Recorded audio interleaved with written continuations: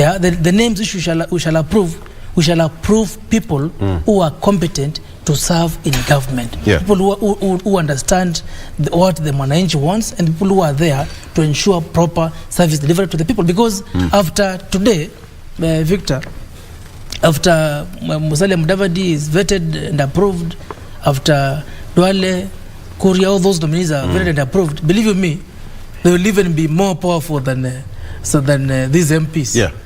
And maybe to reach them will become a problem. But they should always know that they should be accountable to the people of Kenya through the elected members of there Parliament. Isn't that aspect that members of they should come and answer questions to full house in Parliament. Yes. Something that we've never seen in the last regime. Yes. And now President Ruto is also proposing that members, the cabinet secretary should come and answer questions in the floor of the house. I don't know what's your thought of that.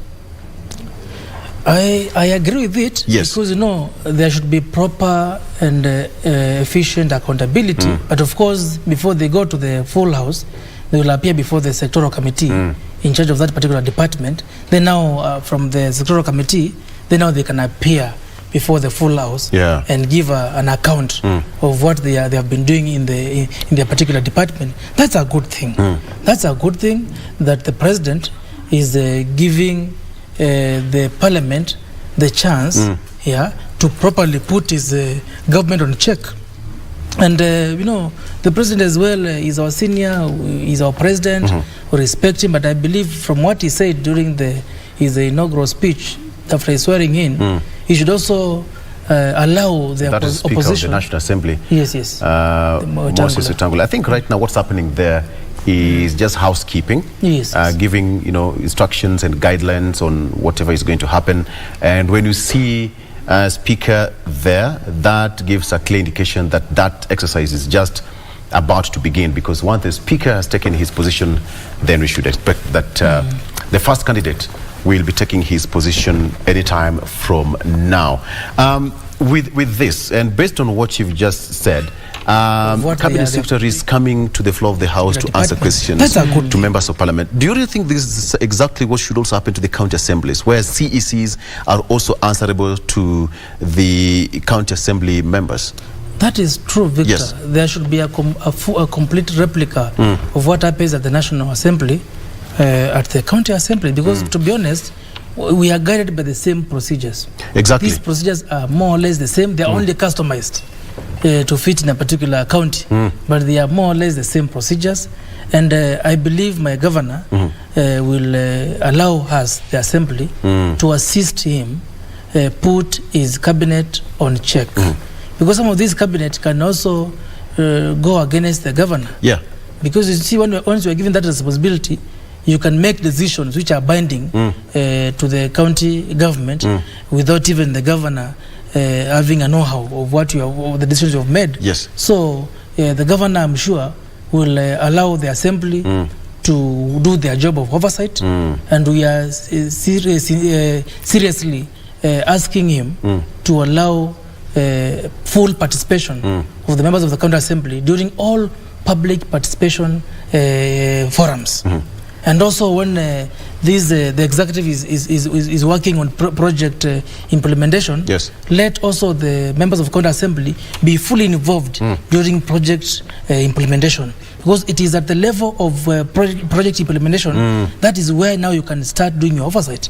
But if he wants to involve us at the last minute, after a project has not been done properly, maybe a bridge that you will not have a background check on what really happened. We want actually to work as a team with the executive, but that does not mean that we sleep in the same bed with the executive. No, let them do their job and we do our job, but let us be partners who work with mutual respect to each other. Let the executive respect the assembly, because actually when we talk of protocol in the county, any county government, after the governor we have the deputy governor, then we have the speaker, members of county assembly. But you see in some situations where a CEC or even a CEO thinks they are even superior to a member of county assembly.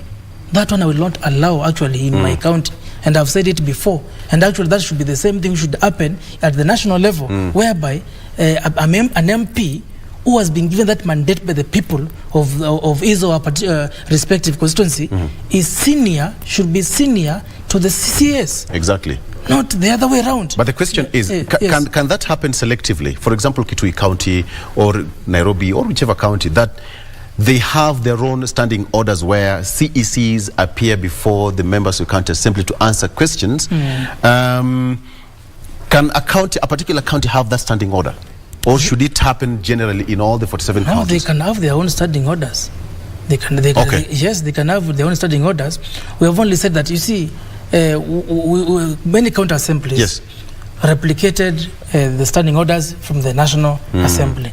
But when they come down to their level now, they can customize them to fit their particular needs. Yes. And no law can prevent a particular county assembly from now putting orders which now indicate that a CEC should come to the full house and give a report of what they are doing. So, Victor, in my honest opinion, I think it is high time that elected or nominated leaders who are representatives of the people should be given the respect they deserve. And I can see Honorable Mudavadi has already arrived. There you have it. Yes.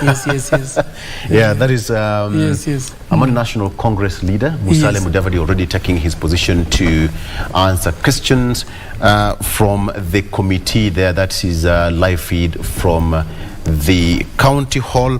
And of course, today we have, being the Monday 17th, we have got Wycliffe Musalia Mudavadi, Honorable Justin Muturi, we have Honorable Aden Duale, Honorable Dr. Alfred Nganga Mutua, and finally today is Honorable Alice Wahome, who is now the MP of Kandara and being vetted for the position of water and sanitation. Director, probably can take a quick listen on what's happening on the floor of the House there.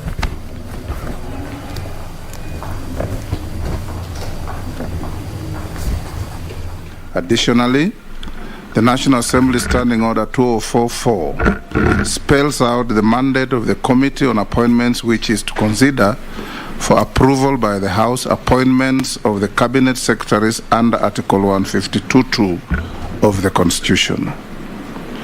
The procedure for conduct of approval hearings of constitutional appointments is provided for in the Public Appointments Parliamentary Approval Act number 33 of 2011, hereinafter referred to as the Act.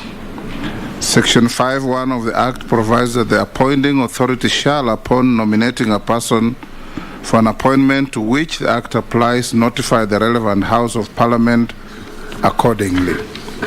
Pursuant to Section 5(1) of the Act, the House received a message from His Excellency the President nominating various persons for appointment to the offices of the Cabinet Secretaries, the Attorney General, and the Secretary to the Cabinet. Upon receipt of the message, the Speaker notified the House of the message from the President in communication dated 6 October 2022 and guided that the Committee on Appointments does proceed to conduct the vetting exercise and approval hearings as required under Article 124(4)(a) of the Constitution.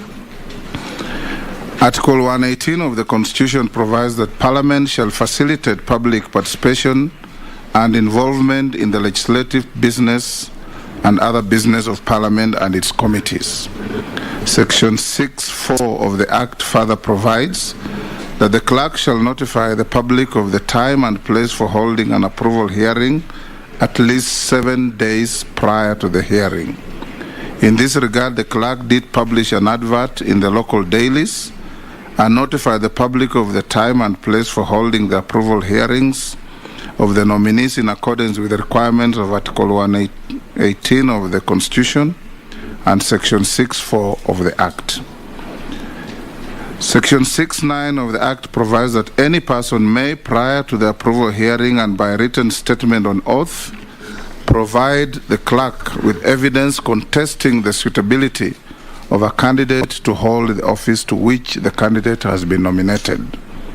To this end, and in accordance with the requirements of Section 6(9) of the Act, the clerk, via an advertisement published on 7th October 2022 in various local dailies, did invite the public to submit memoranda contesting the suitability of any of the persons nominated to the offices of the Cabinet Secretaries, Attorney General, and the Secretary to the Cabinet.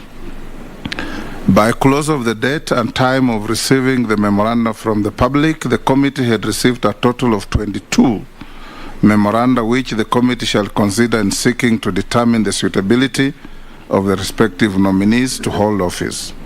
Additionally, the clerk also wrote to the relevant bodies, this being the Ethics and Anti-Corruption Commission, the Higher Education Loans Board, the Kenya Revenue Authority, the Directorate of Criminal Investigations, and the Director of Public Prosecution, seeking the relevant information or any relevant information relating to the nominees. In conducting the approval hearings, which are scheduled to commence soon hereafter until Saturday, 22nd October 2022, the committee shall be guided by the provision of Section 6, 7, and 8 of the Act, which provide, and I quote, an approval hearing shall focus on a candidate's academic credentials, professional training and experience, personal integrity, and background. The criteria specified in the schedule shall be used by a committee during an approval hearing for the purposes of vetting a candidate. Additionally, Section 7 of the Act provides that the issues for consideration by the relevant House of Parliament in relation to any nomination shall be the procedure used to arrive at the nominee, any constitutional statutory requirements relating to the office in question, the suitability of the nominee for the appointment proposed having regard to whether the nominee's abilities, experience, and qualities meet the needs of the body to which nomination is being made. The parameters espoused in Section 6, 7, and 8 and Section 7 of the Act shall also form the basis through which the committee shall conduct the approval hearings. Upon conclusion of the approval hearings, the committee shall proceed to prepare a report for tabling in the House in accordance with the requirements of Section 8 of the Act. It is worth noting that Article 773 2A and B of the Constitution provides that the guiding principles of leadership and integrity include a selection on the basis of personal integrity, competence, and suitability, and objectivity and impartiality in decision making, and in ensuring that decisions are not influenced by nepotism, favoritism, other improper motives, or corrupt practices. Consequently, members, the committee is bound by the guiding principles of leadership and integrity and is required to conduct the approval hearings in accordance with the dictates of Article 73 2A and B. Members, in your folders, you have been provided with the copies of the Constitution and the relevant Act, so you need reference that are available to you. Second short communication. Honorable members, you will recall that during our meeting held on Thursday, 13th October 2022, a question was raised by the Honorable P.O. Wandai, the leader of the minority party, on whether the position of the Cabinet Secretary is constitutional. As you may be aware, Article 152(1)(d) of the Constitution provides that the Cabinet consists of not fewer than 14 and not more than 22 Cabinet Secretaries. It is notable that in compliance with the provisions of Article 152(1)(d) of the Constitution, the President nominated 22 Cabinet Secretaries, among them being the Prime Cabinet Secretary. In this regard, the office of the Prime Cabinet Secretary finds its constitutional basis under Article 152(1)(d) of the Constitution, and the nominee, if approved, will be one of the Cabinet Secretaries. Further, it's worth noting that through the Executive Order Number 1 of 2022 on the organization of government, the President assigned specific roles to the office of the Prime Cabinet Secretary, which includes coordinating and supervision of the ministries and state departments. However, I note that the designation of the roles of a cabinet secretary does not change the nature of the position of a cabinet secretary as anchored under Article 152, 1D of the Constitution. I further note that the Article 152 of the Constitution does not prescribe the designation of the title or functions to be conferred to each cabinet secretary. Consequently, it's within the powers of the President under Article 132 of the Constitution, as read with Section 10(1) of the National Government and Coordination Act No. 1 of 2013, to designate the title and assign functions to a cabinet secretary. To this end, the designation of a prime cabinet secretary is not inconsistent with any provision of the law or the Constitution, and therefore the designation is properly, legally, and constitutionally grounded. Thank you. Having said that, I'm sure the Honorable Wandai, you are now at peace. I am certainly not at peace, but I will reserve my comments to a later time. Excellent. In the course of these proceedings, yes. Wonderful. We'll now start. The Honorable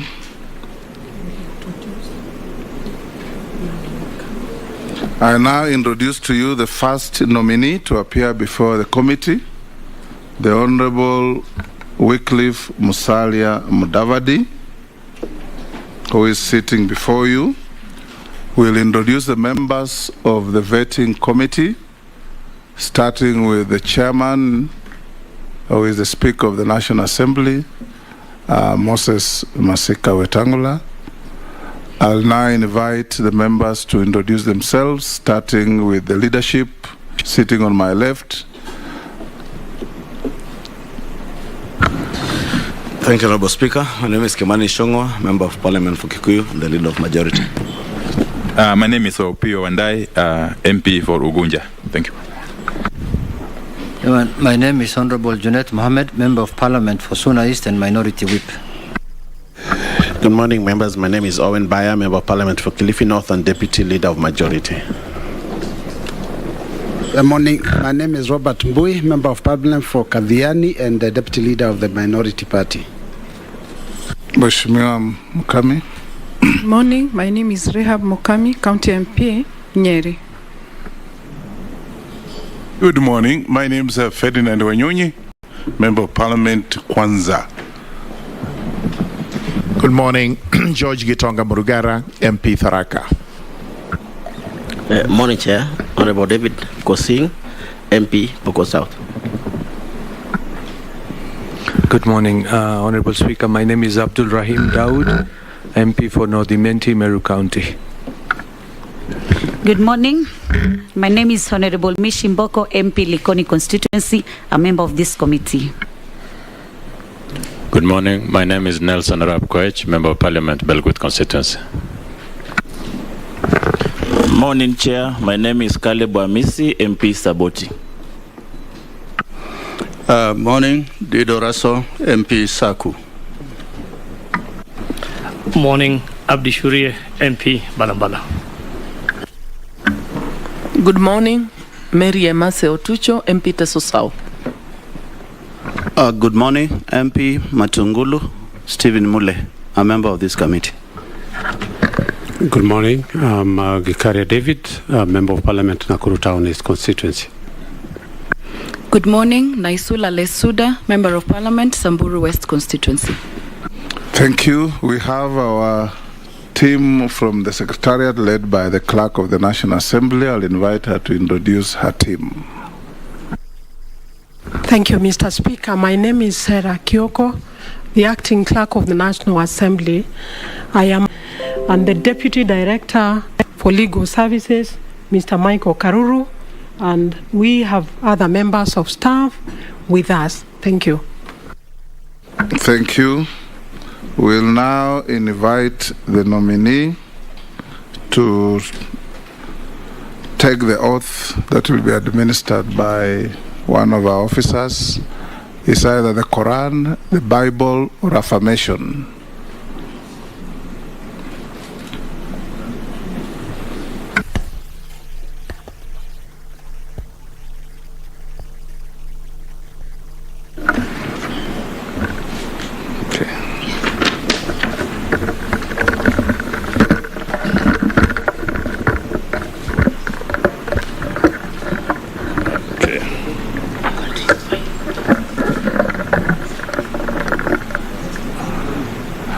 I, Wycliffe Musalia Mudavadi, do hereby solemnly affirm that I shall testify on all matters in question and tell this committee the truth, the whole truth, and nothing but the truth.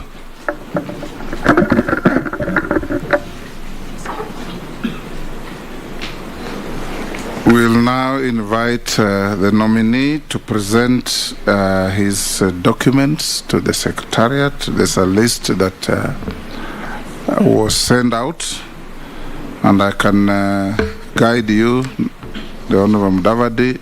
The first document is compliance with tax obligations from KRA.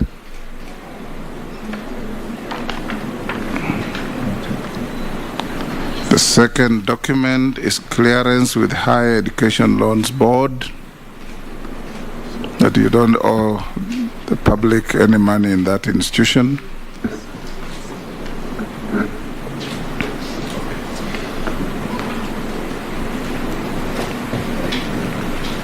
The third document is clearance with the Ethics and Anti-Corruption Commission, ESCC.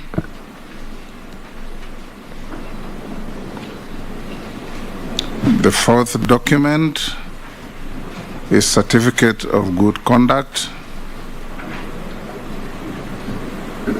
You've given them? Yes, I've given. Okay. She says she'll. A fifth is a question to you. Have you ever been charged and convicted in a court of law for a criminal offense? No, Mr. Speaker. Third, have you ever been adversely mentioned in an investigative report of a parliamentary committee or commission, and if yes, do you have any details? To the best of my knowledge, nothing in the last few years. Are you a dual citizen of Kenya and any other country? No, I'm a Kenyan citizen. Okay.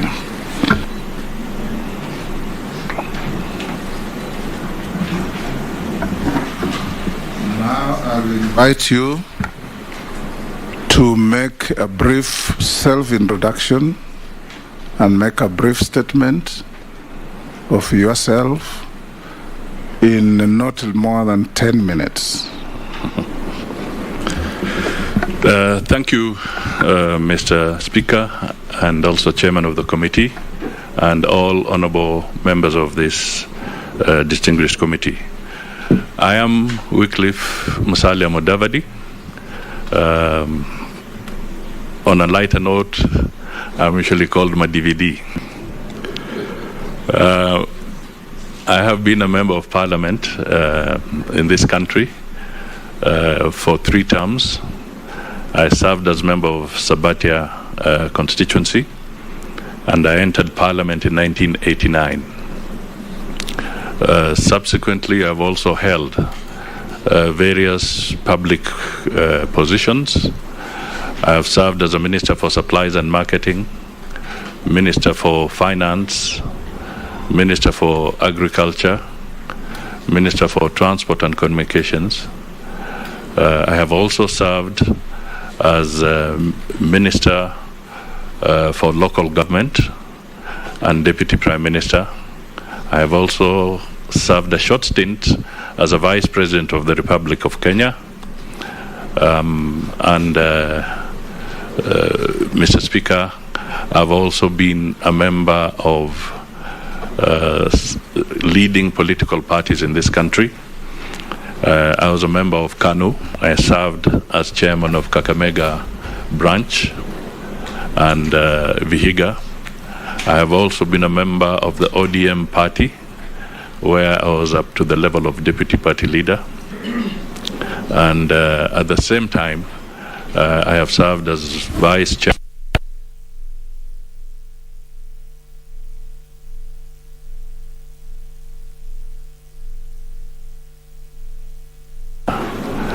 Coalition. That is a profile, Mr. Speaker. But I think just coming to the issues at hand, first of all, I just want to say through you that I am honored and privileged to appear before this committee so that we can talk about the kind of people and the kind of vision that is required to be able to make Kenya a better place and to improve on the governance and democratic processes of our country. Mr. Chairman,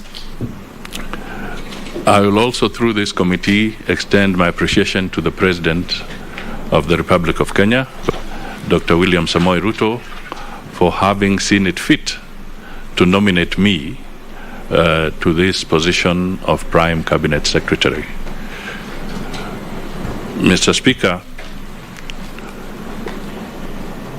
we have just come out of an election as a nation, and the country is facing several challenges. So I take this initial appearance as being very critical so that the country can exit from the election mode and start looking at serious service delivery to the people of Kenya. Mr. Chairman, appearing before this committee is significant because it underpins the new constitution we have, and it also underpins the importance that Parliament plays and is going to play in the governance of this country and in shaping the lives of the people of Kenya. So I am honored and I am ready to respond to any questions that may arise.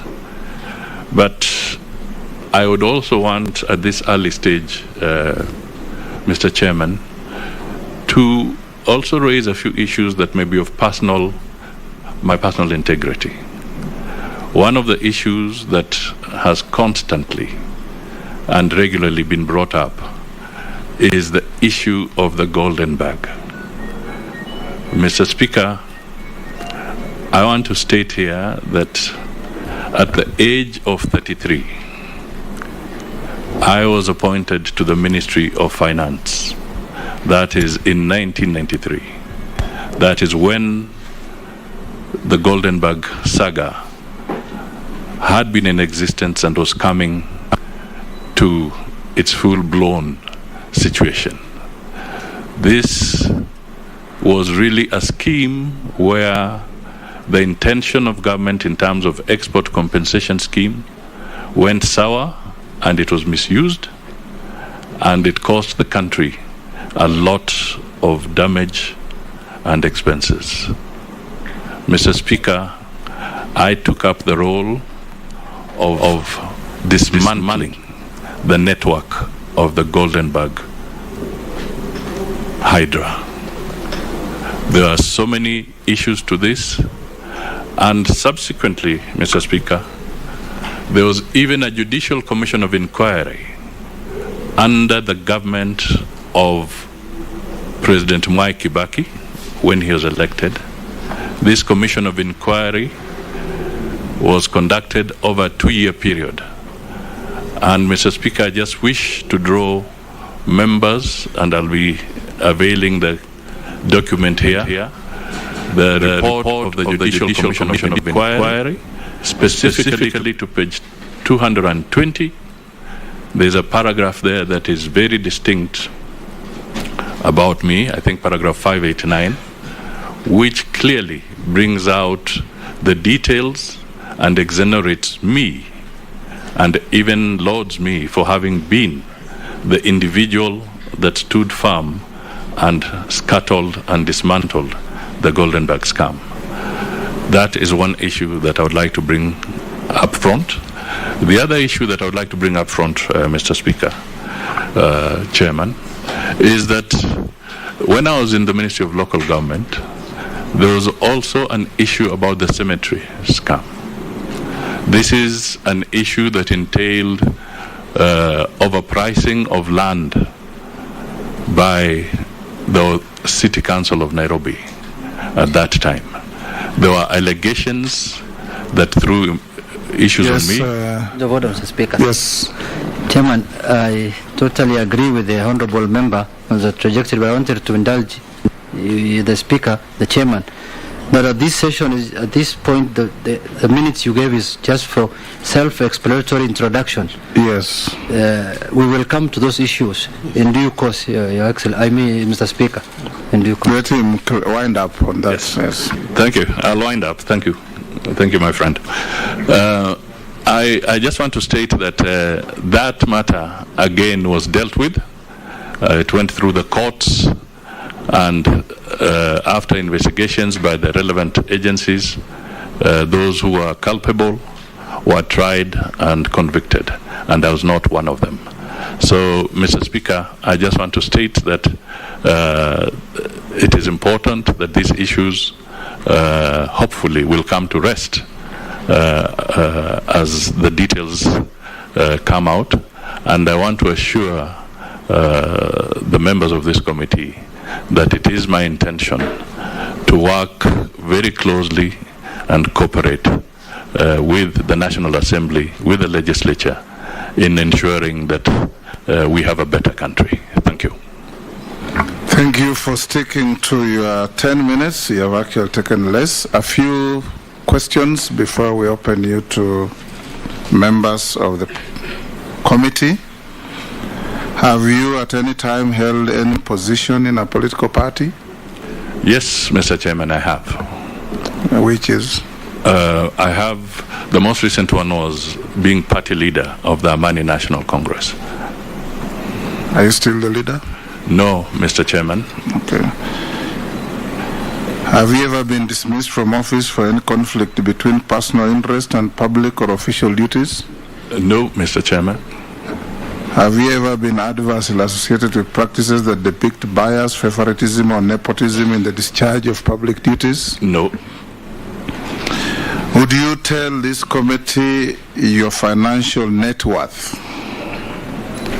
Mr. Speaker, yes, I would comment on that. If I take my investments in shares in various, in some companies, and also the properties that I own, I would put my net worth at about 4 billion shillings. 4 billion. What are your current and anticipated sources of income? Mr. Speaker, rental income, dividends, where I have the shareholdings, and also interest, and of course other expenses that come from the farm. Honourable members of the committee, I'll now open the hearings to the committee. Basic rules that we agreed on. Questions must carry decorum. No personal issues, no parochial issues. And the nominee, you answer all the questions through the chair, so that you don't say, I'm answering Honorable Wandai or Honorable Junet. All questions are asked collectively as a committee through the chair. I'll give the first shot to the Honorable Kimani Ichung'wah. Thank you, Honorable Speaker. Honorable Speaker, the Honorable Musalia Mudavadi in the... As we proceed, you keep your eye on that clock. When it hits 0, our time will be up. Thank you, Honorable. 10 minutes to 0, we will give the nominee an opportunity to make some closing remarks, some closing statements. Thank you, Honorable Speaker. Honorable Musalia, on your page 4 of the document that you submitted on self-declaration, you indicate on potential conflict of interest that you have none. And the question that follows after that is for you to explain how you would resolve any potential conflict of interest. And looking at your net worth and the schedule that you have submitted, I see you have interest in an aircraft, in exclusive air services. You have property on Riverside. I believe this is what you're getting rental income from, and other office space that you have also indicated, 3 properties, offices owned by Triton Limited. Supposing the government of Kenya, that if you are approved, you'll be serving under, list any of these properties, or one of the government institutions wanted to use this aircraft that you own, would that portend a potential conflict of interest, and how then would you deal with that? Mr. Chairman, clearly there are procedures.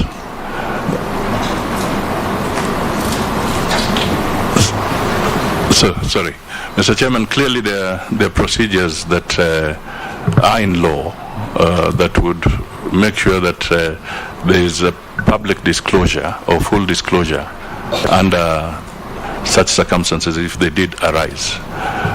But Mr. Speaker, I would also want to state that there are processes that would have to be followed legally, and I would not in any way interfere with such a process if it were to arise.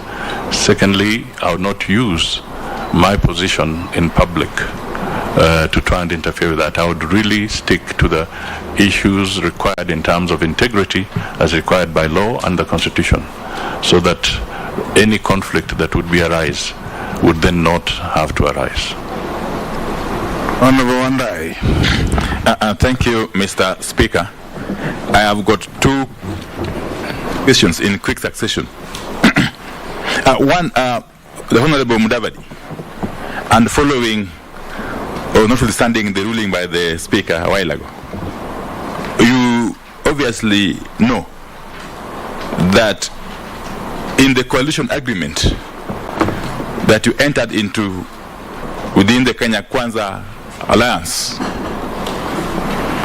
you did appreciate the fact that the position to which you have been nominated did not exist, or does not exist even as we speak. And that's why in that agreement there was a commitment that within 30 days a legislation shall be introduced in Parliament to provide greater legal clarity on the position, roles and functions of Prime Cabinet Secretary. That is at Article 21K of that agreement. I happen to have gone through it in the House after being tabled by my friend Honorable Kimani Chungwa. It goes ahead to say that the legislation to be introduced shall amend the National Government Coordination Act to include the office of Prime Cabinet Secretary as proposed herein to the existing structures under the aforesaid Act. To your understanding, doesn't this really confirm that without such legislation having been introduced, now more than 30 days since the election, the position to which you are being proposed or recommended or nominated is anchored on quicksand, constitutionally speaking? That is one. 2, you were asked a while back if you have been mentioned in any corruption case or scandal, and I listened to your answers. But let me jog your memory, Honorable Mudavadi. On the civil case number 280 of 2007, that is the Kenya Anti-Corruption Commission versus Wycliffe Musalia Mudavadi.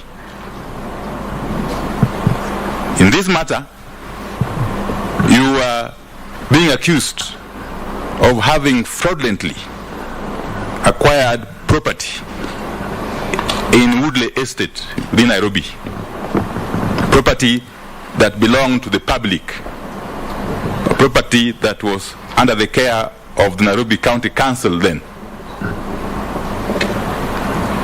This property is reference number LR number 209-13-539/129. What do you have to say about this? And if indeed it is true that you participated in what Kenyans would love to call grabbing, of public property, public land. How does that sit with the requirements under Chapter 6 of the Constitution? That if by any chance you are approved, you will be swearing to protect and adhere to. Thank you. Thank you. Thank you, Mr. Chairman. I'll start with that very point. This is the Woodley Estate. Woodley Estate is a property that belongs to the county government of Nairobi. And I want to put it very clearly here that I stayed in Woodley and our family has always had that premises. Now I want to put it on record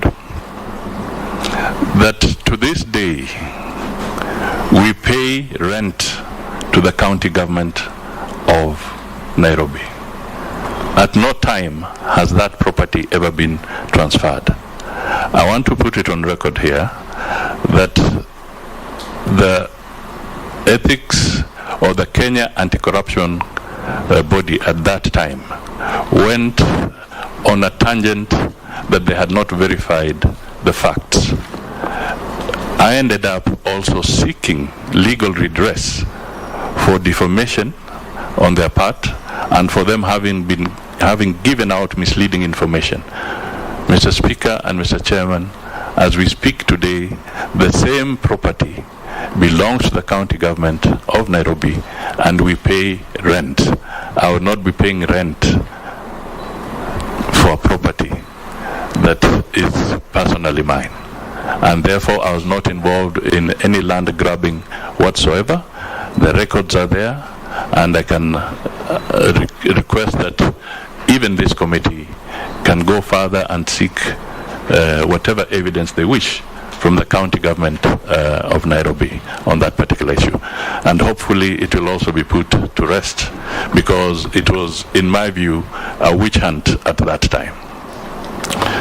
Mr. Chairman, I also want to say that it is on the coalition agreement. It is true that the founding members of Kenya Kwanza, that is Amani National Congress, a party that I belong to, but I'm no longer the party leader.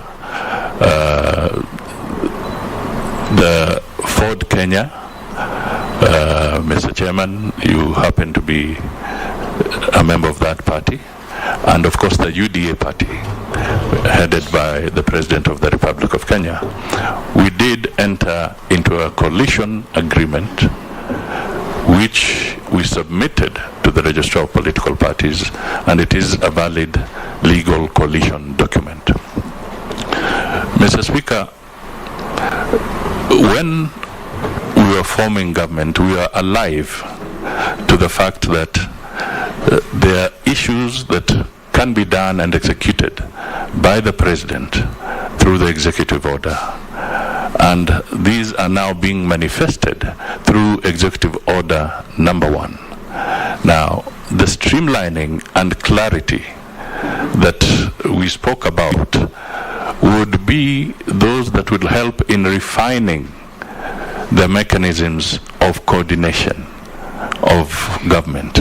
But they do not in any way negate the fact that the President constitutionally and in accordance with the Coordination Act has the powers to set up his government and assign functions, and this is under Section 132 of the Constitution, assign functions to his cabinet secretaries or to other persons in government in a constitutional manner to assist him in the delivery of services and leading the country. So I believe that we have not breached any law, and when we talked about looking at the Coordination Act was in the context of strengthening that Coordination Act and not necessarily saying that it is an impediment. Honorable Naisula. Thank you, Chairman. Honorable Musalia, you have been a fierce critic of the previous regime and especially on matters corruption. And if the recent events by the Office of the Director of Public Prosecution to withdraw cases of corruption are anything to go by, how do you intend to fight corruption in public service when it is clear that there is no political will to fight it? And what are your views on the withdrawal of these corruption cases, and why at this particular time? Thank you. Mr. Chairman. Before you answer, yes. Honorable members, we did agree as a matter of procedure that you lift your tag and not your hand. So you wait when the member has finished, the nominee has finished, then you lift your tag. It makes it easier for the media and for us here. I think what we can do, if you have a pen and paper, Honorable Mudavadi, we can take 2, 3, 4 questions, then you can be able to answer. Okay, so raise your tags. Number 1 is Naisula. Number 2 is Robert Mbui. Number 4 is Mejaraso. Number 5 is Emase. Then after that, we'll go another round. So know your number when one and I encourage you to ask 1 question each.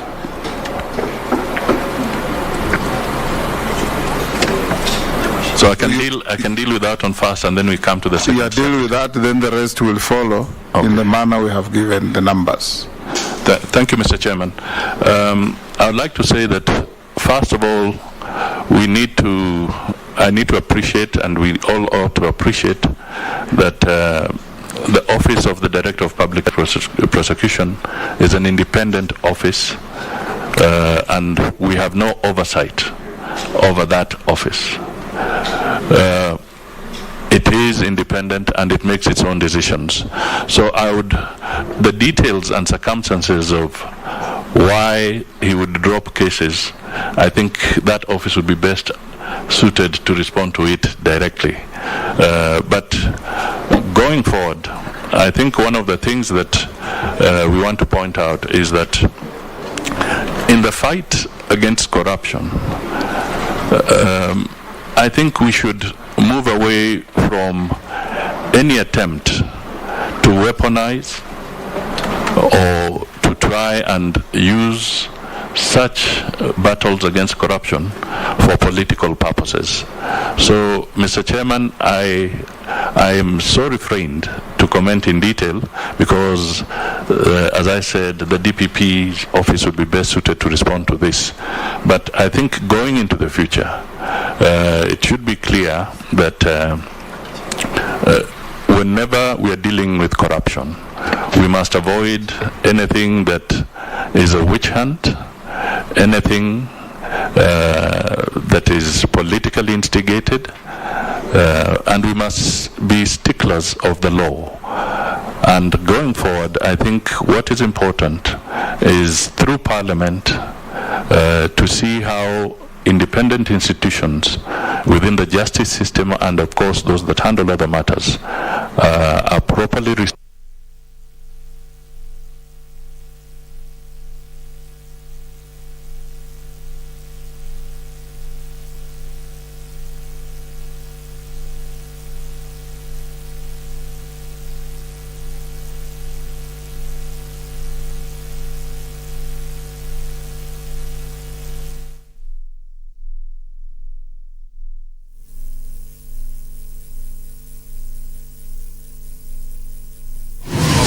Log on to the KBC website at www.kbc.co.ke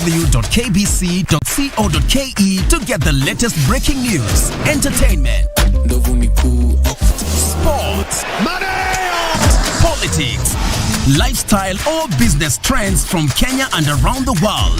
Never miss new episodes from your favorite TV shows, reruns and movies. Just stream online or watch live on your YouTube channel at KBC Channel 1 TV shows. For the day's biggest stories, trustworthy news and family entertainment, log on to KBC Channel 1. Watch what you want anytime, anywhere.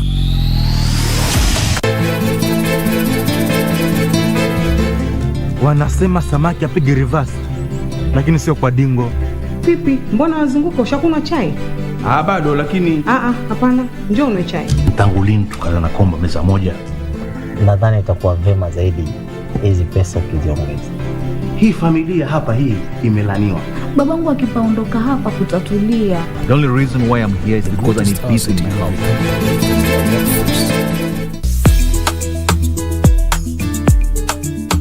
Sasa ni saa ngapi? Sina saa. Woi! Unakaa kama vampire. Si unajua mkaka ako na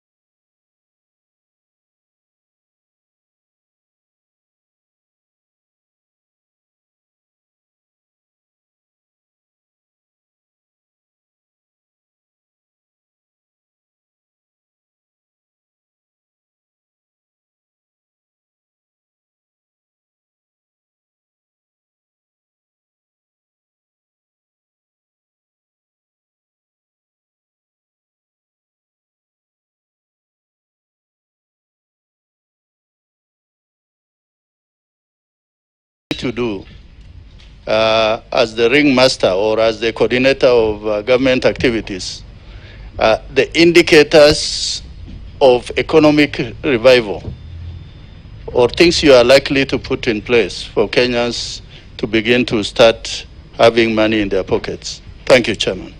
Thank you. You are the most disciplined, being a military man. Next is the Honorable Kosing. Thank you, Chair. And I want to congratulate the nominee for being nominated for this very position. But Chair, let me ask the nominee, being a high-profile person in Kenya and we respect him, really does he believe that this office exists? Being the first, and that in accordance with Honorable Speaker or Chair to Section 7 of Public Appointments Parliamentary Approval Act, does it really exist? Being the first being vetted in this country. Two, through you, Chair.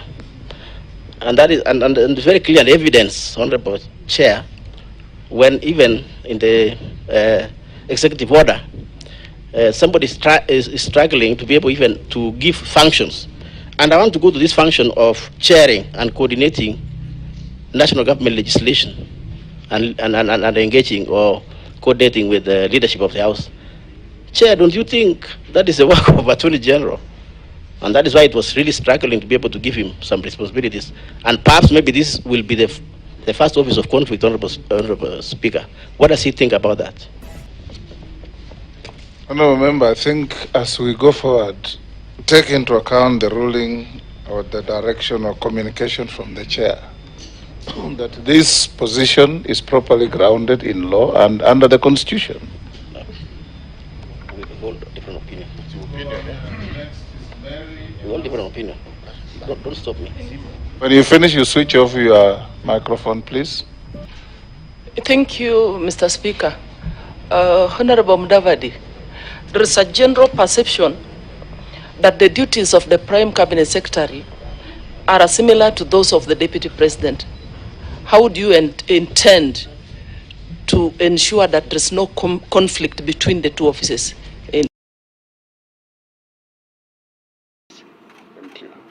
You may now answer the 4 questions. Thank you, Mr. Chairman. First of all, I just want to state that I am a person who believes in consistency, and I will explain myself so that that issue can be clarified. Mr. Speaker, the issue that relates to the BBI debate that is now behind us,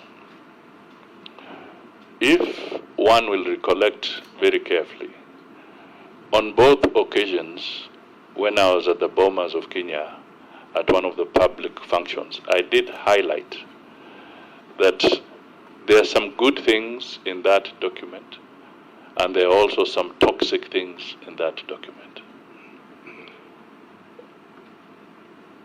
What I said then still holds today. And clearly, one of the issues that was on the table at that time was that the issues around the BBI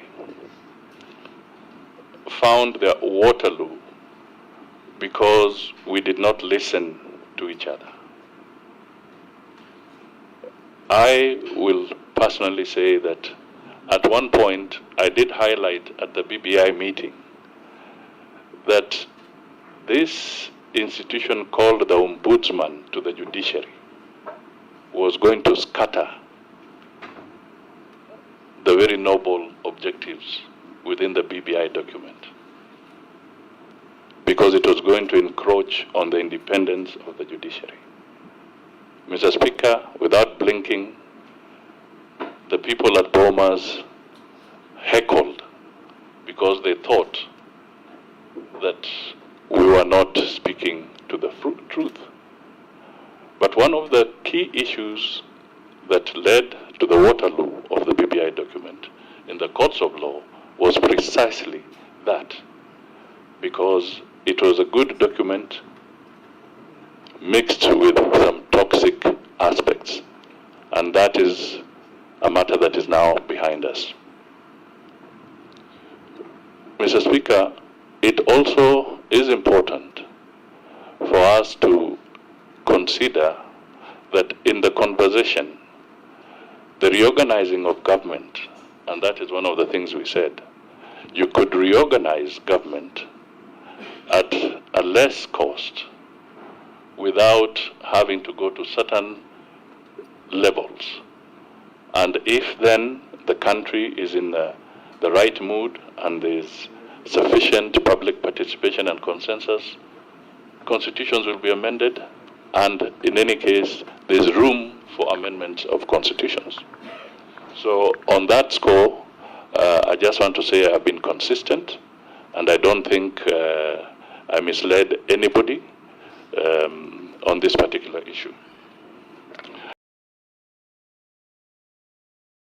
I want to state that on the question of debt, the country right now is facing a challenge of debt. And from 2015, for instance, I was very consistent to the Kenyan people during my political campaigns then, stating that we need to rationalize our borrowing, to be more prudent, so that the profile of our debt can have more concessionary funding. The portfolio should have more concessionary funding and limit the levels of commercial debt that we were incurring. I think that remains an objective that we must pursue as a country going forward, because we will still borrow, but we must borrow prudently so that the debt repayment process does not harm other activities of government. We should not be borrowing to deal with our current expenditure. We should be borrowing so that we can engage in serious capital development, whether it's in infrastructure, water, health, etc. So these are critical issues that I would be saying that working in a collaborative manner with Parliament, we can find better solutions collectively in dealing with this particular debt challenge that we have. But ladies and gentlemen, I think it should also go on record that we must be an honorable government. And honor in this kind of situation for any nation is your ability to repay your debts. We should not be a country that should walk into the defaulting mode. And it will be therefore necessary that going forward, we work closely with each other, and Parliament also plays its oversight role so that the honor of this country can be maintained on this debt issue. Therefore, I would just want to say that We will be paying close attention. Personally, I'll be paying very close attention, because the heartbeat of this country is our economy. The people are suffering. The cost of living is very high. And the initiatives that we must bring forward through legislation and even policy interventions must be those that will mitigate these particular challenges. But they must also be realistic and be in accordance with the law. I also want to touch briefly on the issue of the Kenya Kwanza manifesto. I think it is important that at the very earliest, that political document, which was the flagship for Kenya Kwanza, is translated into a serious and fundable policy document of the government of Kenya, highlighting the specific areas that were the flagship, things that would create jobs, the issue of access of credit to a wider section of the country at affordable rates, the issue of making sure that the cost of living is mitigated and people live with dignity is going to be forefront in what we want to do. So we will engage all stakeholders, and I'll want to plead that we work very closely with Parliament so that we can remove the backlog in pieces of legislation that may be obstacles towards moving forward. We'll be open to also listen to ideas and even support legislation that will come for the benefit of this country from the opposing end of our chamber, because we have one nation and we have to work together collectively to find solutions. I also want to state that the AG's office, Mr. Chairman, is the primary state legal advisor to the government. And they have a lot of other functions that they also deal with. Now, when we say that my office will be providing greater liaison, Mr. Speaker, Mr. Chairman, this is important because we live in a political world.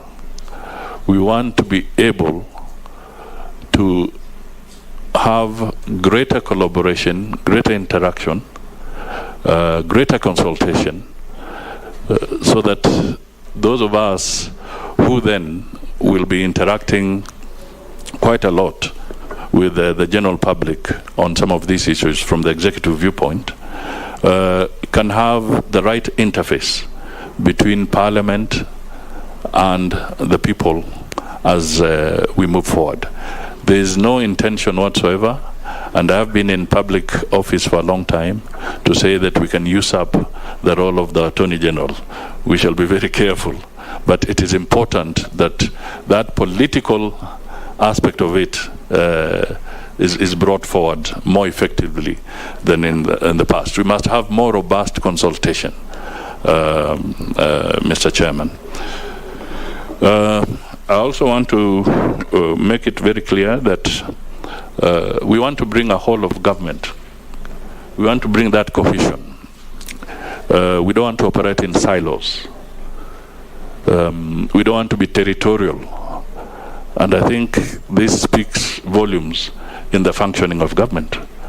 I think part of our problem sometimes is that somebody says that this is my boma, and I don't want anybody else to be part of this boma or to be in this boma. I think that is dangerous going forward if you want to work together as a nation and to have a coordinated government. So we want to have that open and holistic approach. I also want to assure the members that I don't think President Ruto was struggling to define functions of this office. It was perfectly in his realm to examine and decide how we can support each other. And I am sure that if we look carefully, there's no conflict whatsoever with the functions of the Prime Cabinet Secretary's office and the Deputy President. And I also want to put it on record that where would you find a government on this earth where there are no cross-cutting issues? There are always cross-cutting issues in government, which require consultation. So at a personal level, I will not hesitate to walk from my office and visit the Deputy President's office and consult with him if there's any issue that required consultation. Thank you.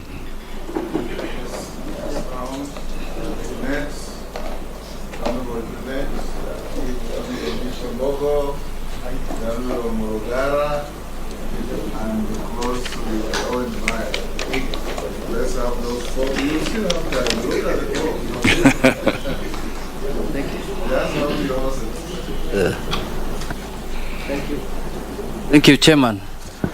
Chairman, I wanted to put my question in this way. Chairman, they say the cabinet consists of the president and the cabinet ministers and attorney general and others. But this nominee was given the position of prime cabinet minister. And in that, it means that he is the most senior cabinet minister than other cabinet ministers. But when I looked at the executive order that was released by the president, Mr. Chair, one of the functions that was given to this office is to chair, number 4 is to chair the principal secretaries committees and supervise the technical monitoring and monitoring evaluation of government policies programs. Now, this is a senior minister. They are cabinet ministers. They are principal secretaries in every cabinet ministry, under every cabinet minister who report to their ministers. So I'm wondering, how should a senior cabinet minister chair principal secretaries when you know that there is head of public service also who coordinates principal secretaries?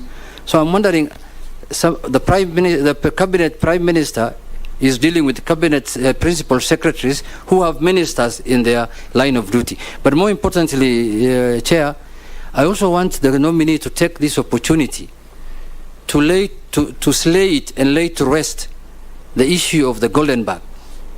The golden bag issue, and this other issue of the cemetery land. And having been a mayor of a city one time, under the previous Cap 265, the previous Act of Parliament. Which city? Where you visited me one time. We couldn't find a proper hotel in Kenya. I couldn't find a proper hotel for you, but you visited the city with one street. So, Mr. Speaker, Mr. Chair, that cap required the approval of the cabinet minister for the county councils and municipalities for functions that they were supposed to do, including approving their budgets. So I want him to take this opportunity today to lay this matter to rest once and for all.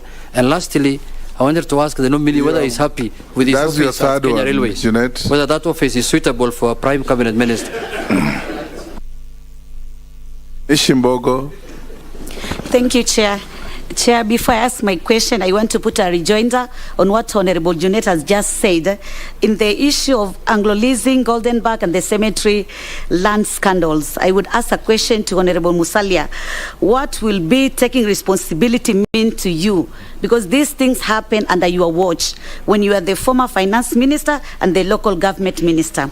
My question now will be, don't you think that His Excellency the President has done injustices to appoint some leaders among the cabinet secretaries who had already been rejected by the electorate or rather by the public during the just ended elections? I thank you, Chair.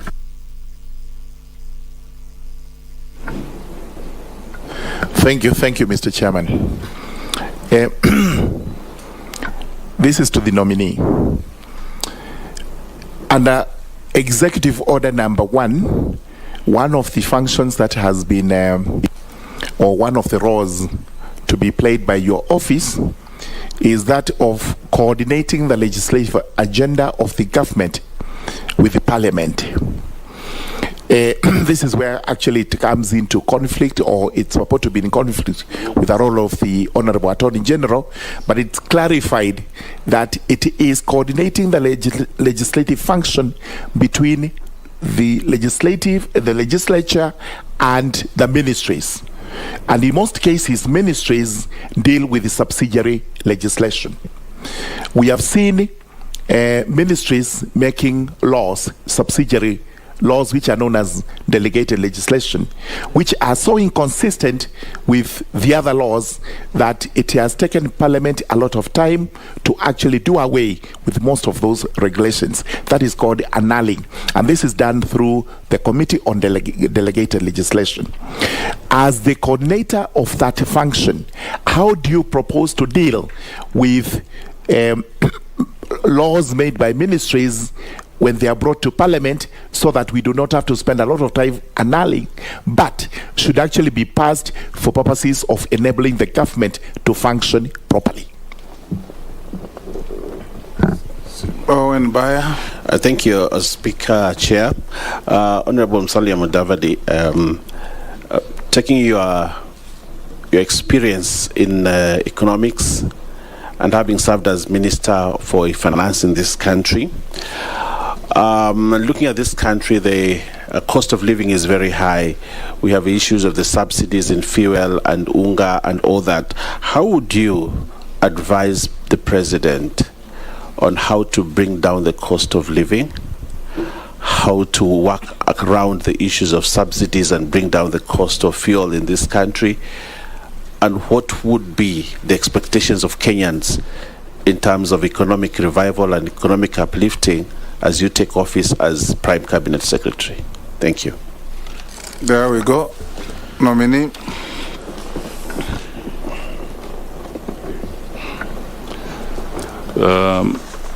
Thank you, Mr. Chairman.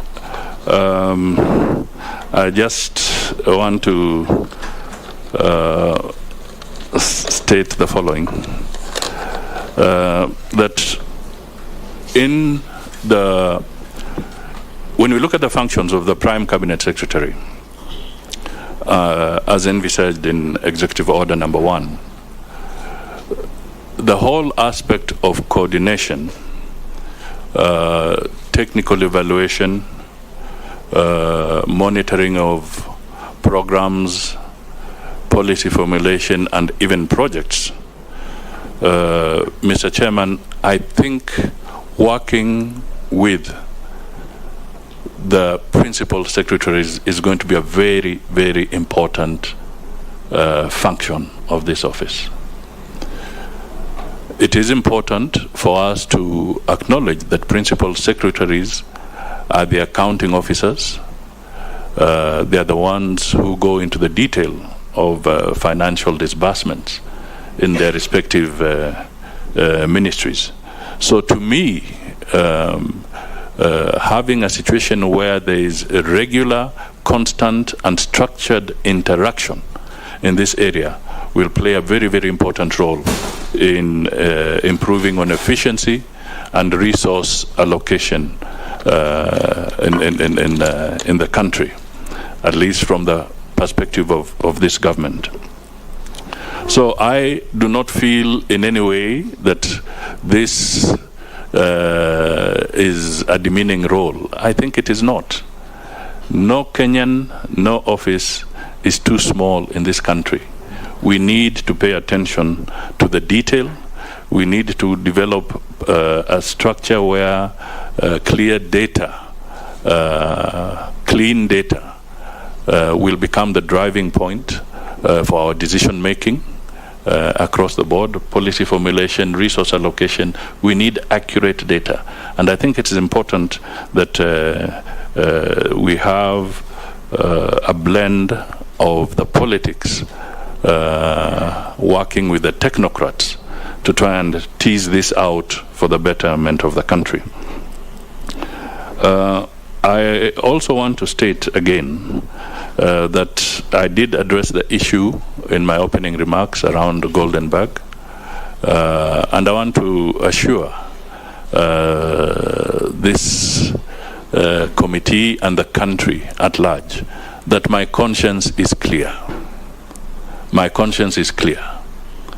This was a menace to this country.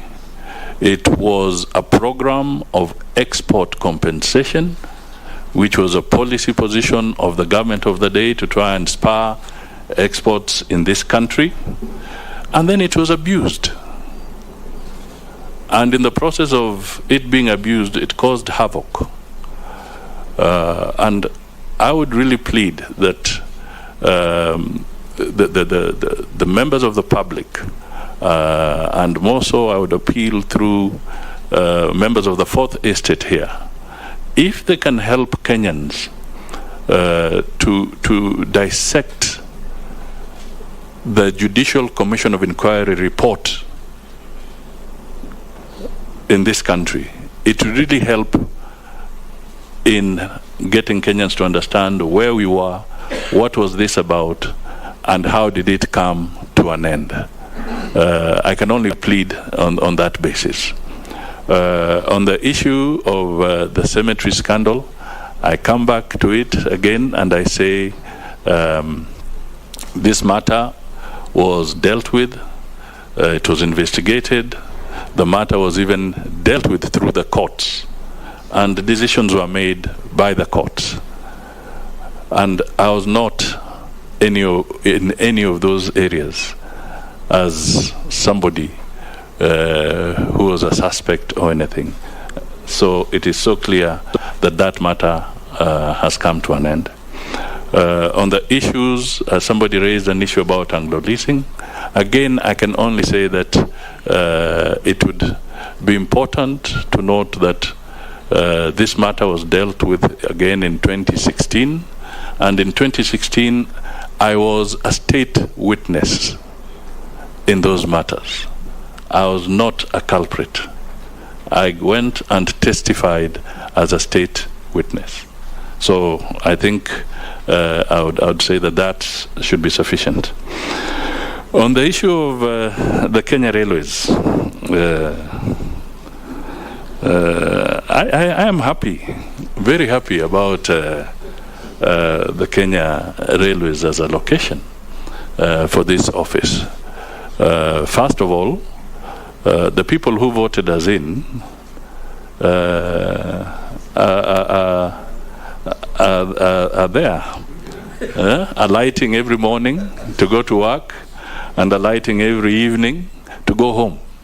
To me, I say that that is a constant reminder that whenever I go to that office, I will know that those are hard workers in our country, and therefore we must not let them down. We must work hard and improve on this country.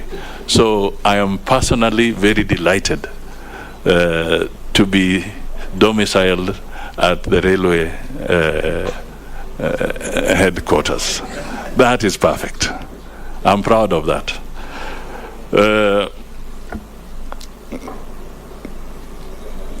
Mr. Chairman,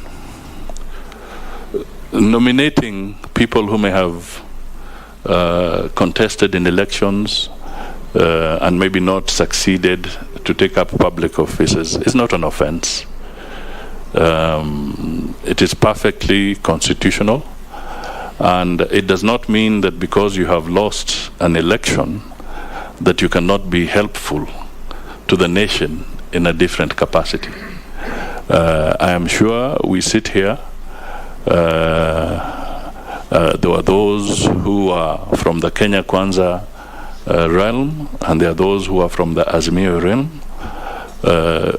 People made their decisions, but here we are sitting as this committee by right and beginning to work together towards what is good for the entire country. So I don't think we should discriminate against any individual who may not have succeeded in one situation from taking up an assignment in another position. I want to assure that the issue of delegated legislation is very, very important.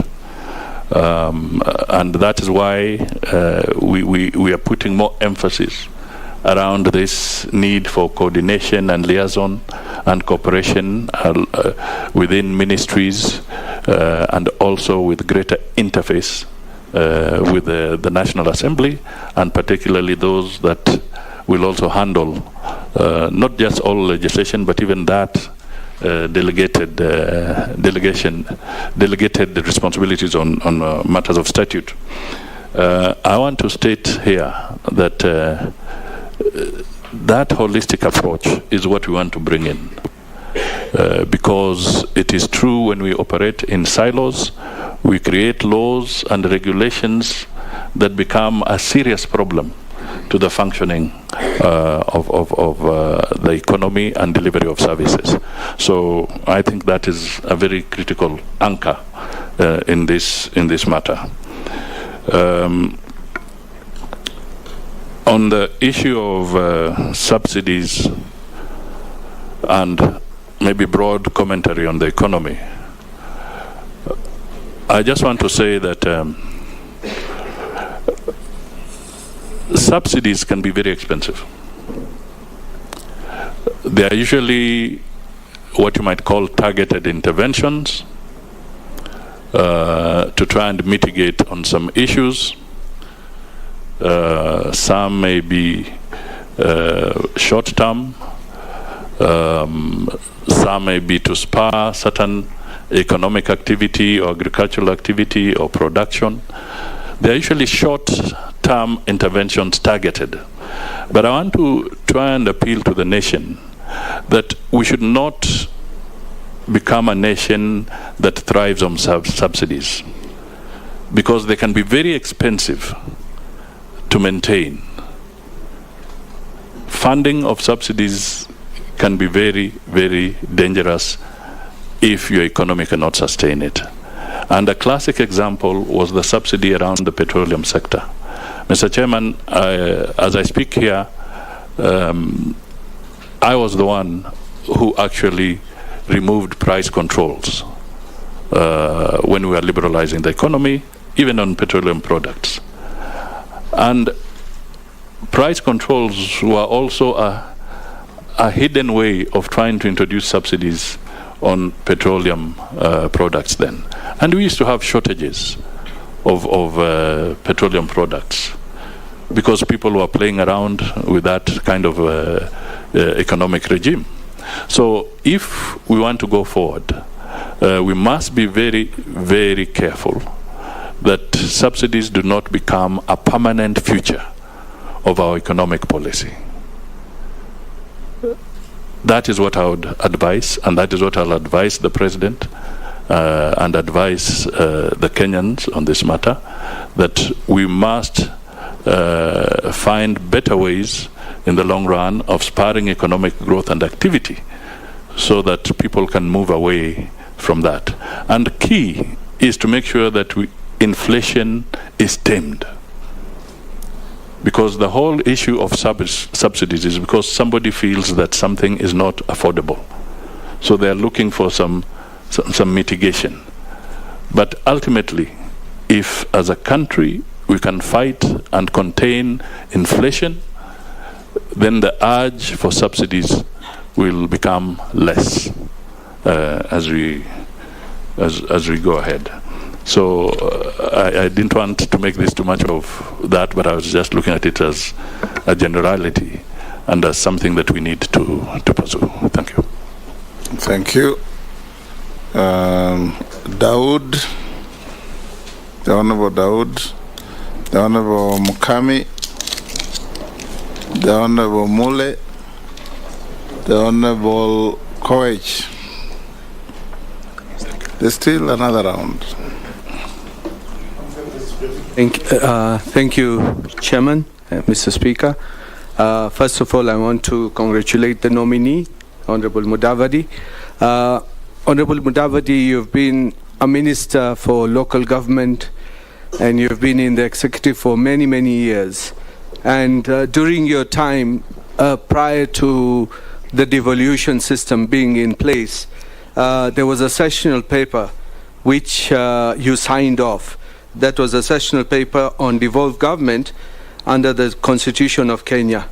And in that sessional paper, 7.3 and 7.5, it talks about the process of intervention, where intervention would be needed in the devolved system of government, and where it states that intervention would be for 90 days and not more.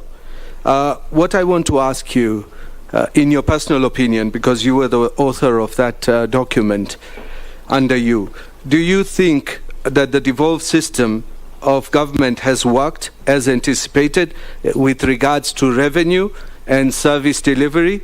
And as well as, do you think that under the devolved system, the national government should take over any functions which are assigned to the county government, and NMS was established by the national government, which had 2 years under its wing? Do you think that do we need as a national government to take over any other county in the same manner as NMS? Because if it is possible, then is it 90 days? Because I know that's not your purview, but because being a minister for local government for all those years, and in being in the executive, would you advise the president to do what you have suggested in that document?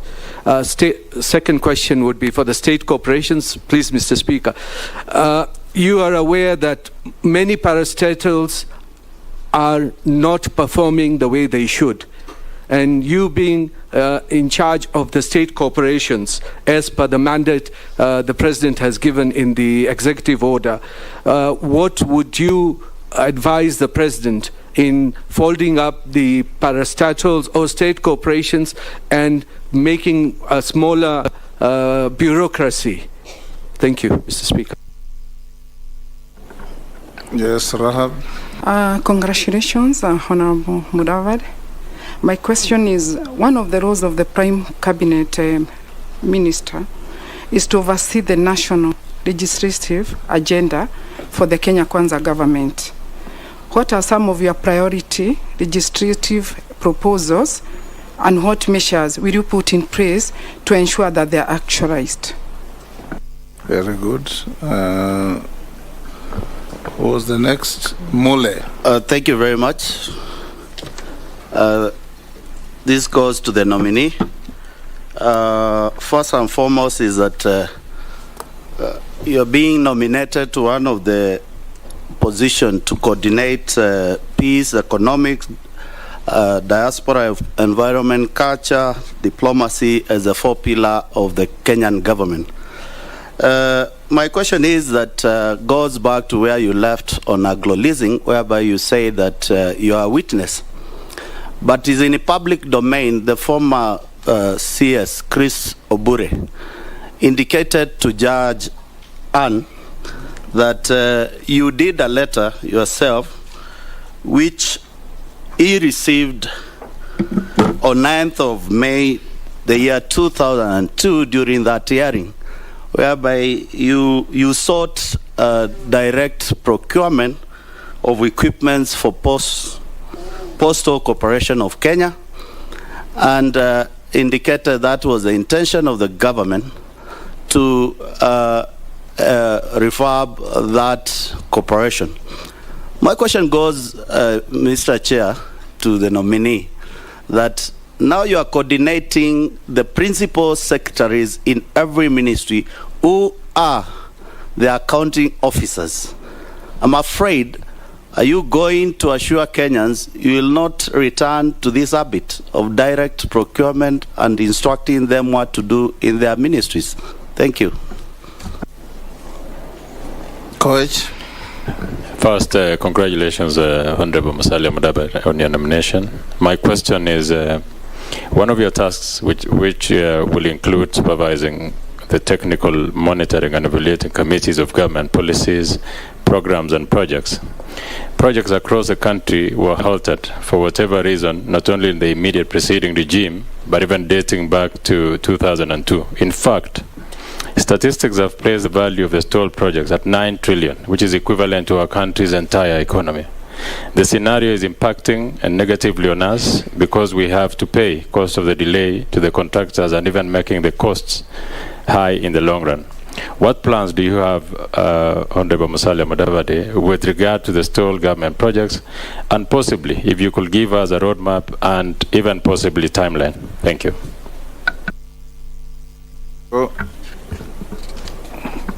Thank you, Mr. Chairman. I'll just start with the issue of devolution. It is true that when the country promulgated the 2010 Constitution, I was tasked with the function of ensuring that the initial legislation, critical legislations to facilitate and actualize devolution were put in place. Now, there is the issue of when can the national government perhaps intervene. And at that time, we looked at the question of 90 days because what we intended to achieve, and it still stands, is that the Constitution is very clear that there shall be the national government and there shall be county governments. And any intervention cannot be permanent. An intervention to undertake some corrective measures must be limited, targeted, so that the rights of those people in that county can be restored and they have the ability to govern through their county governments. That is why the intervention period was limited. The issue that we have seen, as in the case of the NMS, all I can say is that maybe we have to wait for the report of the Auditor General at the end of the day to bring out the details of how this particular intervention was run or conducted. But the initial findings that may be in the public domain is that the NMS itself has left a debt of almost 16 billion to the county government of Nairobi. And the nature of how they went in is such that they may not have followed proper procurement procedures along the line. But without casting any ill motive or on any particular thing, I think the report of the Auditor General will be very helpful for us to really discern the experiences of NMS in Nairobi, and also then be able to guide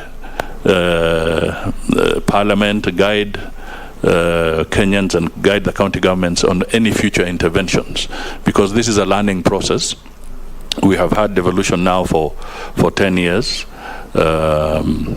You may notice that even now there is no need, in my view, to have a Ministry of Devolution, because these are entities that are constitutionally provided for, and they should not be interfered with by the national government, but there can be collaboration, and there are mechanisms through the intergovernmental relations legislation that Parliament passed. There are ways that this can be done. On the issue of state corporations, there are many. I think we may be having almost 300 plus state corporations. So that is a portfolio that seriously needs to be looked at very, very critically. And I know this is one of the functions that will fall directly within my purview. And I can say that we'll pick up from the reports that are there. There was the famous report by the Abdul Kadir Committee. That is a report that has very useful suggestions on the way forward. But I'll also be saying that, and to also touch on part of the legislation agenda, I will really want to request Parliament to actually just reflect and realize that the privatization program in our country of some of these state corporations has actually stagnated. It has not been moving at all. And I would be calling on yourselves and other critical stakeholders that this is dialogue that we need to have, so that one of the urgent pieces of legislation to kind of accelerate the process of reforming these sectors or the parastatals, that law be urgently be looked at and proper consultations undertaken, so that some changes can be made there to improve efficiency and to also disengage the government from areas where losses continue to be incurred, and yet that particular entity may not be necessary to continue holding on to as the government of the day, because those are public resources. So these are critical areas. Each of these institutions will have to be looked at from a sector viewpoint and also from its individual viewpoint, and it is important that professional advice is really brought to bear in reforming the state corporations. So I've talked of an example of that as one critical piece of legislation. There are legislations that we will have to look at. If we are going to have a hustler fund, it is important that the legal framework be determined quickly. We have to look at what are the existing funds. Are we duplicating? And if you're duplicating, what are the implications? So all these, as an example, would be again a critical piece of legislation to help in actualizing this process of providing greater access to credit by all Kenyans. There are laws that will be necessary, and I want to also appeal laws that will help in dealing with wastage and misuse of resources. These are critical areas that we can review together, and my target is to have legislation that will to fast-track legislation that will also unlock the economic potential of the Kenyan people, whether in agriculture, whether in manufacturing, whether in trading. So these are the areas that I think we need to look at, so that we can have institutions or private sector that is generating jobs as rapidly as is necessary. I want to state that in the issue of diplomacy, we as a nation will have to look more and more to economic diplomacy. And Mr. Chairman, I can speak here while looking at somebody who has been the head of our diplomatic missions, business in the country for some time. But economic diplomacy is going to be very critical. What are our interests? We must quickly see how we can benefit from areas like the African Continental Free Trade arrangements.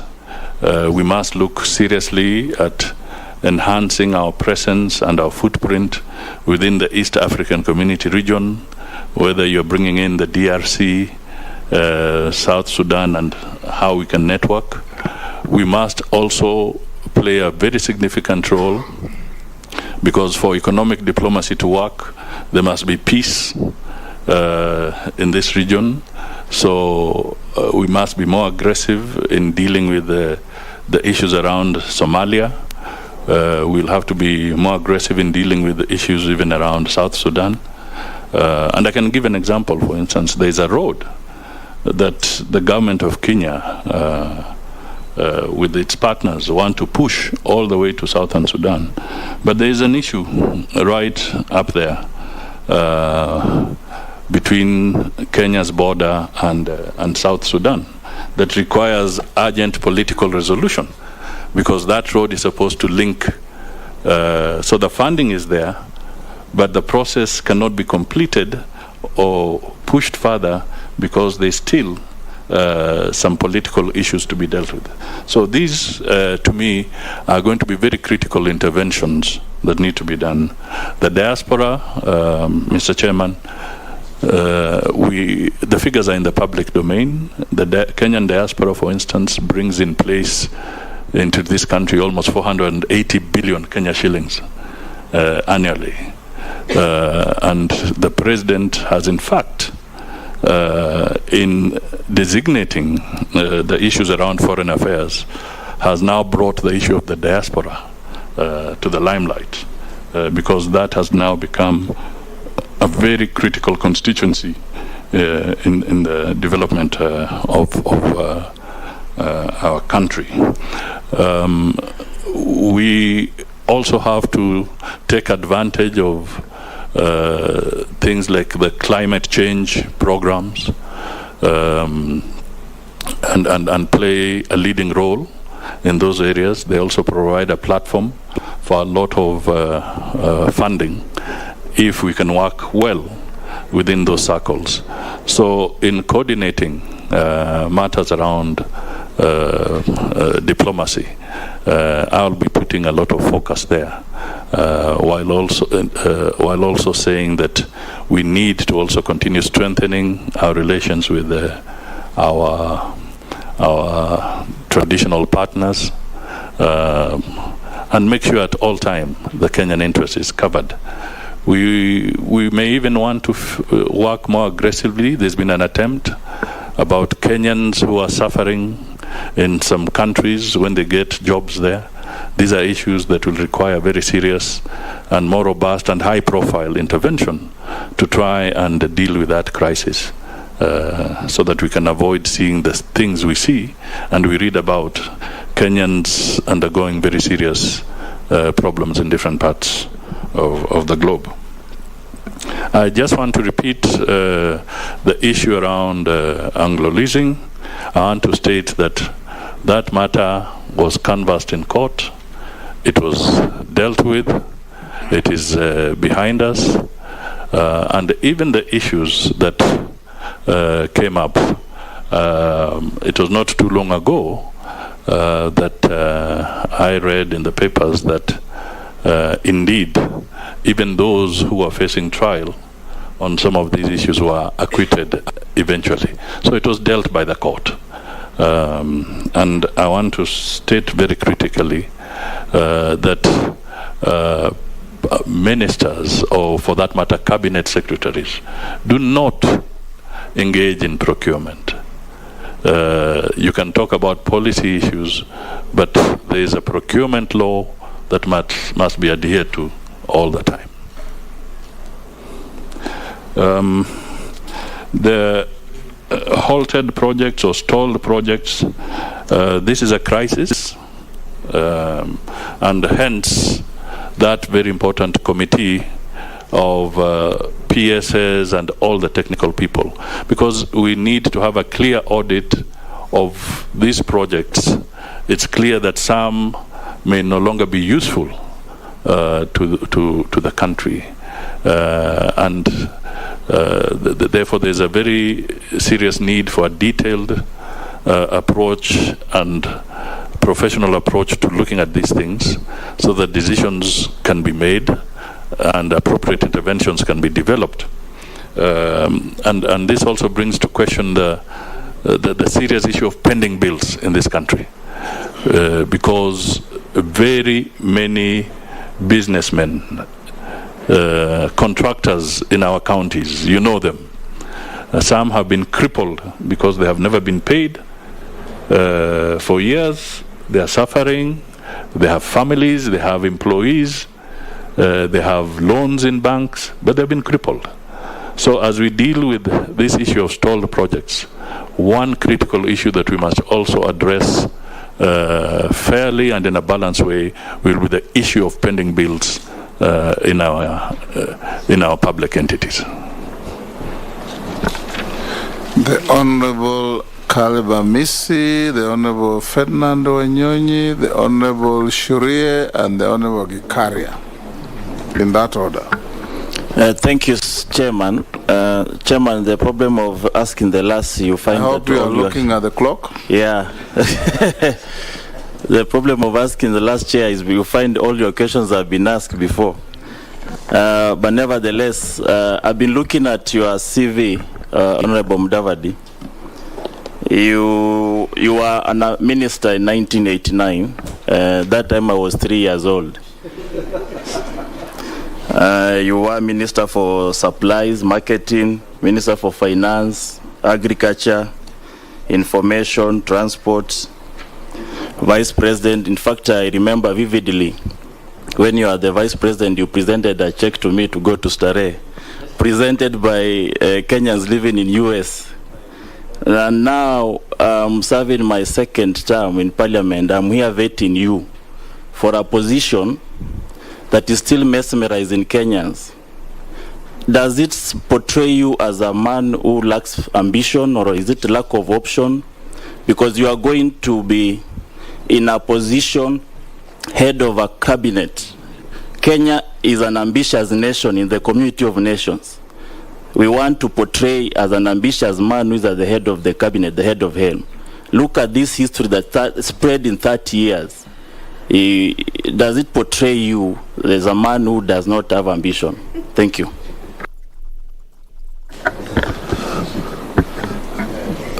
Mr. Chairman,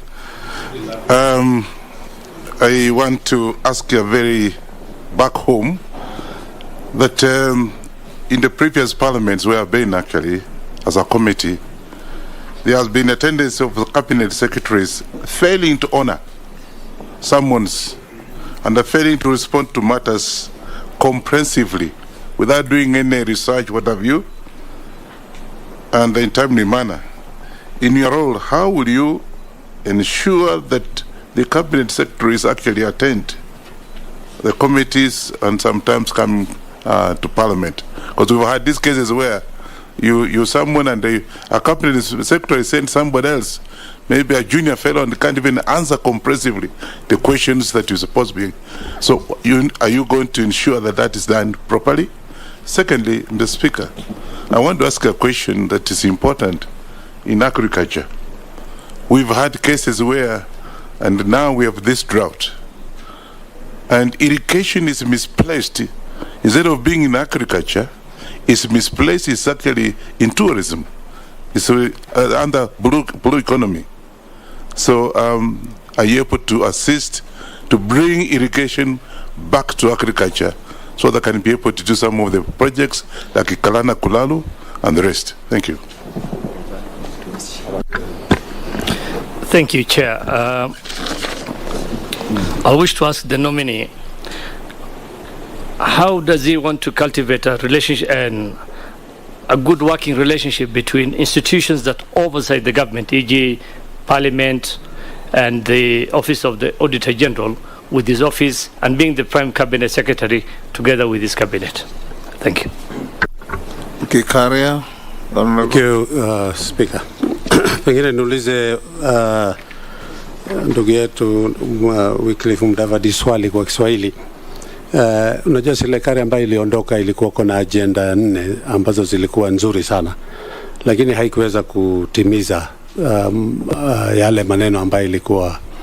So serikali ya Kenya Kwanza iko na mambo 5 ambaye italete, na Mkenya wa kawaida ambaye umesema na unampata pale railways anakutazamia wewe katika ile position umepatiwa kuweza kuadimika kwa mambo ya ukulima, mambo ya the micro, small and medium enterprises, mambo ya nyumba, na nyumba tu si nyumba ya kulipizwa, ni ile nyumba ya mortgage ambaye Mkenya ataweza kupata shelter, pengine mambo ya healthcare, na hii mambo mengine, creative economy.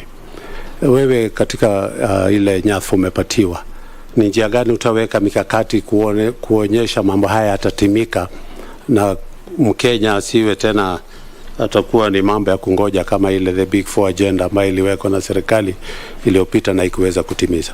Asante. Yes, Honorable Mudavadi, the clock is ticking. You can quickly answer those questions. Okay, thank you, Mr. Chairman. I'll start with the issue about ambition.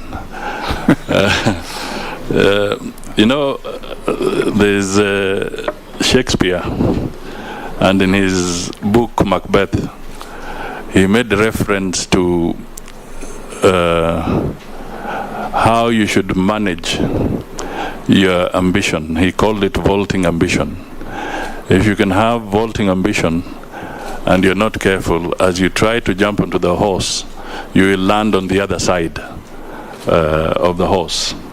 So I am a very pragmatic person. I am ambitious. That is why I'm sitting here. I am ambitious. But it is also important that we manage our ambition as we go forward. That is absolutely critical. And I would like to say that if I'm strong and I am capable and I'm in good health, I think I should bring my experience in public life to bear for the people of Kenya to benefit from it. And that is why I'm sitting before this committee to present myself in that manner. I just want to say that any cabinet secretary that will be avoiding summons of parliament will be doing so at their own peril, because parliament is so essential, it's so important, and it is absolutely necessary that we develop a respectful and collaborative approach when working with Parliament. I've been in Parliament myself. Some of you may be sitting exactly where I'm sitting in a few years' time, going through this process. And to me, we must cultivate a culture of respecting institutions that have been provided for in the Constitution. That is the hallmark of a good nation. So my view is that I will not hesitate to encourage members of cabinet at all times to make sure that they respect the summons of Parliament and work very closely with Parliament. In fact, perhaps I can also take this opportunity to say, to appeal to the broader Parliament through this committee that perhaps as we go to our 2010 Constitution, there was one very critical thing that we may have done in haste in those days, but perhaps through the appeal made by the President, and I join myself on that appeal, that it may be useful that perhaps you can reflect on the standing orders to bring in even greater accountability from the executive on how they conduct the activities, so that the issues of policy and whatever can be answered ana kwa ana by some of these people if need be. So that is something that may be looked at. I would also just want to say that it may be also very useful, unless I'm mistaken, Mr. Chairman, but I was trying to look at what why have we been seeing cases where legislation is collapsing a lot in court? And one of the things that has become a Waterloo for many pieces of legislation is the issue of public participation. It is a provision in the Constitution, but I would want to appeal to Parliament to give it more thought so that we can refine that area and figure out what is really public participation, what is adequate, what should be the parameters, because it's still vague. We are going by court rulings largely on this matter. I think some help from Parliament to refine this area might be very, very useful so that we can avoid too many delays of critical pieces of legislation as we go forward. I agree that we must continue looking at functions of government. There's wisdom always from a different perspective when creating the structures and functions of government. And all I can say now before this committee is that it's now going on record that there may be need going forward to review some of the functions and maybe where they are domiciled. I would not want to say that the Executive Order number 1 is cast in concrete. It is a living document that can be reviewed for further efficiency in government in some of the sector areas. I want to state that we must once again take Parliament very seriously. We must take the reports of the Auditor Generals very seriously. We must work in collaboration to help some of the critical independent institutions with the necessary resource. The Auditor General's office needs a lot of support. The budgetary allocation over the last few years has not been commensurate with the kind of tasks that they have. Just the way we saw that the judiciary needed more support, I think also institutions and offices like the Auditor General will need more support because their role of providing audits in a timely manner for all public entities, including county governments, is a very tall order, and they need to be resourced appropriately, financially, technologically, and even in terms of human resource. So these are critical areas. Kwa yale mambo ya agenda 4 zile kubwa, the big 4, kilimo, manufacturing, mambo ya afya na mambo ya kupeana makao ya kiheshima kwa Wakenya, mimi nitasema tu kwamba katika ile manifesto yetu ya Kenya Kwanza, hii agenda ambayo imetajwa hapa imenukuliwa kule ndani, iko kule ndani, na tutazidi kuangalia kwamba wakati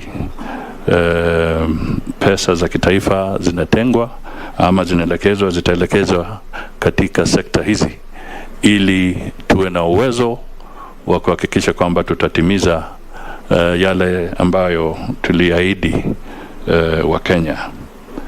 Nadhani nitakomea hapo kwa wakati huu. Thank you very much, the Honorable Mudavadi. 3 minutes and final appeal to the committee in 3 minutes. My prayers are that you find me suitable to work with you and to work with other Kenyans in delivering service to the people of Kenya. I just want to emphasize that in my role, I want to have a very strong interface with Parliament so that we can find common solutions. We are all there to help the people of Kenya, to serve them, and we cannot serve them by being isolated and living in silos. We must be able to cross the aisle and talk to each other. So this is what I would really want to encourage, and to say that I'll be ready and willing at all times to engage with you, either collectively, as in maybe in committees, or even individually as legislators, so that we can find solutions. The final thing I would urge is that we should also remind Kenyans that the challenge ahead of us is very, very serious. It's not a game of flattery to the Kenyan people. It's a question of being honest, being truthful, getting the right information to make decisions, so that we can restore, Mr. Chairman, let us restore trust in government. Let it not be a government of rumor mongering. This is what we want to try and avoid. We want to have an open government. We want to be able to have the facts on the table. Principles of accountability, transparency must be at the forefront of what we do, and also when looking at the budgets, I would just help that plead with the Parliament that help us to eliminate something that I kept on calling in my campaigns as budgeted corruption. Budgeted corruption. This is something that we all need to fight and deal with.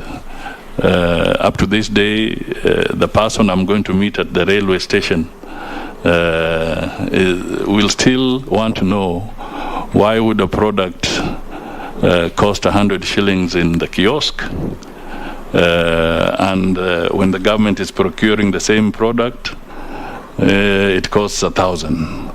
We must find a way of dealing with this issue. So I'm appealing to members of Parliament that as we go, let's work together, because the executive cannot find these solutions on its own. We have to work together. Asante sana. Thank you very much, Honorable Mudavadi. The Secretariat will want to have a comparison between your original documents and the certified copies that you have provided. That can be done on the side. Okay. This brings an end to your engagement with this committee. I want to thank the honorable members for the wonderful, positive decorum and incisive questions that you have put to the nominee. And if we carry on like this, I think it will be a very, very good idea. You have all conducted yourselves very well. And Honorable Mudavadi, thank you for answering all the questions candidly.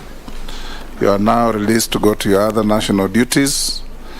And the Sergeant at Arms can now usher in our next nominee, who is the National Assembly Speaker Emeritus, the Honorable Justin Bedan Njoka Muturi. Mr. Chairman, can I also leave this document here? I'm sure you have it, but I don't know. The Judicial Commission of Inquiry. Yeah. You can, yes, you can leave it, submit it as a part of your documents. I think that is.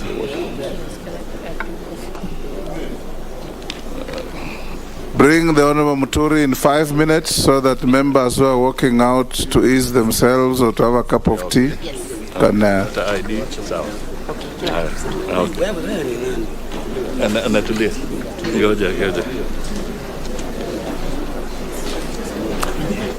Leaders of the House, who is your whip in this regard? Because we want to observe. You yourselves will whip. Okay. What else do you want? Did you want a publication? Do you want it?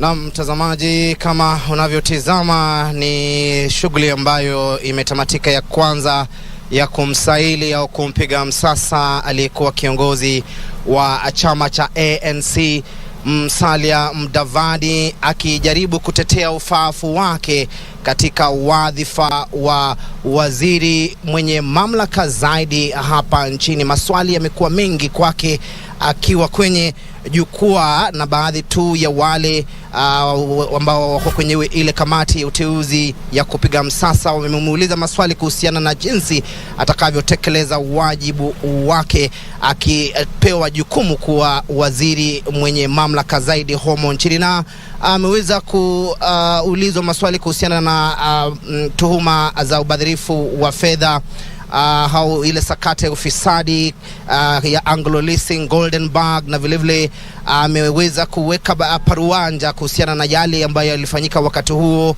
na kusema kwamba hajahusishwa kwa vyovyote vile na sakata zozote zile za ufisadi. Wakati huo yeye alifika mahakamani kuwa kama mmoja wa mshahidi wa serikali na wala si mtuhumiwa. Na vilevile ameweza kuulizwa swali kuhusiana na tuhuma za unyakuzi wa ardhi katika la eneo la Woodley Estate, na swali ambalo liweza kurushwa kwake na kiongozi walio wachache katika bunge la kitaifa ambaye vilevile ni mbunge wa Ugunja Opiyo Wandayi, na akaweza kusema kwamba vilevile yeye analipa fedha zile za kodi, au analipa kodi katika eneo hilo ambalo yupo, na kwa sasa ana fahamu fika kwamba eneo hilo limechukuliwa na serikali ya county Nairobi. Kwa hivyo amejitenga na madai ya kuweza kumiliki ardhi kinyume cha sheria. Vilevile ameulizwa swali kuhusiana na wajibu wake ambao kidogo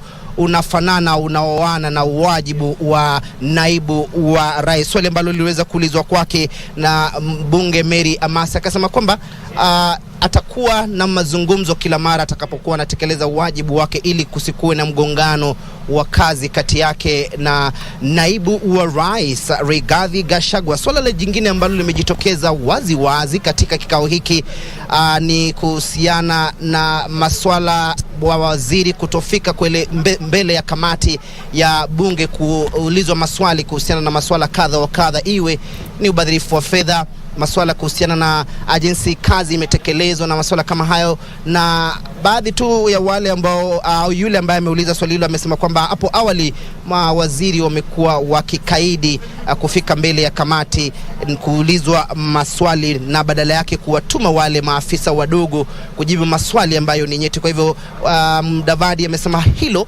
halitafanyika chini ya uongozi wake kama waziri wenye mamlaka zaidi humo nchini, na kuwasi wale mawaziri ambao wataweza kufaulu kuweza kuchukua nyadhifa mbalimbali kuhakikisha kwamba wanatii ile amri iliyotolewa au itakapokuwa inatolewa na kamati mbalimbali katika bunge la kitaifa. Na bila shaka ni kikao ambacho kimetamatika, na tunasubiri sasa alikuwa spika wa bunge la kitaifa bila shaka Justin Muturi vilevile kupigwa msasa kutetea ufaafu wake kuwa mwanasheria mkuu. Kumbuka kwamba hapo awali alikuwa amesema kwamba ni ndoto imeweza kutimia, kwanza kufanya kazi katika asasi zote za serikali, katika asasi ya mahakama, na vilevile sasa hapo awali alikuwa katika bunge, na sasa itakuwa kwenye serikali, ile asasi tatu za serikali, na akasema kwamba ana uzoefu na ile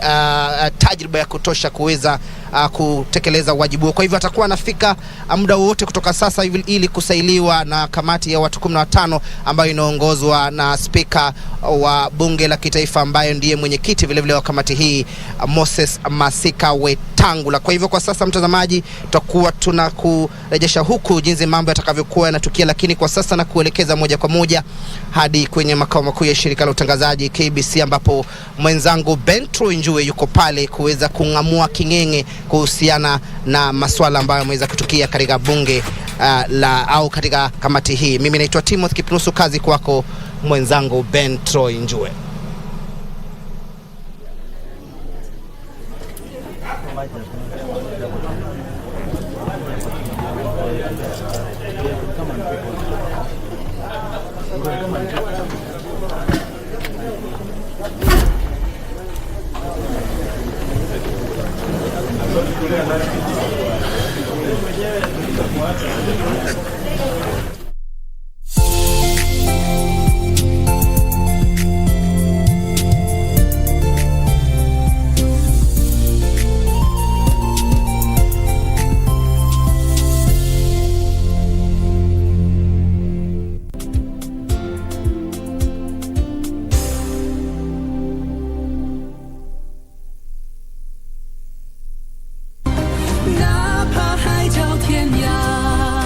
Staying here that's so important?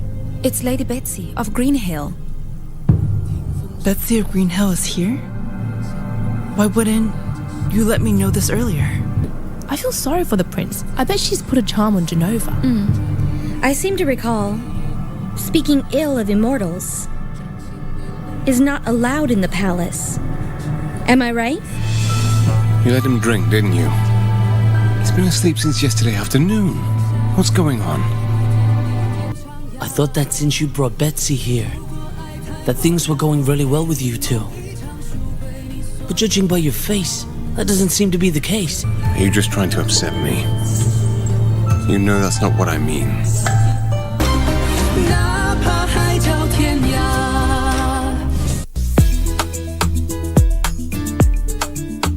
Saini saa ngapi? Sina saa. Woi! Hii unakaga mafambaya. Si unajua mkaka ako na mechanical problems. Wewe usiingize huko ndani. Karibu nipate nini? Cesarean stroke kwa roho. Ili kupata skiza tune hii ya joking kwa simu yako, bonyeza *811 *758#. Good morning, class. Good morning, Mr. Kipto. Now I want to try the composition using the word jogging. Teacher, please give us spelling for the word jogging. Sijasema jog ile jog ya kunyongwa. Hapana. Ninasema jogging. Na sijasema jog ile nje unasema jog ya kukimbia ya marathon ama ile jog ingine ile jog ya television ya kucheka. Sijasema hiyo jogging. Na maanisha jogging your brain ile kukimbiza akili cha changamoto. That the composition using the word jogging. Ili kupata skiza tune hii, bonyeza *811 *758#. *811 *758#.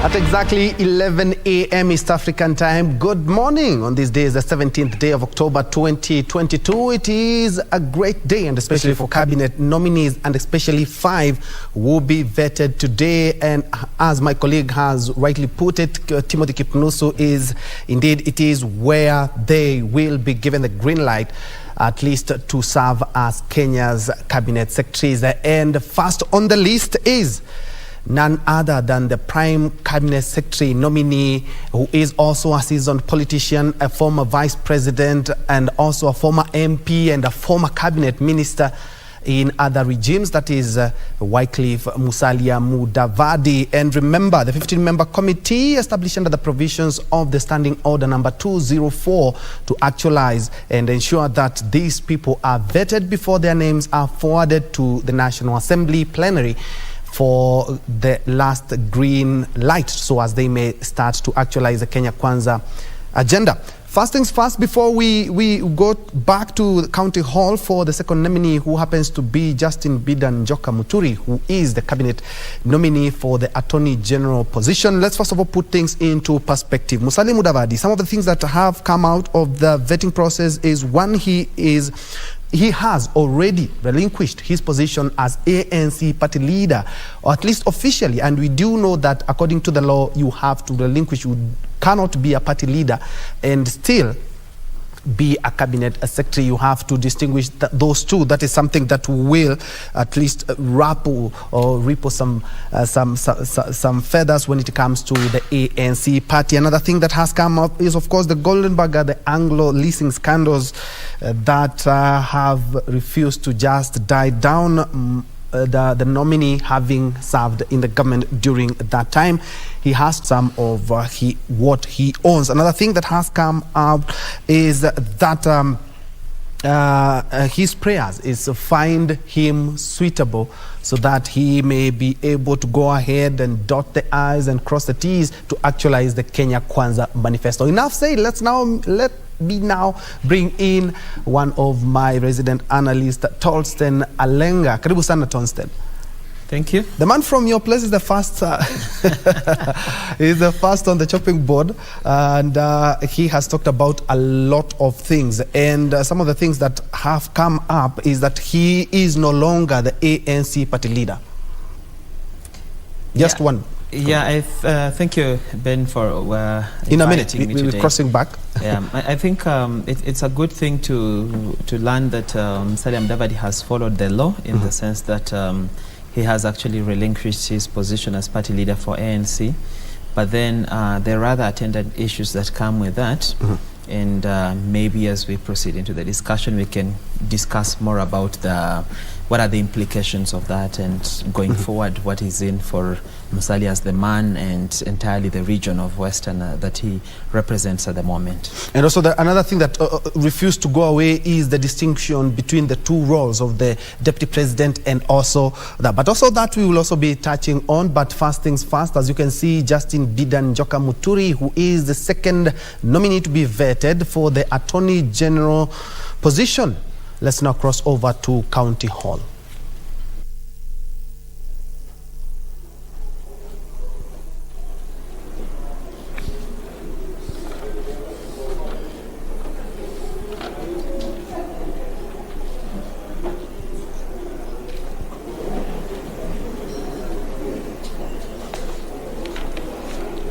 Your tax clearance certificate that you are compliant with tax obligations from KRA.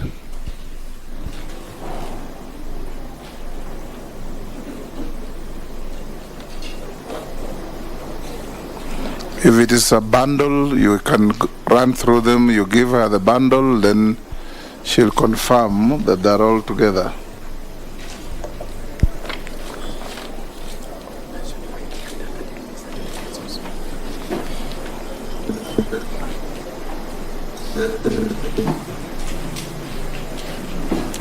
Your national identity card, clearance from Higher Education Loans Board, clearance from ESCC, certificate of good conduct from DCI. I'll also ask a question whether you are a dual citizen of Kenya and any other sovereign. Good morning, Mr. Chairman, the members. Thank you for the opportunity to appear before this committee. I wish to confirm that I am only a citizen of Kenya. Excellent.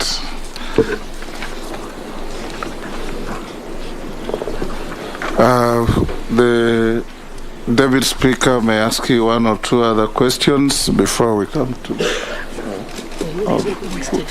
Okay. I'm advised we go to introductions first. I'm the Speaker of the National Assembly, your successor in title, Moses Wetangula.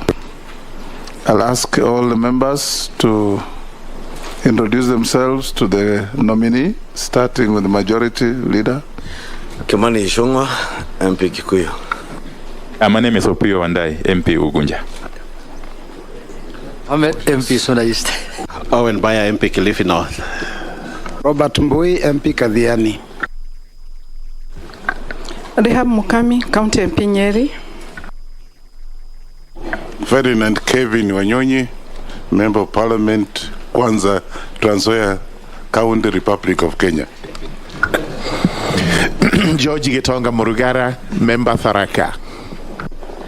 Thank you, Honorable Speaker. Honorable Kosing, you know Pokot 1, MP Pokot South, member of this committee. Abdul Rahim Daud, MP for North Imenti, Meru County. Honorable Mishimboko, MP Likoni, a member of this committee.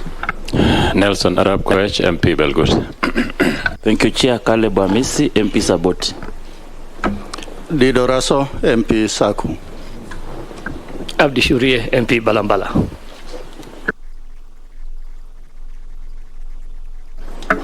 Mary Mase, MP Teso South.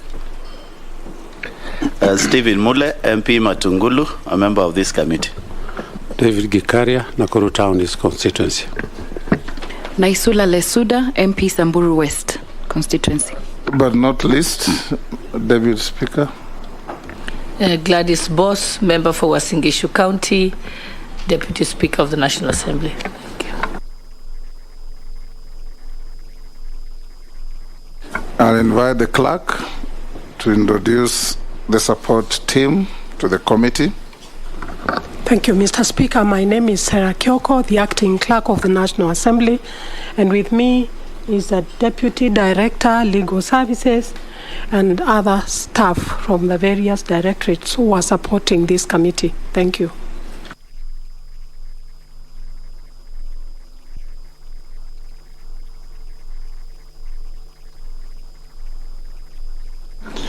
The Honorable Justin Muturi, welcome to the committee. We are going to have a process where the committee will ask you questions.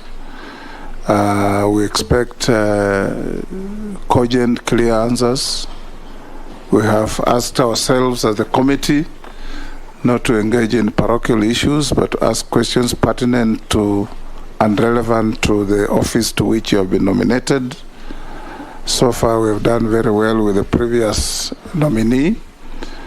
All questions are asked through the Speaker and the Chair, and answers are channeled the same way, so that we limit any altercations between the nominee and the members of the committee. Before we start, we'll give you 5 to 10 minutes to make an opening statement to the committee in a manner you feel necessary. If you don't wish to, you can exercise that option. We are going to limit ourselves to that time, 90 minutes. So the manner in which we ask and answer questions must be within the context of the time available. And we want to encourage you, as a former colleague, to feel free and answer questions freely without fear or favor. So I'll give you the up to 10 minutes opportunity to make any statement you wish to the committee. Thank you, Mr. Chairman, for the opportunity to introduce myself to the members of this committee and to the country. The statement you've requested of me, I suppose, is one about my private life, about when and where I was born. Perhaps it would be necessary for the membership to know where it is that I was born and brought up. I was born and brought up in Embu, approximately 66 years ago, in a village called Kanyuambora. Attended some local primary school known by the same name, after which I joined Kangaroo School in Embu for my secondary school education from Form 1 to Form 6. From there, in 1978, I joined the University of Nairobi for a law degree, where I completed and graduated in 1981. Thereafter, joined the Kenya School of Law, while at the same time undertaking pupillage with the law firm of GBM Kariuki at one point and Ramesh Sharma at another for the 1 year that I was at the law school. Thereafter, I was appointed at a district magistrate class 2 and posted to Bungoma Law Courts, where I served for approximately 4 years, serving in various courts within Bungoma district as it then was, as well as serving in Busia Law Courts.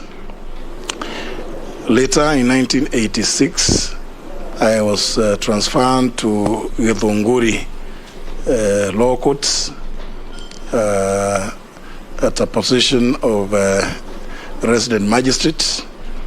In Githunguri, I served for exactly 365 days, after which I was transferred to Thika Law Courts, where I served for about 3 years and 5 months.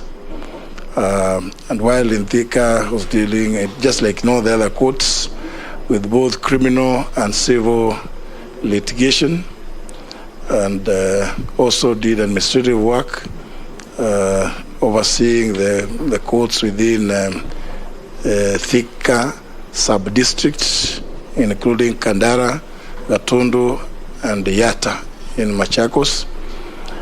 In the month of April 1990, I was then transferred to Machakos Law Courts, where again I served for approximately 3.5 years. And while at Machakos Law Courts, I oversaw the administration of the judiciary, both in the then Machakos district, and which governed the current day Makueni County, as well as Kitui County. Thereafter, specifically on the 27th of September 1993, I was transferred to Nairobi Law Courts, and in Nairobi Law Courts I served mainly in the criminal division, and it was at Nairobi Law Courts where I left the judiciary when the bag of politics beat me, and I joined politics. From then on, in my first attempt in 1997, I did not succeed, but due to some unfortunate situation that happened, our Member of Parliament then died, and there was a by-election in 1999. I vied again and won. I served from 1999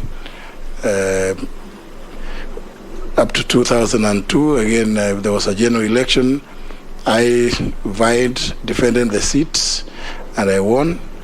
Came back to Parliament between 2003 and 2007.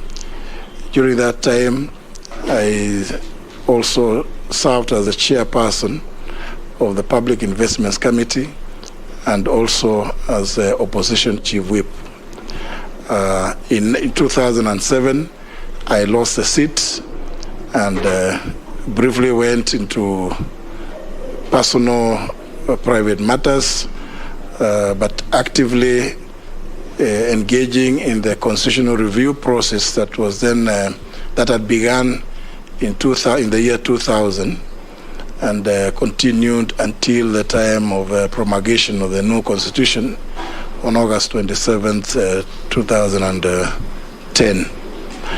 Also at that time, I served as the chairperson of the Center for Multi-Party Democracy, which was intensely engaged in the process of constitutional review, and did a number of matters, including the decision to go and seek a Supreme Court interpretation on the realization of the two-thirds gender rule then in the Constitution, and the Supreme Court did give an advisory that suggested that the principle would be realized through progressive mechanisms that the state would undertake. In 2013, I vied for the position of Speaker of the National Assembly, and the members graciously elected me on the 28th of March 2013, and continuing to serve both as Speaker and as is provided for in Article 127 of the Constitution as the Chairman or Chairperson of the Parliamentary Service Commission. We continued, and in 2017, after the general election, I again vied for the position of Speaker, and again the members graciously elected me to continue as Speaker on the 31st of August 2017, a position that I held until the first sitting of the 13th Parliament on the 8th of September, when I relinquished that position, and the position was, I believe, appropriately given by the members through election to yourself, Mr. Chairman. Thank you very much. The Honorable Muturi, have you ever been adversely associated with practices that depict bias, favoritism, or nepotism in the discharge of your public duties? No, Mr. Chairman. Would you tell the committee your financial net worth?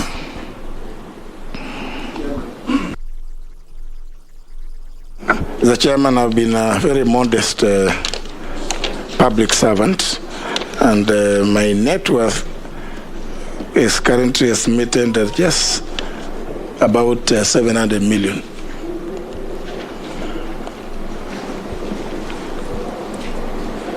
What are your current and anticipated sources of income?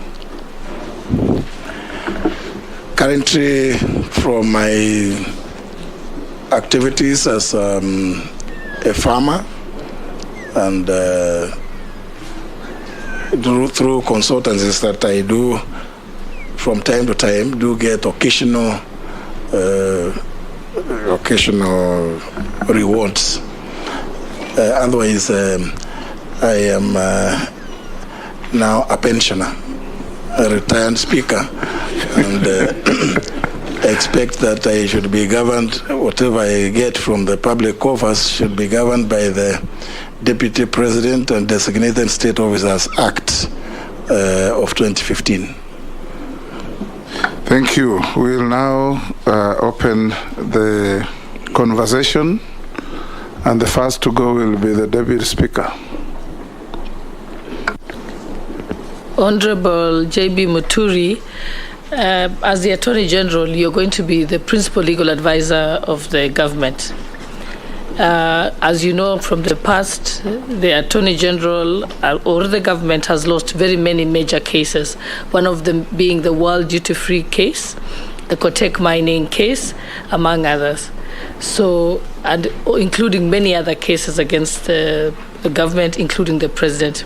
How will you ensure that you deliver judicial wins for the government, or also ensuring that the government is not in an awkward situation of having flaunted the law and ending up in court?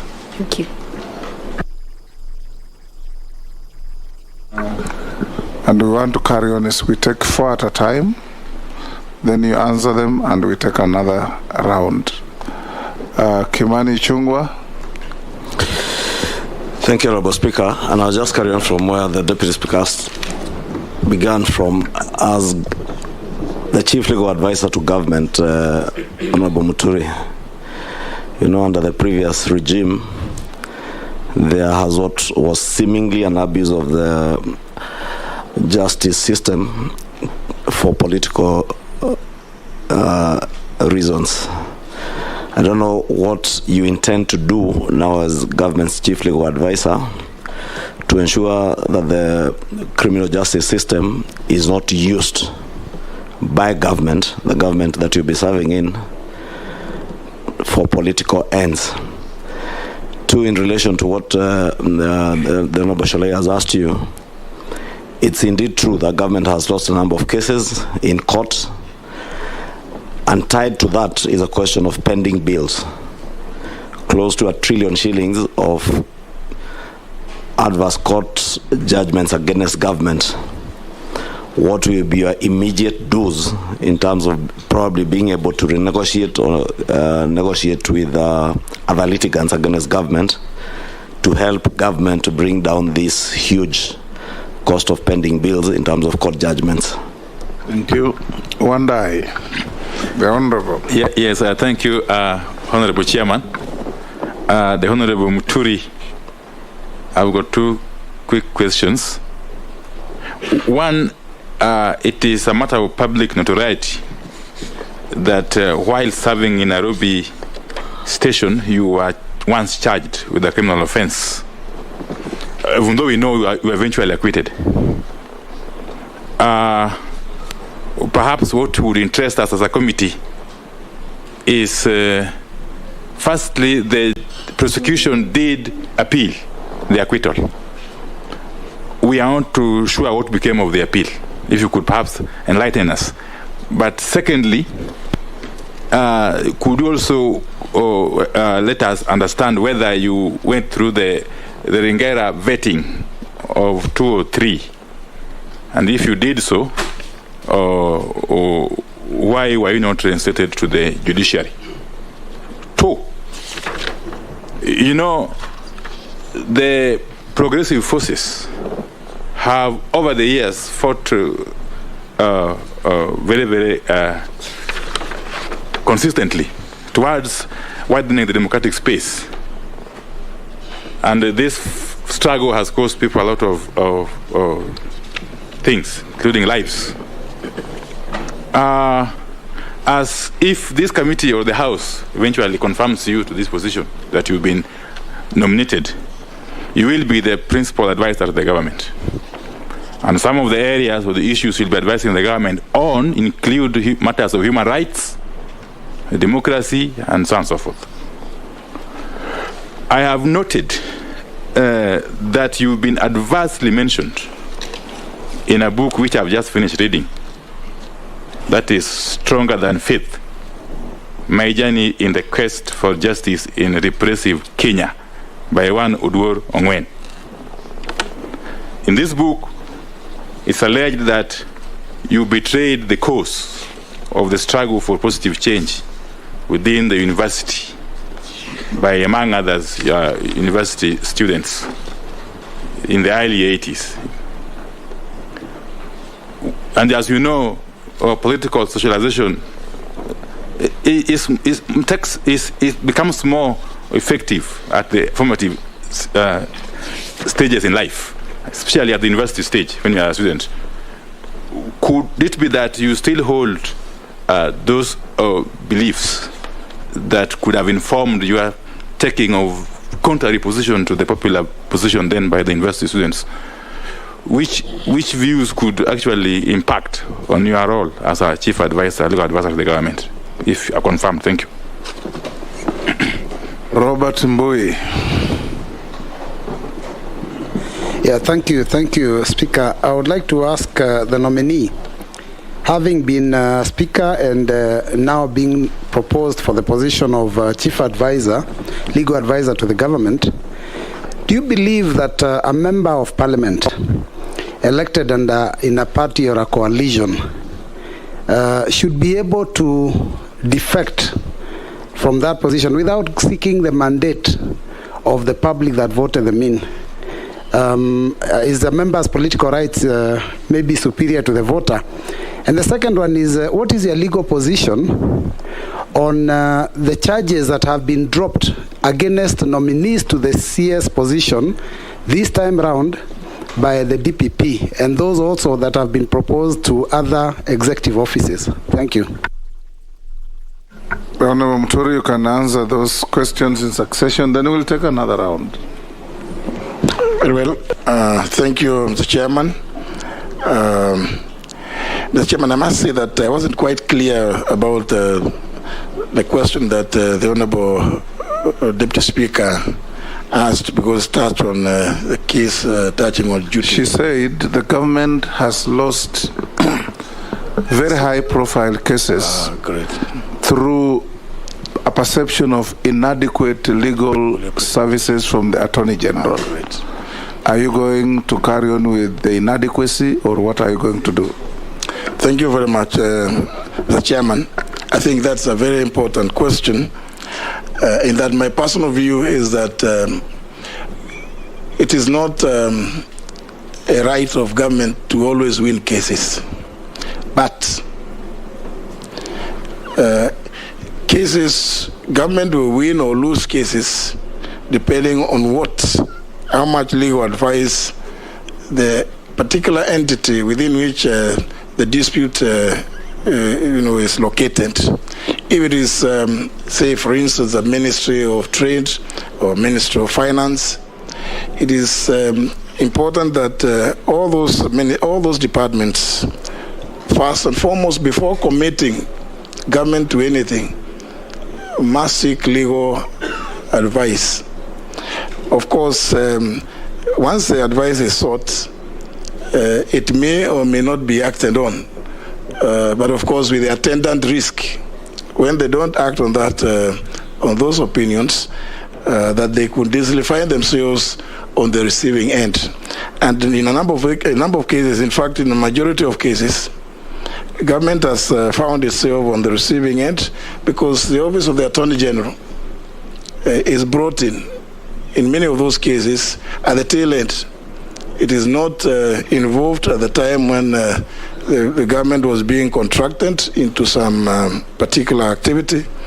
And therefore, my personal view about this is, if we have a robust, integrated legal management system, which will sift through all government departments, just like we have IFMIS, it helps principal legal advisor to government to know at every stage, at the earliest stage, what government is about to, what kind of arrangements or engagements the government is about to enter into, and advise appropriately.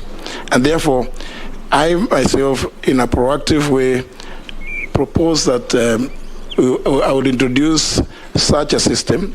But of course, all that will only happen when there is sufficient funding to the Office of the Attorney General. And this, of course, would involve not just the National Treasury, but also the National Assembly in ensuring that the office is properly resourced.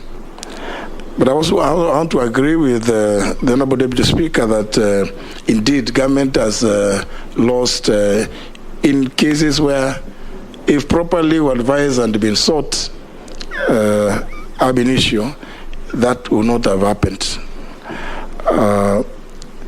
And I think tying to that is the issue raised by the Honorable Ishongwa, the Majority Leader, about the abuse of the justice system. But mainly the issue of those lost cases. The lost case, I think I would myself want to deal with it as a matter that is now over and will not be resuscitating. But it is important that we appreciate that government, just like ordinary citizens, appear before courts as litigants, and should expect that in an adversarial system such as ours, they could either win or lose. But at all times, government should first receive the best available legal advice, especially before contracting. Some of the cases, some of the other smaller cases that government has actually lost has been, in my view, out of negligence, because many of them are either not adequately defended and some not at all defended, and we find judgments being entered against government on account of either inadequate personnel or inadequate preparation by those charged with defending government positions in court. With regard to the question of abuse of the justice system, yes, so then maybe Honorable JB did not get my question. Maybe I could paraphrase it. My question was, and truly what you are saying is true, that some of the cases could have been lost by government because of negligence by officers in the state law office in not defending government properly. And therefore government has been surcharged or rather as judgments against it that amount to amounts some that are obscene for some cases. And cumulatively, if you look at all those judgments, I think they're moving close to 1 trillion shillings. And my question was specific, as AG now, knowing, as you say here, there might have been negligence by state law officers in defending government, what do you intend to do? Because we cannot subject the Kenyan people, Kenyan taxpayers, to pay those huge bills out of the negligence of officers in the state law office. So what do you intend to do if you are approved as the AG to make sure that you save on taxpayers' money, not even government money, on those judgments? That was a specific question. I wanted to hear what your intention. No, on those judgments, if they have been finalized, there is nothing that the Attorney General will do, save to advise that the government settles those that have been finalized. Those that have not been concluded, of course, the Attorney General will take up the matter and apply the best foot forward in ensuring that government gets the very best out of them. But I'm saying moving forward, not the historical ones, going forward, I think there is need for all government ministries and departments to ensure that they involve the Office of the Attorney General, especially before entering into commercial contracts, because some of them are entered into. The brief that I have is that some of them come to the Office of the Attorney General, and the Attorney General's office looks through them and begins asking, why did you enter into this kind of arrangement? It is obvious that you are going to find yourselves in a mess. Some of them, like the construction case, contracts, you find that maybe some functionary in a ministry may not have been happy about somebody who was awarded the contract, and feel because they come, pushing their way forward and say, terminate this.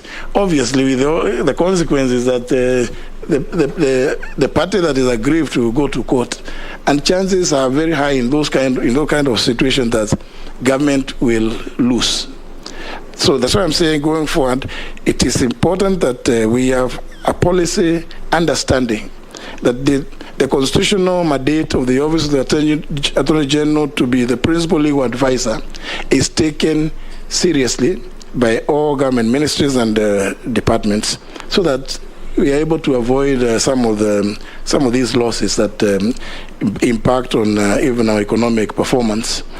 Of course, with regard to the criminal abuse of the criminal justice system, it's only fair that everybody appreciates that even though the Attorney General coordinates some of the activities within the criminal justice system, criminal prosecutions are undertaken by the DPP. And as you know, in the performance of his functions under Article 157, he is not under the direction or control of any person or authority. But I think working collaboratively, it is fair that in a democratic country, we need to appreciate that people may hold differing opinions from even you as a member of parliament or even you, the Attorney General, but that does not in itself entitle the party that feels that they have weight and power to use the criminal justice system. It is just a matter of discussions and agreeing with people that going forward as a country, let us embrace the divergence of opinions, and it's not a crime. On the pending bills, Honorable Ishongwa, the report I have is that a task force had been set up which came up with a report indicating that the pending legal bills arising out of court judgments currently stand at about 151 billion. Of course, it is a strain on the exchequer, but unfortunately, ministries do not budget or they don't provide for these debts. Yet there are debts which must be settled. Some of them, the smaller ones, which is really the more pitiful situation. You may find that some judgments have been entered against government. Maybe some government driver went and knocked somebody, some citizen somewhere. They went to court, got judgment, and for well over a decade, they have not benefited from those judgments. It's really an unfortunate situation that, in my opinion, should not happen. But I would be advising that they make provision. But of course, the Honorable Ishongwa, having been the chair of the Budget and Appropriations Committee, is aware that some of these matters, when they appear before the committee, they don't look very urgent. But I think I would be appealing to Parliament, particularly the National Assembly, to look into some of these matters favorably. The Honorable Opio Wandai, the minority leader and member for Ugunja, raised the issue of the criminal case that was filed against me.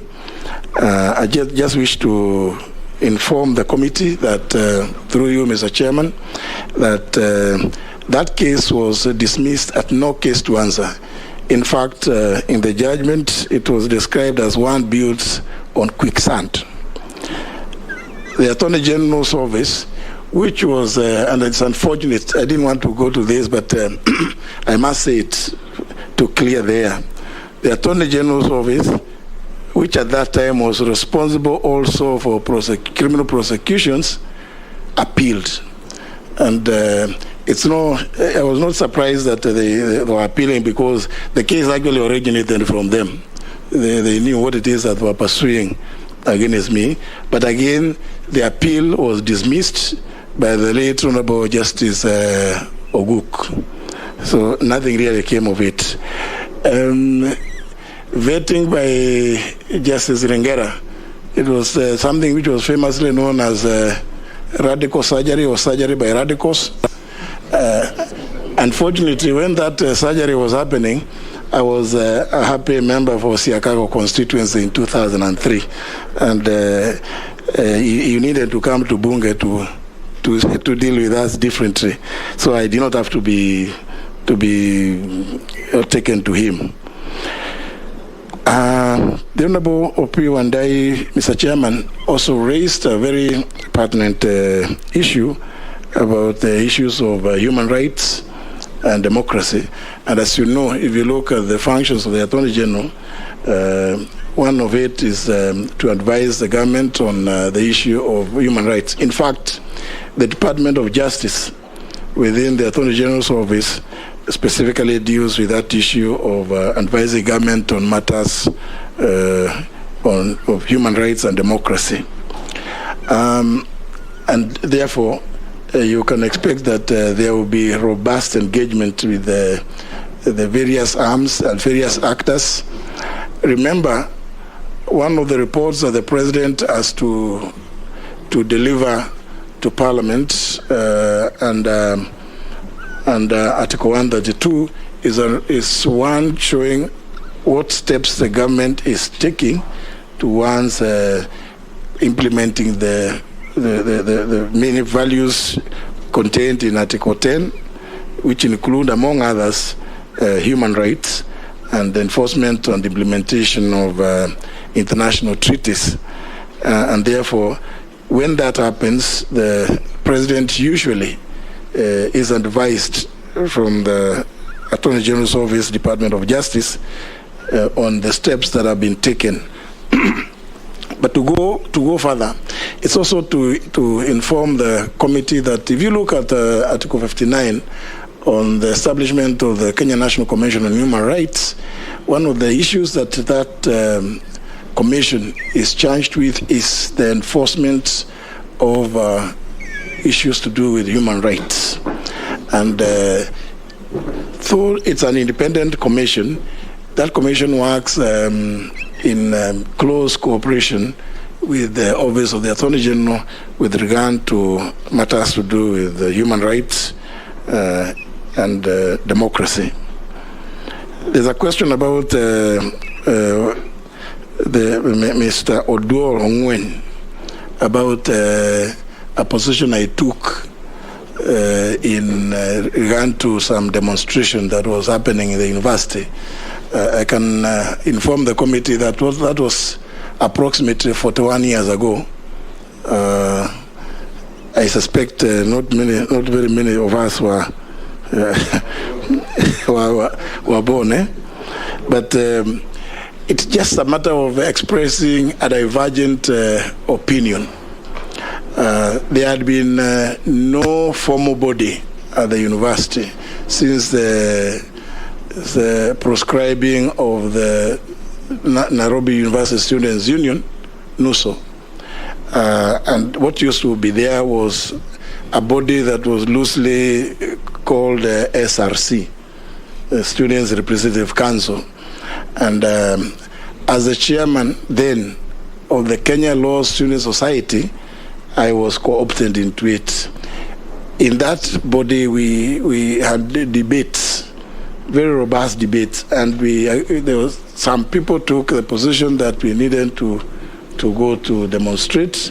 Some of us who are just exiting university were of the contrary view that we didn't think we had the luxury while we are preparing for our exams to join the rest in the streets. And therefore, I'm surprised that Mr. Ongwen thinks that was betrayal of democratic or anything progressive. I don't know what could have been described as progressive then. I suspect he was not even in the university at that time. He must have had rumors about what happened. But, this is the beauty of our country in a democracy is to allow people to express themselves whichever way they choose. But as the Attorney General, I would defend his right to continue saying that, as much as I continue also saying that it was not progressive. So it's here not, Mr. Chairman, is not something that I think would reflect in any way on my suitability in the office of the Attorney General. Mr. Chairman, the last question was by the member for Kathiani, the Deputy Minority Leader, the Honorable Robert Bui, on the defection of MPs. I think, Mr. Chairman, when you go to Articles 36 and 38 of the Constitution, it becomes quite clear that every person, every adult person is entitled to those rights. And I think we need to appreciate that our Bill of Rights is one of the most progressive and robust in the world. And it is no wonder that given the history, the political history of this country, before the promulgation of the current constitution, we Kenyans felt that there was need to place almost everything without exception in the Bill of Rights. It's actually the longest chapter with a total of 41 articles.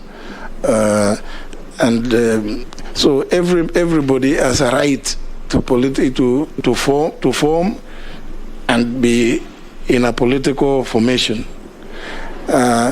When that person decides that they no longer want to be in a particular formation, I cannot myself be persuaded to say that they cannot. Of course, the attendant issue that goes with that one is the party, the political party, will then be at liberty using its internal processes to discipline any member that it feels has in any way injured its position, not just in Parliament, but anywhere.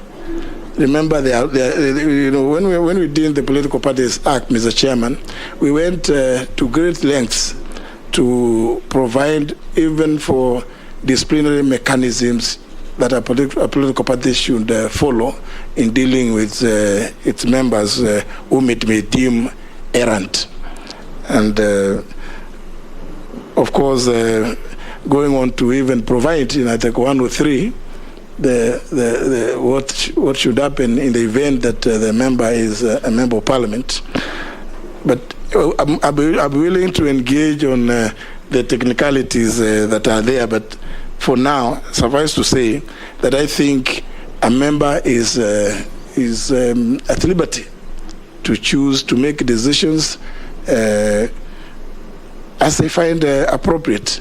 And if the party to which they belong feels aggrieved, then the party can proceed to take necessary disciplinary action. The Honorable Robert Bowie, Mr. Chairman, finally asked a question about my view on the dropped charges. I think I will express myself in general terms because, again, that is the domain of the DPP, even though as the AG chairs the National Steering Committee on Anti-Corruption, which brings together many bodies, including the DPP. But again, since the reasons that informed the DPP were not made public, it would be, I think, premature to start ascribing particular positions on those dropped charges. Safe to say, if you look at Article 157, and I'm sorry, Mr. Chairman, because this again goes to the powers of the DPP. The DPP is empowered in Article 157, clauses 6 and 7, to commence, take over, and drop criminal charges, except any that are not before a court martial. Yeah, and therefore, the DPP is best placed to respond to this because the reasons are only known to him. Yes, the Honourable Junet. Chair, I didn't want to interrupt the nominee, but also the Constitution says that, I wanted to remind, because we're in a public forum, that the DPP must give reasons for withdrawal to the court, not just to drop them like that. 88. 157.8. In fact, it doesn't say that. It says that the DPP will not withdraw except with the leave of the court. Yeah. I'm quite, you know my position with regard to the Constitution. With regard to the Constitution, that's so. We wait for the courts. No, Mr. Speaker. Chair, it says. Let me read from the Constitution. The director of the public prosecution may not discontinue a prosecution without the permission of the court. It's the same thing. Yeah. It's the same thing. Exactly, Mr. Chairman. The leave of the court. In law, permission and leave are used Mr. Chairman, yes.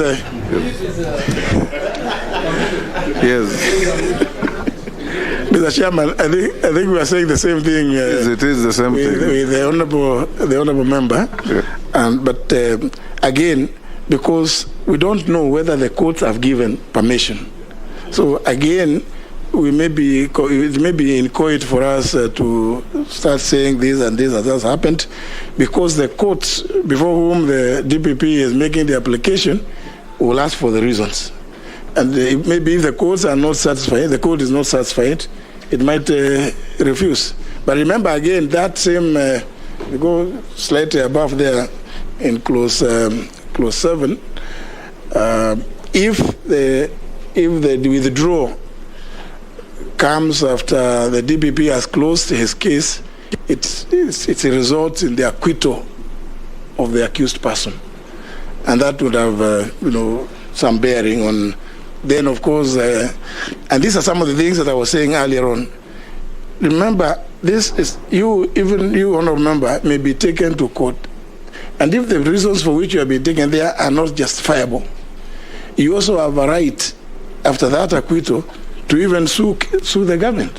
So again, the matter will find itself with the Attorney General, because now that will be civil. And that's why I was saying, we must work, in a collaborative way with all these agencies and ministries. Thank you, Mr. Chairman.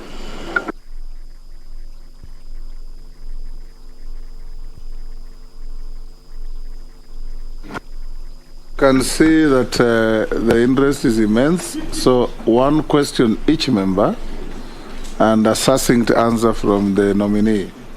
Mishimbogo, Gikaria, Emase, Ferdinand. Second round, I'll come to you. Thank you, Chair. Thank you, Chair. In the perspective of the litigation against the government, which attract huge monetary claims, and this has been made from the ministry, from the department, and maybe government agencies. The reason has been sometimes we fail to effectively negotiate on financing agreements. And I'm citing on one project, the SGR projects. Last Parliament, the reports from the PAC stated that certain ministry ignored some advice from the Attorney General on the issue of the SGR. And today there is a lot of conflict, there are a lot of challenges in terms of how are we going to finance the agreement between Kenya and the Exim Bank of China. So my question is, how are you going to do it differently in case of a scenario where you have given a certain advice, but then it is rejected or rather ignored by a certain ministry, whether a department or an agency of the government? Because we need to do things differently to ensure that there is value of the public funds in terms of public investment projects. Thank you, Mr. Speaker. Karia. Thank you, Chair. Honorable. Pengine niseme pongezi kwa ndugu yangu Bwana Muturi, na niulize katika nchi yetu ya Kenya, Wakenya wengi hawapati nafasi. Actually watu wengi wanafungwa kwa sababu ya kukosa usaidizi wa mawakili, na wengi hawana hela za kuweza kulipia gharama ya mawakili ama mambo mengine. Na Wakenya sana sana huwa kwa sababu hawana nafasi hiyo ya kuweza kushika wakili aweze kuwatetea katika kesi zao, wanajipata wanafungwa, na wengine pengine hata wana hatia, ama wengine wanapatiwa mawaidha mabaya kwenda kukubali kesi ambayo inamweka ndani. Na nasema hivi kwa sababu najua kuna kijana amefungwa miaka 5 kwa kwenda kuvua samaki tu pale Lake Nakuru. Sababu aliambiwa kubali na amefungwa, sasa hayuko. Kama angepata legal advice, ofisi yako iko na hiyo nafasi ya kuweza kupeana. Pengine Wakenya wataweza kujua kwa njia gani wale wamefungwa that kuna usaidizi kutoka kwa ofisi yako, ndio wale mahasla ambao wanashikwa kwa sababu ya sheria ambazo hawajui wanaweza kupata usaidizi kutoka kwa ofisi yako. Asante. Thank you, Mr. Speaker. Thank you, Mr. Speaker. I want to draw my question from the nominees resume. I noticed that you've been a member of the African Parliamentarians Against Corruption.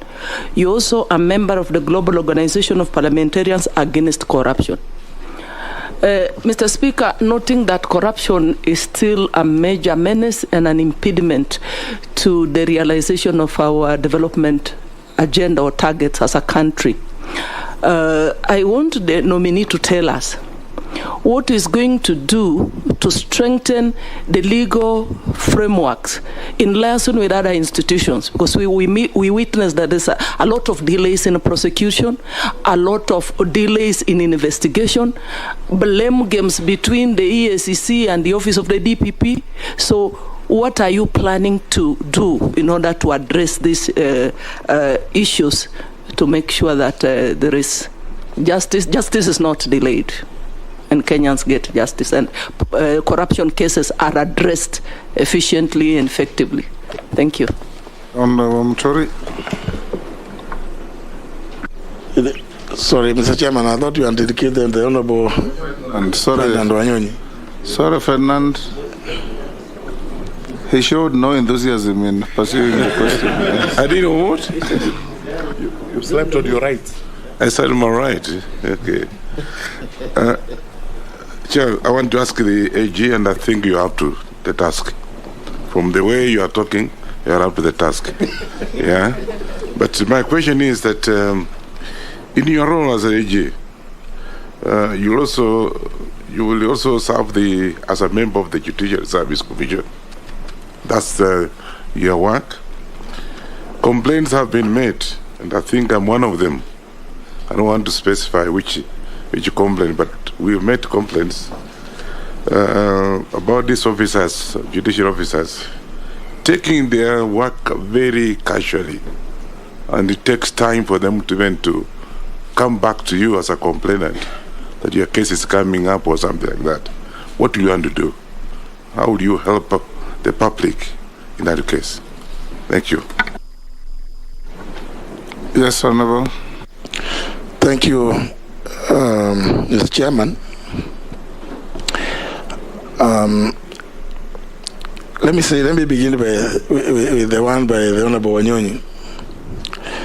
I think all complaints raised against judicial officers with the Judicial Service Commission have to be addressed promptly. But I think there may be some need for public awareness, because I think we still have a large segment of our society that is not really quite aware of the functions of the judiciary. It may not be necessarily the work of the judicial officer before whom a case is filed to inform the public about when the case is coming, except when if the matter is being heard and there's an adjournment, then if a date is taken, it's the work of the judicial officer to indicate, and that is normally done publicly. But I think given the situation of COVID and how the judiciary has adjusted, we may perhaps have to think of introducing, Mr. Chairman, other methods, not just the internet, but other methods through which people in whatever part of the country are able to access the court lists in courts to know when their matters will be coming up either for hearing or for mention. And some of these terminologies, sometimes my view is that at the Judicial Service Commission, at a policy level, we should be able to advise that let's explain to the public when you say a mention, because I've seen a situation whereby a case is listened for mention and a litigant is ferrying witnesses because they don't know whether is mentioned hearing, is the case going to be tried, things like those. I think it calls for more robust awareness creation by the judiciary itself. But I just also appreciate this system which we introduced of court users association, as when it is fully implemented, it's going to help a great deal in enlightening members of the public and litigants in particular about the court processes. Where a person is seen to be just lazy then appropriate disciplinary action should be taken by the JSC. The member for Teso South, Mr. Chairman, the Honorable Mary Amase, raised the issue of matters to do with corruption. Whereas I take it that in most cases we see these matters only with respect to criminal prosecutions. Indeed, I want to agree with you. Some of these corrupt matters, cases are within the civil section of the judiciary, because some of those contracts, sometimes you find that they are tainted with aspects of corruption. And for me, I think public information is the way to go. And I'm happy, Mr. Chairman, that indeed the President is leading from the front and has put everybody on notice, particularly public servants, that if you have a long hand, you are unlikely to survive in his government. So public information and public awareness is important. And as you know, these bodies, both APNAC and GOPAC, really, they act as bodies that create awareness, but within the parliamentary setting, within African Parliamentarians Network Against Corruption, and at a global level, again, is a global organization of parliamentarians against corruption, so that they act as bodies that help to create awareness within the setting of parliaments, both in the continent and the world over. The Honorable Gekaria raised the issue of hustlers who don't understand who are not aware that there is legal aid. And legal aid is one of the functions of the Office of the Attorney General, I must say. And my view is that that is an aspect that the Office of the Attorney General should take seriously, given that the majority of our people hardly know or understand some of those processes, judicial processes. Indeed, it is against the Constitution. It's against the Constitution in the Bill of Rights, Mr. Chairman, to mislead a person who's been arrested to make a confession, because that's amounts to a confession. And I think the Office of the Attorney General needs to be much more proactive by providing information. And there is I would be suggesting that in terms of Article 6, Clause 3, the Attorney General's office as a state organ should endeavor to devolve its services to the lowest level possible, and in doing so, actively engage the public. And there's nothing wrong even going on television. An Attorney General should not feel that they occupy any special position, should go to television and explain to the public some of the things that that your office is doing. But on a more positive note, Mr. Chairman, I'm happy that His Excellency the President has indicated, and I hope honorable members will take this positively, that cabinet secretaries, including the Attorney General, will now get an opportunity to appear before the floor of the House to explain some of these functions where there is need, and whenever Parliament desires to get that kind of information.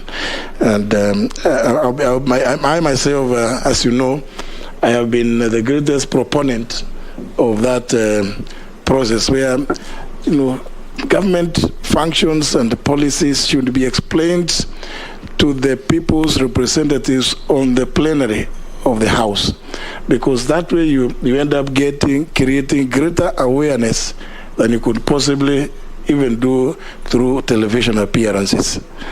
So, Honorable Chairman, in response to the Honorable Gekaria's question, that's what I would say. Again, more and more robust engagement with the public. Finally, Honorable Chairman, The issue raised by the Honorable Mishimboko is a very serious one, because I know for the last almost 8 years, there's a matter that has, exercised the minds of, the legislature particularly, and various committees of the House. But I think if we implemented an integrated management system, legal management system of the magnitude of IFMIS, it means that anything happening in the smallest unit of government will have a way of getting to the Attorney General up in issue before action is taken, to avoid, and if indeed Parliament were to help the Attorney General's office to achieve this, it will be an extremely important achievement, because one, we will be in a way able to tame some of those underhand dealings that happen in ministries, and only later to end up in courts, government being sued, and in situations like the one the Honorable Mishi raised, threats being made by outside bodies. Thank you, Mr. Chairman. Owen Bayer.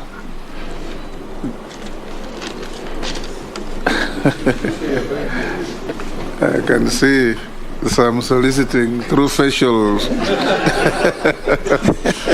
Rahab Mukami. I'll give Naisula and Dawood. And wait for the next round. If you can also be as precise and concise as the last batch of 4, we'll make very good progress. Owen. Thank you, Honorable Speaker. My question to the Speaker Emeritus, who is the nominee for the Attorney General Office, is that during your tenure as Speaker, we lost several laws at the judiciary. When they were taken to court, we lost them. Seemingly, these laws passed through the Attorney General's office from the Ministerial Cabinet and the journey into Parliament. Under your stewardship, we lost several of those cases, and they were termed unconstitutional. But we also used to call you in Parliament as the working dictionary of the Constitution, because you have every. But we lost several of them on the aspect of constitutionalism. How will this be cured so that Parliament is not embarrassed again in court? Secondly, if the chairman would allow me, there has always been this battle of which is the upper house. And your several pronouncements in Parliament indicated that the National Assembly is the upper house. Now that you are going to be vetted and become Attorney General, how will you cure the supremacy battles between the two chambers of the House? I thank you. So what's the next? Congratulations, our former Speaker. What I want to ask you, what strategies will you put in place to promote administration of justice, bearing in mind that majority of Kenyans cannot afford legal fees in the court? Thank you. Next, Naisula. Thank you, Chairman. To the nominee, former Chief Justice David Maraga is quoted having said that the government cannot demand of its citizens the obedience of the law if those in authority were disobeying court orders with abandon. As a departure from past practice, the Kenya Kwanza administration pledged to obey all court orders. The other day, the Public Service Commission advertised for the Chief Administrative Secretary jobs. LSK is already in possession of orders, but the PAC in its latest statement was categorical that the recruitment process will continue uninterrupted. There are indications that the current administration is keen to retain the positions so pre-election agreements can be honored through appointments. As the AG, what is your position on this matter, and especially on ensuring the rule of law is followed throughout and not only when it suits the government or the executive?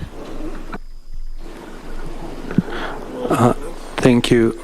Thank you, Chair. Chair, I'd like to ask, first of all, congratulate our Emeritus Speaker on being nominee for AG.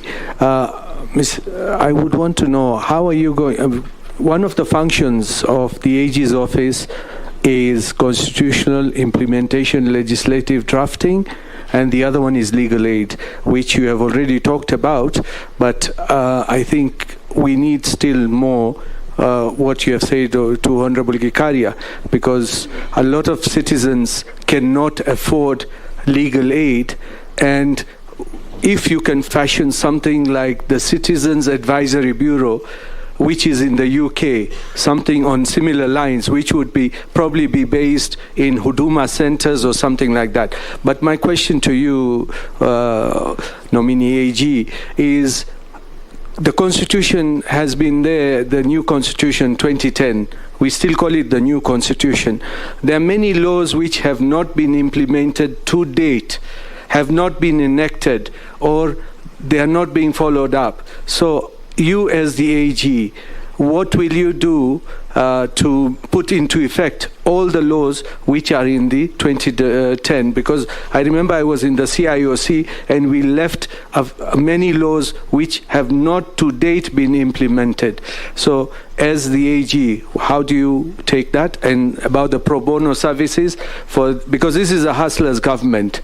So we need pro bono services for the hustlers because they cannot afford it. The rich can afford their lawyers, and not just for criminal cases, even civil cases, because there are land cases which are there. People are being moved out of their lands and they cannot afford it, and the rich get away with those atrocities. So how are you going to assist them? Thank you. Attorney General nominee. Thank you, Mr. Chairman. And starting from the question raised by the Honorable Wandibaya, first of all, on the issue of upper or lower house, I want to say that my experience is that this is it's neither here nor there. It's a matter that you find in very many jurisdictions where there are two houses. And as you know, even when you're campaigning, there's always one person claiming to be better than the other. But the electorate will always make their decision.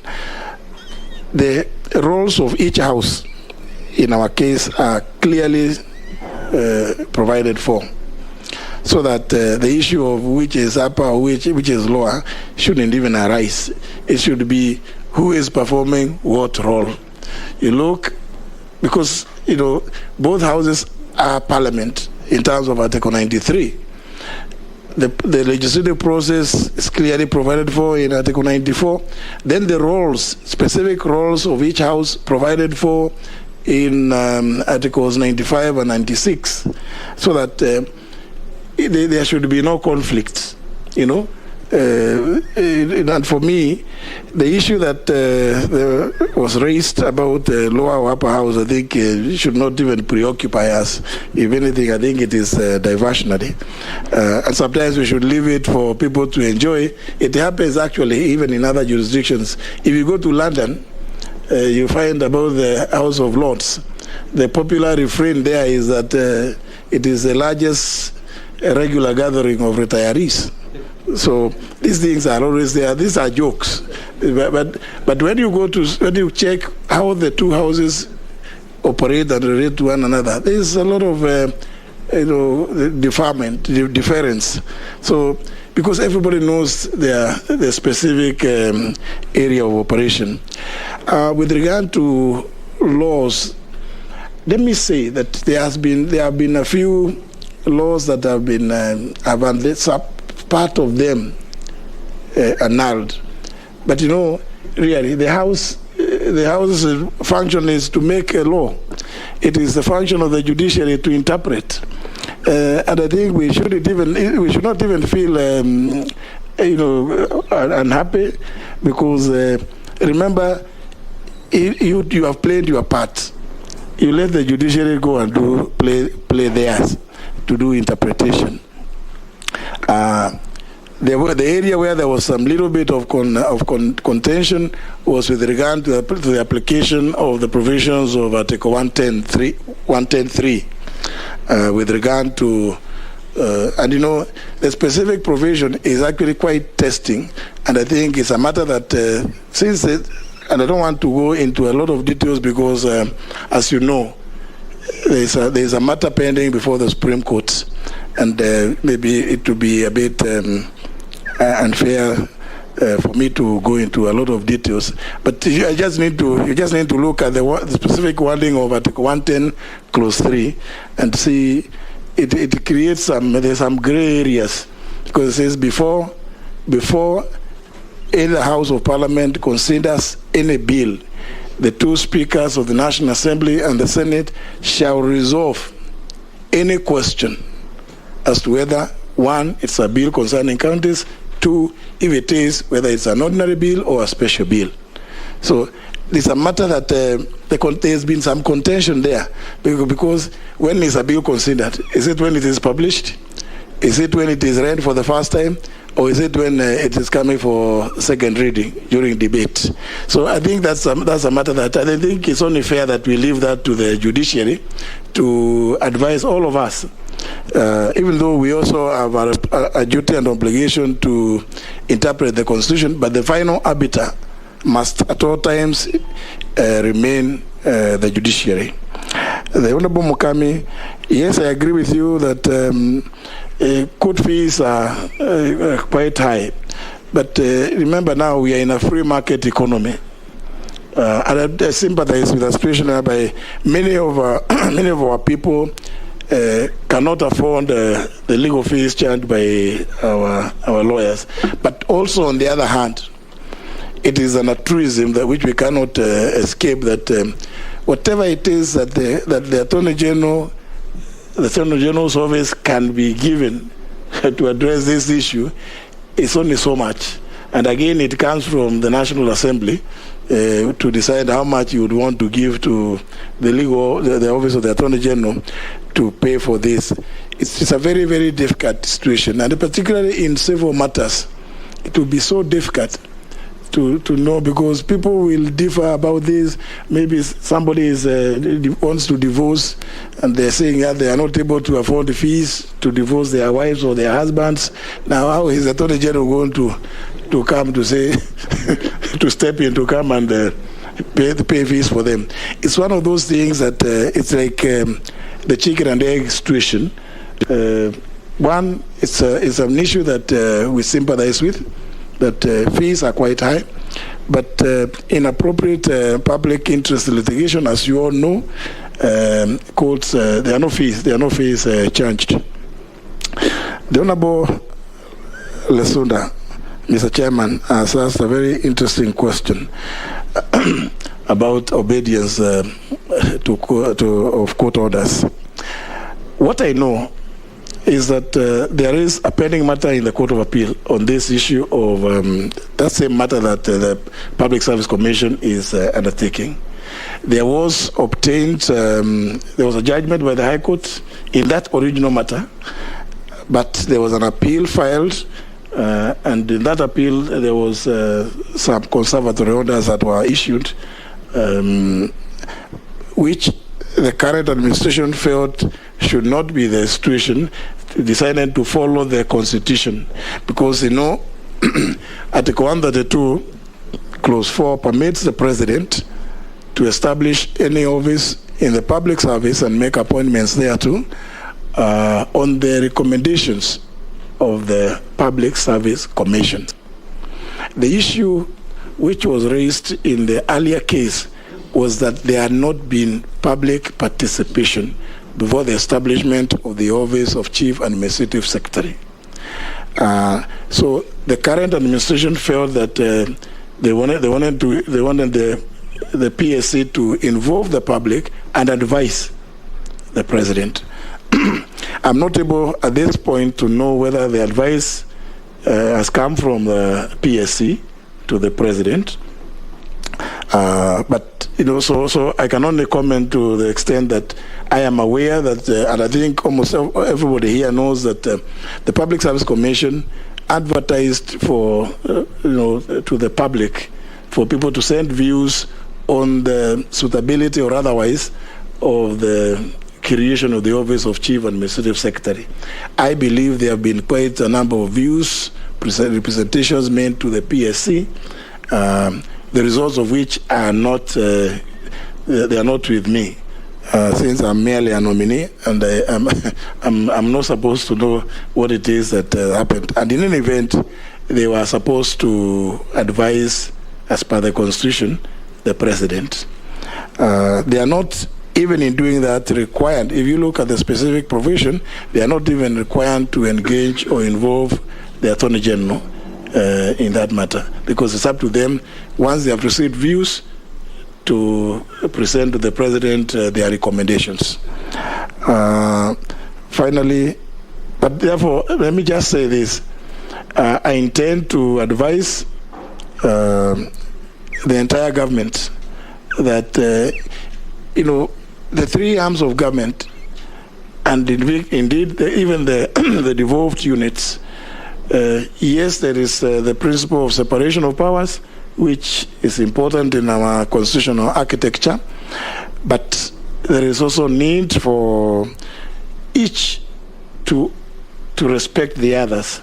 When Parliament makes a decision, the executive should respect that decision, and so the same should apply to just judgments that have been given by courts. If there have not been any appeals, or even if there are appeals, they should be obeyed to the extent that an appeal has not invalidated the orders that may have been made.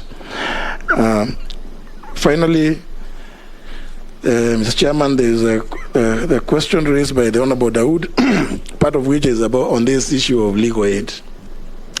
See, legal aid must be understood to not just be limited to pro bono services.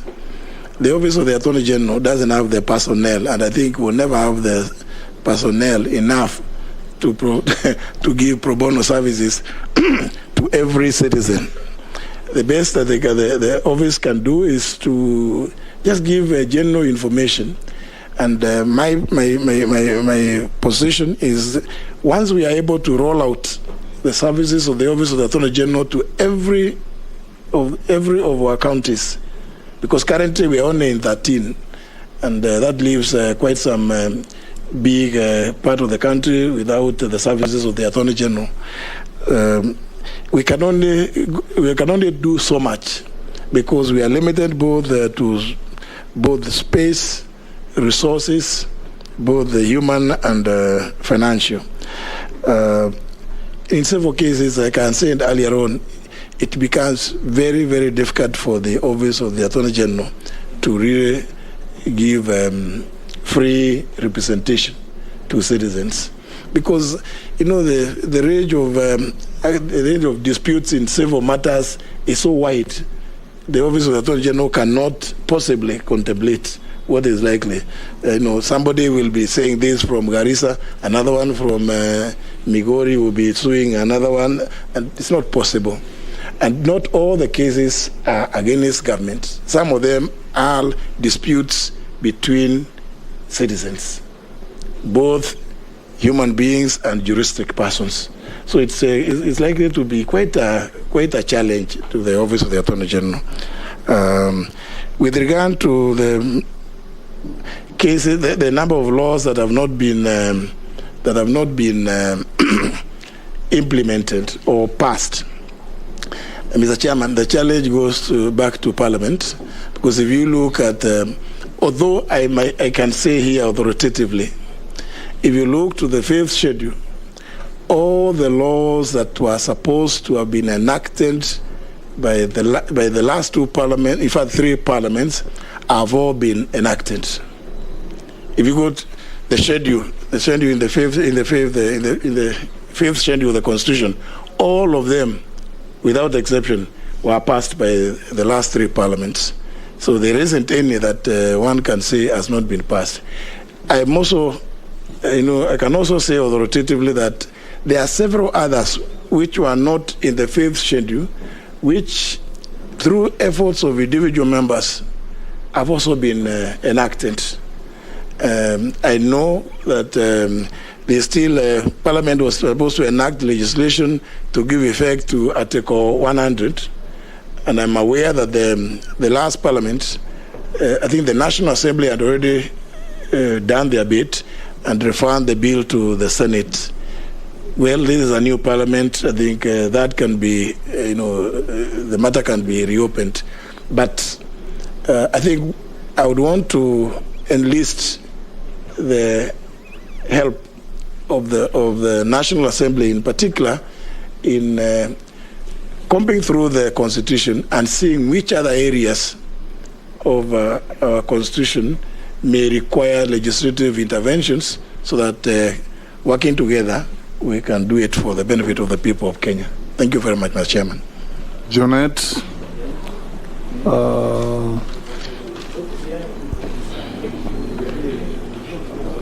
Koech, Raso, Mule. You'll all have an opportunity, don't worry. At one question each. Yeah, thank you. Thank you, Mr. Speaker. Chairman, Honorable Attorney General nominee. My question is, you have served as the Speaker of the National Assembly for the last 10 years, especially under the new Constitution. You're the first Speaker who came after the new Constitution was promulgated in 2010. So 2013 was the first Parliament to implement. And as you are aware, the biggest problem with following the law, the Constitution, is normally with the executive. And for that matter, they will want to interfere with other institutions and other arms of government, like judiciary and parliament. What is your experience as a Speaker for 10 years? Was there a lot of interference from the executive? And as now someone who's sitting as the Attorney General, what will you advise the government on how they should not interfere or not to deal with other arms of government? And also the issue of how do you intend to make sure the country is run by the rule of law and constitutionalism, that the executive is the one that normally has a problem with the law, as I've told you. So how will you make sure that they follow constitutionalism? An example, a point in case, as late as yesterday, is that the Constitution says, and I'm happy that's what the new government wants to implement. They were making the police service to be very independent and making the Attorney General, the IG, have financial independence and those things. But yesterday, I came across an incident, Article 245. It says that the minister in charge of police can give police orders in terms of policy issues. But no any other person can give the police instructions on what to do. But the president gave them instructions yesterday to disband a unit of the DCI. Is that constitutionalism, Mr. Attorney General?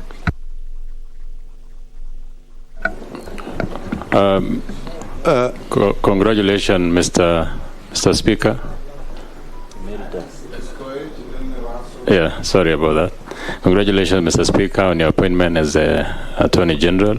One is the courts ruled on the CDF, Constitutional Development Fund. Up to now, there has not been disbursement, even emergency. What is your interpretation on the ruling? And going forward, then, what will you, how will you guide the government? Thank you. Thank you very much, Mr. Speaker. Honorable JB, congratulations on your nomination. If the House approves your nomination, you are likely to have worked in the three arms of government, maybe among the few. My first question is, what will haunt you is what you pronounce from the floor of the House, why the executive must respect the summons by Parliament. And you kept on saying severally.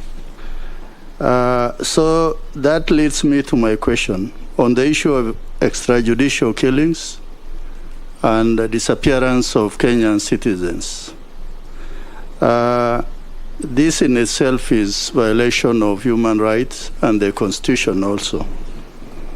What are we likely to see under your watch as the state legal advisor? Thank you, Chair. Mule. Thank you very much. I want to say congratulations to Honorable Muturi. We have worked closely together on the TB caucus for 10 years. Mine is on two fundamental issues which lies with the Office of the Attorney General.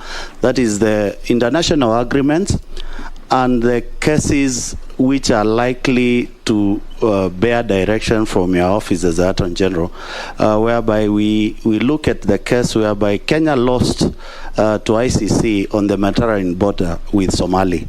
And I do intend to appeal or advise the government of the day on how best to resolve that dispute instead of going full throttle to claim the good stature. The second one is the issue of Migingo, which lies in that preview of the international borders of Kenya, whereby Migingo has gone silently and we are not aware as Kenyans at the end.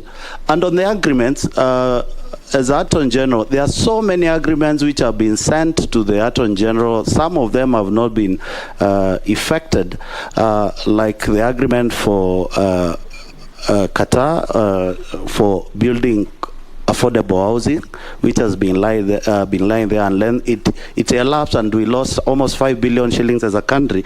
And also the agreement between Kenya and Britain regarding the issue of Tuk in Laikipia, which really affects the interests of Kenyans and the interests of our international relationship with Britain. As the Attorney General, and if we approve you, how are you going to deal with these issues which are clearly within your office and advise the government the best way possible? Yes, Honorable Muturi. Thank you. Thank you very much, the Chairman. The Chairman, the Honorable Minority Whip, the Honorable Junaid Mohammed, raised the issue of interference by the executive on the issues of the rule of law and constitutionalism. But I think he directed himself, the intention was to ask the last question on the disbursement of the SSU, as I read it. I didn't know that there was such an outfit. But Mr. Chairman, every government is elected on the basis of some program and policy that it has to formulate when in office. And this government has clearly indicated that they want to get to be involved,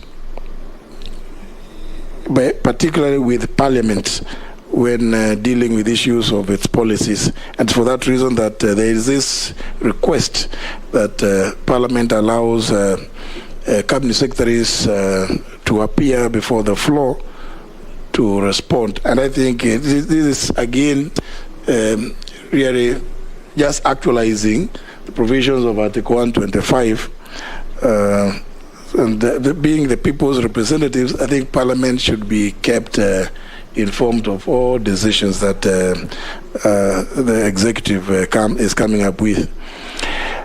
My view is that every arm of government should know what is required of it under the Constitution. The Office of the Attorney General seconds legal counsel to every ministry.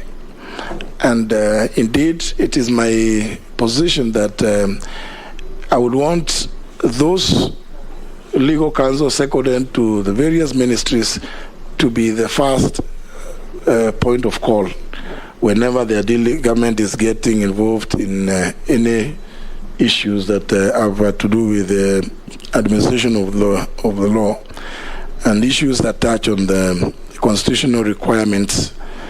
But let me say, the president is the hand of the executive, and it is quite in order for him to use what has been said by his cabinet secretary maybe quietly, it is quite open to the president to say it publicly that he has instructed for this to happen. Remember, indeed, he is the foremost spokesperson of the government and indeed of the country. And therefore, I don't see any interference, so to speak, with the functioning of police. And I think we all must allow that from time to time, communication will be made which explains what government is doing with regard to various activities that are taken by various agencies. Honorable Koech, Mr. Chairman, raised the issue of the CDF ruling that came on the 8th of August. Quite an interesting date for the ruling to have come, because I was reading it as I was driving to the village to go and vote the next day, and it was a bombshell. But I think consultations are ongoing. It is agreed by many people that that what CDF has been able to achieve in this country is phenomenal, and I think we can be able to work on around ways. Remember, there were some areas that the court took issue with. One, the area of shareable revenue, so that we can address that one as Parliament. Actually, Parliament can address that one by going through, look at what is provided for in Article 202, so that CDF does not become part of that mechanism of sharing national revenue, so that what remains with the national government becomes the place where CDF should be hyped off from. So I think if we can consult on that area, I think we can make the necessary adjustments. And it's unfortunate that as a result, no disbursements have been made so far. I think it's really an unfortunate situation. The other area which we need to address, and I think this is within your powers as members of Parliament in the National Assembly, is what the courts went to great lengths to explain about service delivery. And I'm sure, Mr. Chairman, looking through these members, these are fairly clever members. We can deal with that. I think it's something that we can work on. And I'll be available. Because I truly feel that CDF should continue. On the issue of extrajudicial killings, Mr. Chairman, I think I would want to associate myself with the outrage that His Excellency the President, expressed yesterday. I think, being a country governed by the rule of law, we should never have a situation whereby, this is happening in our country. And from me, you can expect that we will be, advising the relevant agencies to be on the lookout that even this is a way of actually burdening the taxpayer, because those who lose their loved ones through these processes obviously end up suing the government. The government has no money of its own. That money comes from the taxpayer. And I think we also need to revisit, and I want to make a plea to Parliament, because I know you also make a lot of recommendations, that we need to bring back this issue of surcharge, that individuals must be surcharged when they do things which are outside of their official responsibilities or duties that they are given to. The Honorable Mule, on the issue of international agreements, and I'm doing it very quickly, I will need to study the issue of the maritime dispute with Somalia, as well as the report that came from the committee that dealt with the issue of Migingo. I believe these countries being our neighbors is something that we can be able to amicably resolve. There's no need of going to war over such. And I think because I know there are some reports there's some reports. And on this issue of the dispute with Somalia, I know there is a matter, there's a committee that is handling it, and I'll need to go through it and be able to make an appropriate decision. The same should apply to the issue of Batuk. They call it the British Army Training Unit in Kenya. I think the last that I know of, and I think Mr. Chairman, here we are lucky in that the Honorable Dido Raso was in that committee, and they know that they made some recommendations which were actually pending ratification by the House, but unfortunately the House went into sine die recess. So it was a matter that will be coming up to the House actually before for more ratifications. Yeah, thank you very much. Our time is up, but there are members whom I can clear up with. Honorable Murugara, Posing, and Amisi. 1 minute each, please. Thank you, Mr. Chairman, for my 1 minute. Congratulations, nominee to the office of the Honorable Attorney General. My question is this. Of late, we've actually seen the office of the Attorney General almost being mutilated, such that most of the agencies have been taken away from there, and maybe that is the reason why everybody believes it's losing color. Initially, even at independence, it had possibly all the departments, including prosecution, it had possibly the judiciary, and many others. We've seen the Executive Order number 1, which now vests the liaison between Parliament on legislation in the office of the Prime Cabinet Secretary. We are also told that soon you'll be losing the Asset Recovery Unit, because they believe it should not be anchored in office, should actually be with the anti-corruption.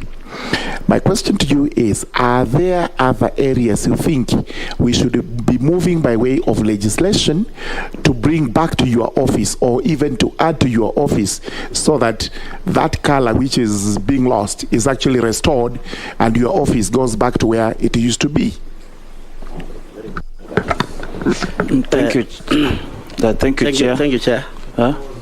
It was okay. It was him and myself, then him. Okay. Yeah. Thank you, Chair, for this great opportunity, and congratulations, Honorable Speaker, for being nominated to the office of the Attorney General. Chair, this is a very fundamental question, the nominee Speaker. It was asked by Honorable Bayer, but indifferently. Chair, you've been the Speaker. There's been this problem between both houses, that is National Assembly and Senate, particularly on summoning of ministers by committees. You find that this committee invites a minister for this question. The next minute you see the same minister is being invited in Senate, even on issues that might not even be necessarily be for counties. And that, Honorable Speaker, is a very, very fundamental question, because it affects services to the people of Kenya. And even the Speaker, it becomes even more necessary now that there's a proposal to amend the standing orders to bring ministers into the House.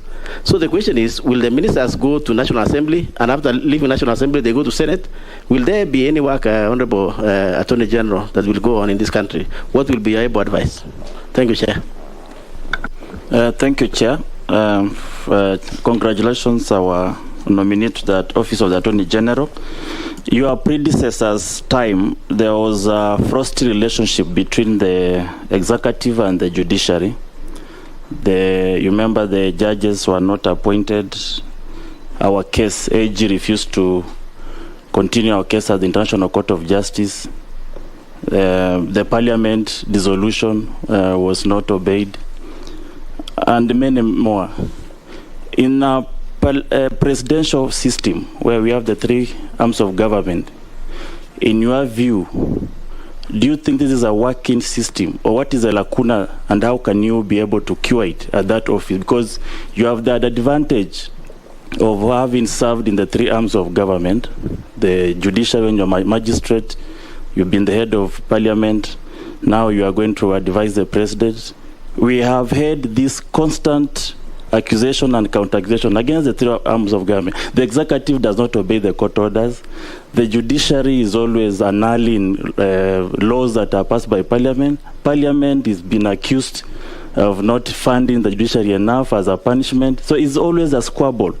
How are you able to come in? Because you've had the advantage of serving both of you. We want to see change. In fact, you are the first politician to ever hold that office. Is Kenyans being hopeful in this, in your office, in your new tenure? Yes, nominee. So I say we've run short of time, Mr. Chairman. I'll do very quickly. But Mr. Chairman, allow me to inform the committee that I may be not the first person to serve in the three arms of government, knowing particularly the chairman himself began in the judiciary and has been in the cabinet. So that's maybe something that not many Kenyans are aware of. Yeah, I may not be the first one, but it's a good point. Let me go to the question by the Honorable Morugara.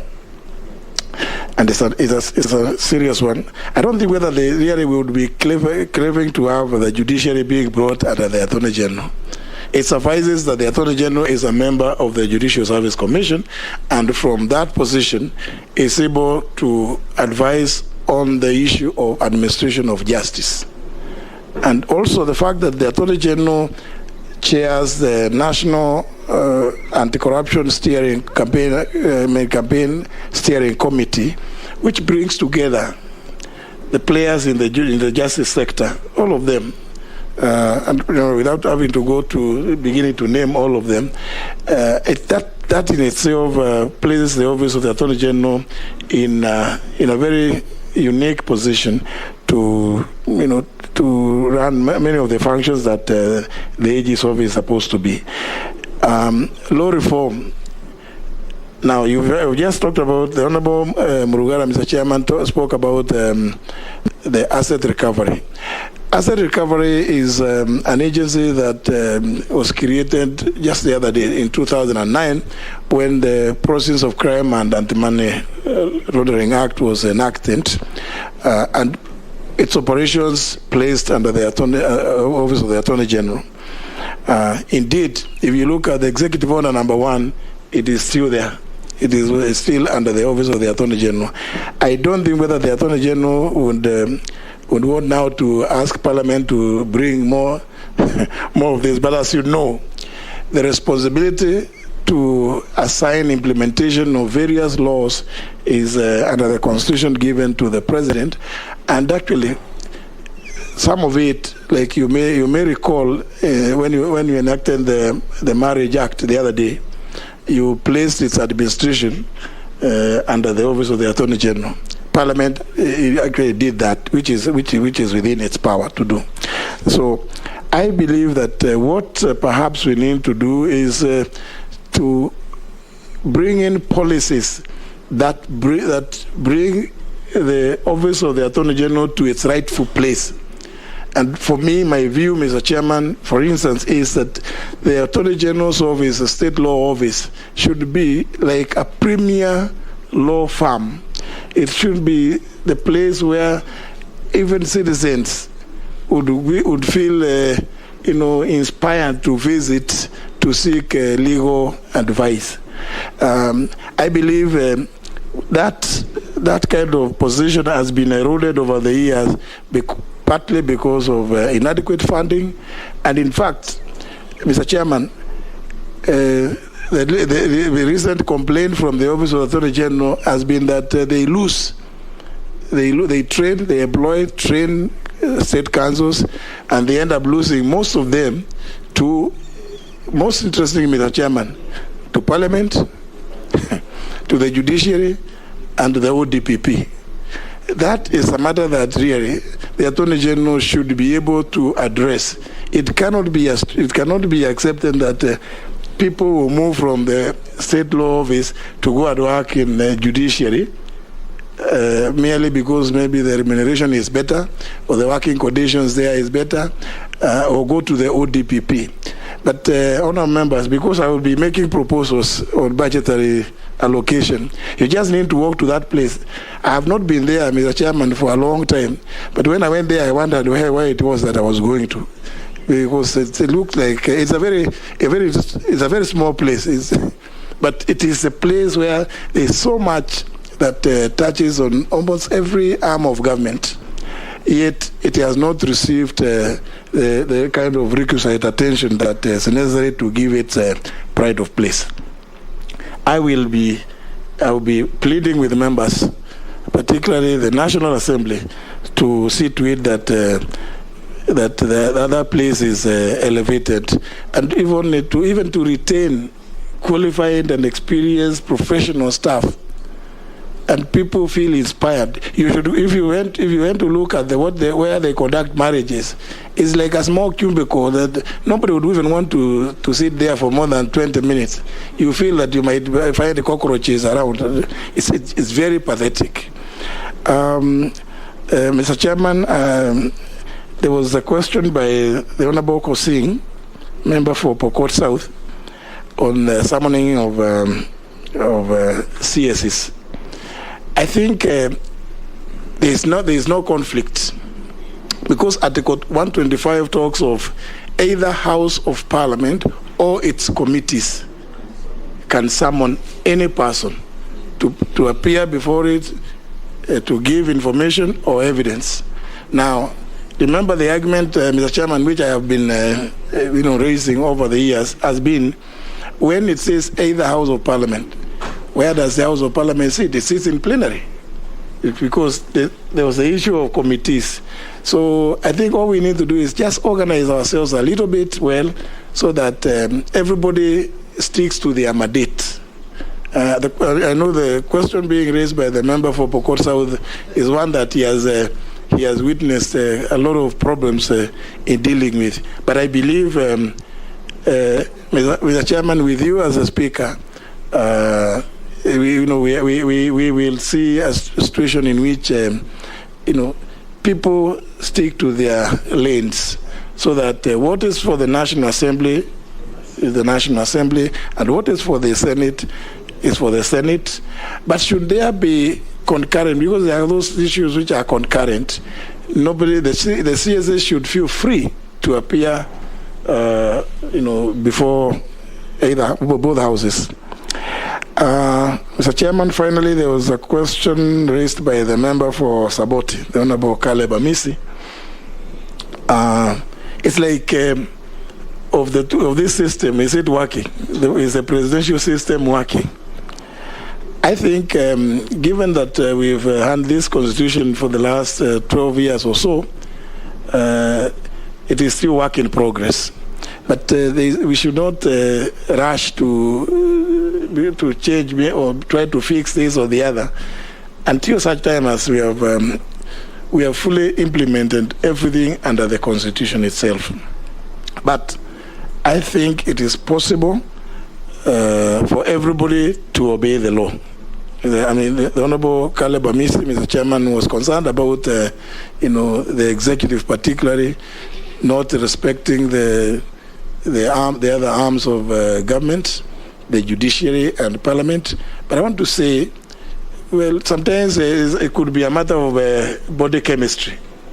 That maybe somebody felt that certain decisions were not favorable.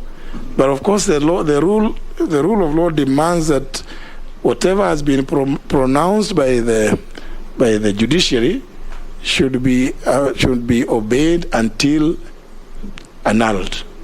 If it hasn't been annulled, the executive has no option but to obey it. So the same should be, especially, and I intend to really ensure this is followed, reports of parliamentary committees, because if we don't implement them, then it means that we are wasting taxpayers' money getting committees of the House, and the House coming to adopt those reports and make certain findings. I think it's only fair that there should be a mechanism. I know in the past there used to be something which was called Treasury Memorandum on Implementation of past reports. I think we should go back to that so that Parliament also is seen to be, so that whatever it is Parliament does is not seen to be acting in vain. If Parliament has recommended something, I think it's only fair. If somebody, the implementing agency, thinks that there are difficulties, they should again appear before Parliament to explain those difficulties or why they are not able to implement what Parliament adopted. Thank you, Mr. Chairman. Thank you, Honorable Muturi. Can I ask you one simple question? You and I have a history of having been magistrates, and when we were, you may recall, at 9 on the dot, you are on your bench. 2 on the dot, you are on your bench, dispensing justice to the public. Today, probably the only institution that keeps time in this country is Parliament. You go to court, your case is set for 9. By 11, there is no appearance of the judicial officer. Sometimes it gets to 1, you are told try at, you don't even come for the case, you try at 3 or 4, and then eventually a clerk comes to announce to you that the judicial officer is unavailable. As a member of the Judicial Service Commission, what is going to be your engagement with the judiciary to ensure that we go back to the old working days and times? Because justice delayed is justice denied. And if you tell a litigant to be at the court at 9, they also budget for their time. That they'll be there at 9 and go to do something else. Then you just come and sit and yawn at the law court from morning to evening and go back home without your case being attended to. Thank you, Mr. Chairman. I think, and you put it correctly. And I'm sure all these members are aware. I think it's only Parliament. It's only Parliament that is known to observe time, particularly in plenary. Let me emphasize, particularly in plenary. Mr. Chairman, and my position has always been, which is in the standing orders, that if for one reason or other a committee has not been able to start 30 minutes after the appointed time, you just disband, you adjourn. In the case of courts, I think it is something that we really must work as a policy, that in fact, being late, and during our time, as you've rightly pointed out, Mr. Chairman, if we were late by even 10 minutes, when you appear, the first thing you said was to apologize to the assembled litigants and counsel, because you always felt it was, you have done something so abominable that you want to apologize to the people in the court. Today, as you rightly said and have observed, that has disappeared. I think Judicial Service Commission should revisit those because these are just standards really. And we talk about backlog of cases. Some of it, the contributor is this non-appearance by judicial officers or lateness. I think there has not been sufficient monitoring of the conduct. In fact, I would call it the conduct of judicial officers when dispensing justice. And that, in a way, has contributed to both, with respect, sometimes you look at the quality of the output and you wonder whether the people making those decisions are really vested in the same institutions as you and I did. And it's a matter that I intend to, again, it's just to make suggestions because it's for the betterment of this country, it's for the good of the entire country. And I agree with you, Mr. Chairman, justice delayed is justice denied. We, judicial authority, again, judicial authority is derived from the people. And the judicial officers cannot imagine that they are supposed to lord over them. They derive whatever authority from the people. That's in Article 159. Thank you, Mr. Chairman. Thank you, Honorable Justin Muturi, nominee for Attorney General. I'll now avail you 3 minutes to make your final appeal, if any, to this committee. Mr. Chairman, first of all, I want to thank you and thank the members of this committee. I think this has been a very useful engagement, and if approved, honorable members, I promise and undertake to do my best to give the best available advice to government, both at the national level and at the county level, in a collaborative way, as provided for in the Constitution, in the form of independent but interdependent. Thank you very much. You are released to go, Honorable Muturi. Thank you. Thank you very much. Thank you.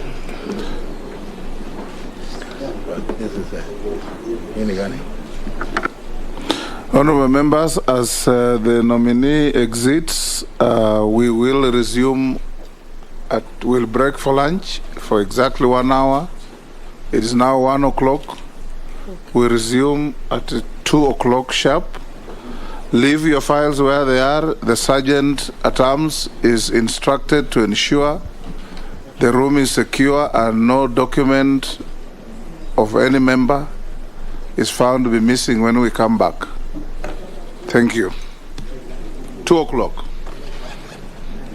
Na mtazamaji, kama unavyotizama kikao cha pili au ile zoezi la kupiga msasa ya mmoja wa wale ambaye vile vile wanatafuta kuwa katika baraza la mawaziri au kuweza kuhudumu katika serikali, bila shaka ni aliyekuwa spika wa bunge la kitaifa Justin Muturi amekuwa kwenye kikango akielezea kamati ya watu 15 ambao wametwika jukumu la kuwapiga msasa jinsi atakavyotekeleza wajibu wake iwapo jina lake litaweza kupitishwa, na ameweza kuulizwa maswali chungu nzima kuhusiana na ofisi hiyo muhimu zaidi ya serikali. Kumbuka kwamba jina lake likipitishwa, basi atakuwa mmoja wa wale ambao wameingia kwenye daftari za kumbukumbu kama mmoja ambaye ameweza kuhudumu katika hasasi 3 za serikali, na kwa hivyo ameulizwa kuhusiana na jinsi atakavyo shughulikia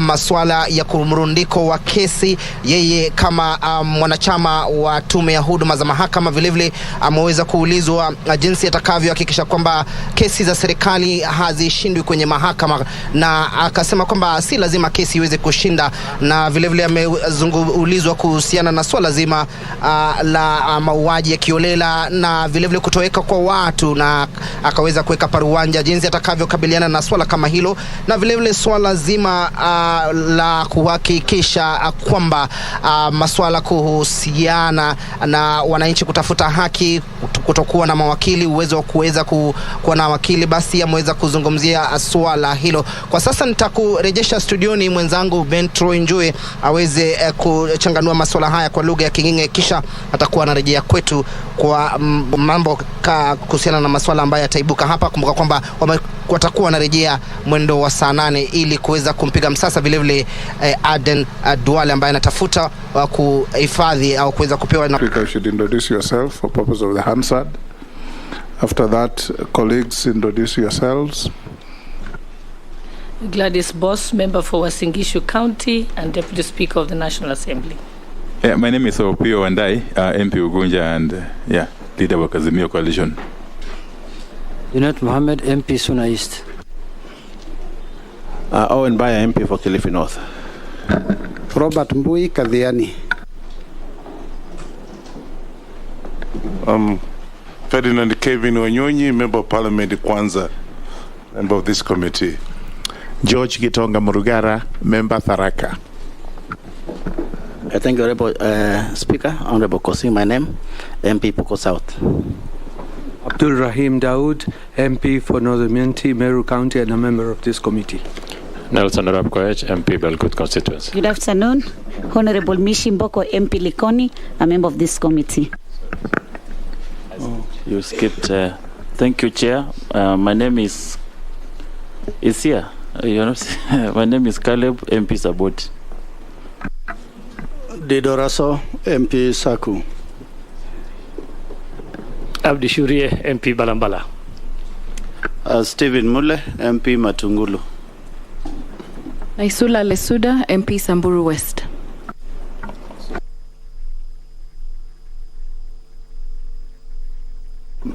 The clerk to introduce her team. Thank you, Mr. Speaker. My name is Sarah Kyoko, Acting Clerk of the National Assembly. I'm accompanied here by the Deputy Director, Legal Services, Mr. Michael Karuro, and other staff of the National Assembly who are assisting the committee. Thank you. Honorable Duale, welcome to the committee. We will proceed as I will guide you. When we finish these preliminaries, I'll give you about 10 minutes. If you can use less, the better, to introduce yourself and tell the committee about yourself. After that, we will go into the process of verification of your documentation. And upon doing that, then we'll go to members asking you questions or making comments about you.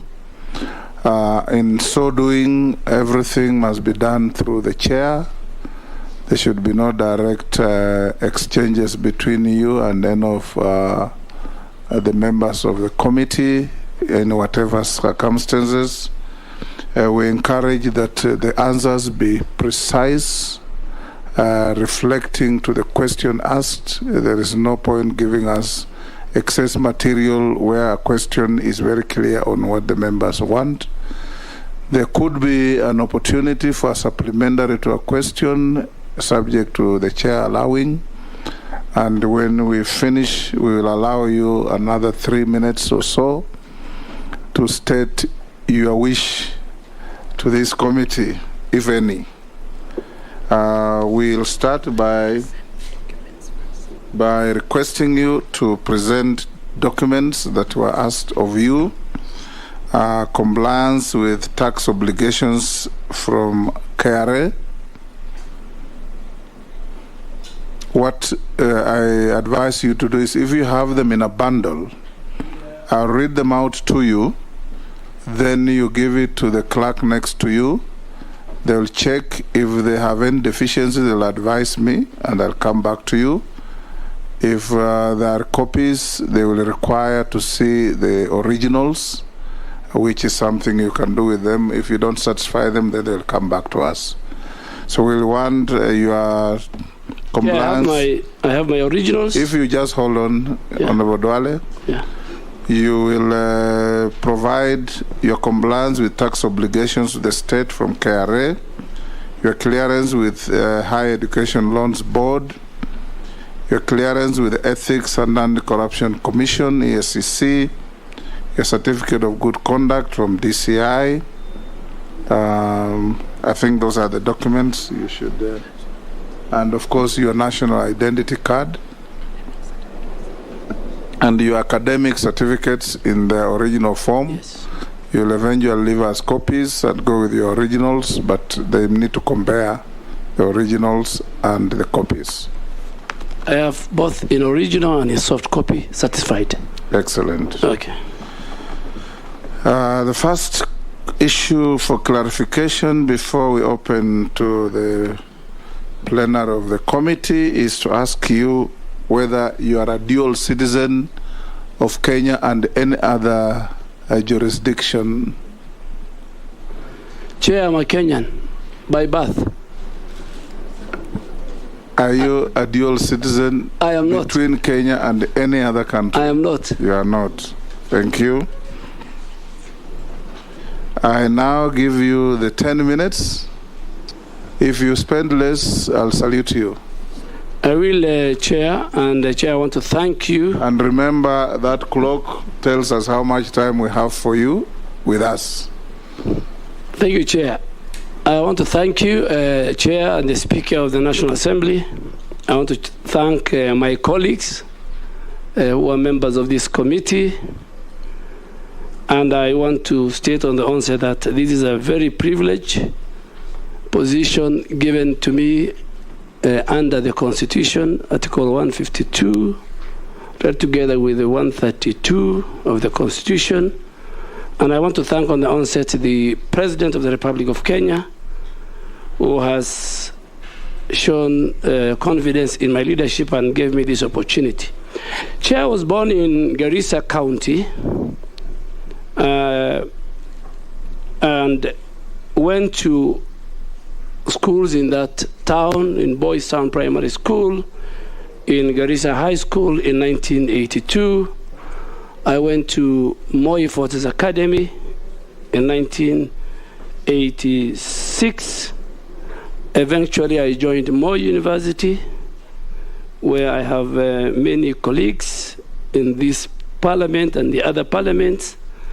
And finally, in 2012, I did my MBA, got my MBA from Jomo Kenyatta University and Technology. Chair, I served in a number of public institutions, both private and public. I was a board director of Kenya Broadcasting Corporation. I was involved in livestock marketing institutions and working with donors. Later, I joined the private sector as a businessman. But in 2007, Mr. Speaker and Chair and members, I was elected as a member of parliament for Dujis constituency on ODM ticket, then a Popular Party. And in April of 2008, under that Grand Coalition government, I had the opportunity to serve under President Kibaki government, led together with the former Prime Minister as a Deputy Minister for Livestock. At that time, I was also the Vice Chairman of ODM, in charge of political affairs, until 2011, when me and colleagues, including the current president, joined and formed a party called URP, in which I was elected again in 2013. And in 2013, after my election as a member of parliament for Garissa Township, I had the opportunity again to be accorded by my party, that time it was a coalition party with the TNA, to occupy a constitutional office as the first majority leader under the 2010 Constitution, which I served until 2020. And after 2020, again, it was not my wish, but again, I had to change party from URP to Jubilee of 2017, and then now I was elected as a member of parliament for Garissa Township under the URP party. And I'm glad that I have served the leader of majority, which I oversaw the passage of over 150 bills, both public and government and private, and over 500 motions. And now I am on a seat that I was part of the appointment committee since 2013. So I have the privilege of sitting on the chair that I think all those who served in government that required vetting by the National Assembly said. So I'm very privileged, Mr. Speaker and Chairman. Thank you very much. Thank you. In your long public career, have you ever been adversely associated with practices that depict you in bias, favoritism, or nepotism in the discharge of your duties? No, Mr. Chairman. Could you tell this committee your financial net worth?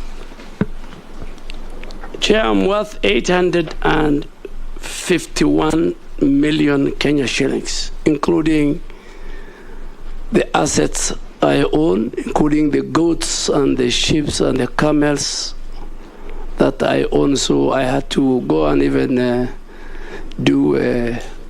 in 10 days' time, I had to go and value my 231 camels somewhere in Kitui County. You are in Kitui County as well. So my net worth is 851. What is your current and anticipated sources of income?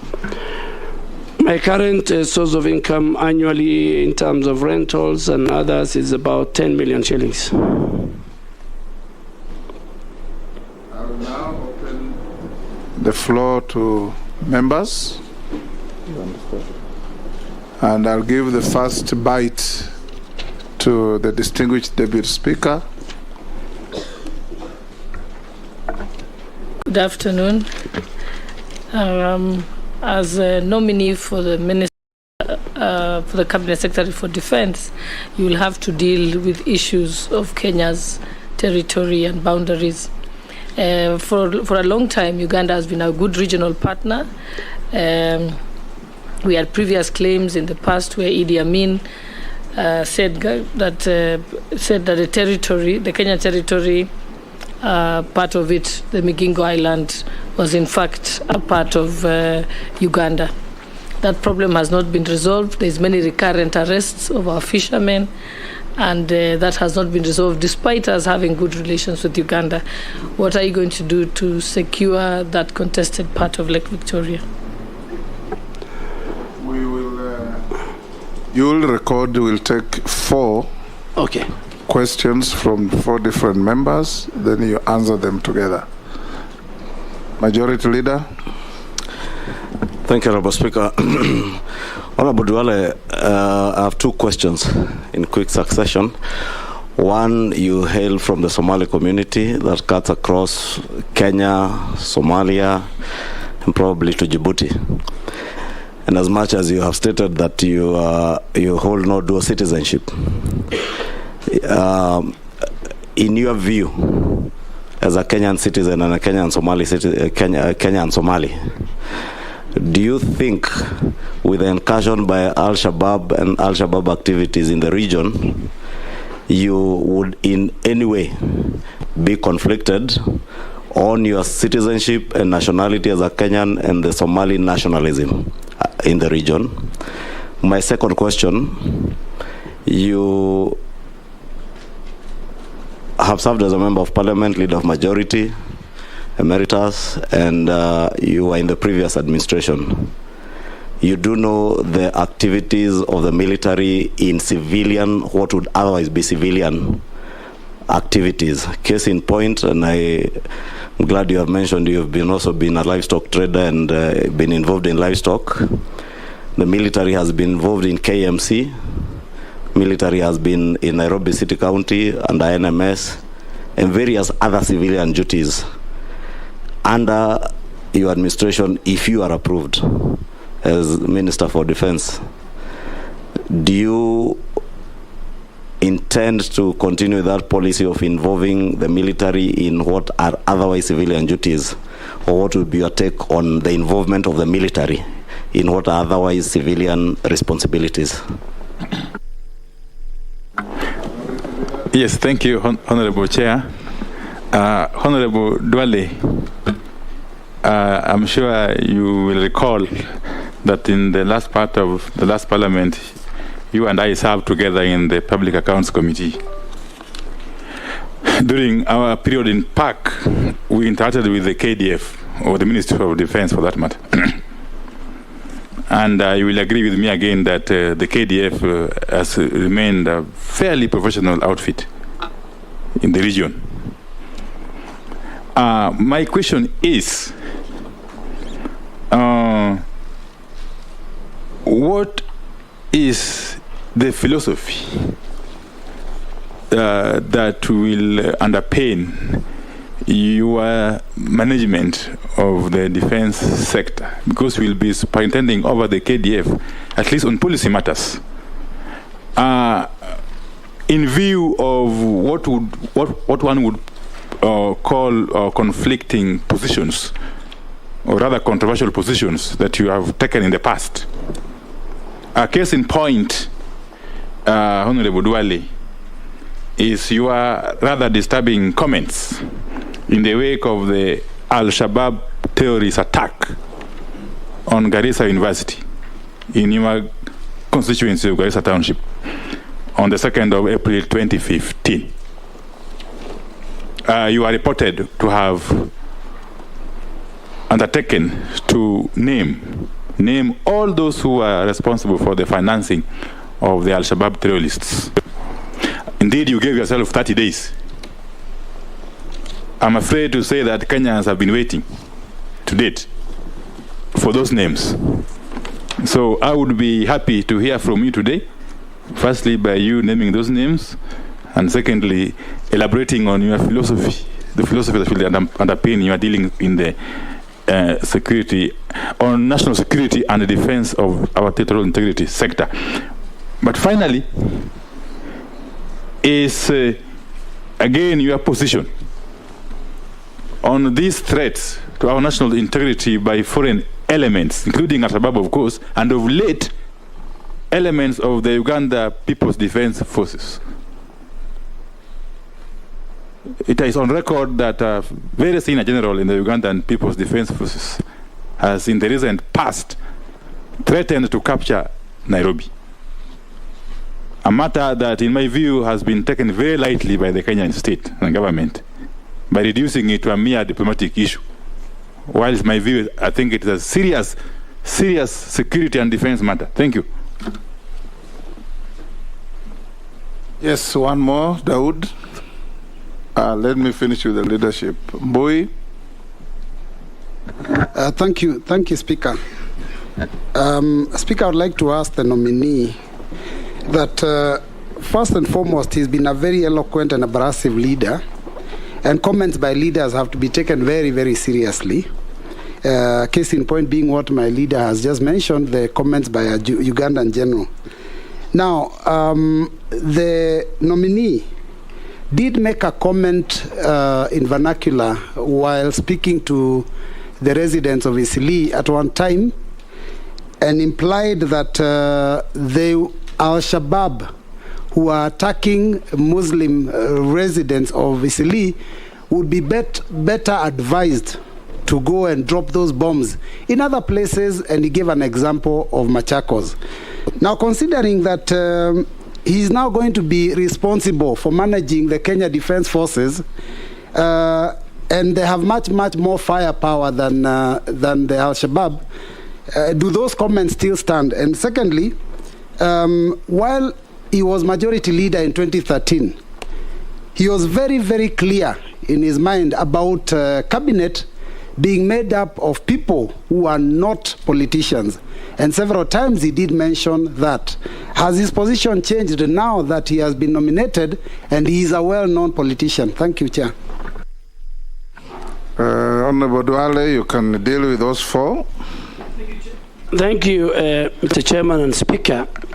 Let me start with the question by Honorable Boss Sholei, the Deputy Speaker. I agree with you that the key mandate of KDF within the reading of Article 241 is to protect the sovereignty and the territorial integrity of the Republic. That is the core mandate of KDF. And that will stand. KDF will at all times protect our nation from any external aggression. Coming to the matter of Migingo in Uganda, there is already a boundary, government boundary committee which was set up, which is yet to give its final report. And along that line, the international boundary committee under the office of the president, in terms of the executive order, is also dealing with the matter. And more so, there is an MOU between the Kenya Defense Forces and the Ugandan Defense Forces on a number of cooperation agreements. And I think that will also help in solving the matter.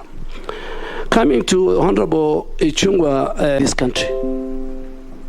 Somalis, not only are they in Djibouti or in Mogadishu, in Somalia, Somalis have a congresswoman in the US.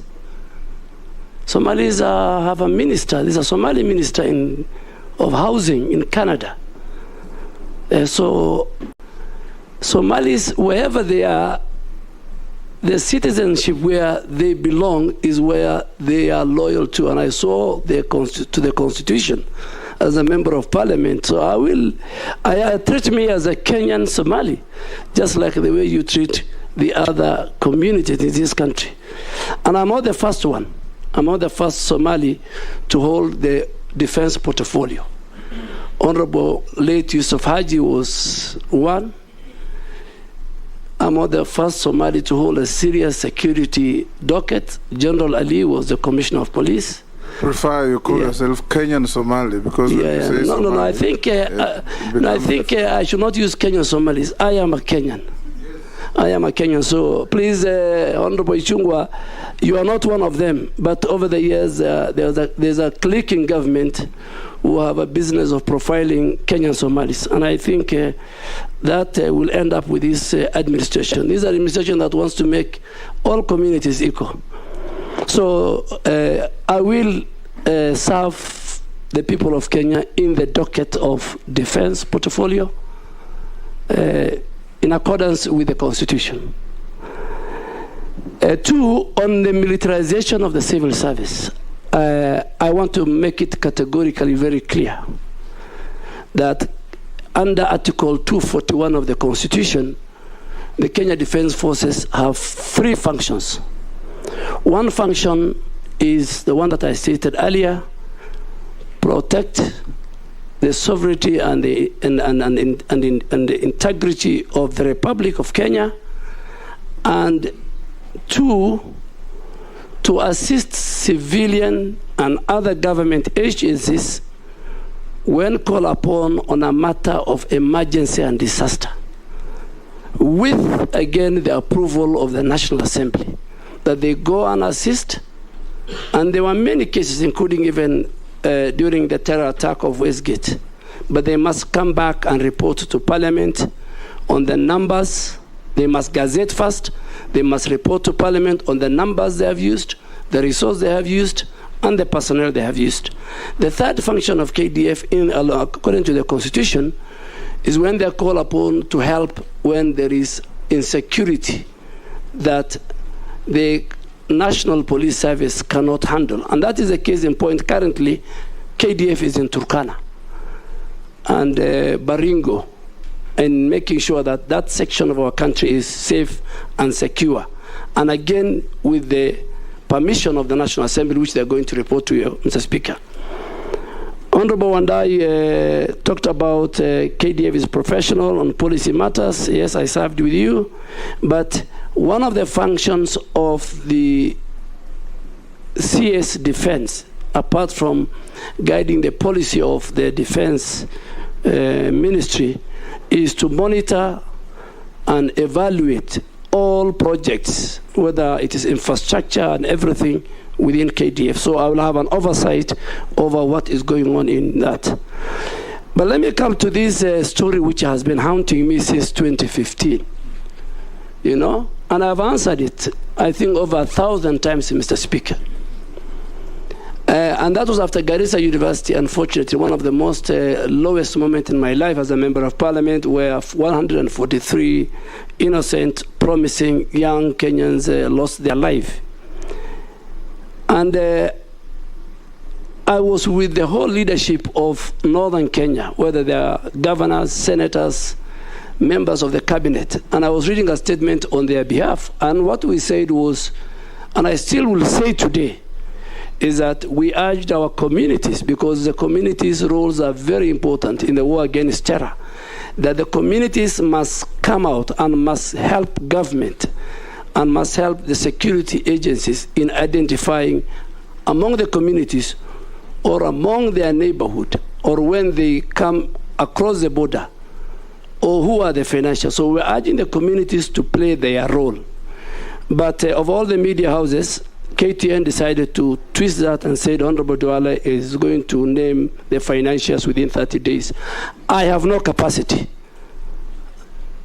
and I don't have the constitutional mandate to investigate who are financiers. That is, I think, the job of the Director General of National Intelligence, General Kamweru.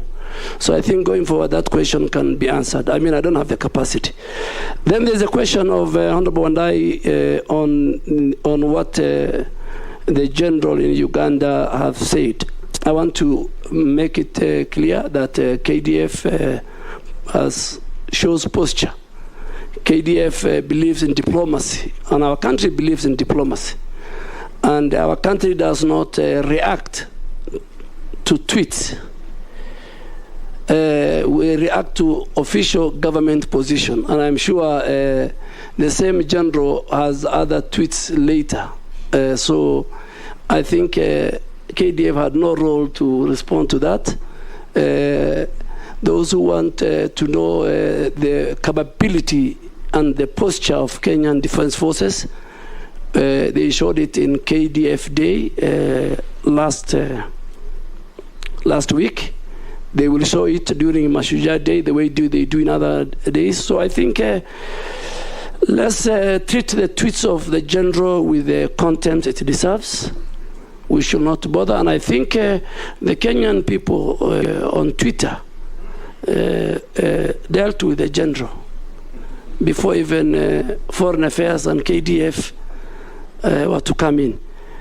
Honorable Mbui, I think you need to, because you have a background of a general.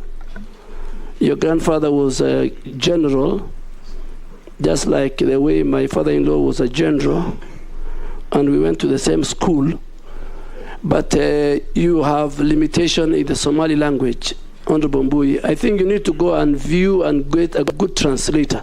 The same statement I made in Somali, in Isli, Mr. Speaker and Chair, was again misrepresented by one of the media houses I don't want to mention, but I don't think I am that reckless. I have served the people of Kenya in various capacity, and I don't think I will, and I have not discriminated. I am ready to work and protect the people of Kenya, defend them as per the Constitution. But, Mr. Speaker, if I just go back to the issue of, which I didn't answer well, on the militarization of civil service. If you look at Article 4 of the Constitution, it says Kenya is a multi-party democracy. So the military and the defense have their place in the Constitution. And that is why, again, Mr. Speaker, it says KDF must work within the national values in Article 10, Sub-Article 2, in Article 232, Sub-Article 2, on public service values, and in Article 238, Sub-Article 1 of the Constitution. And all those values give KDF its place. So let me make it here that I think it was wrong to bring Kenyan defense generals to run civilian authorities like NMS, have a devolved function, like Kenya Meat Commission, which will need to look at it, you know, that you cannot just wake up one morning and remove a general from the barrack and bring him. Mr. Speaker, if that is not checked, and I think going forward, not only the military, Mr. Speaker, the DCI personnel, the intelligence officers were put everywhere in our country in the last 4 years. And I'm sure the new administration, when it is completely constituted, we will ask everybody, particularly if I speak for KDF, everybody to go back to where his place and space is within the Constitution. If your place is the legislature, be at the legislature. If your place is at the barracks, be at the barracks. If your place is at the National Intelligence Service, be at the National Intelligence Service. Unless you're called to do extra service in the course of duty of the nation.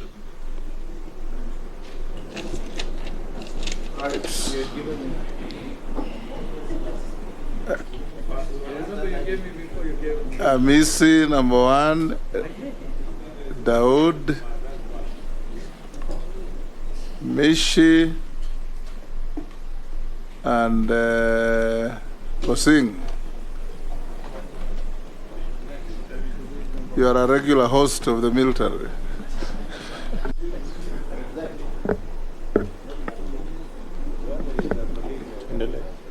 Okay. Thank you, Chair. I thank you, Chair, for giving me the first opportunity, at least. To the nominee, you have a background of politics. Maybe you got a good part of your life. You've been in politics. And we've known you to be loud, cacophonous out there when there is national issues. You are loud and sensational. I've used that word cacophonous because that is it. And the position you are going in is a docket that requires people of calm demeanor. People, is a docket that is rooted in secrecy for the good of the nation. But here you are an individual who always wants to talk about something of national issues. Are we going to see a more calm Duale for the good and the security of our nation, or you'll still talk out there? In some cases, we may also have a slip of the tongue and take us to war. It happens.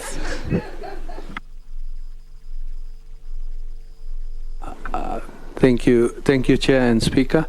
First of all, congratulations to the nominee for defense, Honorable Duale. And I want to agree with you. You are first a Kenyan and later a Somali, because I'm first a Kenyan, then a Mumeru, then I'm a nation. I want to ask you, Honorable Duale, because if you are approved as the Minister or CS for Defense, KDF always does recruitment every other year, but to get into KDF, you have to part with a lot of money. There is corruption, there is bias, there is discrimination. How will you ensure that that is stopped and meritocracy is there? The second thing is about buying or military hardware. We have not been to war for ages, I know. We're just giving peacekeepers. But our budget for military equipment is always there in the budget. So are you, when you come in, will there be some rationalization or reduction in buying military hardware so that we can reduce that budget to go to the hustlers, as you always say? Thank you. Thank you, Honorable Chair, and for giving me this opportunity. And as you said rightly, I'm a host of KDF. Allow me to ask the nominee, Honorable Chair. Honorable Duale, of course, we have been with you in Parliament and as our leader of majority. But what do you think the President saw in you to nominate you to defense? Not any other thing. Not finance. No. What is it that he saw? Isn't that an unfair question? That question should be asked. No, not really. No, it's not unfair. He's capable, Honorable Chair, to handle that. He's capable. Not really. He's capable. Number two, Honorable Speaker, Honorable nominee and Honorable Duale. There's this notion in our security that you only quell insecurity or cat rustling using military operation. And there's something you have been talking, Honorable Duale, very passionately on extrajudicial killing. Very passionately for the years I know you in Parliament. In my view, Honorable Duale, military operation, which of course now, as you know, it's in Tiati and other places, is also extrajudicial killing. And it has never brought peace. This is a fifth government. We have had operation in that area for all the 5 governments. With you coming, Honorable Duale, and you know extrajudicial killing, which this military operation is doing to innocent Kenyans, what will you propose, Honorable Duale, that is different, that will bring peace, harmony in the entire region, and not to militarize people, and not to bring extrajudicial killing in the name of operations. Thank you, Speaker. Yes, Honorable Duale. Chair, one left. Oh, yes, there is. Sorry. Yeah, thank you, Chair. My question is on counter-terrorism and security. And this is about the dilemma of our troops in Somalia as Kenya continue to be hit by the Al-Shabaab. And the reason sometimes people say it's because our troops are in Somalia. So my question is, how do you intend to balance between our national security and human rights issues in terms whereby we keep on losing our soldiers? Again, we keep on losing Kenyans through so many attacks by Al-Shabaab, the Westgate, Dusit Hotel, Kikambala, U.S. Embassy, and so many others. That is my question one. My second question, I want to put a reference from a reading from Major Retired Lucy Wairimo, who is a celebrated military psychologist. He has worked in the Kenya Defense Forces for almost 11 years. And his reading, he has stated that there is a systematic oppression, stereotypes, attitude, prejudices, biases, abuse, and there is also sexual harassment and abuse of women in the military. And this is brought up by the so-called obeying the chain of command.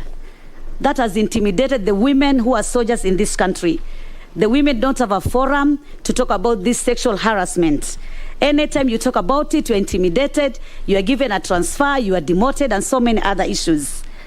So how do you think you're going to put some strategy to ensure that women soldiers are not violated in terms of their rights, that women soldiers can also enjoy when they're in that working environment? And I'm saying this because there's so many cases whereby women soldiers have to run away to safe places, or rather to the centers where they can get some intervention. To finish my question, I want to say, are you intending to review the allowances, or rather the welfare of our gallant soldiers who go for peacekeeping mission? Some are injured, some are killed, the families don't get compensation, the processes are just too long, it is hectic, and so many challenges. The mental health cases, what we have witnessed right now, so many gallant soldiers, they're committing suicide, killing their families, killing themselves. So what are you going to put in place to ensure that even mental health issues are going to be addressed in the Kenya Defense Forces? I thank you, Honorable Speaker. You have violated the rules, but I forgive you. You should be asking just one question. Honorable Duale, you can answer the four. Honorable Duale, Speaker, let me start with Honorable Amisi. I don't know what he meant. I mean, I do and speak based on the work I do. So when I'm the leader of majority, when I'm a member of parliament, I speak, and I speak my mind. When I become the Minister for Defense, if this House approves me, I will speak the way a defense minister is supposed to speak. If the President later changed me to the Minister for Sports, I will speak the way a Minister for Sports is supposed to speak. So I am a veteran, and I think I can do that. So you have nothing to worry. Don't worry about my demeanor. And I'm sure since I was nominated, I have started behaving like a Minister of Defense. So I'm sure you have not heard about me unless I am on the floor of the House, Mr. Speaker. The Speaker, Honorable Dawoodi talked about recruitment and corruption. Yes, I agree, and I have can confirm to this committee it has been coming to the floor of the House every time there is a recruitment of KDF, either through a statement, through a motion, through a committee hearing. And I think KDF has been very, very hard on this. They have been sensitizing the public, telling them don't lobby, don't canvass, don't pay. And at the moment, there are about 7 officers and 16 service men and women who are facing court cases, and 4 of them have been charged. So it's a matter KDF takes it very seriously. Even a number of people who are recruited with fake certificates, if they are found in the middle of the training session, they are handed over to the Anti-Corruption Commission. On military hardware and budget, yes, we must at all times show the military posture. threats, external threats are increasing. They are changing their mode. We have cybercrime. We have new technology. And I think KDF, like any other defense forces, must be at the level that they can defend, protect the independence, the socio-economic well-being of our nation, and the freedom of our people.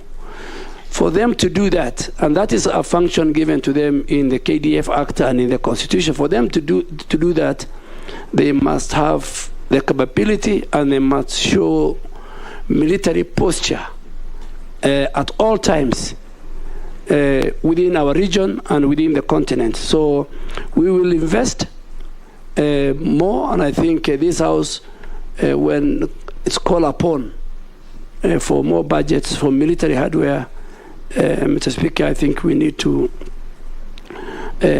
look at that, because external threats are very, very important. Honorable Posing, the Speaker said, I think that question, if you get an opportunity to somewhere with the President appointing authority, ask him why you chose Honorable Duale to go to defense. That is a prerogative right of the appointing authority.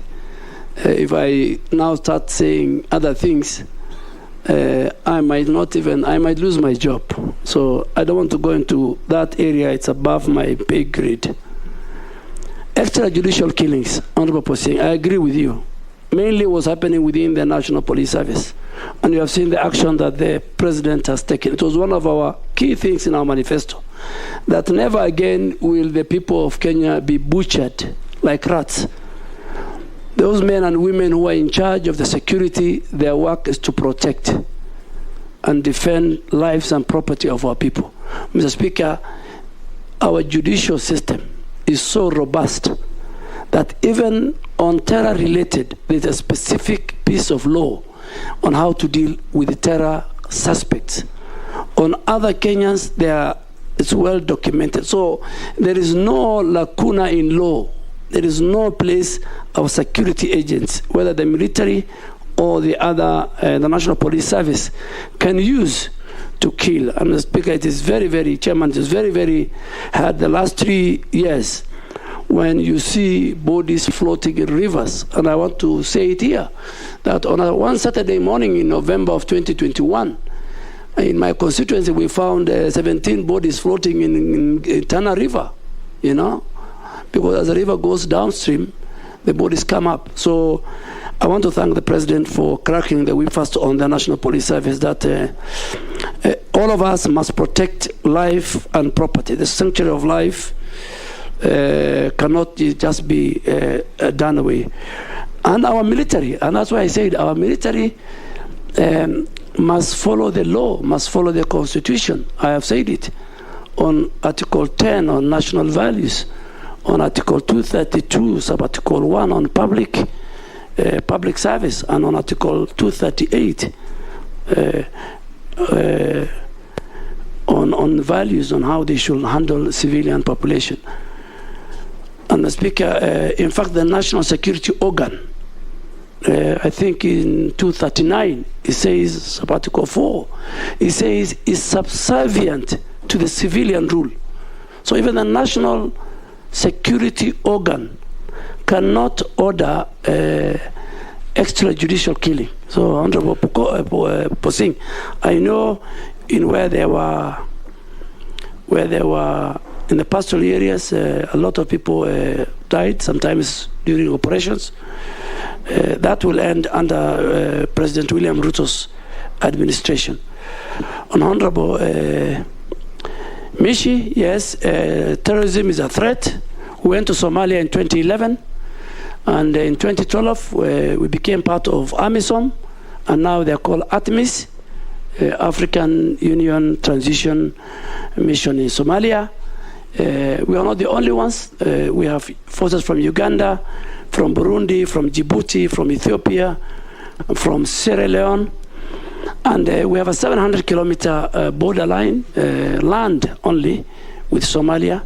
We have to protect our people from the threats of Al-Shabaab and ISIL and Al-Qaeda. But at the same time, we must also protect the human rights of our people. So I think we are in Somalia. We don't want to stay long like other countries. There's a timeline. But we must make sure that we hand over and leave Somalia when we are safe, and when they are safe, and when they can take charge of their country. On the women issue, I think that's a matter, if there's evidence, I think women have really been integrated into the defense forces more than any other country, Mr. Speaker. In 1999, I think, President Moi disbanded the Women's Service Corps. The women were discriminated. They were called the Women's Service Corps. And President Moi said, we want the women to integrate into all the sections of the military. And today we have a Major General, Fatuma, a lady who is in charge of the academy in Nakuru.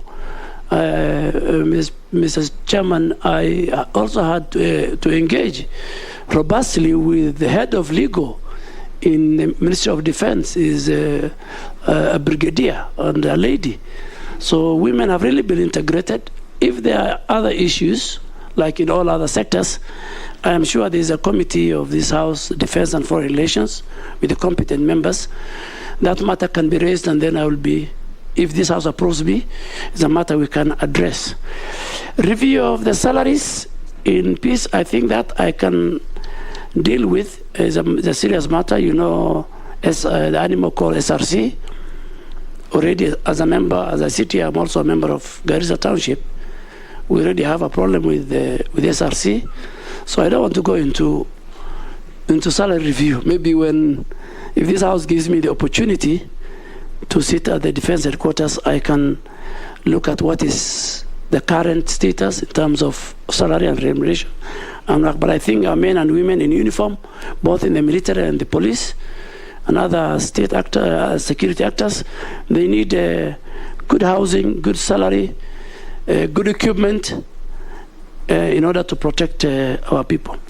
Then finally, on mental health, yes, there is the KDF and the Ministry of Defense have invested heavily. We have a wellness center in Langata. They're building another one in Mariakani. It's being renovated.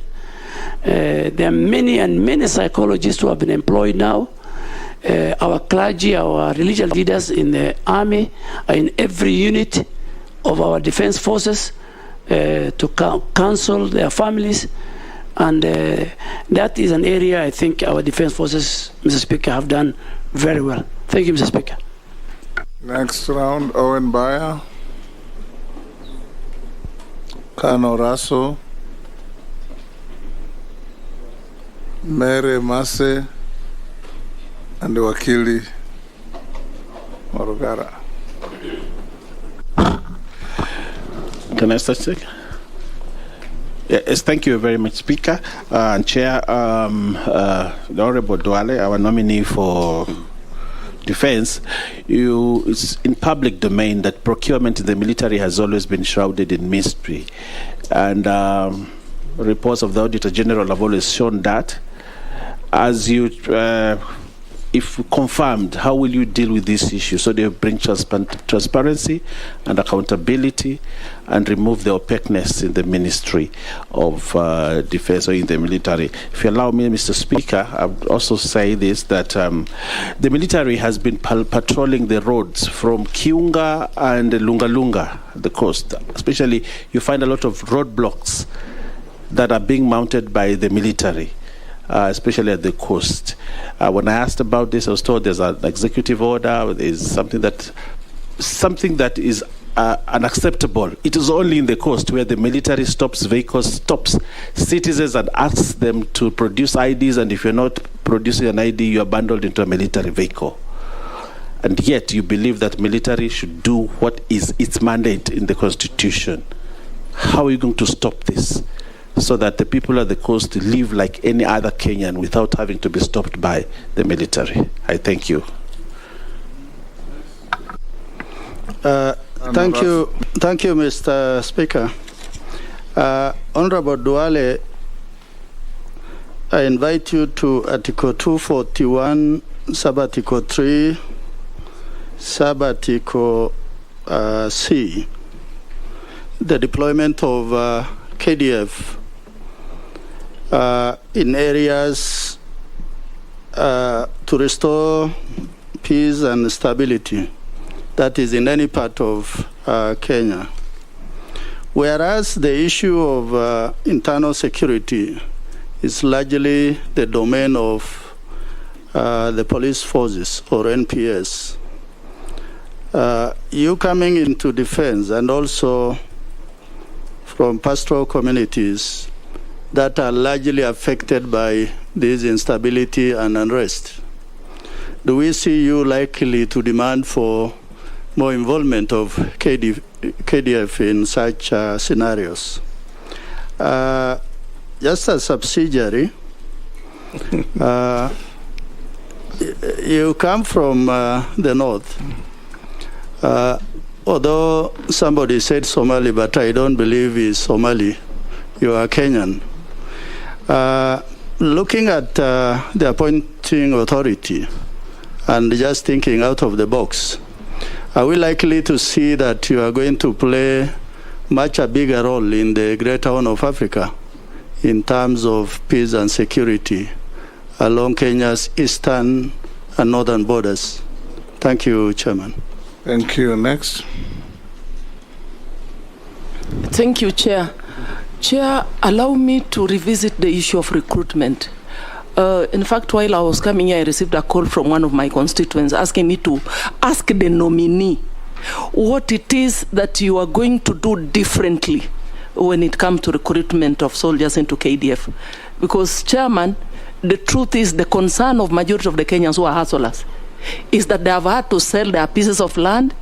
They have had to borrow even loans to secure placements of their sons and daughters into KDF. So the nominee for this position, if we approve you, what is it you're going to do? Are you going to change the design, the manner, the design in which these soldiers are recruited? And my second concern again is on our level of preparedness. Kenyans are concerned. What is it that we cannot deal with this issue of cattle rustling?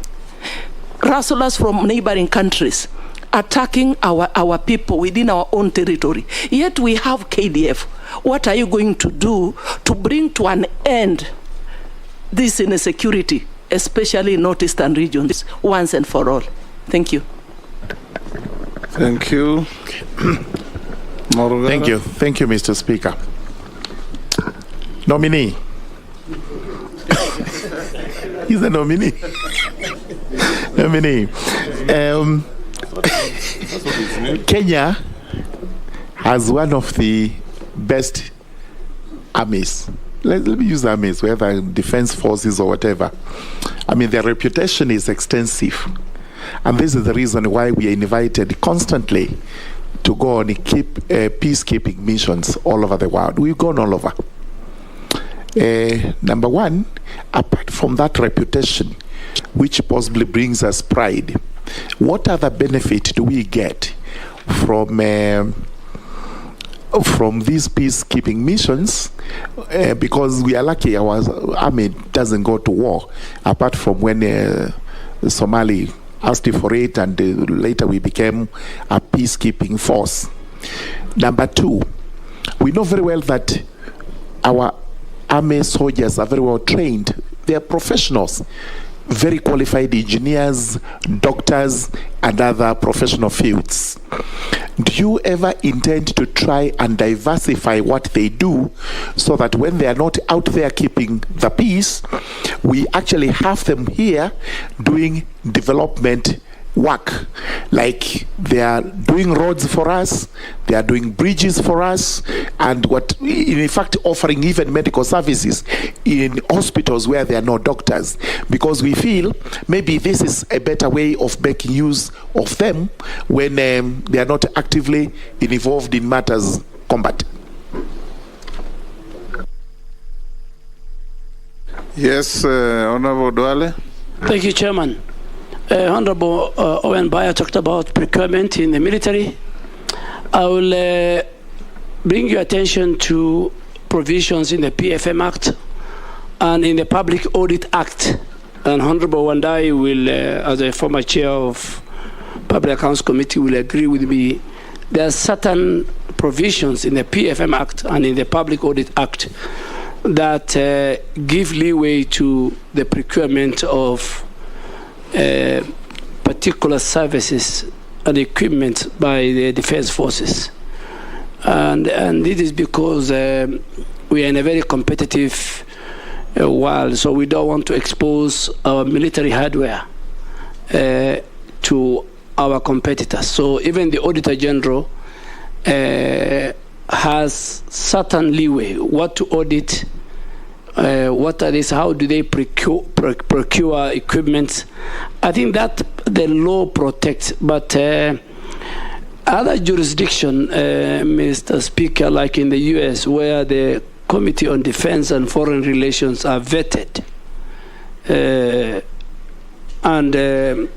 because what they will discuss with certain institutions, the intelligence, the military, is very privacy, is not something for public consumption. So I think we will, and still I agree with Honorable Baya that even when the law provides that leeway, we must account for each and every coin of the peoples of Kenya's taxes.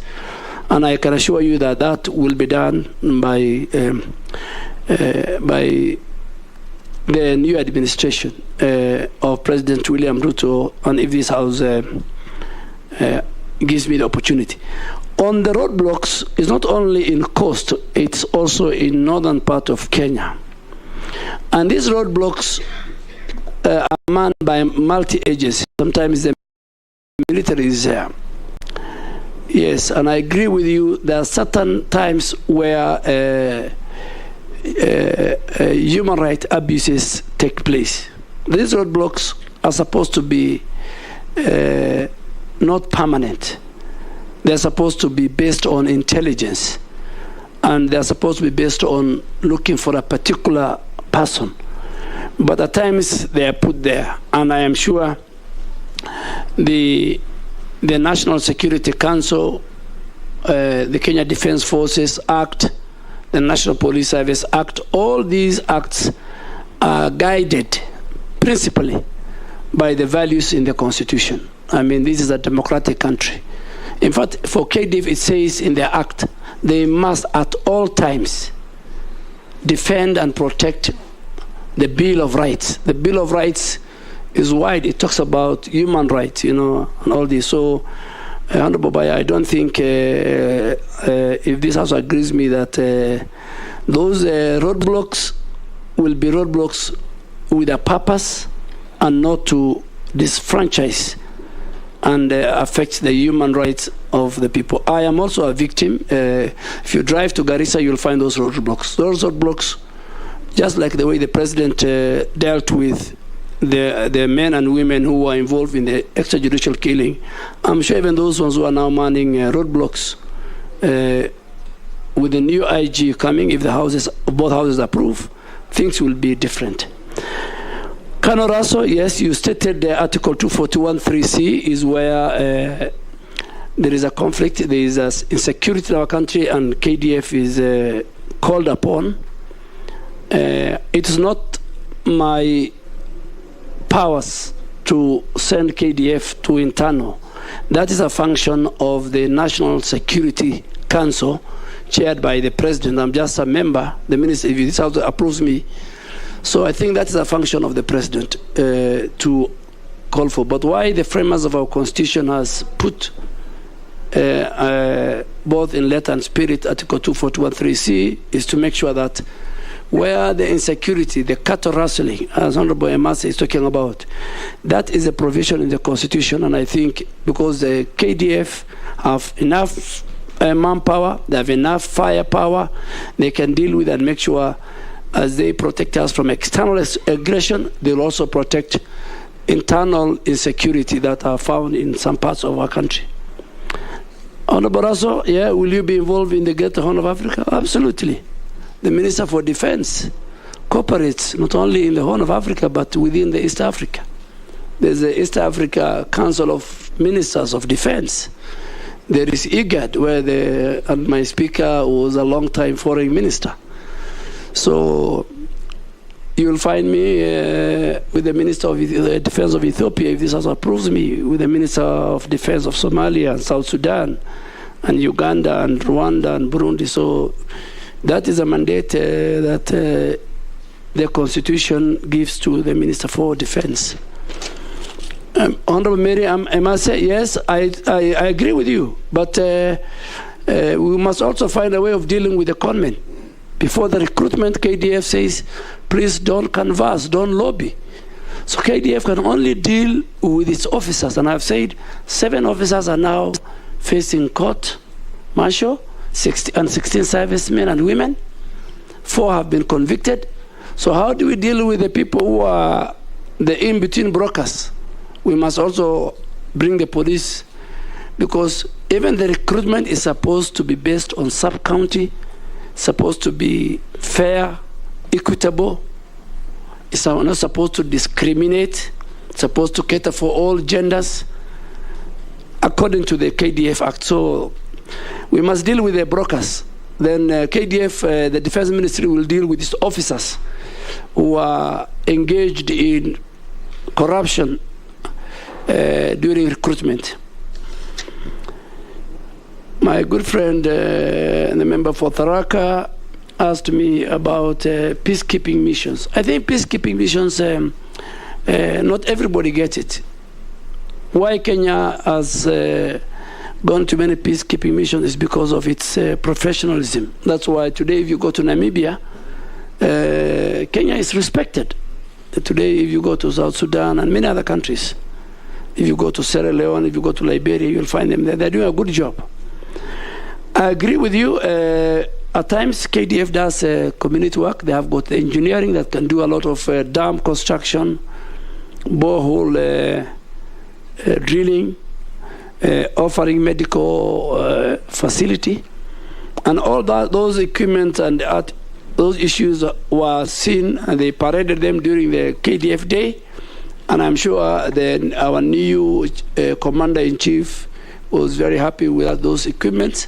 And he asked them that they should get involved particularly in dam construction and in water borehole drilling and in healthcare. Thank you, Mr. Speaker.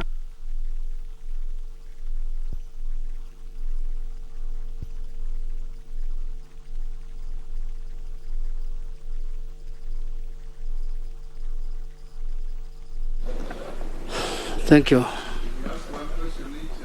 Have a chance. Yeah.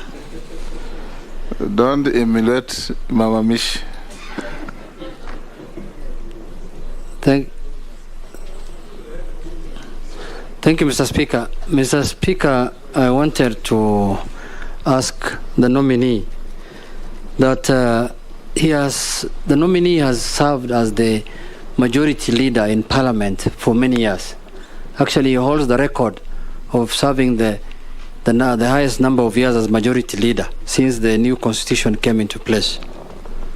And for that reason, many bills came through his name to the National Assembly, Mr. Chairman.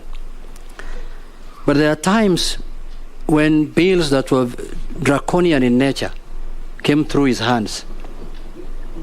And they were very draconian in the bills themselves, and he also implemented them in a draconian manner. Example of those bills are like the Security Amendment Bill in 2014. There was also even the issue of the appointment of the Inspector General.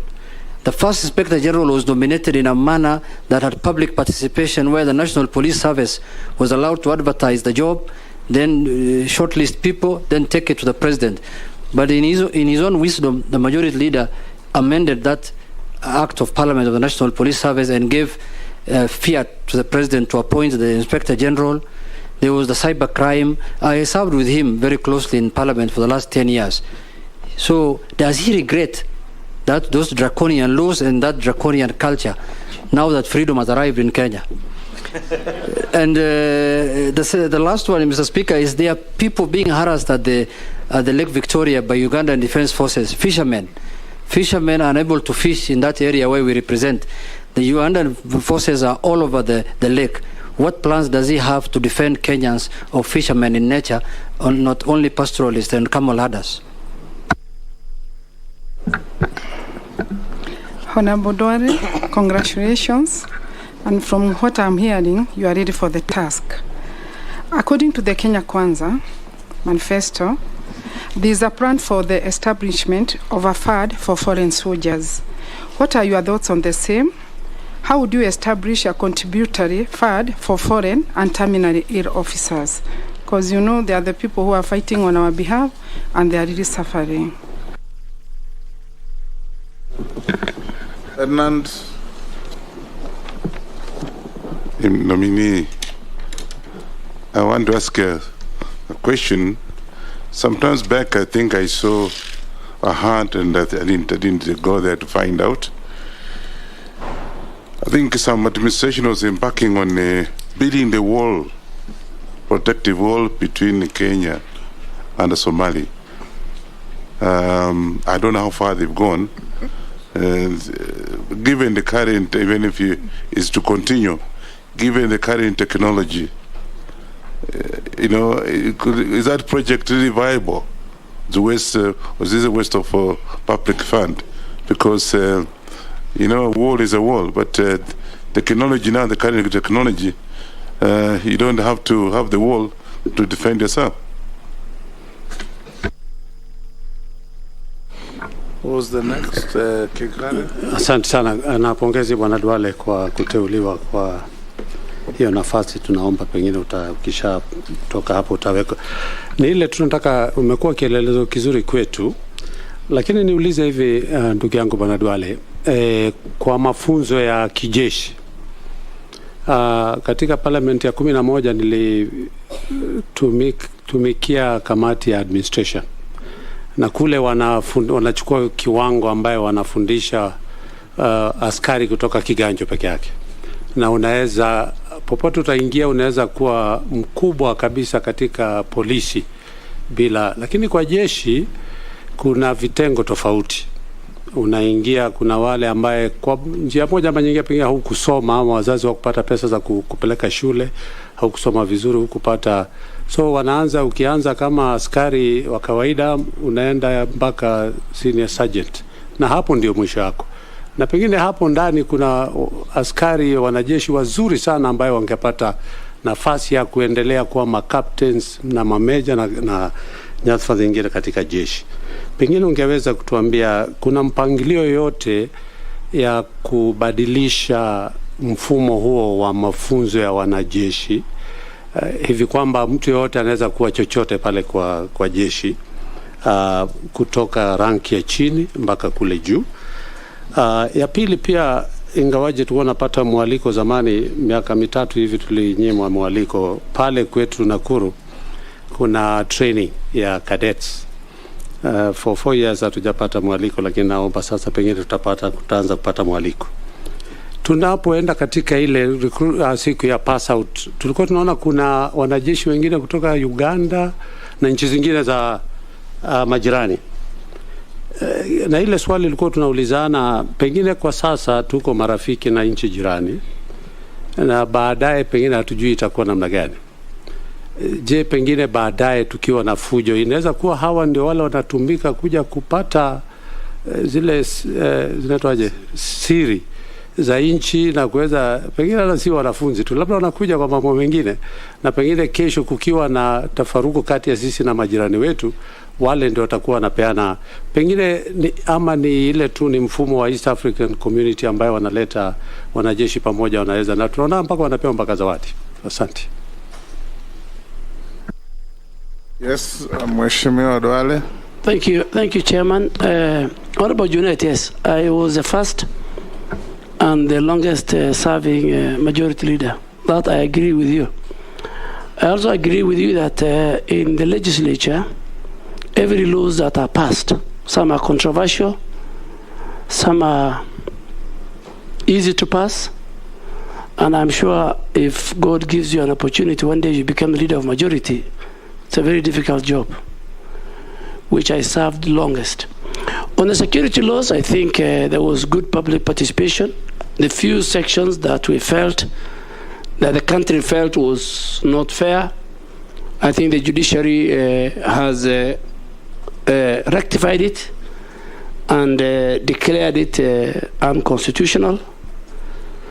The one on the Inspector General of Police, that also went through public participation, went through committees. I hope you are a member of that committee. And I tried to scan the Hansard. I didn't see you opposing it that time. Honorable Jacob Midio was the leader of majority, and I remember him supporting it. You are leader. On the cyber crime, I can't remember. Member of a committee. Yeah, but it passed. And I am sure, Mr. Speaker, you allow me on a light touch. Honorable Junet was also very powerful the last 3 months, the last 3 years. And if I am asked to say the many draconian or unconstitutional things he has did with his partners, that will be for another day, not for my vetting. But just because I said on a light touch. Yeah, I know, but you're honorable. Because the speaker, my day will come for vetting. Today we are vetting him. Yes. Now we can raise those issues when he's vetting me. He's vetting you in advance.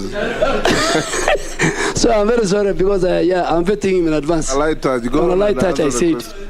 So, Mr. Speaker, I think my security laws and that of the Inspector General are lesser crimes than than the one just on the political parties amendment bill. Mr. Speaker, on Lake Victoria, I think I answered that question. It is just like the one of Migingo. Now we have an MOU, KDF have an MOU with the Uganda Defense Forces, and the boundary committee is handling, and the International Boundaries Office at the Office of the President. Now that we have an active, sober, energetic president and a workaholic president, a lot of the many issues Kenyans were facing, I can assure you will be resolved, including you will fish without no hindrance under the leadership of William Ruto. People will fish, farmers will have fertilizer, and cattle farmers, herders, pastoralists will have peace to herd their cattle. That I can assure you, because that is what we stand for as a coalition. Honorable Mukami, yes, the House passed the Veterans Bill just before we went on Saturday, I think in May. Now Kenya Defense Forces and the Ministry of Defense is preparing the regulations. The advisory board already has been put in place to make sure that our veterans, those who are not doing very well, their children, in that law, their children's school fees will be paid, their medical bill will be taken care of, and the regulations will be coming to the House soon once we form the committee on the relevant committee. So that bill is in place. And the terminally ill, I said we have a wellness center. We are now building a number of hospitals have been built, and we're taking care of them. Honorable Wanyonyi, yes, the wall in Mandera, that is a practice that was picked from other jurisdictions. It was happened in the U.S., between U.S. and Mexico. It is in Israel, is in Egypt, is in Pakistan. I think once if this House approves me, then we'll review. But still, KDF has put over 19 fortified bases along our border with Somalia for surveillance and for deterrence to make sure that our country is secure. And in the last 3 years, our country was very, very secure to the good work being done by Kenya Defense Forces. Honorable Gikaria, yes, we have Eldoret where we train our servicemen. We have Lanet where we train cadet. We have the National Defense College where not only Kenya but even the region send their top of officers. It's a prime college in the region. I'm sure the Defense Committee has visited. And then we now have the National Defense College. And we want to have our country to be a hub. And when they come even from other countries, they pay. The way we have Kenya School of Monetary Studies is a school of its kind in the region. Kenya School of Government, Kenya Revenue Authority, and I'm sure, Mr. Speaker, under your leadership, you will enhance the Parliamentary Institute, where we want to tap the talent in our country from neighboring countries to send. So, but there is always, Honorable Gikaria, career progression in KDF. Nakuru Academy, you have been denied. You know the reason why you have been denied. I want to confirm to you that not only me, the Commander-in-Chief will allow each and every leader to be given access in his area when the president or anybody in government is there. We were in Laikipia over the weekend, and I'm sure members, the governor, the senator, the women rep, and members of parliament from that region, all of them are with us. So that was why you were denied, because you were not, I think, politically correct, I may say. But I want to say it to all. Things have changed. As Honorable Juliet said, there's freedom. So even if we go to other areas where we will serve the people of Kenya, and leaders must be respected, whether from the MCA to the highest office. Leaders must be respected, and that is why I think those of us who have served in politics and in leadership, our officers will be very open to you. You will see a change. Mr. Speaker, I think I have finished. We've exhausted those. Yes. Now, Naisula, Koech, and Mule. Thank you, Chair. And we'll conclude with the Deputy Speaker. Okay, thank you, Chair. And to the nominee, I strongly believe that for us to deal with cattle rustling in this country once and for all, we have to actually treat it as terrorism. Yeah? And we need to deal with it decisively and holistically. And so apart from only dealing with it from a security perspective, from a development angle, how do you think we can use the military to open up these areas, especially on opening up of the roads, so that we can have easy, accessible, fast and effective response? And lastly, what measures or options will you recommend in the inclusion of young people who haven't gone to school but are actually known sharpshooters? I think you need them in the military. Honorable Duale, my question will be on our Kenyan military has largely been respected because of how we operate. But there was an incident just during the election. There's been an allegation that one senior military officer was involved in trying to moderate the election. It is something that doesn't augur well with the military. We'll want to find out from you so that in future we do not have such incidences where military officers are used to execute political assignments. Thank you very much.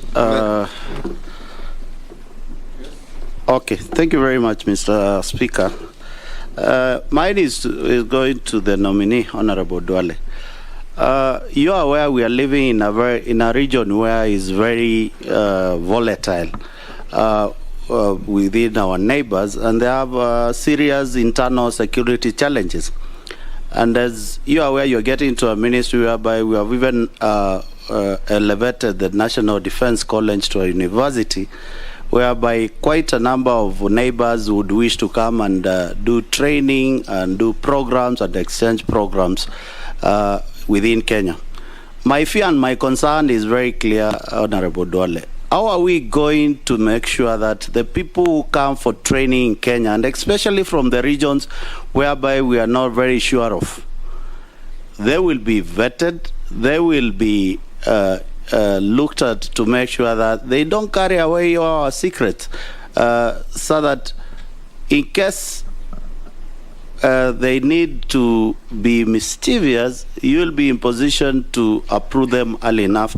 That gives us the concern of what you have said about the tweet from Uganda. It's not just a tweet to look at from defense perspective. It is a threat to the Kenyan sovereignty, and it must be dealt with in a manner whereby it's not an issue of a cup of tea. an issue where it takes the 50 million Kenyans' lives into a scare. And I'd wish if you can elaborate on this and give us a plan. And I served with you in the appointment committee. We vetted Honorable General Kaiseri here. And one answer he gave us and the meeting was over, he'll not tell us in front of the cameras what he intends to do on issues of security and defense. So what you think is preview, don't say it. Last, this batch, the Deputy Speaker. Thank you, Honorable Speaker. Honorable Duale, I see you've tackled all the questions quite well, except I have one that I would like to hear from you. What is your view on the current recruitment methodology being used to recruit cadets to the military? The current methodology is where they check the height, the dental structure, the physique, the weight, whether they can do a 100-meter dash.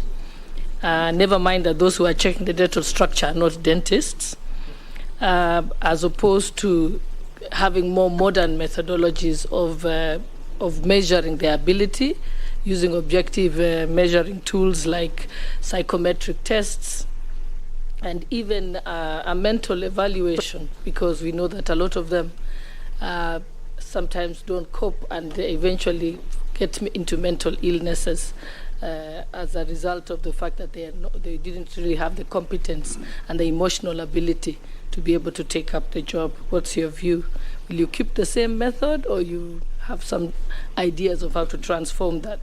And also the issue, the fact that the military doesn't recruit at cadet level people with disabilities or people with various disabilities.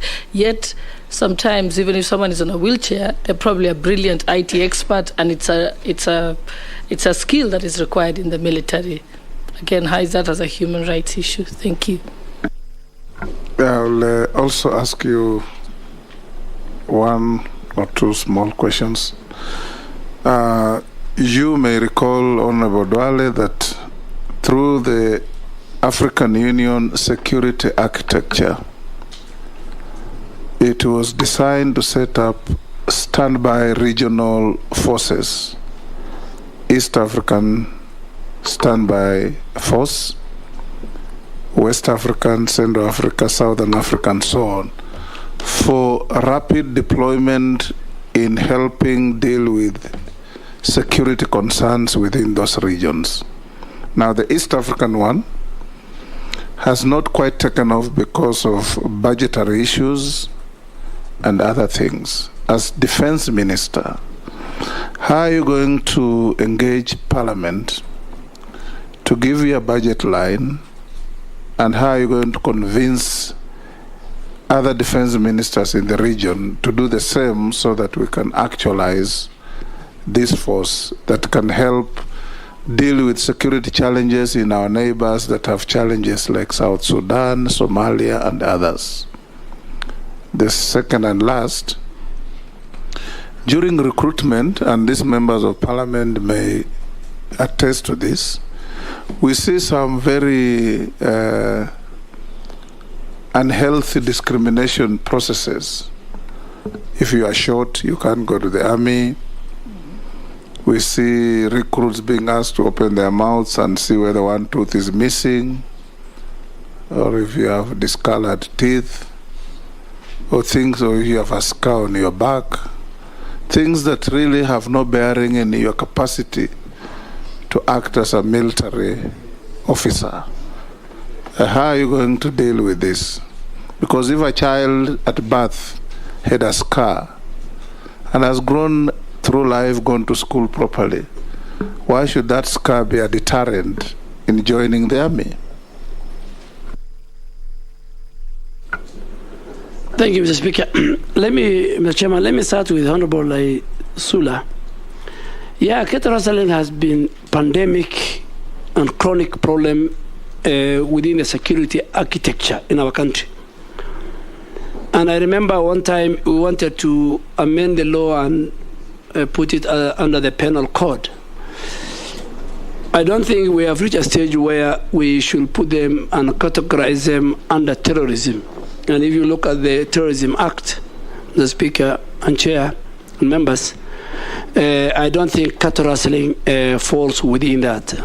Cattle rustling just needs a committed security, multi-security agency, a committed political will, a committed government that will make sure roads are open, development are taken to those regions, and culprits are dealt with. And even use Article 241, Sub-Article 3(2), C, as Honorable Raso has said. And this government is ready to do that. Secondly, more fundamentally, I think Kenya Defence Forces or the Ministry of Defence will set up bases and camps, serious camps, in those regions to deal with cattle rustling. And I can assure you, Honourable Member and the people watching me, that it will not be business as usual. Under the leadership on the Commander-in-Chief, Honourable William Ruto, it will not be. Secondly, I don't know, this civilian sharpshooter, where did he learn this skill? That self, becomes an issue. So how do you employ somebody already who is a sharpshooter? He must have learned that skill illegally, and using so. But I think during the Moist time, there was a provision that, and I think it will help in the cattle rustling, a special recruitment criteria in some regions of our country, where you can even pick people who have gone up to Class 8 or have not gone to school. We need to mop up those young people in that region who are becoming victims of cattle rustling and fine. But that is a policy that we will bring to the House and from the defense. So we will discuss with the Commander-in-Chief. It will be discussed at the National Security Council chaired by him, and I'm sure we will find a solution. Honorable Koech, the military have a place. They have a place under Article 241, Kenya Defence Forces Act. They have a place under the KDF Act.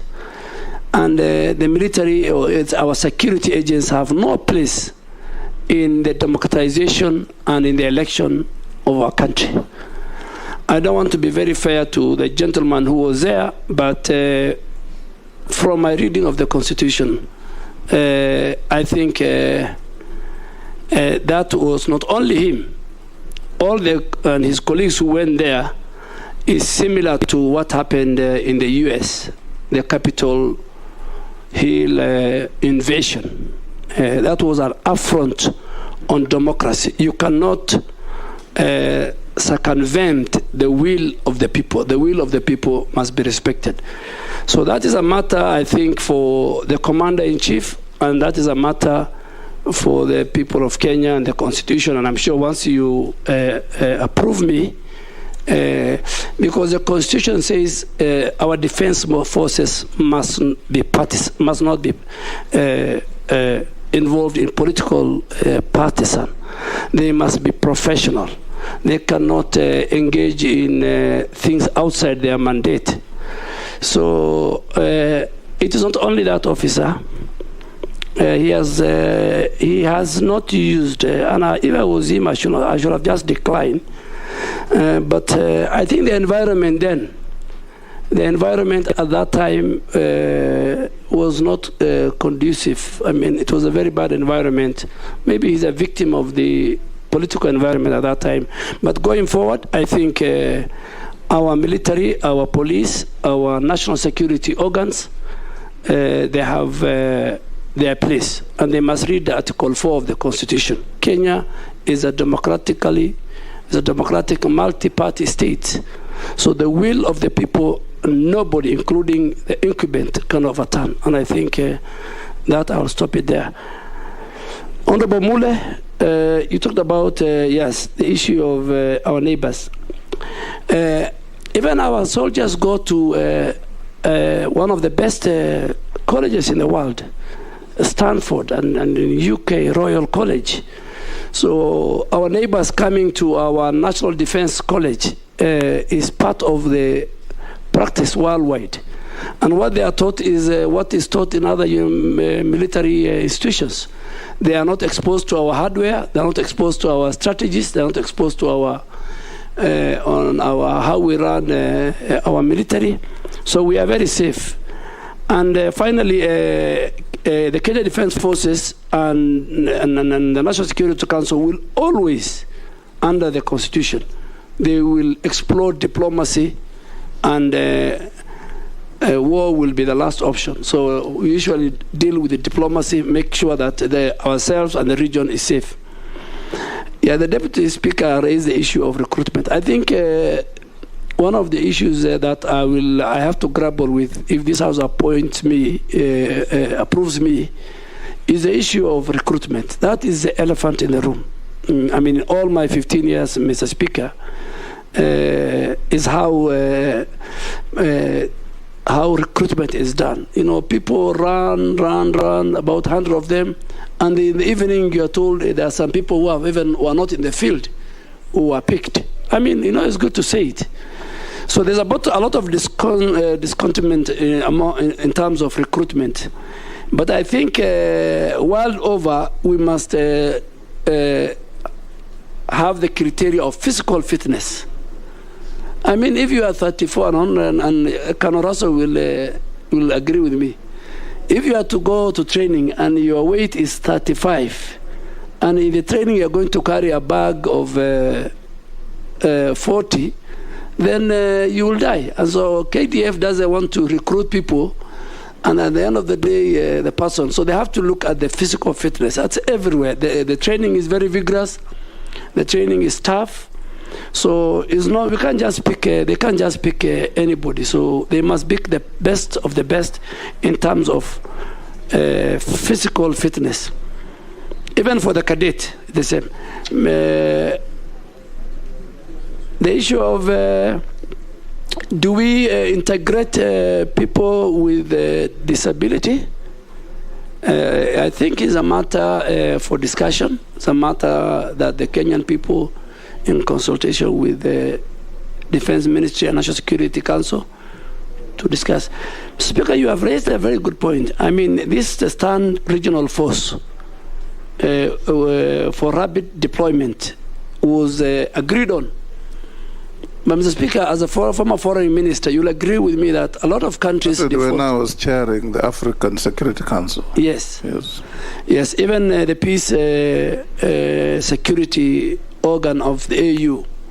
But you are aware, as a former foreign minister, that many times countries default on their contribution, not only to stand by regional force, but even to IALA. At one time, Mr. Speaker, we had agreed even our members to IALA should be part of our parliament in terms of salary and remuneration, because they can stay for 3 months without getting salary. So I think countries don't want to commit themselves in paying their part of share and remittance. But I think ourselves from Kenya, they have a budget line, and we have been remitting our bit to the East Africa Stand Force. Yeah, again, the Speaker, you talk about recruitment. So recruitment is coming in. Is a matter that I think I should pick it up. Must be an area that needs serious reforms, very, very serious reforms. We need to know, because I have asked, and the KDF Act stipulates that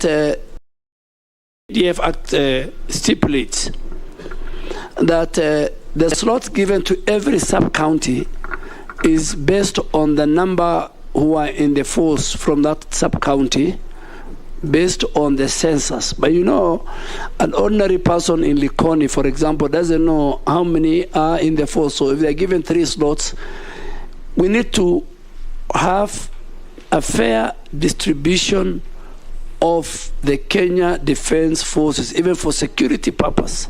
We should not have a situation that one region or one community has is 20 or 30% of the forces. It's even risky.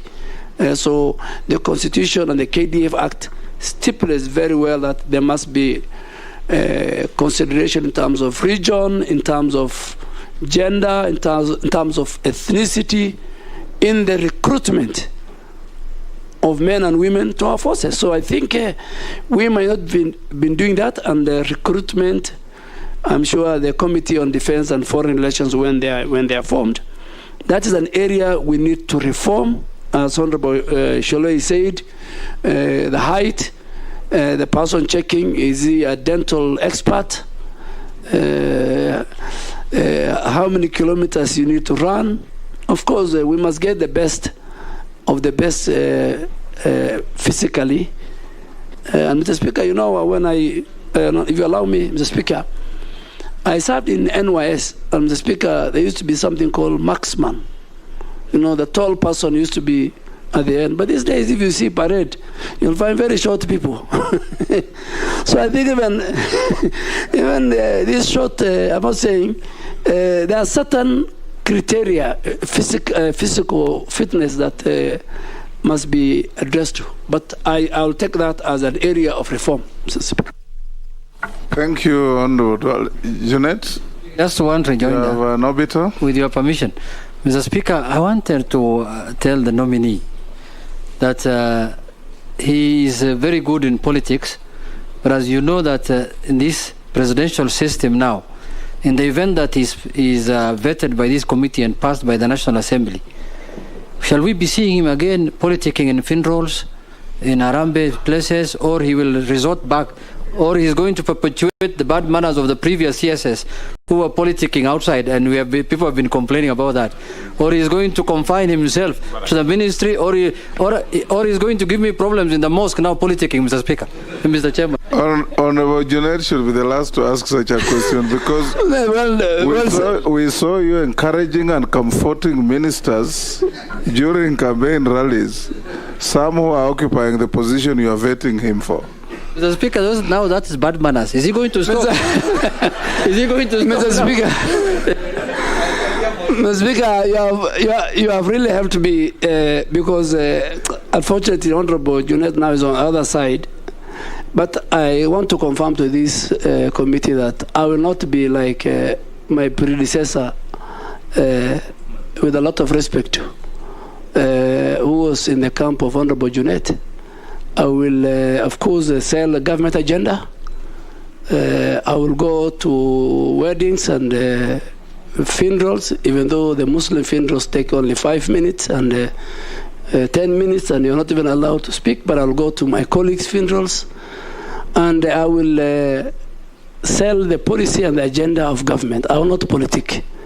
But you are a classical example. The Speaker said, the Speaker is the wrong person to ask me that question. Should have been Honorable Dawood or Honorable Mishi. Yes, but I think the Constitution and the Act, Mr. Speaker, is also very clear that ministers can sell government agenda.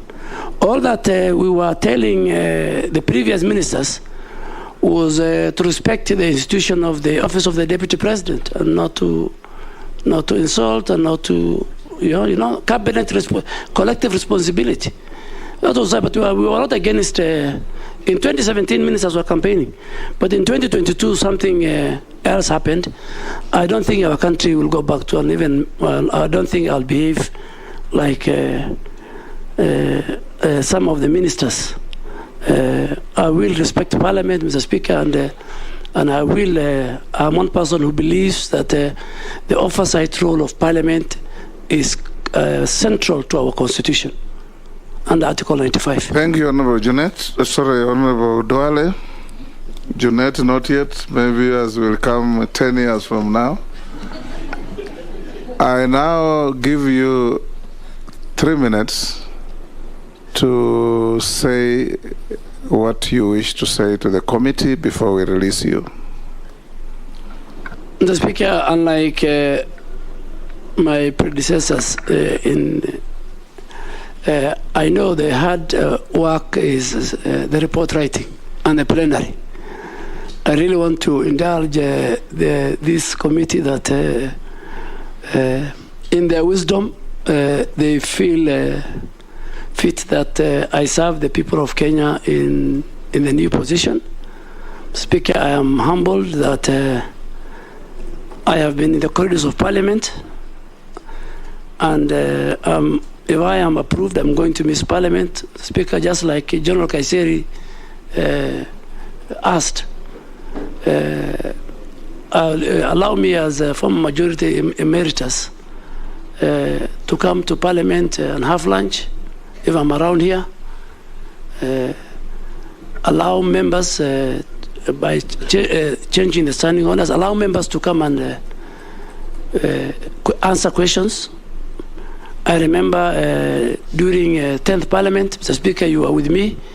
The most interesting thing in Parliament is when the voters hear their members, elected members, asking questions on the floor, and the person answering is from the executive.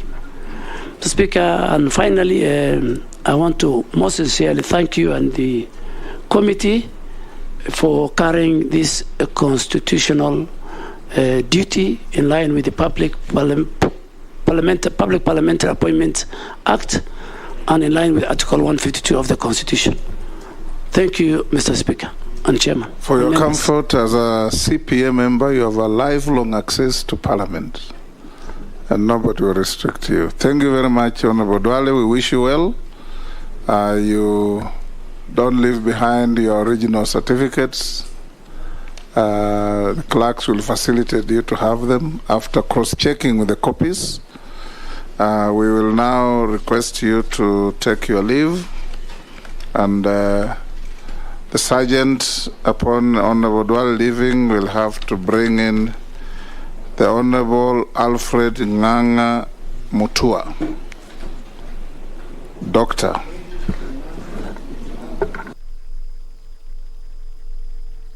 Nganga. Oh, it's different from the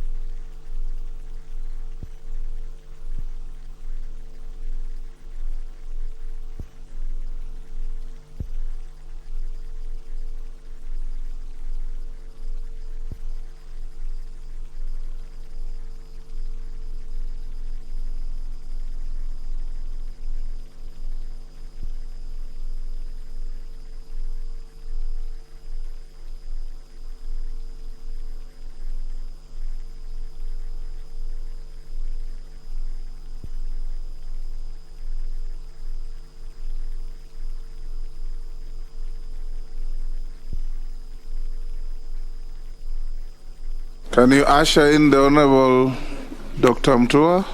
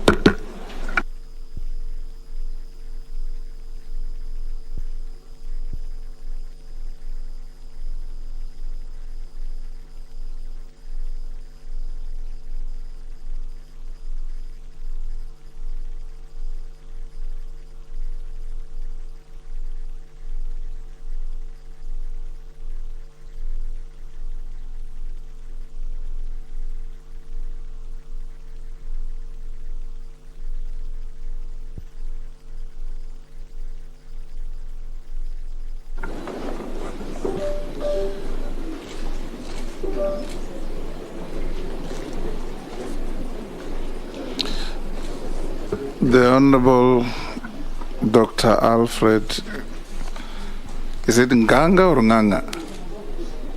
It's Nganga, sir. Nganga Mutua, EGH, welcome to the committee. There's a committee of parliament that will is going to vet you, or in some jurisdictions it's called confirmation hearings. You are welcome. We have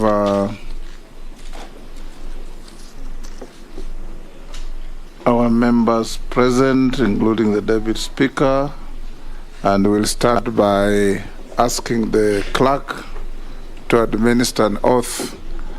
You have a choice of the Quran, the Bible, or affirmation, depending on your faith.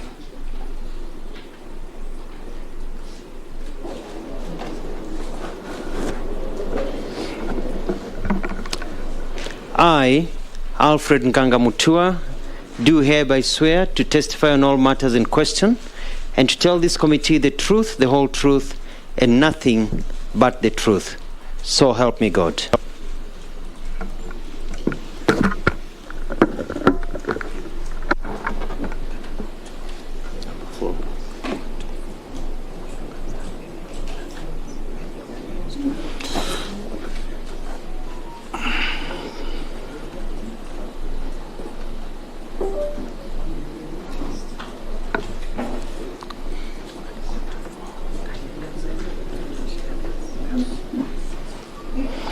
Thank you, Dr. Mutua. This committee is a committee of parliament that is conducting confirmation hearings.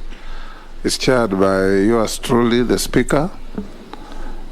Among the members will be invited to introduce themselves, starting with the Deputy Speaker for purpose of Hansard. I'm Gladys Boss, member for Wasingishu County and Deputy Speaker of the National Assembly. Karibu.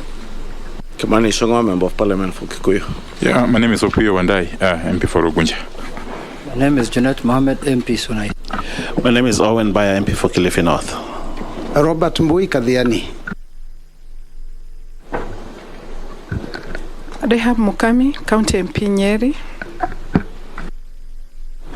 Ferdinand Wanyonyi, Member of Parliament Kwanza, Trans Nzoia County, Republic of Kenya. George Gitonga Murugara, MP Tharaka. David Kosing, MP Poko South. Abdul Rahim Daud, MP for Northimenti, Meru County, and a member of this committee. Honorable Mishi Mboko, MP Likoni, a member of this committee. Nelson Arap Koech, MP Belgut. Thank you, Chair. Caleb Amisi, MP Saboti. Didoraso, MP Saku.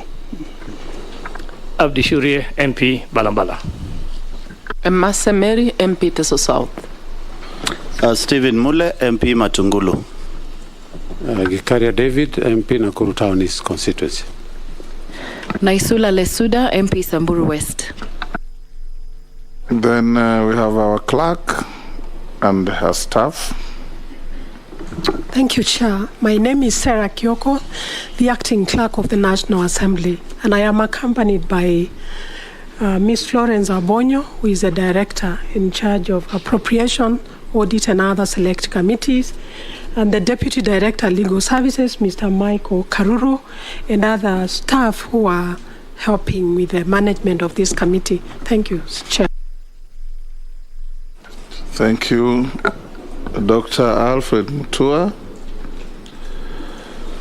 This committee is not adversarial. We will engage you in a conversation to assess your suitability to occupy the office for which you have been nominated by His Excellency the President. These members will ask you questions. We expect short, precise questions that will elicit equally short, precise answers. Nothing personal. We don't want any exchange between you and our members. All questions are asked through the chair and answered through the chair. And we believe that you are up to the task. And before we do so, I'll give you an opportunity to make a short statement of not more than 10 minutes about yourself. Who is Alfred Mutua and why is he before us? Then we'll go to checking on your documentation and start the questions and answers. Karibu. Alfred Mutua ni nani? Tell us. Asante sana.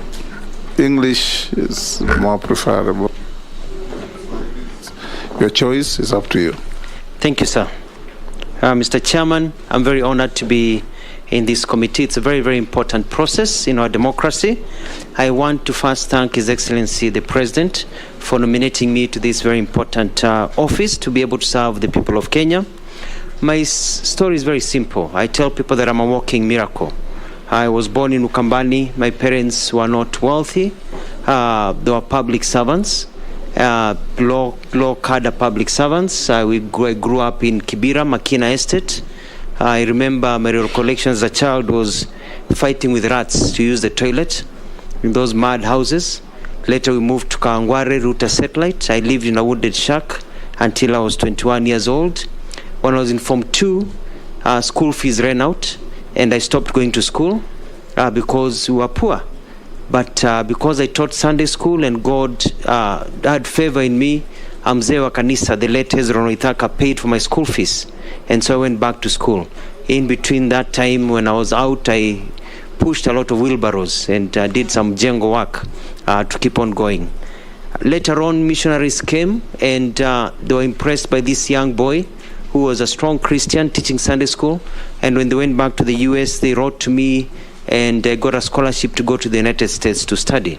So after I finished my Form 5, Form 6, I went to the United States and I studied there for 7 years as a member of the diaspora, did a bachelor's and a master's degree. I came back to Kenya where I taught at Daystar University. I also worked at several media houses, including The Nation and The Standard. And then I went on a scholarship to Australia for my doctorate in 1998. And 4 years later, at the age of 31, turning 32, I got my doctorate in communication and media. I was headhunted. I went to the United Arab Emirates as an assistant professor of communication and media. I was able to undertake a lot of research in the Middle East. I was a proficient writer, wrote a column called Msafiri. I wrote a lot of columns for the Sunday Nation. And then I was headhunted again to come to Kenya. I was interviewed and I became the first government spokesperson at the age of 33 in the government of the late President Mwai Kibaki. Nearly 10 years later, after we got a new constitution, I went to Machakos, where I served for 2 terms as the governor of Machakos. I'm a simple man who believes that the essence of leadership and the essence of all of us to be here is to make the life of others better. I'm lucky, one among many, to be where I am today. So my aspirations in life is to be able to uplift others who are not as lucky as I am, to make their life better and to bring a sense of fairness so that hard work is also repaid by success in life. Najivunia kuwa Mkenya. Thank you for taking less than half of the time. We now want to know about your documentations that have already been requested of you. Do you have your compliance with tax obligations to the state with a KRA clearance or compliance? You'll give it to our clerk. Clearance with the Higher Education Loans Board. Clearance with Ethics and Anti-Corruption Commission, ESCC. Certificate of Good Conduct from DCI.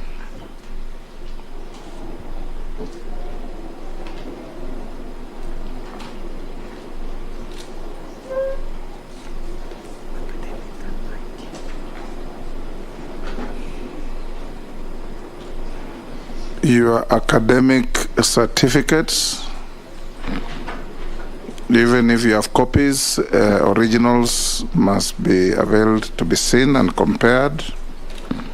Your national identity card, and you may tell us, are you a dual citizen, being a citizen of Kenya and any other jurisdiction? No, Mr. Chairman, I'm a citizen of only one country, and that is Kenya. Excellent.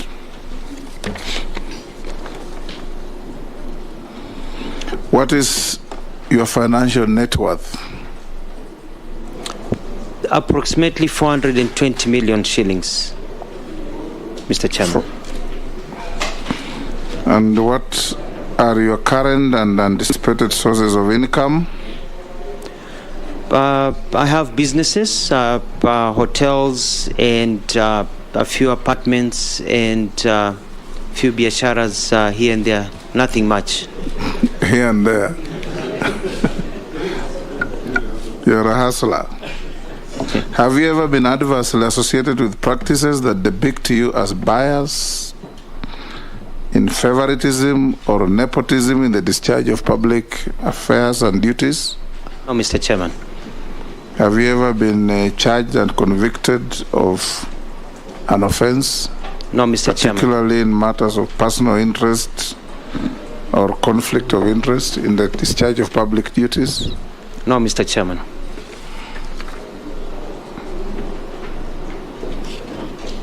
I will now invite members to ask you questions. And I can see interest is immense. I'll start with Deputy Speaker. Honorable Mutua, congratulations on your nomination for this post. As you know, Kenya has a strong presence in the diaspora, the Middle East, the United States, Europe, and so on. Recently, there has been a focus on Kenyan workers in the Middle East who have suffered various forms of abuse and even death during their stay there. What measures will you put in place, if approved, to ensure that the migrant workers are documented, protected, and fully enjoy the rights accruing to them in accordance to the international labor laws?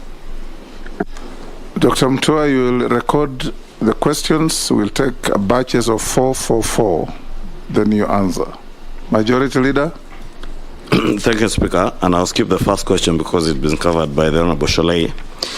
Dr. Mutua, you indicate, my question comes from the self-declaration, the questionnaire. You indicate that you are worth about 420 million. Then on deferred income number 21 and the sources of income, you've only indicated that pension is the only deferred income you expect. Then sources of income in salary from government of Machakos, having been governor.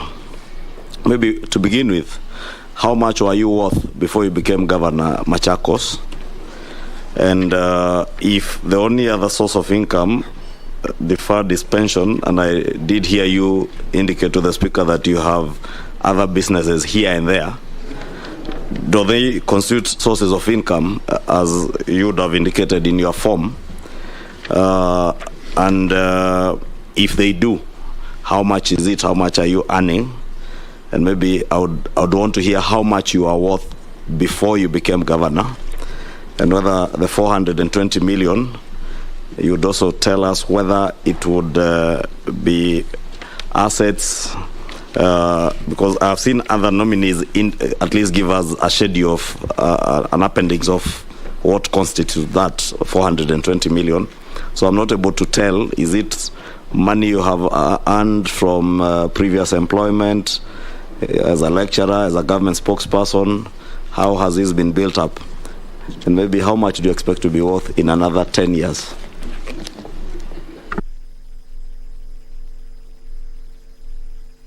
Yes, thank you, Mr. Chairman. Governor Mutua, you are the first governor we are interviewing on this committee, today at least. And there is a worrying trend of governors having been investigated by investigative agencies for quite some time, with cases not ending up in court. And you are one such example. I want to specifically address two issues with regard to Machakos County during your 10-year tenure as the governor of the county.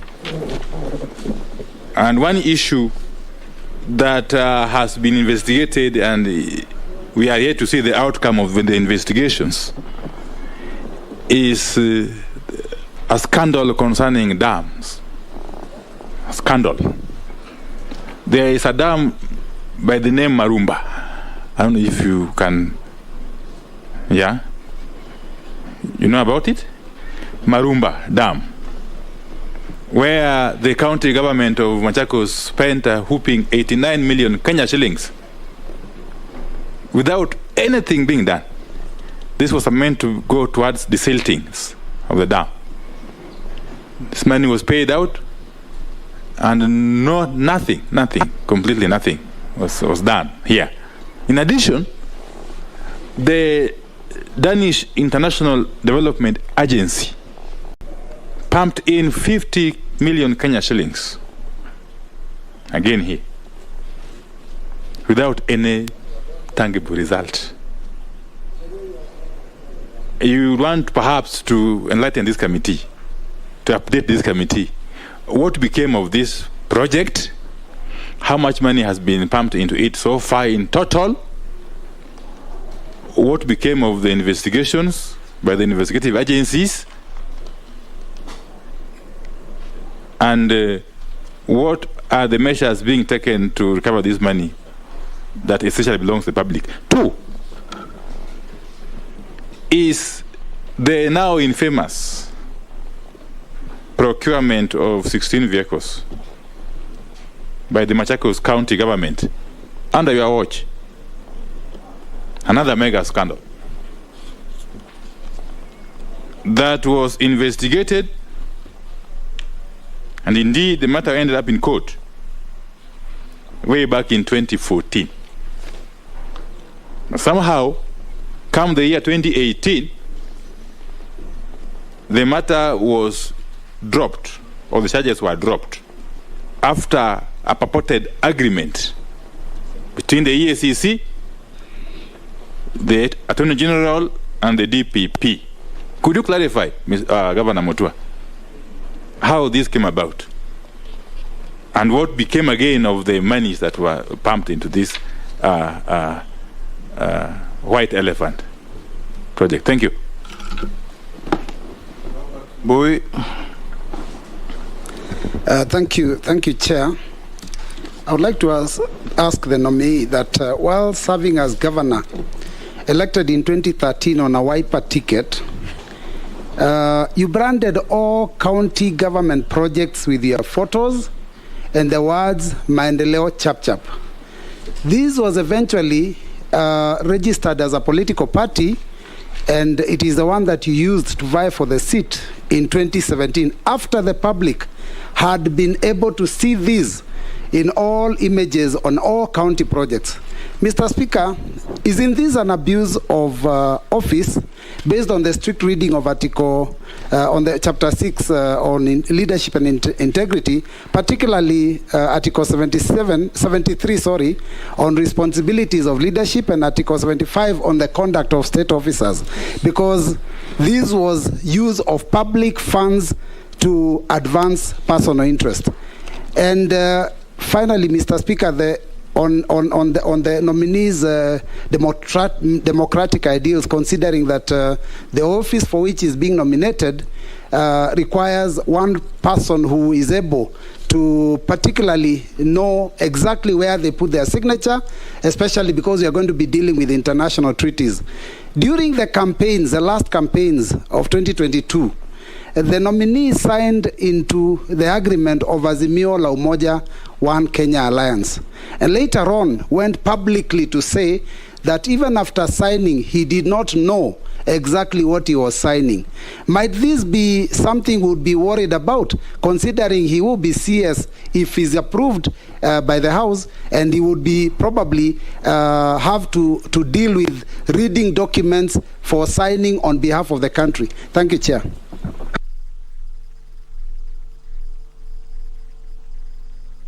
Can answer those, Dr. Mutua? Thank you very much, Take another batch. Mr. Chair, thank you.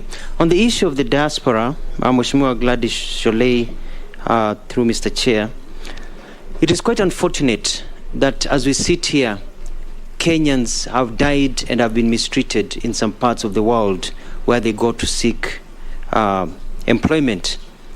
It is quite a shame. I found out that we've lost 85 Kenyans in the last 3 months, and about 1,000 have been repatriated, especially from the Kingdom of Saudi Arabia, where they have gone. I've looked into the matter and I've seen systematic failure in systems, from how they are recruited here and how they are led to operate when they get to Saudi Arabia and other places. The Kingdom of Saudi Arabia is a friendly country. We have an embassy there, they have an embassy here. The Kingdom and the government of Saudi Arabia are not involved in this. But there's a question that we're asking ourselves, and that is, a lot of Kenyans go overseas. They go to Qatar, they go to Dubai, United Arab Emirates, they go to Singapore, they go to many other countries, but yet they are dying in Saudi Arabia. There is a problem. I've seen a tendency where there is a blaming of the victims. I heard the other day some people saying the problem is with our girls. It's blaming the victims. It's very, very bad. There's a big problem, and if I am cleared and nominated, I'm cleared and then I'm sworn in, I'm going to ensure that we work with the labor team and the labor ministry to ensure there are systems in this country so that we are able to know who really needs to go overseas, how it is done. Are these girls trained? How do they get to go there? When they arrive in Saudi Arabia or other countries, do we monitor where they are, where they live, etc., etc.?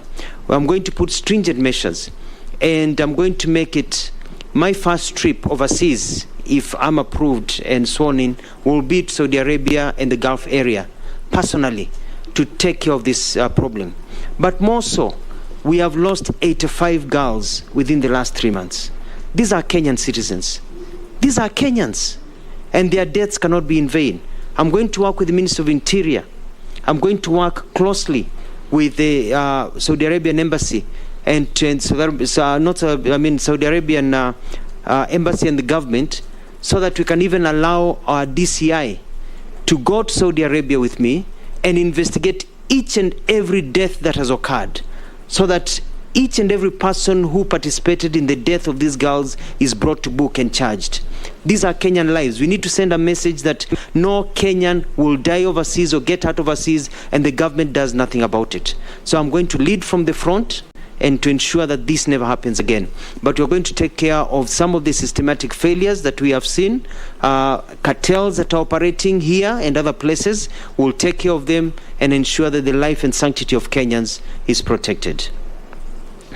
The second question was about the wealth before I became governor.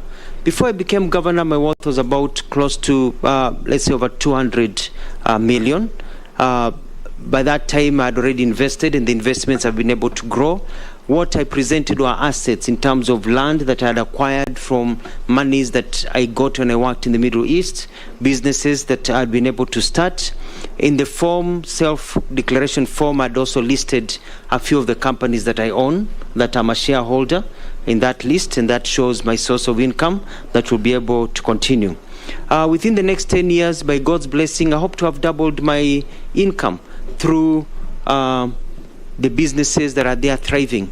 As a Minister of Foreign Affairs, I'll not be able to participate in business much. I'll be taking care of, if I'm approved, we'll be taking care of the foreign interests of this country, but the businesses will take a life of their own. There's a third question about the worrying trend of governors being investigated. I'd like to go through them, Mr. Chair. The first one was about Maruba Dam. I was never questioned or anything brought to me about Maruba Dam. I think there was an investigation. Somebody wrote a petition about it. All I know is that as the Maruba Dam was being scooped, I personally, and I picked the Bible and I swore, I went and I witnessed the works being done of the silting of Maruba Dam. And I think the investigative bodies, if they are investigating, let them do their work and let them charge if there was any mistake that was done. But I know that the work got done. Number two was about Danida. The 50 million being talked about Danida was money that was not properly accounted for, that was moved by some officers in my then government to other uses that were meant to go to health centers and health facilities. These monies were returned. There was a proper audit that was done, and this was corrected. And I even visited the Danida offices, and we had an agreement, and people were to be surcharged, and that was taken care of. On the issue of the 16 vehicles, and I'd like to speak about this, Mr. Chairman, been called a mega scandal. When I became governor, we were given 140 million shillings. And the 140 million shillings were to buy luxury vehicles for governors and the executive. I asked myself, we come from a country of low economics and come from a country where there was only 4 ambulances at the time in Machakos and 2 on top of stones. Would I buy luxury cars for myself when people are dying, or would I buy ambulances? So I opted to buy second-hand vehicles. Majority of Kenyans, the hustlers, they buy second-hand vehicles. So I bought 16 second-hand vehicles at a price of 35 million shillings. And I used the rest of the monies to buy 80 ambulances to serve the people of Machakos, so that I could drive. And I drove for 4 years, for about 8 years in Machakos, using a second-hand vehicle as the governor of Machakos, and all my ministers, so that our money can go to serve the people, not to serve the luxuries of Wakubwa. Mr. Chairman, as a result of those ambulances that we bought in Machakos, we've had over 864,000 beneficiaries. We have over 241,000 pregnant mothers have been ferried by those ambulances in Machakos. We have the fastest response time in Africa, second to South Africa. That is Machakos County ambulances. We have 51,122 children who are born in those ambulances.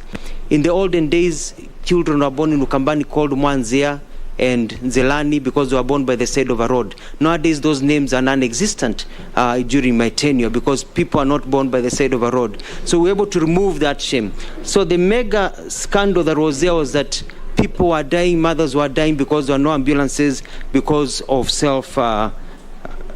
people wanting to have ukubwa, and the rest went down.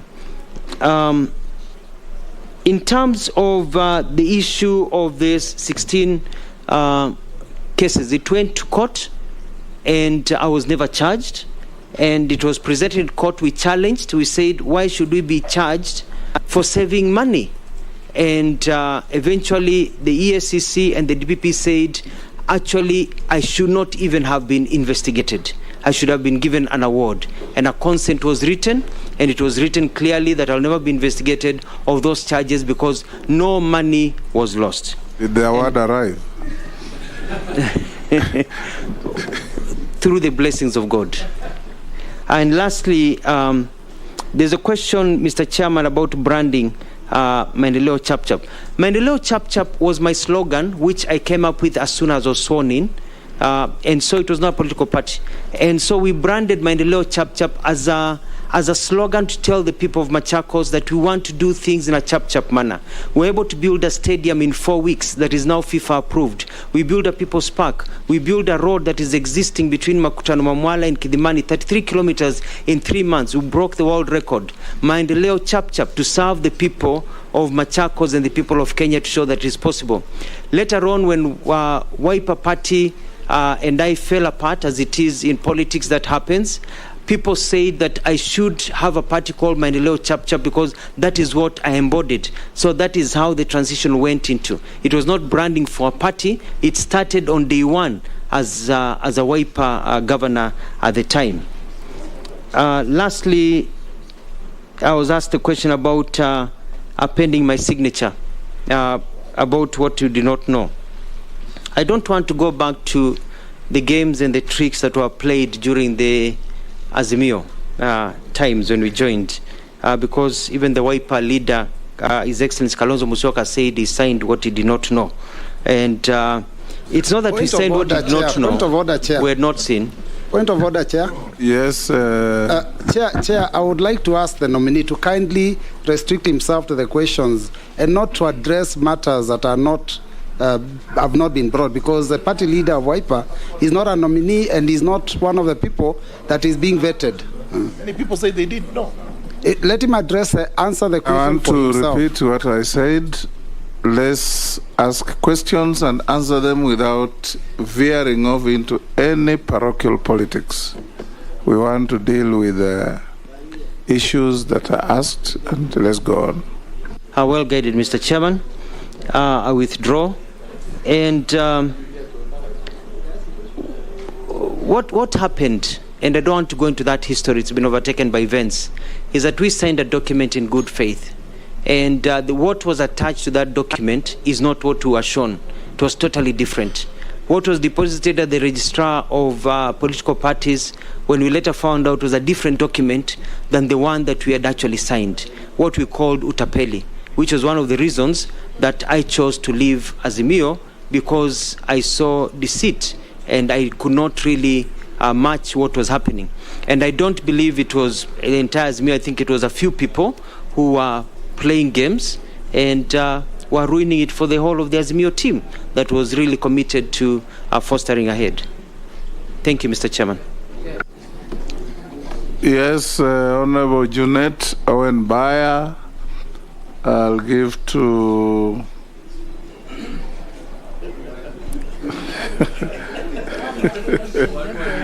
I'll give to Shurie.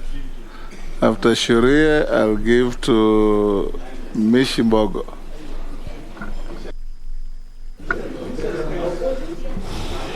Thank you. Thank you, Chair, for this opportunity.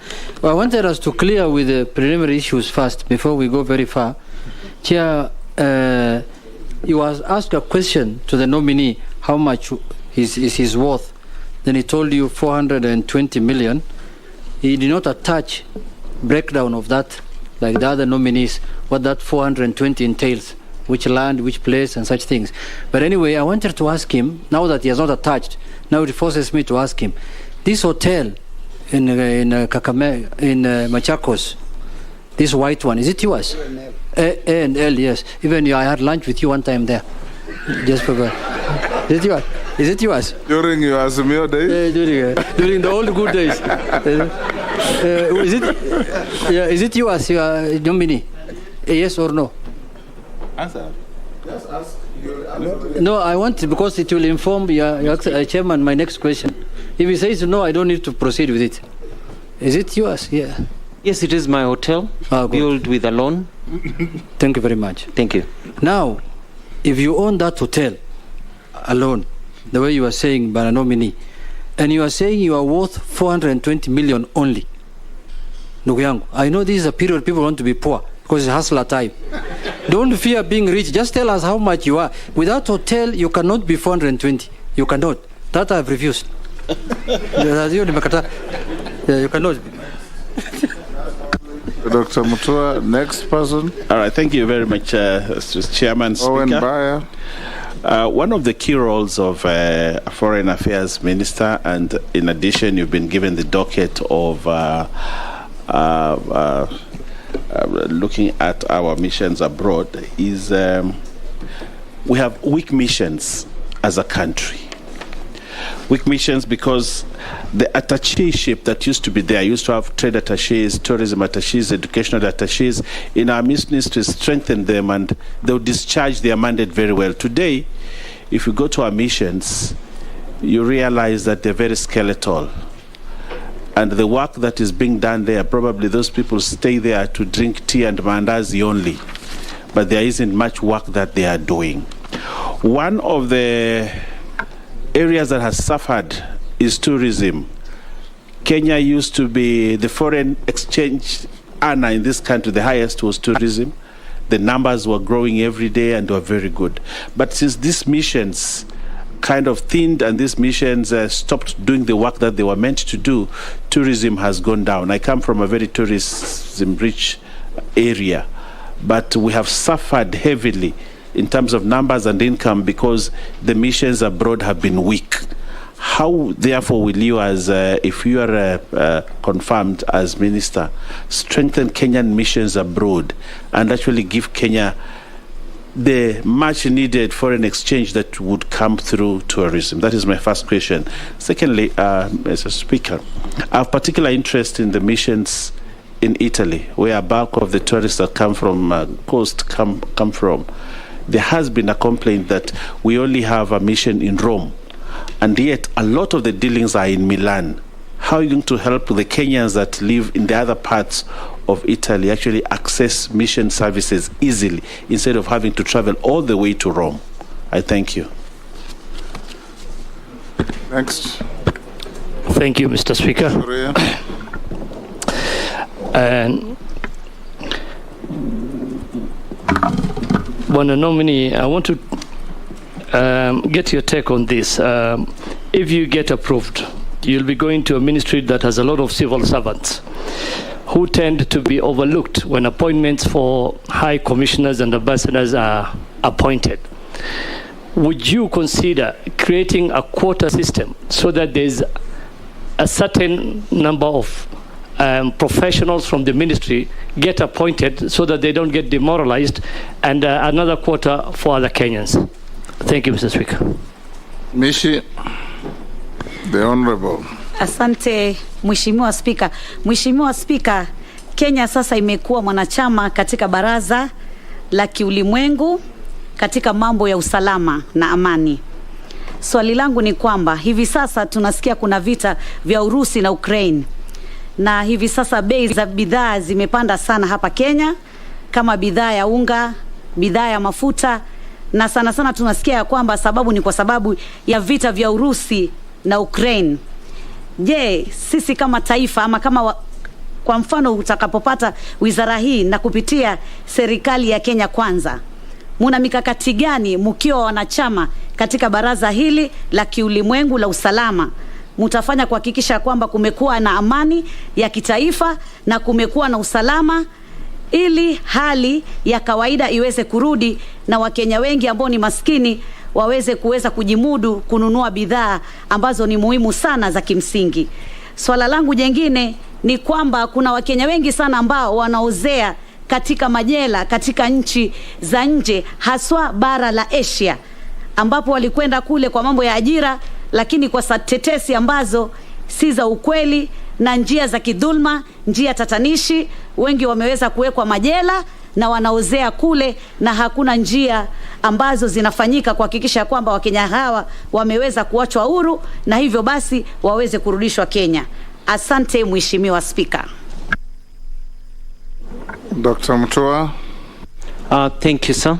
Mr. Chairman, the hotel that in Machakos, I talk about the worth of the hotel because it is still under ownership of, it is on loan. So when you own something that is under huge credit, it's very hard to say that it is yours unless you've cleared the credit. And that is why the cost of my value in the hotel is much, much less than I would like it to be. Hopefully one day in 10 years time when I own it 100%, then my value will be able to rise. Very good question, Mr. Chairman. The second question by Mheshimiwa Wenbaya through you, Mr. Chairman, it's about the diaspora. Yes, it is true we've got very weak missions. And this is a trend that has gone on for a long time.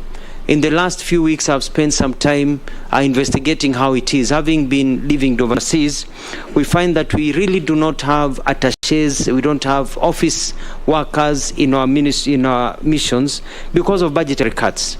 The budget that is given, and then you look at how the shilling has depreciated over time, we really cannot afford to have our officers serving our people in our high commissions and our embassies. So one of the things that I'll do if I'm confirmed and appointed and sworn in will be to come to Parliament, to the relevant committees, the Defense, Intelligence and Foreign Relations Committee, and also the Diaspora Affairs and Migrant Workers Select Committee, and push for a budgetary increase. It is quite a shame, Mr. Chairman, I shouldn't say this on here, but it's good for people to know that some of our embassies are so dilapidated that it is a shame when the ambassadors receive guests, they can't take them through some corridors. They take them through the back door because they have not been able to even paint the walls because of lack of budgetary support. One of the things that we need to do is that we need to use our embassies as offices to make money.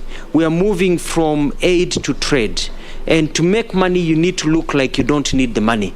You need to bring people there who you can convince. You need to bring investors. We need to have people who will be able to tour these countries and bring investments to this country. So we'll need proper funding of our embassies and high commissions. It is not wasted money. It is an investment, and that will be able to bear fruits. More so, especially even in tourism. You cannot get tourism without marketing. There's competition. Other countries are putting major advertisements all over the world. You go to these countries, they are going to fairs and everything. At times, our high commission and embassies do not have money for fuel for their vehicles to actually even go across town. So where will they go to actually market our country in a fair to bring tourists? So there's been a trend of reducing the monies given to foreign affairs, and I hope this will be able to change, because we're able to show that any money plugged in will be recovered 100 times fold. So I feel the pain, and which is a real pain.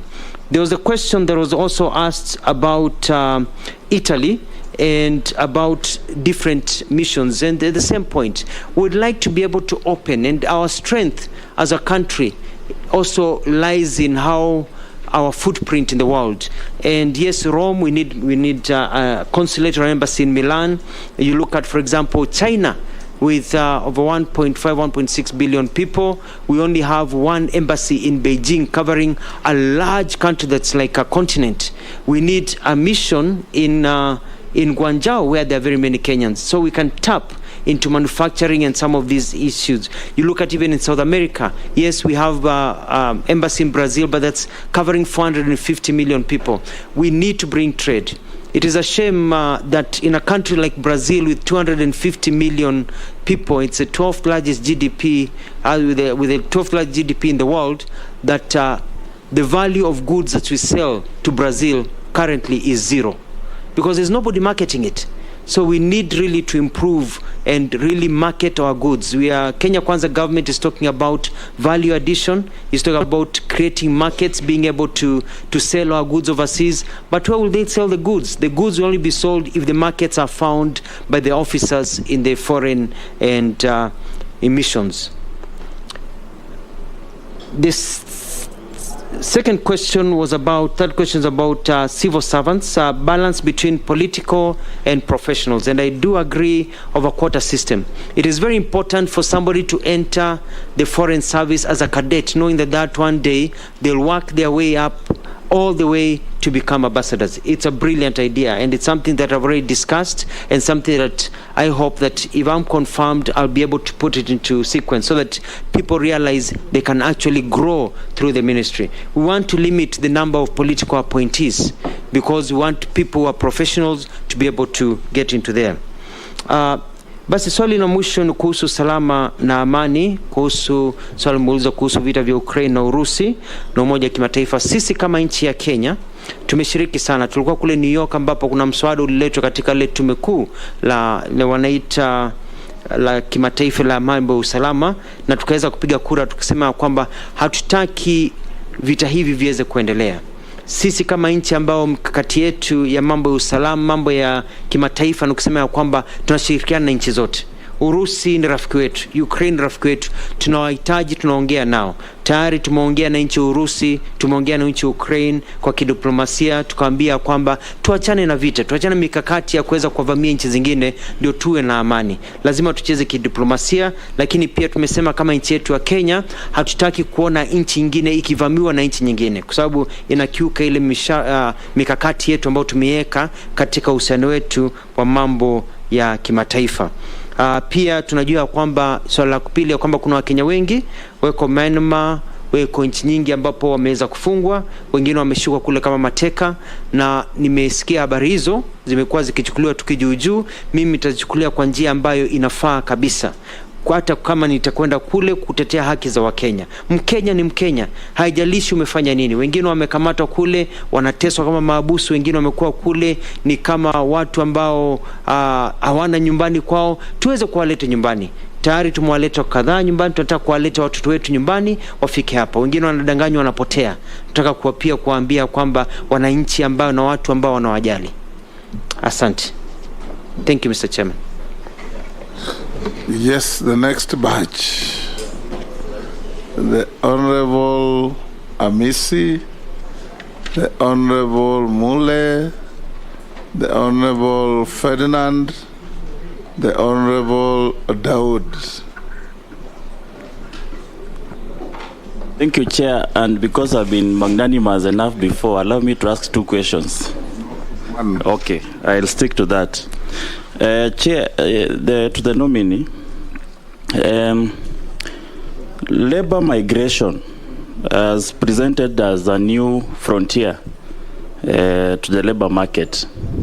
A country like Philippines, 40% of the GDP is from foreign remittance. Whatever Philippines has, I think Kenya has more. Where do we go wrong? How will you be able to work together in synergy with the Ministry of Labor?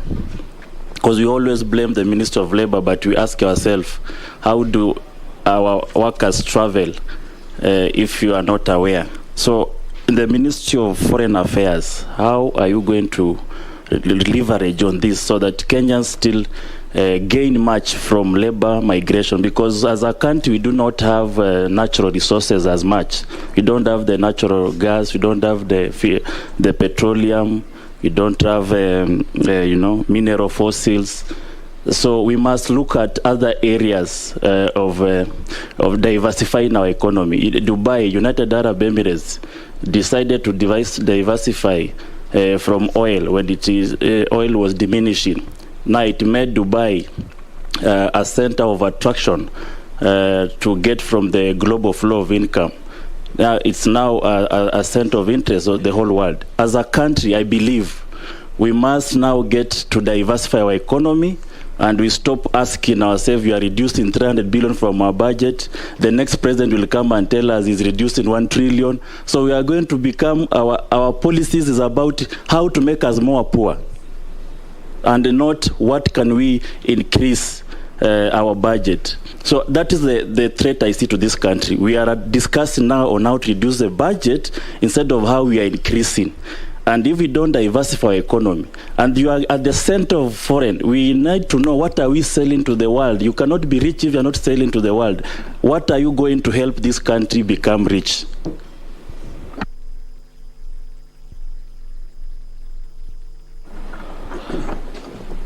Honorable Mule.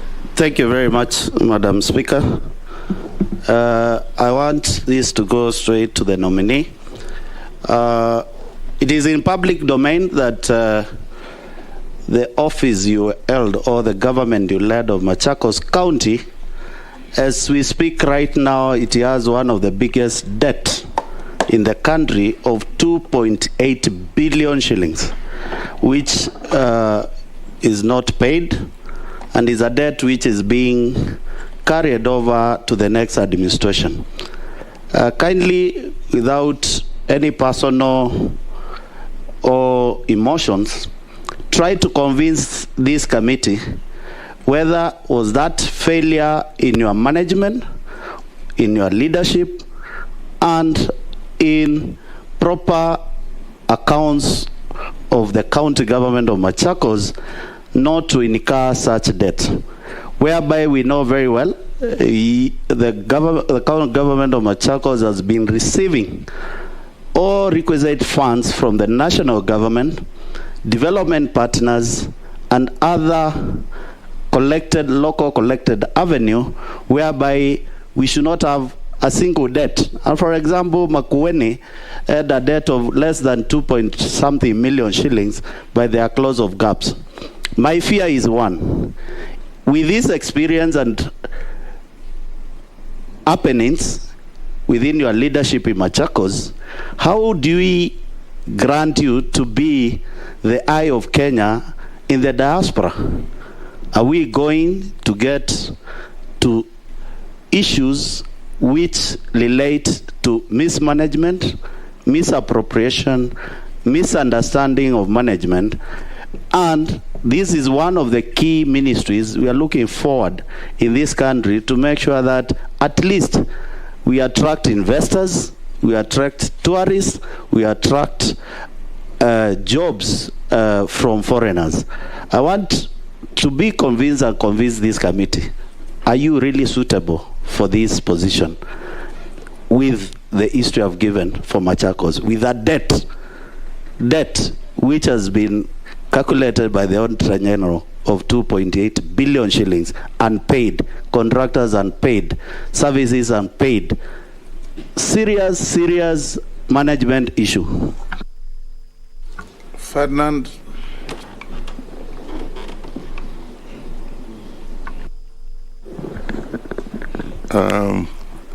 May I ask you this question? I'm one of the victims of the people who went to Middle East. And you said if you become the Minister for Foreign Affairs, you will go to Middle East. I think the problem here are the so-called cartels here and in the Middle East.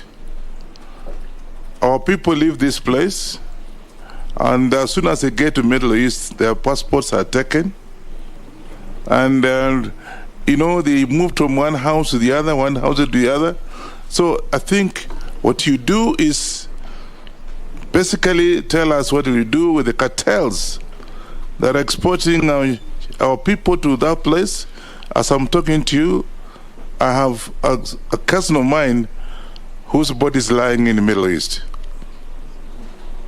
Secondly, on a different subject, Mr. Speaker, I wanted to find out what's happened to the visa. The countries that are so-called very friendly to us, when they come here, we have no problem. But when you want to get a visa going to some of these countries, including a neighboring country like South Africa, it takes such a long time to get a visa. Sometimes you don't even get a visa. And some people even end up being stranded at the airport because they get there and there's nothing. They can't go back. They can't come. And so they spend 2, 3, 4 days, imagine, at the airports. So what are you going to do about that? Thank you. Thank you, Chair. Thank you, Chair. Dr. Mutua, I would want to ask you 1 or 2 questions. We've got countries which normally offer us scholarships, university scholarships, college scholarships. Some of the friendly countries are India, Cuba, Algeria, Pakistan, Hungary, amongst others.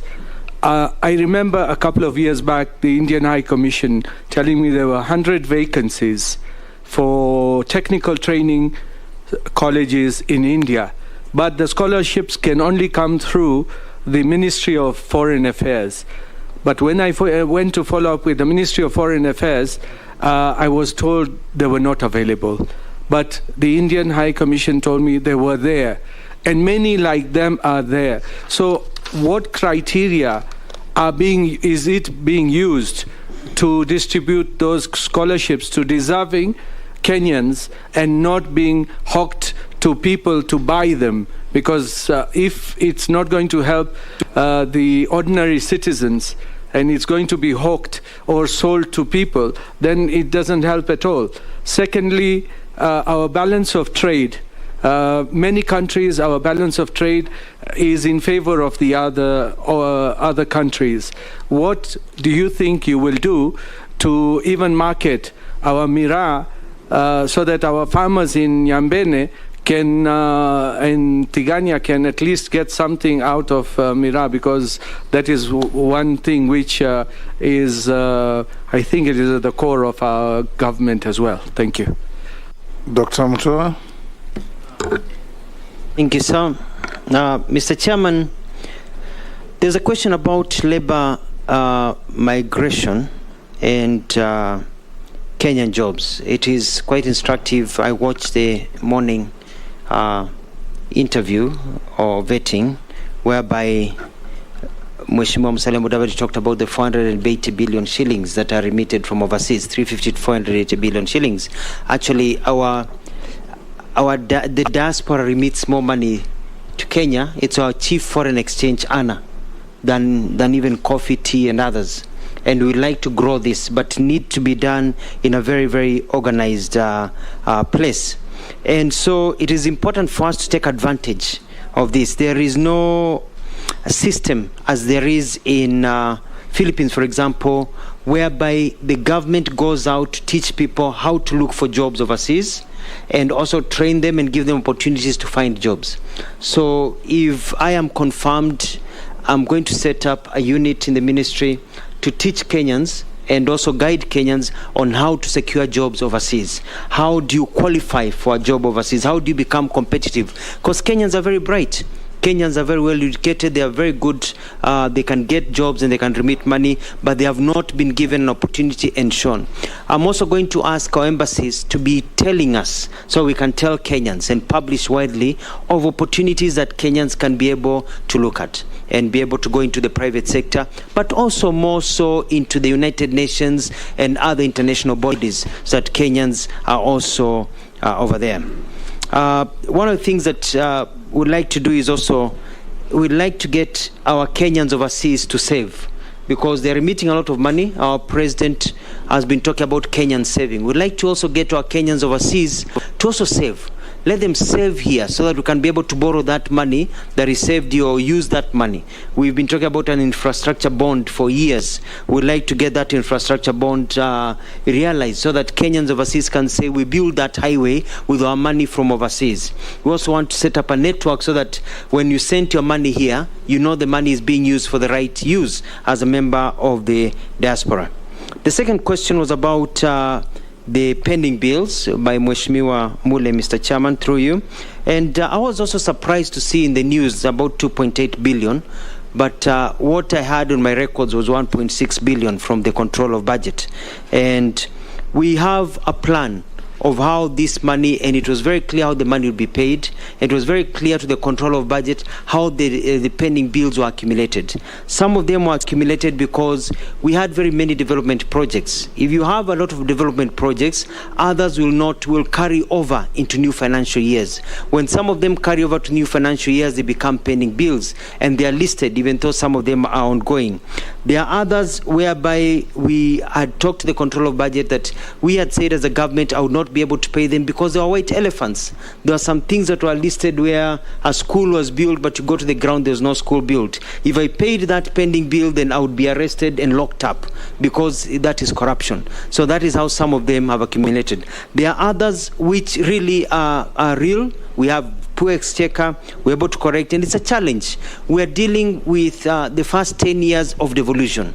It was about balancing everything, getting everything going, but by the end, I'm very confident that I ran a very good government that was recognized, that had a lot of success in many, many areas, that was able to be an epitome or an example to many other counties. Mheshimiwa, through you, Mr. Chairman, talked about victimization of Kenyans through the cartels, and it is true. I have some tricks up my sleeve, and I don't want to speak about them publicly right now because, you know, these cartels will work on them. But I can assure you, within a few weeks, I'm dealing with these cartels, because I've been made to understand that some of them are even owned by government officials. And they're going to do everything because they're making tons and tons of money out of our people. And some of the things that we want to do is that it's a clear recording. If you're going to send our kids overseas for work, you need to have a record of who you are sending. You need clearance by the foreign ministry, not only by the labor ministry. And when they arrive in that other country, we'd like to get within 2 weeks to know which home, their domicile, and where they are working. If we don't get that list, then that organization will not be allowed to send any other person to that country ever again until that is met. Furthermore, it is the right of every Kenyan to bear their own passport upon themselves. And we are going to tell the Kingdom of Saudi Arabia that the Kenyan passport belongs to the Kenyan. And you only surrender your passport if you're getting a visa, and others, you cannot surrender your passport because you're working. And if they can't agree for Kenyans to keep their passports among themselves, let's go to other countries. We don't have to go there and be slaves because they take our passports and we can't even travel anywhere. So we are going to ensure some of these things are not taken for granted. It's all about the government putting down its foot and saying, we are friendly nations, let's treat our people with respect. Mr. Chairman, the question about the Kenyan visas, and this goes hand in hand with the strength of the Kenyan passport. If you go to Google, you'll find that our Kenyan passport is number 75 in terms of the countries, in terms of its strength. This is because we are not really, passport is not very strong. We can't go to many countries without visas. One of the things that I want to do, if I'm confirmed and sworn in, is to ensure that we get bilateral agreements with many countries signed, so that we can have reciprocal, so that Kenyans do not need a visa to go to some countries. Most of the time, these countries put what in Swahili we call vikwazos, because they believe that Kenyans will be going there, misbehaving and not coming back. But with the plan of President Ruto to grow the economy from the bottom up, Kenyans will not have a reason to flee their country. There will be opportunities for people to go, trade, and come back home.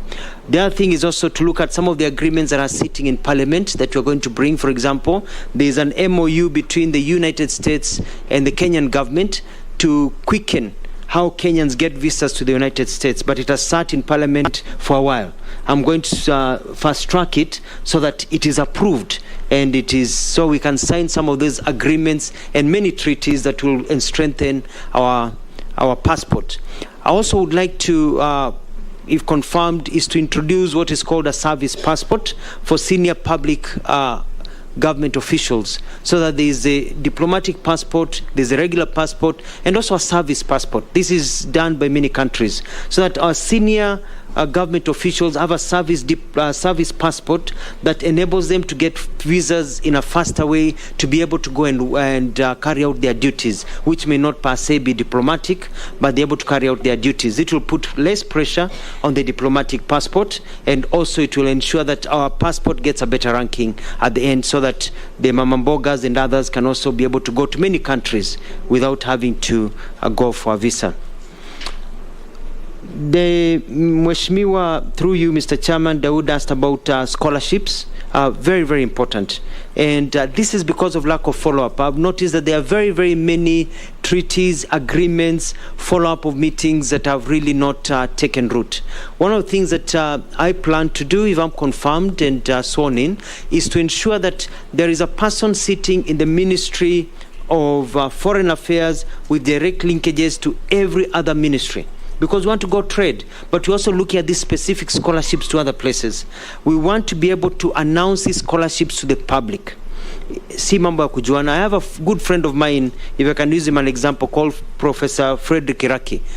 Grew up very poor, was teaching somewhere in Western Kenya. He saw an advert in the newspapers, I think it was Taifa Leo, and he was able to apply to the foreign ministry for a scholarship on merit without knowing anybody. He got a scholarship. He's now a full professor. Went overseas, studied, full professor. Hakujua mtu. So we want to create a system whereby children of the poor, when we say the child of the poor will be able to sit at the same table with the child of the rich, so that you don't have to know anybody for you to be able to get these scholarships. And we'll publish them.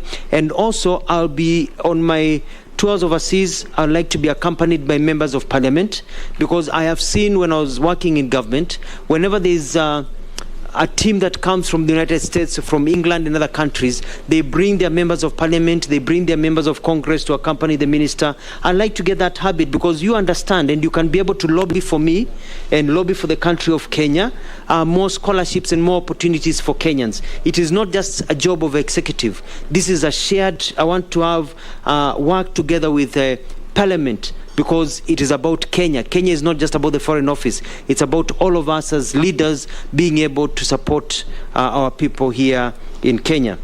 In terms of balance of trade, yes, a problem, because majority of our products don't have value addition. So we are selling our products raw. So it finds that we are importing finished products. We actually sent our products overseas and they are imported to Kenya with value addition. The Kenya Kwanza government is all about value addition.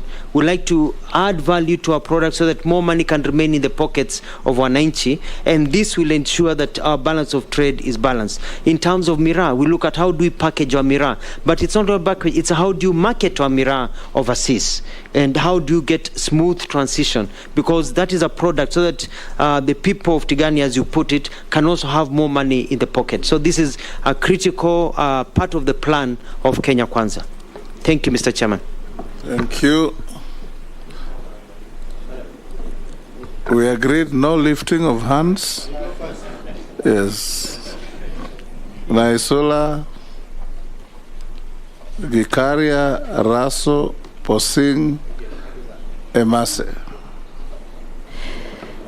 Thank you, Chair. To Honorable Mutua, many things... Actually, there are only two of you left after Emase, Morugara, and Mukami. You can take those 6.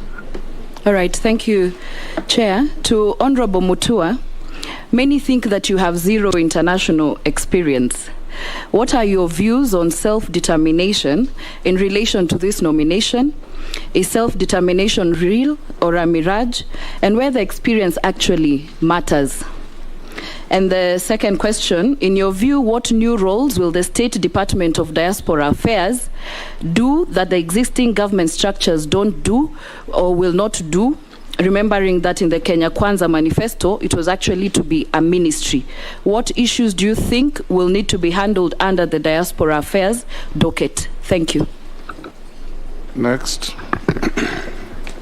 Thank you, Chair. Maybe, Chair, at some point in Parliament, at some time, I think you'll need to give a ruling as to whether this aspect of the domestic workers out of the country, whether it is a foreign affair matter or it's a labor, or sometimes we leave it to labor and maybe it is foreign, or it's the two of them. And I think your direction will really give us some answers to this. It is cross-cutting. They live here exactly. Under labor. Correct. They're out there under foreign. Mm-hmm. So I think it's when they are addressing that, then it's a cross-cutting issue. Maybe the two ministries need. The government has collective responsibility, and the minister, if approved, may wish to work very closely with labor to ensure that they synchronize the process and continue monitoring and managing our Kenyans out there.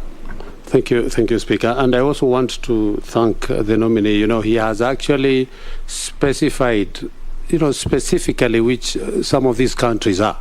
You know, the issue has also been generalized, but now when it comes with a particular area that is bringing this problem, then I think it is important. He also mentioned that he wants some of these properties that he has is out of the income he earned when he worked in the Middle East, if I heard him correctly. Maybe he needs to give us an experience of then and what is happening now. But the very last one, Honourable Chair, is about the questionnaire, number 27. And I had the nominee giving us a very emotive and very, you could feel where he has come from and the assistance that he got when he was rising and through his education and missing out to school because of school fees. But Honourable Chair, if you look at number 27 in the pro bono charity work, donation to charity and things, he writes not applicable. Honourable Chair. How then could you have benefited from well-wishers and good Samaritan, and yet in your tenure, you're not giving back? Thank you, Chair. Thank you, Mr. Chairman, through you. Yes. Okay, proceed. Thank you, Chairman. Dr. Mutua, if Parliament will approve your nomination, you will actually be the number 2 diplomat for Kenya.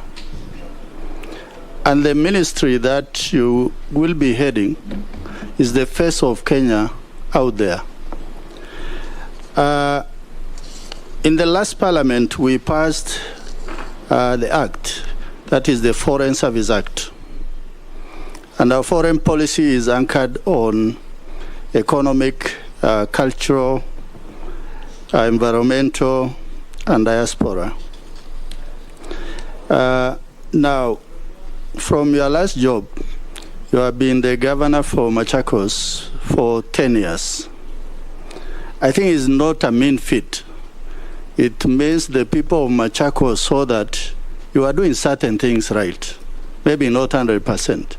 So my question is, what is the new thinking or new initiative that you are likely to bring to the Ministry of Foreign Affairs so that it can grow on the pillars around which the Kenyan foreign policy is anchored? Thank you, Chair. Honorable Gikaria, switch off your mic, please. Sorry. Crossing. Thank you, Chair, and through you. You know, Mr. Speaker, Ministry of Foreign Affairs, as said by Honorable Raso, is actually the face of Kenya outside there. And by so doing, Honorable Speaker and the Chair, it is one of the most prestigious ministries to work in. I have assessed, Honorable Chair, and I want to ask if the nominee is approved by this committee and finally the House, to go and do audit of small communities. Now they come from Kenya Kwanza, which is bottom-up economically. I want him also, when he's going there, to look at the bottom-up community, so that to see, actually, is foreign affairs face of Kenya. It may be first of Kenya outside there. What about at home? And I want you to be very specific to some of these small communities, including Pokot community. How many are they in the Ministry of Foreign Affairs? And I'm taking an example. I'm not saying only Pokot, maybe Pokomo or elsewhere in this country. How many are there in the ministry? So that at least you, as Honorable Garia says, you bring real change if you are approved by this parliament. So that the face of Kenya does not become face of Kenya outside there as ministry, but at home is face of some few communities. Thank you, Speaker. My turn. Thank you, Chair. Yes, my question to the nominee. Why do you think you are the best fit for this position? What is it that you're going to do differently? And I was also looking at the ministry itself. We do have the returning diplomats. You know, we take these individuals out there and they come back with a lot of skills, global experience. What are you going to do in terms of developing and retaining this talent and making good use of these individuals when they return, probably by making sure that they are, reassigned responsibilities or deployed to other ministries or boards where they can add more value and contribute towards the development of this country? Thank you. Next. Thank you, Mr. Chairman. To the nominee. Initially, agriculture was the largest foreign exchange earner. I think later it was overtaken by tourism, and now it's been overtaken by diaspora. And with the continuation of what is happening out there, especially to our labor force, that may also go. And one reason why agriculture was overtaken is because of branding. That as Kenyans, we do not brand our produce properly, and maybe we do not sell those brands as brands of Kenya.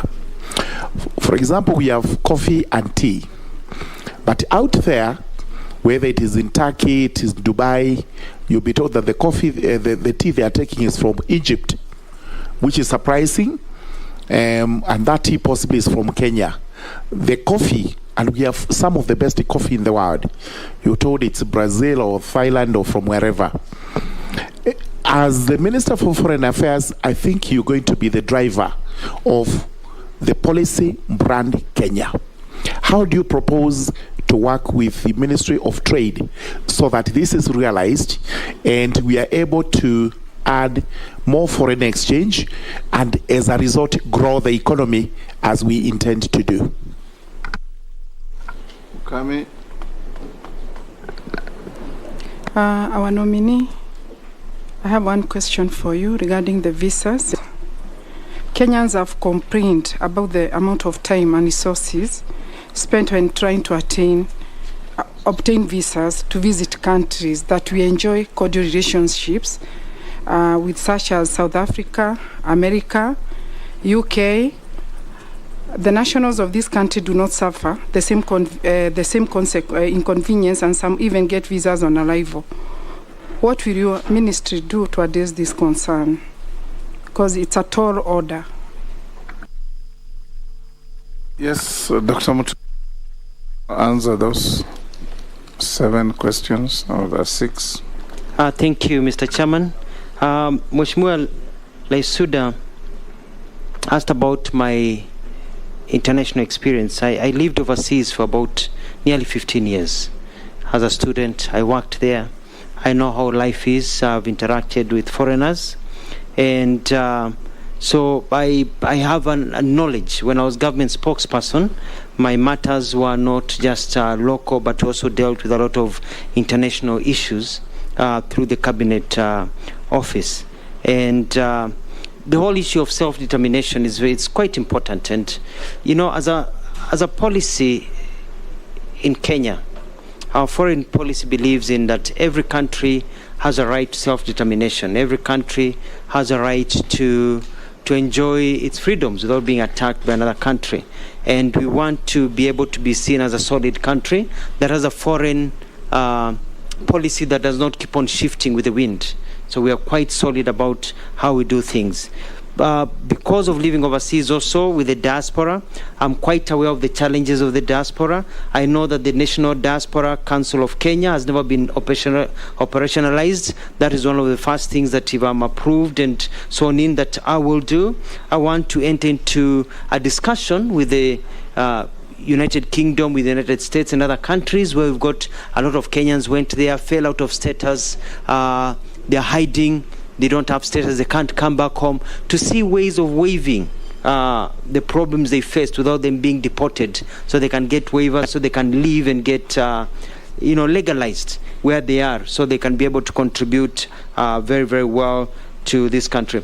We're looking at being able also to sign more MOUs that will be able to help the diaspora be able to work very well between us and then the banking field and others as we continue. So I feel that I'm quite prepared in terms of my personal experience and experience working in government for over 20 years. The second question is about the foreign affairs and issues which, Mr. Chairman, you're able to answer very well about the cross-cutting issues between Labour. But we'd like to make it very clear that if I'm approved and sworn in, issues of Kenyans overseas will fall in the Ministry of Foreign Affairs. I think Foreign Affairs has been passing the buck a lot to the Ministry of Labour. But Ministry of Labour will also have to get its act together. And because Kenya Kwanza, we are a team, we'll be able to work as a team to harmonize, so that even though there's processing done and approvals, we're working hand in hand. But when Kenyans are overseas, working overseas, I don't want them to go to any embassy and being told this is not a foreign affairs issue, this is a labor issue, Ministry of Labor issue. You're in a foreign country, you don't know anybody about labor, you know the mission. You want to be protected by your mission. I want people to be proud of the country they come from and to know that their country has their back day and night. At every single time. There was the issue about the properties, yes, and the questionnaire.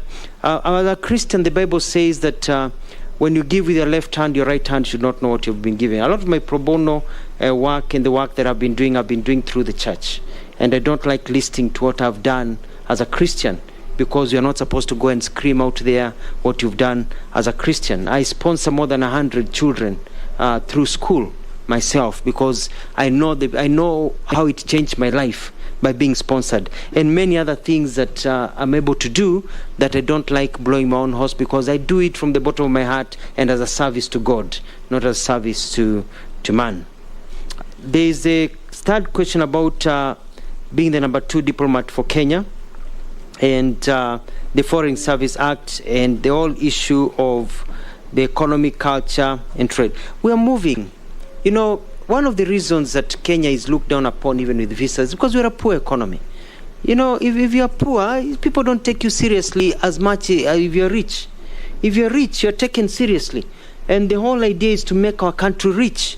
We want people to know that Kenya can be a land of opportunity. And my job will be able to do what I can. For example, my dream and I would like to work with members of parliament and governors so that I could go out there with my ambassadors if I am approved.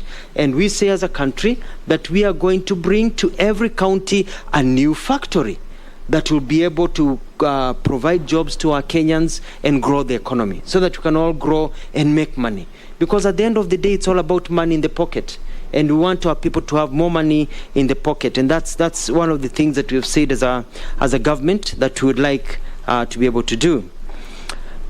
Mr. Chairman, the other question was about the audit of small communities. I have to admit, Mr. Chairman, that I was flabbergasted, awed, shocked, amazed, confused when I looked at the list of recent appointments and other appointments to the senior levels in the Ministry of Foreign Affairs. It clearly does not represent the balance of the face of Kenya. This I'll be able to advise the President so we can be able to correct this. Every Kenyan needs to know they have a place in their government.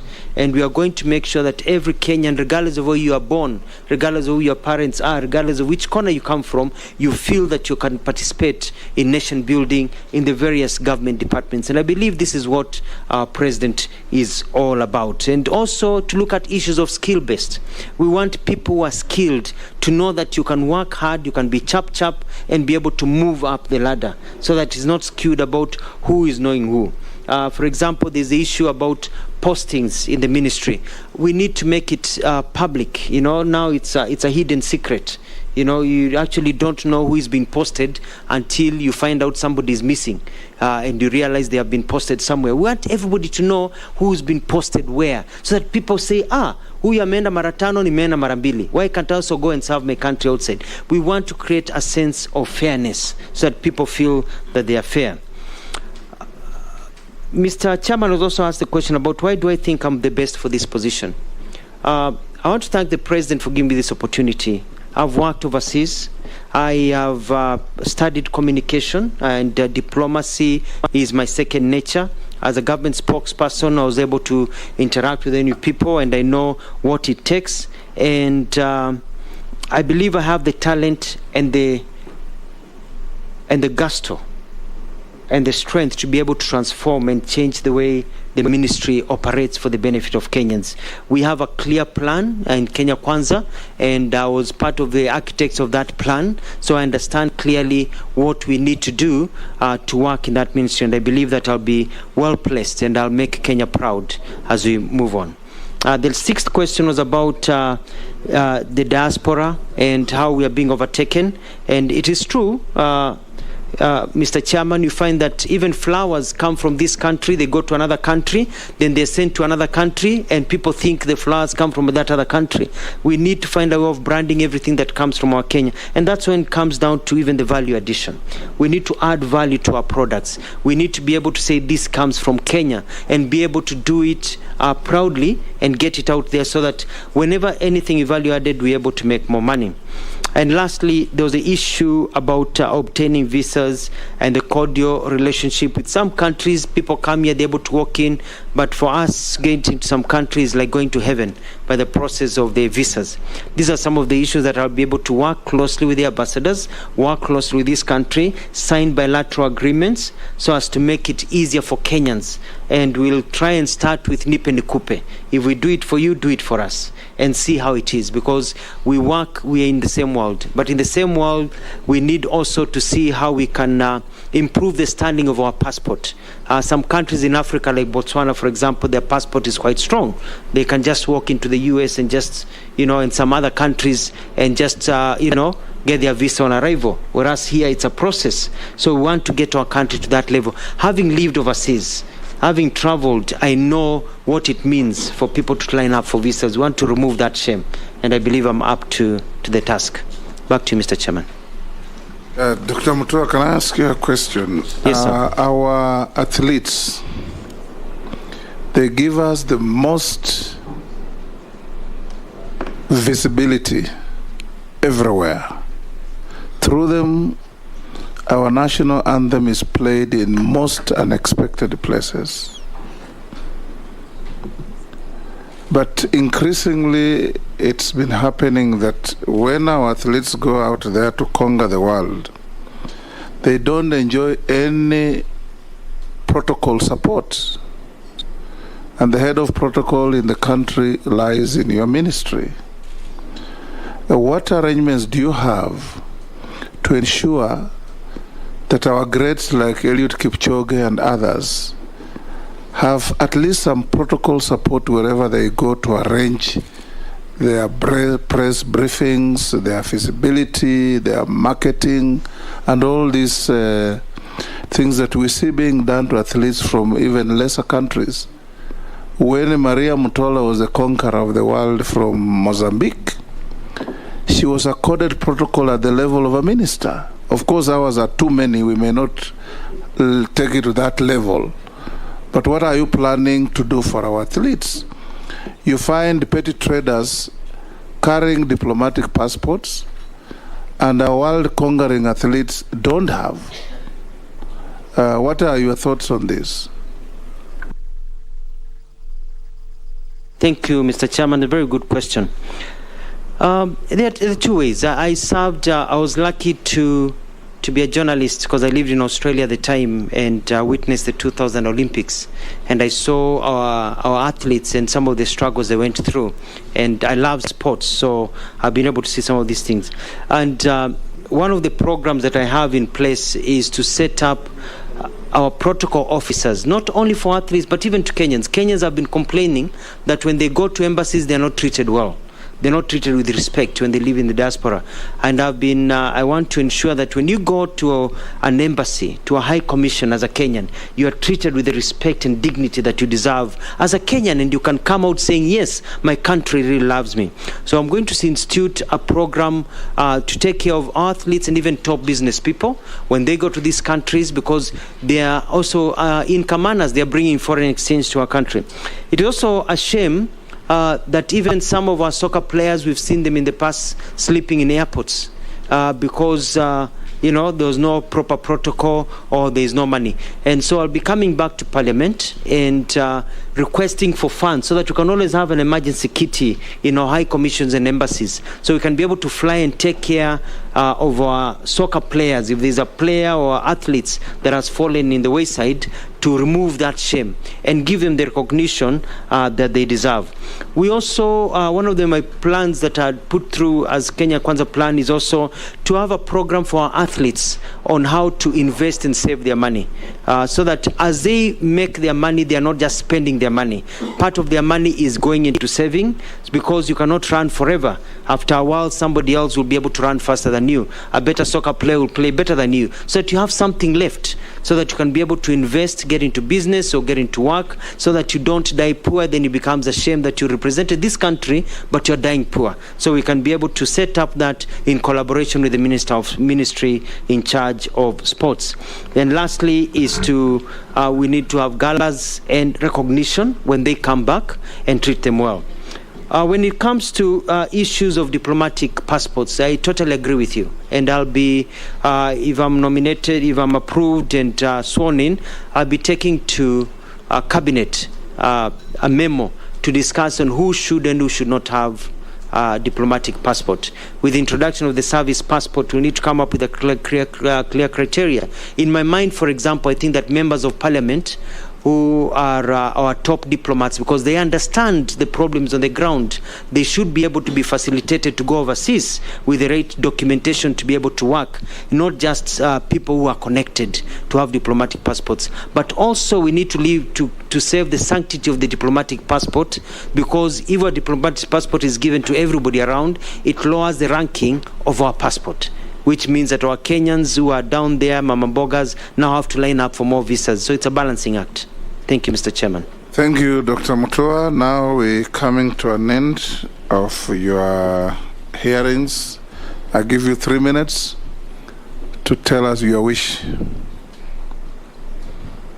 Thank you, Mr. Chairman, and I want to thank the committee, and I want to thank for the members for the very, very insightful questions that they have been able to ask me, and I hope I've been able to answer them. And I humbly request you to approve my nomination so that I can be given an opportunity to serve this country in a way that I know will transform this country.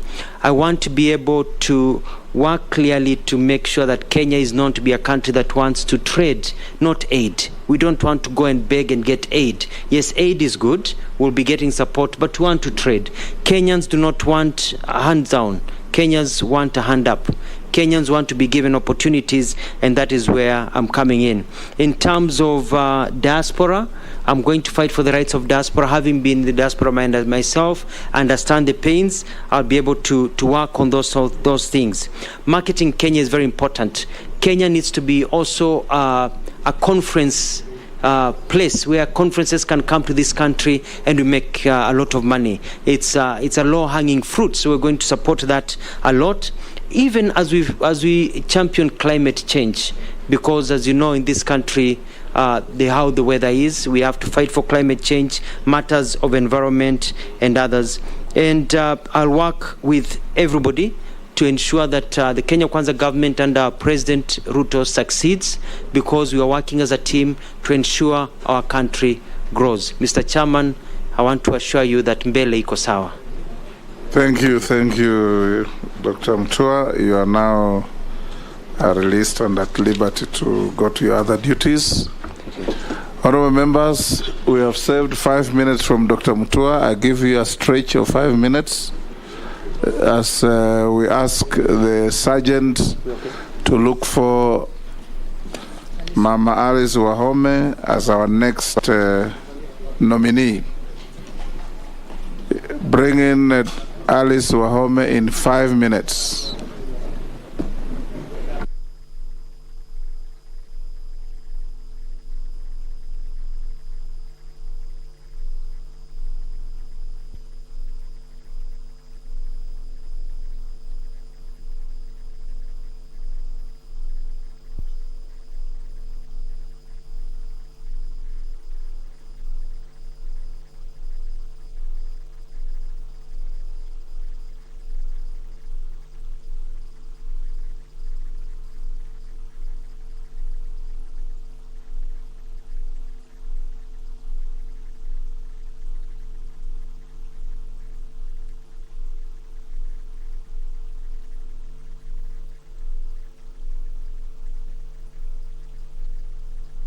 Given the privilege, you are welcome to the committee.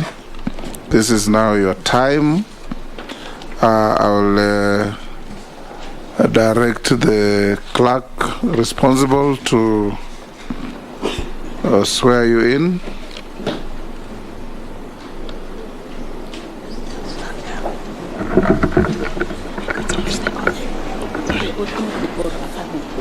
The Bible.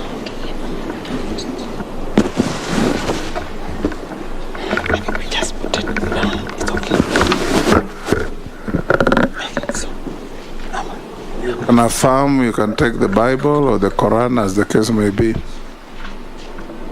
Yeah, thank you, Mr. Speaker, the chairman to the committee. I, Alice Wahome, do hereby swear to testify on all matters in question and tell this committee. Alice, when you swear, you raise the Bible with your right hand. All right. I, Alice Wahome, do swear to testify on all matters in question and tell this committee the truth, the whole truth, and nothing but the truth. So help me God.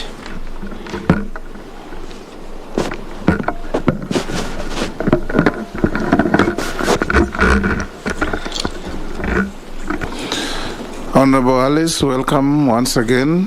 We are going to have an interactive session with you.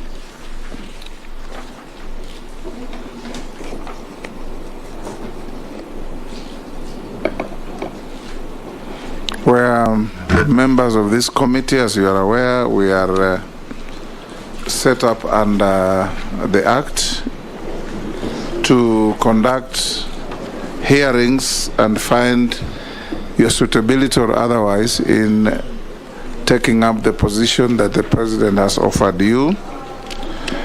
We are chaired by the Speaker, yours truly here, Moses Wetangula, and I'll invite members of the committee to introduce themselves for purposes of Hansard. I know that your colleagues, you know them, but the Hansard requirement needs that they introduce themselves, starting with the Deputy Speaker.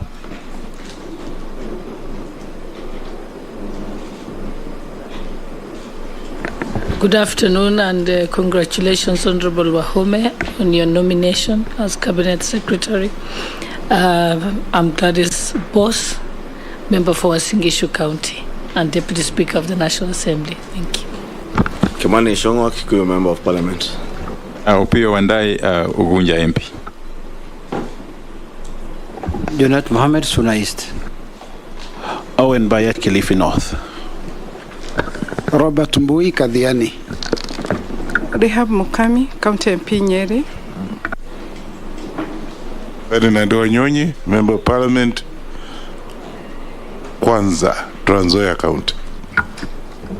George Gitonga Murugara, Member, Tharaka Nithi. David Kosing, Poko South MP. Abdul Rahim Daoud, Northi Menti, Meru County MP. Honorable Mishimboko, MP Likoni. Nelson Arap Koech, MP Belgut. Thank you, Chair. Caleb Amisi, MP Saboti. Didoraso, MP Saku. Abdi Shurie, MP Balambala. Emase Mary, MP Teso South.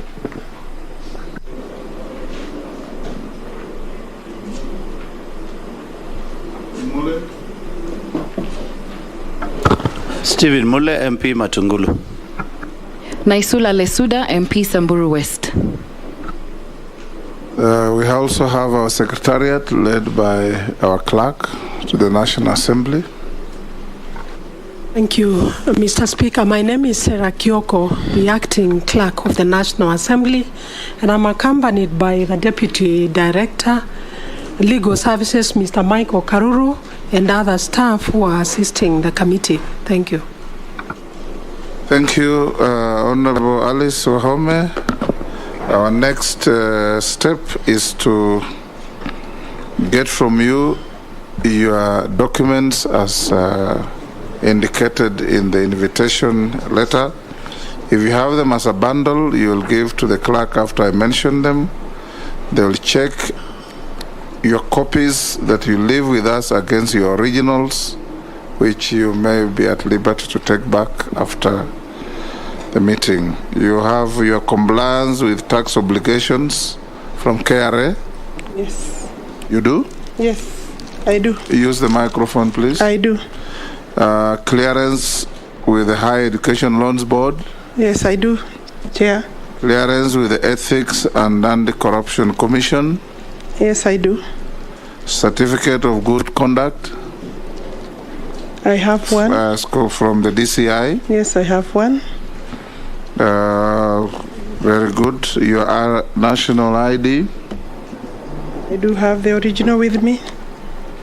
Your academic certificates? Yes, they are there, Chair. Okay, that gracious lady will have them and compare your copies with the originals. Where there's a deficiency, she will report here and we will advise you.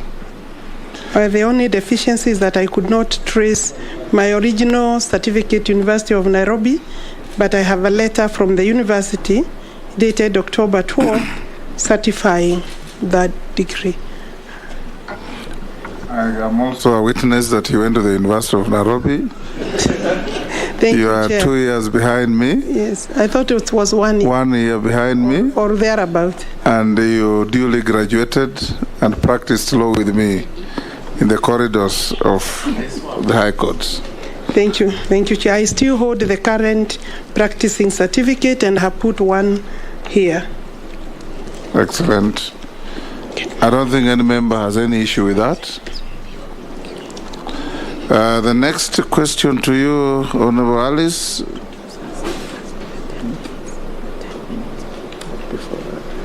Are you a dual citizen of any country apart from being a Kenyan citizen? I'm a Kenyan citizen, no other citizenship.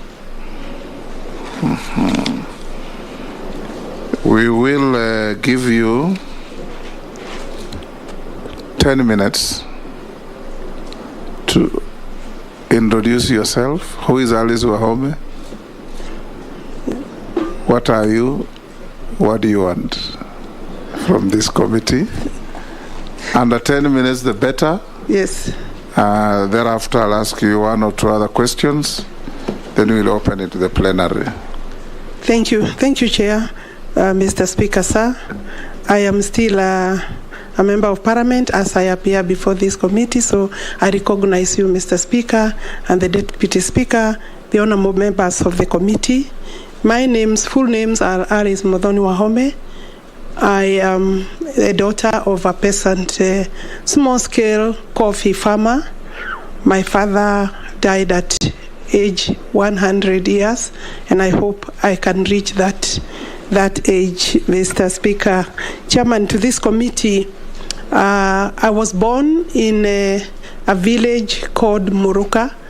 I went to primary school just next door my home, which was a kilometer away, Karumu Primary School, with other boys and girls in the village. I walked to school. I came back to school, went without lunch when there was no lunch, and I finished my primary school there. And I joined Siakago Girls for my O-levels. We did O-levels, Form 1 to Form 4. I finished in 1974 and then joined. I finished in 1977 and joined A-levels for 2 years, Bishop Gatimu Girls. It is from there, Gadu Girls, that I was called to Nairobi University as a law student. And I did my 3 years. After 3 years at Nairobi University, I graduated with a Bachelor of Laws degree, and then I joined law school for 1 year at Tudor Jackson, and thereafter my first job was a state counsel at the office of the Attorney General, where I practiced for about 2 years. I left and joined Makecha and Company, the late Makecha and Company. From there, Mr. Chairman, I set up AM Wahome and Company Advocates. After finishing, I think I did work for until 2014, when I was joined by my daughter, who is a lawyer, as a partner. And I believe she's in this room, so that we formed Wahome and Akendi, where if I am approved by this committee, I'll be resigning. I have held my practicing certificate from 1985 to date. It's still valid for practice, but I'm acutely aware that if I'm approved, I will not be able to practice. It is I would like to say something about my young age. I have worked like any other village girl. I have milked. I know how to milk. I know how to cut grass. I have cooked for my brothers, as was expected, even though some of them were older than me. I didn't understand why, but I know I did those jobs. I have followed my mother to the garden, to the shamba, up and down, and she was one of my driving forces or factors, because she was a hard worker. My father was a polygamous man. We are 48 siblings in my home, and very hard-working man. Something I don't wish most men or many men to do, but and especially with the current economic times, I know that it is really a situation that I looked forward to actually making an improvement in my life. In terms of my upbringing, I could say within the village, I was one of the few privileged girls because my mother was very keen to ensure that I go to school. My father educated all of us through his coffee farm, about 9 acres of coffee. I was determined from that age to make a difference as a girl. I looked forward to leaving the village and joining other working people. And as I sit here looking forward for approval, and I hope that I will be approved, I would want to encourage other girls from the village going to school even without shoes today, maybe no water in their homes, no running tap, no food sometimes, but that there is a hope and there is a future, and they can be able to work and reach higher heights than what is their situation. I think, Chairman, I'm saying that I would also want to let women know that there are many opportunities. If women understood, despite the barriers, patriarchal barriers, cultural barriers, economic barriers, society barriers, that there is still a lot of opportunities unexploited, and I am looking forward to exploit the current opportunity if I am approved. Chairman, at this stage, allow me to say thank you to His Excellency the President for finding it fit. It's really one opportunity in a lifetime for a woman who has come from where I have come from. I say that because the vulnerabilities of a growing girl, the vulnerabilities are very huge. Escaping pregnancy at primary level, escaping pregnancy and other hazards that face even boys and girls to reach this University of Nairobi at that time and still today was the university is not a mean achievement, and I know that it is our pride to see more women and girls achieve even at university level. I know, Mr. Chairman, that I actually have a husband. I married while at the university. I think I was a bit too fast. And I'm grateful because the man, the father of my children, is still my husband today, which is also not a very small achievement. And especially it's a major deal to be able to live with a husband, the same man, for I think now 39 years. I still love my family. I have 4 adult children, 2 lawyers. One is almost finishing his law school. The other one is my partner. I have a doctor in the family, and I have a media personality in the family. Of course, they are all adults with their own families. Maybe that is sufficient to say, but I also want to let the girls in Siakago girls know that at the period, at the time I went to school in Siakago girls, in Embu, Bere, those days there was no water. We had to go to fetch water in the streams. And I know that today the life there may be different, but I hope to be able to visit them if I'm approved as the Minister for Water, to find out whether they have running water in the bathrooms, because we did not have running water. We used to fetch water in our karais, and then we would wash outside, and the sisters would, of course, during darkness, we would ensure that you wake up very early, because the bathrooms were also not enough. It was a hard life, but it was good. In terms of the village life, we must be able to ensure that our schools have the adequate facilities. I think maybe that is enough. I, of course, have been elected twice. The third time this particular term. Very grateful to the people of Kandara. It is also a very unique achievement for a woman in a patriarchal society to be elected as a member of parliament for 3 terms. There are mixed feelings for Kandara people. I want to confirm to them I will not be very far away. despite maybe the duties that I may get away from the constituency. But I want to assure them that I will keep in touch with them, albeit that they may have to have another member of parliament. Indeed, campaigns are very, very hot there now, even before I tender my resignation, Chairman. But I want to assure them that I'm grateful, forever grateful. I was the first woman in Murang'a County to be elected in a constituency. After me, 2 other women have been elected.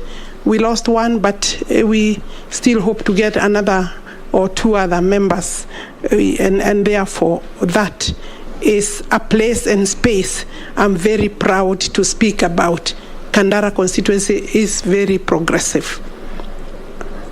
Thank you, Alice. That is like the story of all of us. Well done. I'll ask you 1 or 2 other questions. Have you ever been dismissed from office for any conflict between personal interest and public or official interest? I have not been dismissed, Chairman. From any office? In any office or from any office. With that rich history and background, long practice and so on, what is your financial net worth? The gross is about 392 or thereabout, 392 million shillings. Mm-hmm. And what are your current and anticipated sources of income? Maybe I could say the net. The net is 218 million shillings. The others are debt, yes. My net worth is 218 million. And this is a value of properties between myself and my husband. Some of them. Those are family assets? Those they are family assets. Mm-hmm. What are your current and anticipated sources of income? Until September, I have earned a salary from Parliament, and I have been in and off practicing a bit very, very low, low key, because of course as a member of Parliament you have very little time in your hands. I get about an allowance, fuel allowance of about 100,000 from my farm, and I also, from these properties, some of them are in my name, I get about 500,000 shillings a month. At the moment, they do not have tenants since COVID, and therefore I have no income coming from that end. I'm relying on the little 100,000 and my salary from MP, of course, yes.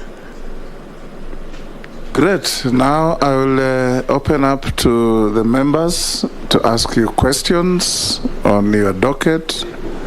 And the structure of our engagement is robust but respectful. We encourage you, being a veteran parliamentarian, that all questions are through the chair, all answers are through the chair. Resist any attempt to engage directly with any member of the committee, because that will not be helpful.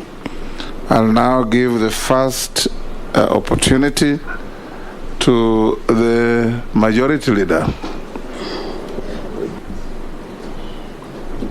Thank you, Honorable Speaker. Honorable Alice, you've been very passionate, and I could tell you're very passionate on the girl child issues. And now that you mentioned Siakago girls and how you went there and there was no water, I'm sure you are also certain that many parts of Siakago today still don't have water, and so are very many other parts of Kenya. His Excellency the President, in his address to the nation, to Parliament, did indicate that there are plans by the ministry, and I know you are here to report to the ministry, but I would really want to hear your thoughts on the question of the water purchase agreements under the PPP model. And being a lawyer, I'm certain you would be able to interrogate such agreements. But of concern to me would be the cost.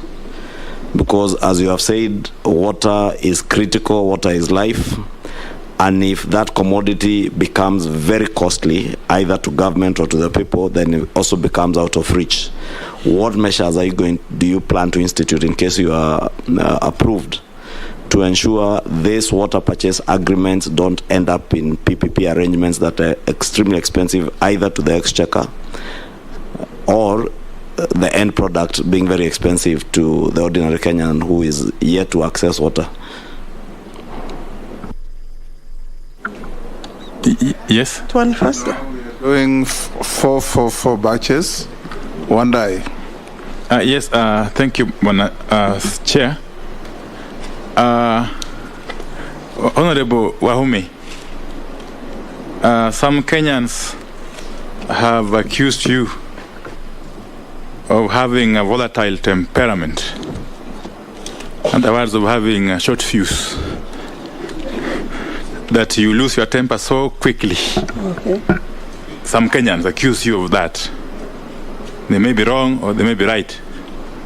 A case in point is the issue of 27th October 2017 when you were captured on camera roughing up and assaulting an IBC official by the name Martin Malonza over some disagreement on the filling of some forms, electoral forms, at Ngararia Girls High School in Kandara. I'm sure you'll recall that incident. From where you sit, how would you take this act, considering the requirements, the stringent requirements of Chapter 6 of the Constitution, and especially Article 73, Sub-Article 1, which provides that authority assigned to a state officer, and by then you are a state officer, because you are an MP, that authority assigned to a state officer is a public trust to be exercised in a manner that, among other things, demonstrates respect for the people and brings honor to the nation and dignity to the office. 2, there is a matter, that is the succession course number 527 of 1981, if you may remember, where Ms. Alice Mudoni Wahome, I'm not sure if it is you, will confirm, together with other 3 advocates, were accused of misappropriating Kenya shillings 284 million, money that came from the estate of Mbiu Koinange. And this is captured in a judgment that was delivered by Justice Agri Muchelule, then judge of the High Court, on the 7th May 2020. What do you have to say about this matter? And how does it place you within the context of the Constitution of Kenya 2010, and particularly Chapter 6 of the Constitution, as you plead with us to approve your nomination to this very high office? Thank you. I'll give to the Deputy Speaker. Again, Honorable Wahome, congratulations. As a woman, I'm immensely proud of your getting this far. As you know, said the same to any man. Yes. With a light touch. She has Possibly not practicing said the same to any man. Yeah, it's called positive discrimination. As you, I see that part of your docket will deal with the sanitation. And as you know, 73% of the plastic waste generated in Kenya remains uncollected and unrecycled, which is something that can produce energy for the cities around Nairobi.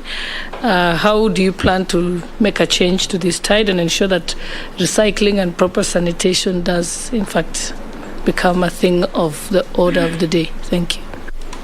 Yes, Junet. Thank you, Mr. Speaker.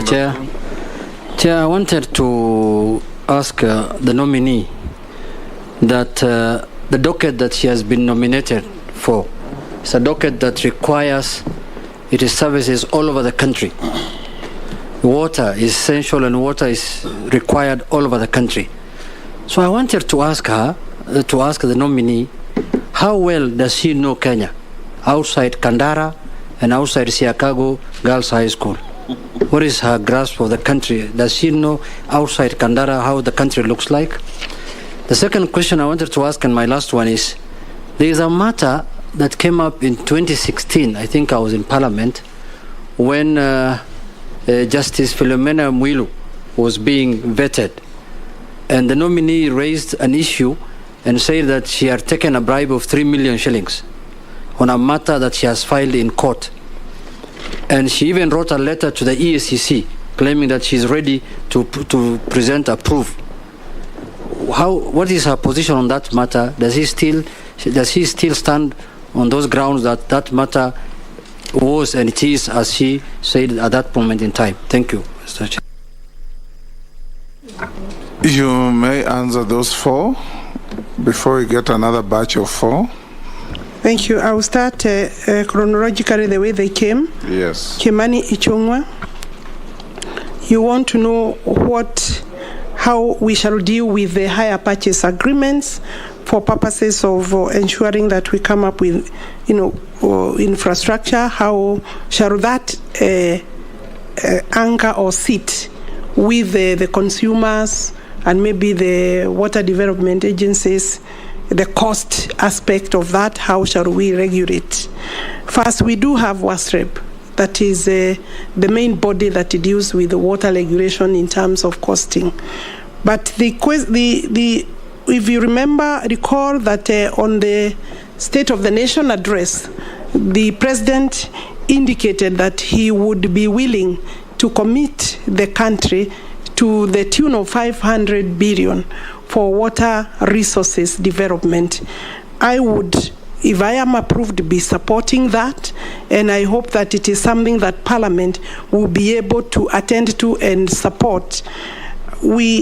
At the moment, we are having a budget of 24 billion shillings and from the GOK, and then another 54 billion shillings, totaling to about 78 billion.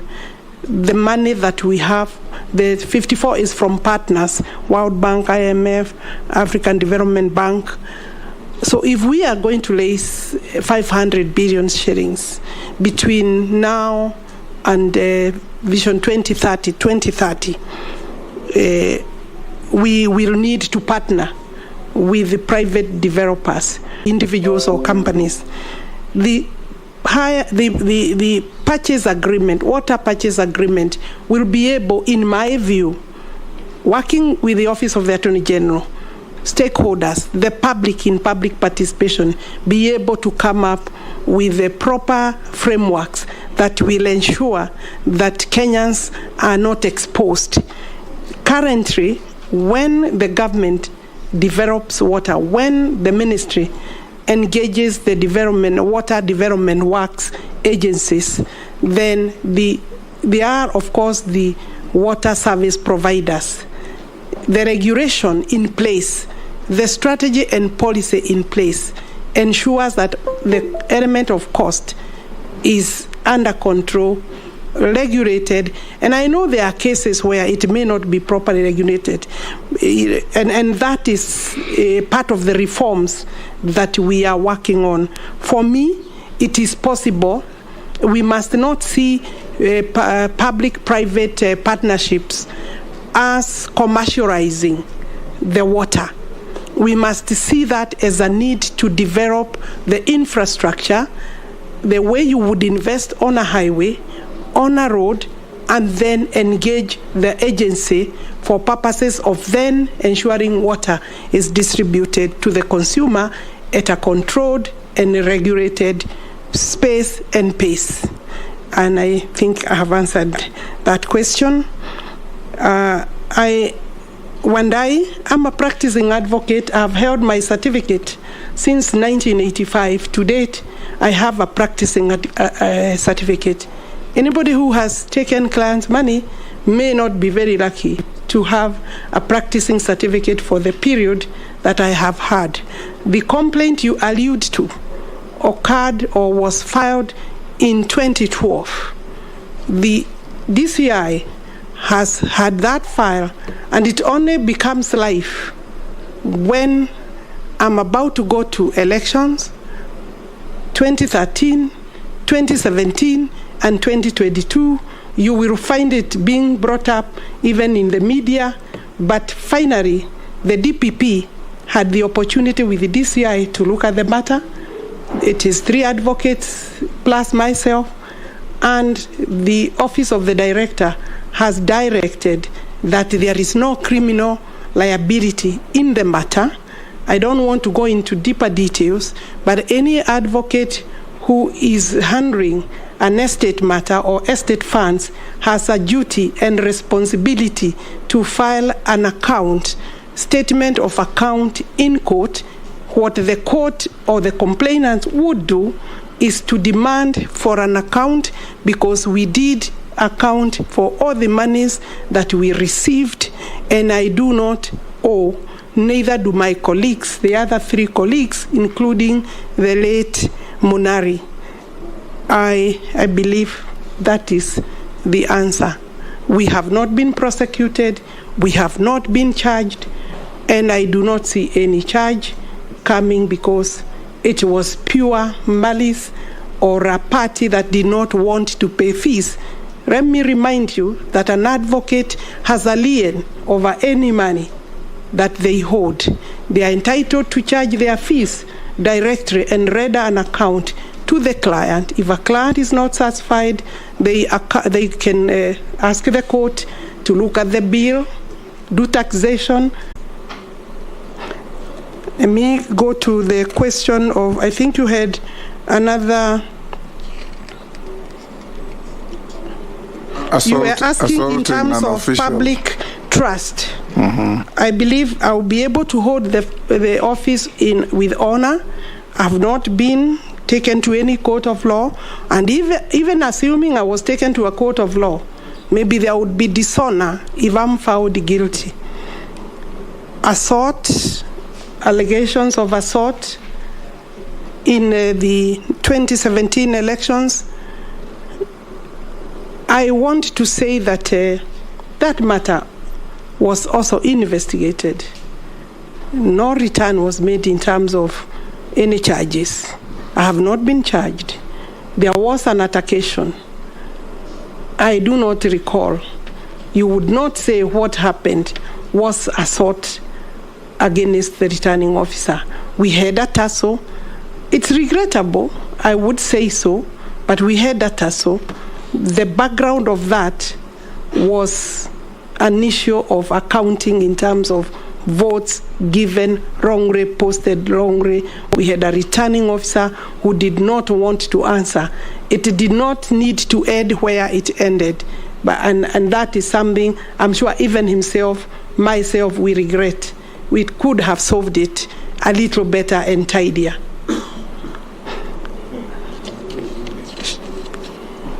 Gladys Shorey is asking me about recycling. How do we deal with sanitation? These are matters that, the ministry is involved with the development of water, resources, sanitation, and irrigation. In terms of sanitation, per year, we are funding all necessary projects to the tune of only about, including donor money, about 31 billion shillings. The money is not enough to do what we would want to do.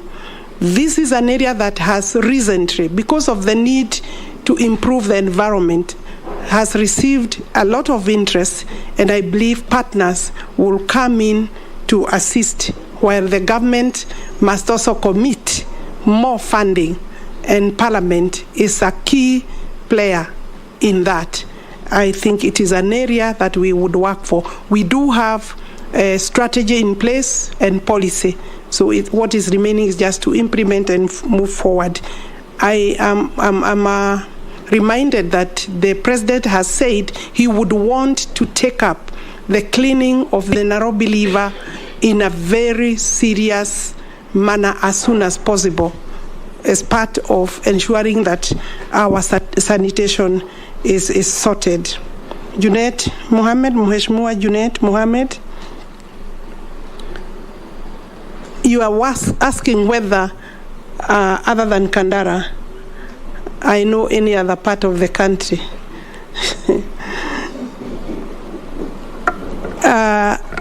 I think in the ministry, I do not need to know any part of the country to be able to implement the policies that the ministry has developed. We have policy in place, we have strategy, reforms are in place, we have both statutory and regulatory mechanisms, and we have very serious technical support teams in the ministry where there may be deficit or need to add, to improve, to train further.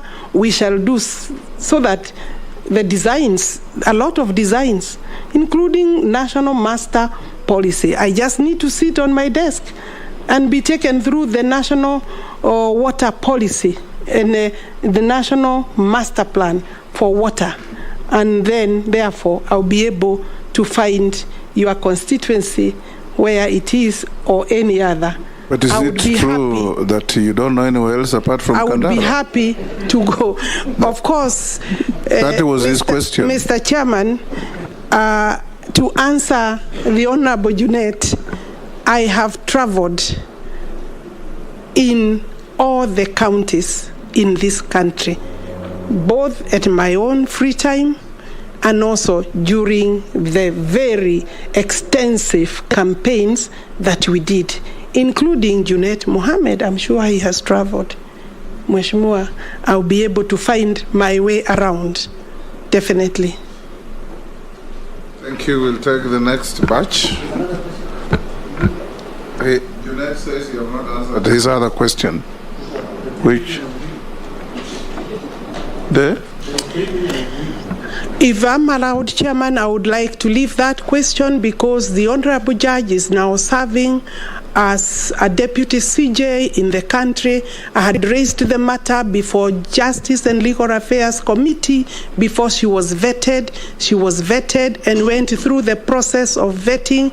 There is no need, if I'm allowed, by the owner of the question and the Speaker, Chair, sir, not to answer any further or deal with the matter. Preclude us from discussing judges at that level without substantive motions. You're right. Much obliged.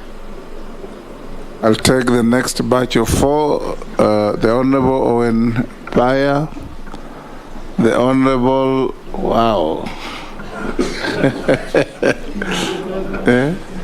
The Honorable Murugara, the Honorable Amisi and Naisula. You will have this next round.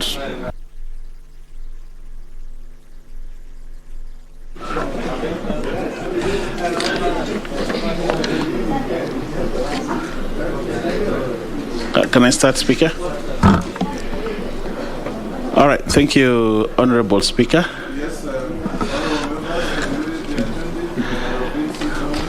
Okay.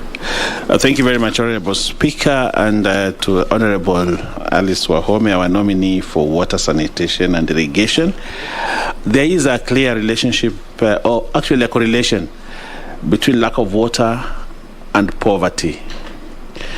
In the Africa Water Vision by 2025, that is, Africa should at least have water by 2025 everywhere, potable water by 2025, which is just 3 years from now. If you look at that document, it examines this relationship very clearly and puts African states on their toes to ensure that water. Looking at Kenya the way it is, I think we are very far away from achieving that. My question to you, Honorable Alice, is as CS of Water and Sanitation and Irrigation, how will you reconfigure this country to achieve this vision by 2025? And what is it that you'd want Parliament to do so that you can achieve this vision, not only for the country but also for Africa. Secondly, if I put it within this supplementary, Mr. Speaker, there are places in this country, if they had water, they wouldn't be as poor as they are. The docket on irrigation is placed squarely into you. How will you bring all this together to ensure that irrigation plays a role, but also water is found at home so that we can curtail the poverty that we have in this country? I thank you, Mr. Speaker.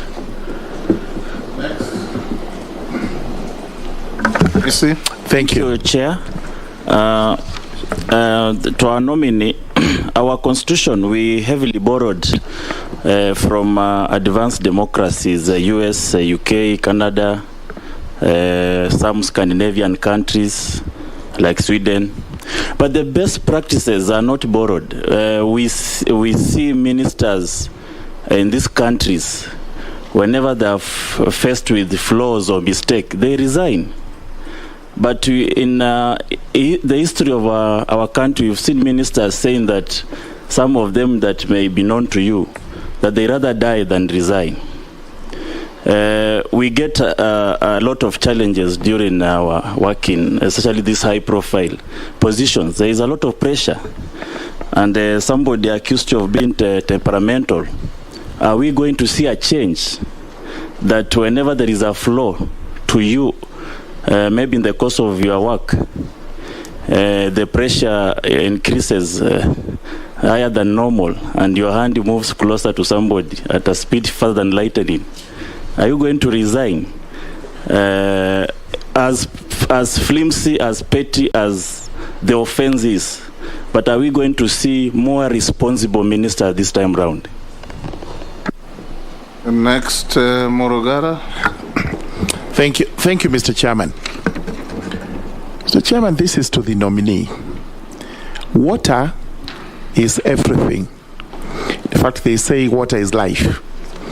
And especially to poor rural folks in the poor areas of the country, the arid and semi-arid areas, which include my constituency, Tharaka Nithi County, the eastern region, Ukambani, the northeastern region and the northern parts of Kenya. We are now experiencing a drought. There is a hue and a cry in the country, not just on the part of food, but on the part of water, such that it has become a way of life that every 3-4 years there is a drought, and the cycle is repeated whereby we have no food, our livestock die, and the rivers that traverse those areas actually dry up. My question is, as a measure of extreme urgency, dharura, what plans do you have to ensure that this problem in the rural areas, in the dry areas, semi-arid areas of the country, this problem is ameliorated such that it is not going to be a cycle. It may be a one-off, but not a cycle that is repeated every 3-4 years to the detriment of the citizens who live in those areas. Thank you, Chair.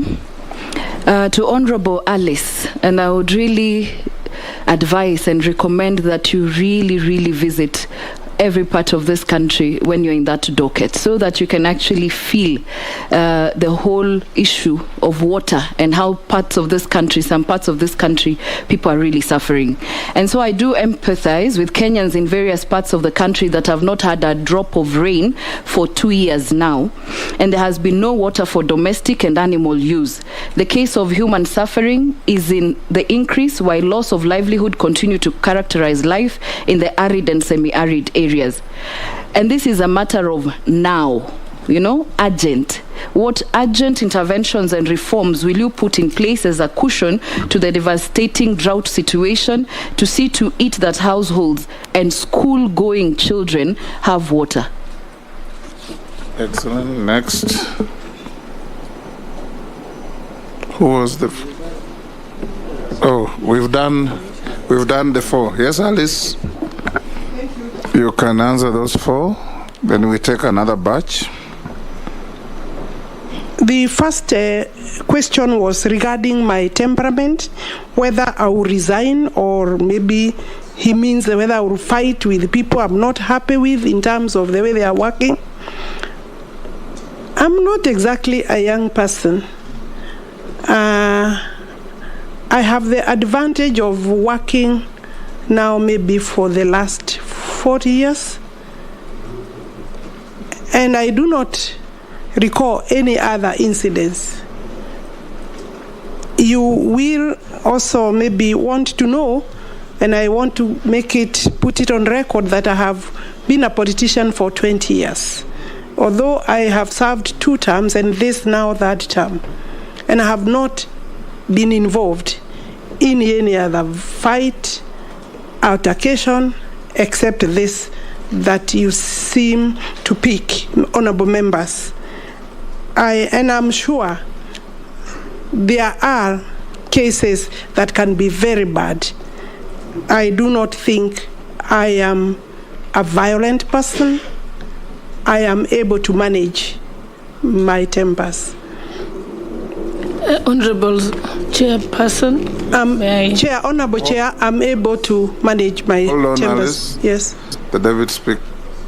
I have a slight interjection just to my colleagues, and I'm requesting the help of the chairperson that we do. It would be nice not to have the questions being subjective, because when the question is asked in a manner that is subjective and amounts to casting aspersions and passing judgment without giving the candidate an opportunity to elaborate, then it doesn't look good. I think you can phrase your question, Honorable Amisi, to say, could you elaborate on the following incidences with a view of assuring the panel that you have the requisite integrity standards? That's a better way of asking.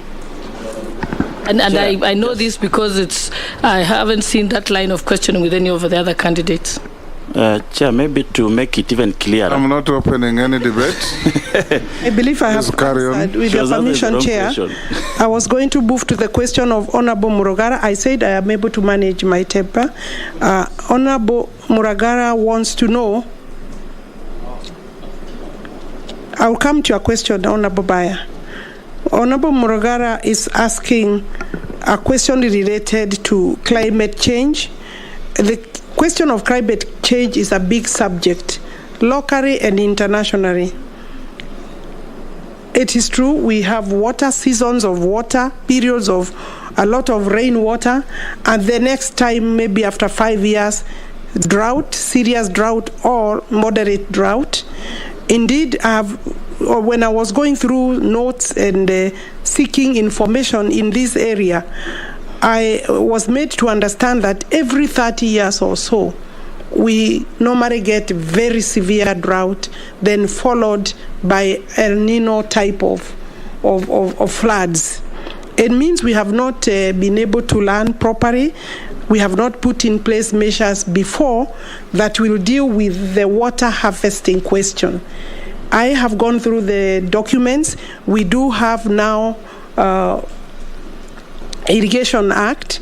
We have water conservation regulations, and regulatory mechanisms are in place. There is a lot of effort and research that has been put in place on how we can conserve rainwater, including coming up with, I think they call them dry valley dams, which means they will draw water from the rains. And indeed, when you walk, for example, when you go to water from Makueni, going those 2 valleys there, you can see big valleys that would be able to hold a lot of water. We have seen serious devastating floods in most of the eastern provinces, regions, the counties like the ones Mheshimiwa Resuda is referring to, her county, but that water after 3 months is not there. The ministry intends to partner with Parliament, provide funding with other partners, including private partners. I will go back to that question. Dams is a big solution. Development of dams, infrastructure is a big solution to the question of water, because dams can be able to hold rainwater water flows from floods. And I have looked and seen that we have a long list of dams that are either 50% complete. A few have run into problems because of either the contractors have run into serious financial issues, but majority of dams are kind of halfway. I'm told that we need this, the whole of this, the master plans, the research, the designs are there. I'm told what we need is money. Between now and 2030, we need to raise 1.8 trillion shillings for both water resources development and sanitation by 2030. If we did that, we will possibly deal with 3/4 of our problems. So yes, I'm sure I'll be coming to the honorable members to be able to discuss how we can partner in the area of looking for more money. Honorable Bayang is asking how, the question of hunger, poverty is related to no water, no agriculture, no growing food, no production. I agree with you. The docket of irrigation has received serious attention. I can assure you that. And I think sometimes there is a lot of politics around irrigation. If you look at the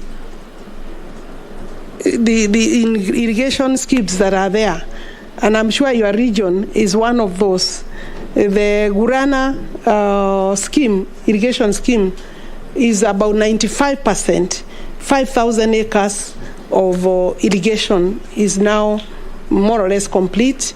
Remaining another 5,000. The total is 10,000. And you remember the beginning was really visited with a lot of politics, but now it's underway to completion. So I want to think that for food security, to be able to be water secure, have food security, we need to irrigate. Again, we need to irrigate about 3.5 million acres. Currently, we have covered only about 800,000 acres, slightly less than 800,000 acres. So yes, by the time we reach 3.5 million acres, I think we shall be stable. But by 2030, the target, the question you asked me, by 2030, we are required to raise enough money to be able to irrigate about 1.2 million acres, between 1 million, 1.3 acres. That way we will be able to possibly talk about food security. Thank you. The Suda visit, I should make sure I visit the entire country. That's a good invitation. How can I resist that one? Thank you, Chair. I'll join you in that. Chair, through you. So the drought question, school-going children, you had me about. Yes, thank you. And I believe the nominee touched on the long-term interventions, yes, as she was answering Honorable Murugara. But I need immediate, urgent, now. The boreholes, the small ponds, the smaller dams, other than the mega dams, collecting rainwater, ensuring that we are able to, some areas, in fact, we even use dozer system, which is a very short-term and expensive mechanism. But boreholes, water harvesting, I have seen a lot of urgent, rapid response mechanisms or efforts by the ministry, and I'm sure as soon as I get office, with your approval, I'll be able to look at what is the immediate that we can do so that children are not running without water, but also that they can harvest water from schools where the ministry, with the help of agencies, they are delivering and distributing water tanks for purposes of storage. So yes, we do need a quick intervention water storage. Yes. I think I've answered all the questions. Next batch.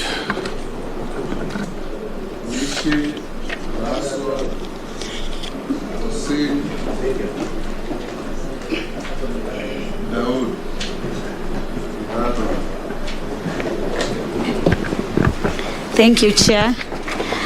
Chair, all of us, we understand that Kenya is a water scarce country, and right now we're experiencing a lot of scarcity in terms of water, and the reason is being climate change, global warming, deforestation, and also destroying of our water towers. Recently, I've seen some leaders saying that they will allow some people to do cultivation or other farming in Mau Forest. So I'm asking our nominee, what is your take in terms of safeguarding our water towers or other water catchment areas to ensure that we have adequate rainfall? The other issue to the nominee is about what is your plan in terms of adequate supply of renewable fresh water for all Kenyans? I thank you. Next. Thank you, Chair. Honorable Alice, my question, I really want you to be very specific. We are facing the worst drought in a decade. Currently, schools are being closed because there is not even water to cook food for the pupils or the students. And the rains maybe is unforeseen. The short rains might fail. So what we are asking is, as a stopgap of immediate attention, what is the ministry doing? We know you have not sat on that seat yet, but you should be able to get the information and give us feedback to that effect. On the same, your predecessor was also a lady. She was not seeing eye to eye with members of parliament. And yet water is life, and water is life. We represent the people. We're actually the actual representatives of the people of Kenya. So how are you likely now to work with parliament and members of parliament? Thank you, Chair. Thank you, Speaker and Chair of this committee. Number one, Speaker, is I didn't feel that the nominee answered the question by Honorable Ichung'wa properly. That was also my question in terms of water purchase agreement with the president. As of now, it's a policy. Maybe the nominee has not maybe acquainted herself with that policy and how it's going to happen. Maybe she would have said like that. It's a very fundamental policy, Speaker. I didn't get that very well from the nominee. But my question is, Chair, water is a default function. I want to hear from the nominee. What is it still doing, that function of water in national government? Is it that the county government cannot do those mega dams? Or is it that we cannot be able to give them the money? What is it that is amiss in our structure of devolved functions, Honorable Speaker, that national government is still insisting that, okay, maybe you people are small brothers, you cannot be able to do these mega projects we can be able to do as government? What is it that is missing? Finally, Speaker. One question. No. Finally, Speaker. Yes. It's not a question, but it's maybe a reminder that the nominee, if approved by this House, I want her to pay attention on the mega stall projects, Honorable Chair, particularly in West Pokot. There is one dam in history of Pokot Nation, one, Honorable Speaker, that has ever been done since God created the world. It's called Murun. You know that, Speaker. You know that's your home. We passed there. One since God created the world. It's about 60% complete. I hope the nominee, if she gets this one, takes that as number one, because that's the only one, Chair, since God created the world. There's no other dam that has been done in West Pokot. Thank you, Chair. You see, it's a reminder only. Thank you. Thank you, Chair. Mr. Speaker, I want to ask the nominee for water. We have a river which comes from Mount Kenya, going through Meru, going to Tharaka, and it is a major source of water for Mount Kenya East. And Mr. Speaker, through you, I would want to ask if the nominee goes through, because there are people who are irrigating with that water, and it's not just in Meru, in all the rivers in the country. They're doing hydroelectric plants, irrigating and everything, and people downstream cannot get the water. Mr. Speaker, I would want to ask the nominee, once she gets into office, if the House approves, what is she going to do with those areas? Because Meru is not known to be arid or semi-arid, but right now people are dying in Meru. Mr. Speaker, again, we hear about dams in each and every county. For the last 10 years, Mount Kenya East, we have talked about a dam, Kianjuri Dam, which was supposed to be done in Mount Kenya, which would go to Meru County together with the Rakanidi County. Mr. Speaker, we hear there are dams everywhere, but we are wondering, is the Rakanidi and Meru not in Kenya? That we do not get those dams. And we hear, the other day we had in Kirinyaga 20 billion, we hear Aror and Kimwarer 50, 60 billion. Now we are wondering, where do we stand? So we would want to ask our nominee that if you are nominated to that office, you do a fair distribution of dams in all over the country and not just in a few areas. Thank you. Answer, as you do so, I don't want us to repeat ourselves. The Honorable Posing asked you Ichungwa's question, and in my estimation, you had adequately answered it. You said you'll have public participation, you will have a look at each case in its own merit, and you'll consult the Attorney General to come up with proper, acceptable legal documents for the water purchase agreement. So you don't need to repeat it so that you answer other questions. You can answer him on Murunyi Dam and others. Kopsing, and maybe I could then start with that so that I finish. Thank you, Mr. Speaker, even Chairman, for helping me out on that one. Water is devolved. That is your statement.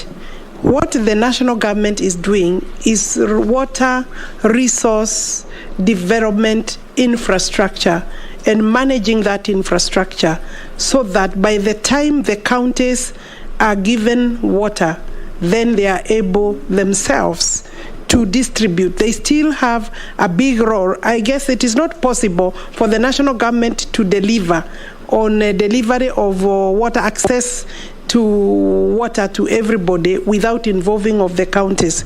But I'm sure you also agree the infrastructure, the management and development of that infrastructure is still a role of the national government. But it also does not stop the counties from coming up with their own irrigation and water projects. So I think I have answered that. If you look at the Constitution, there is nowhere it is stated that the national government will not work and develop the infrastructure. The dam you are talking about is 60%. Mheshimiwa, it's not just this particular dam that it is incomplete. There are very many dams. I've looked at the documents, but it is possible that we have maybe more than 40 dams or thereabout that are incomplete. Some work is going on. Others are waiting for release of funds. You know where the country is at the moment. You know where this government found the economy. And without passing any blame or ducking the question in any event, is that I said we need 500 billion shillings to be able to be water secure. And that's why it is important that the country understands that private and public partnerships are not a way of commercializing or selling water. You know, of course, water is a fundamental human right. It's a basic right secured under Article 43. And therefore, if we do not also provide then it means the responsibility by the national government is not yet discharged. So I want to assure you that we will look at this dam, if I'm approved, not just this dam or incomplete projects. The president has pronounced himself very clearly that he would want to move from the projects that are ongoing first to be able to complete those, allow funding of those before we can start as a government on new projects. So Mheshimiwa Honorable Daiwu may be one of the people who will be waiting so that we can first complete the incomplete projects. But I believe every county needs to be able to get these services. Honorable Mishi, it is true, yes, we are a water scarce country because of climate change, because of course of poor management of our water resources, the catchment areas, the water towers. Parliament, the Ministry of Environment, Ministry of Water, all partners, stakeholders need to work together to restore the water towers, the catchment areas, and it is not possible to say that the minister will do that alone, including the fact that if there are people irrigating along rivers, you did not say which river, but maybe you can pass that over to me, yes. But I think the Ministry of Environment has a bigger role in this, but also the public has even a bigger responsibility not to destroy. We must work on conservation rather than destruction, and therefore those irrigating along the rivers, I think awareness creation also by members of parliament is important. Adequate renewable waters. I suppose in terms of conservation, restoring waters, maybe water wastage, of course, desalination, all these are methods of coming up with innovative ways of having more water. And I think I have seen policy documents and strategy documents. Indeed, there is a lot of reforms in this ministry. The documents are complete. What is remaining is implementation. Honorable Raso, I will take the speaker's, the chairman's advice that I may have addressed this question because I said there are stopgap measures like delivering storage tanks, quick boreholes, small domestic ponds or community ponds will be able to answer some of those questions. And they are under the rapid response programs. And there are those particular programs that are funded to respond to the situation as it is. I believe, Chairman, I was told about predecessor Sisri Karaoke. How will I work or partner with members of parliament? Will I be accessible? Yes, I will be accessible. I'm a member of parliament. I believe I may have a better understanding of the demands and the pressure on members of parliament. I may not have an answer for you even when you visit, but I may be able to hear you. Thank you. We turn to the last batch, Ferdinand Emase Mule. And sorry, you are slightly behind me. Yes, in fact, let me start with you.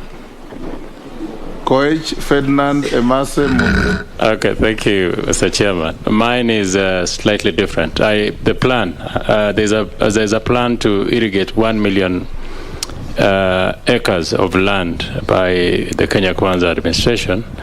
And looking at the dams that were somehow midway stopped from construction, I think because of, in my view, toxic politics of that time, Kimorer, Aror, Bosto, Londiani, Korusoin, amongst the few. Do you have plans to restart the dams again? And if yes, will we still have value for money, considering that some of these financials have continued to pile interest on the loans within the time that they had been stopped? Thank you. Ferdinand. Mr. Chairman, I think I want to ask analysts a very controversial issue. This is where we went wrong. Irrigation is supposed to be in agriculture. Somehow it was moved to water and the blue economy. We have projects like Kalana Kulalu, which actually is irrigation for the farms there. But somehow irrigation and how to move to water. As far as I'm concerned, irrigation is supposed to irrigate crops in agriculture. Don't you think that we should be able to move the irrigation from yourself so that you can concentrate on water other than irrigating the farms? Mary? Thank you, Chairman.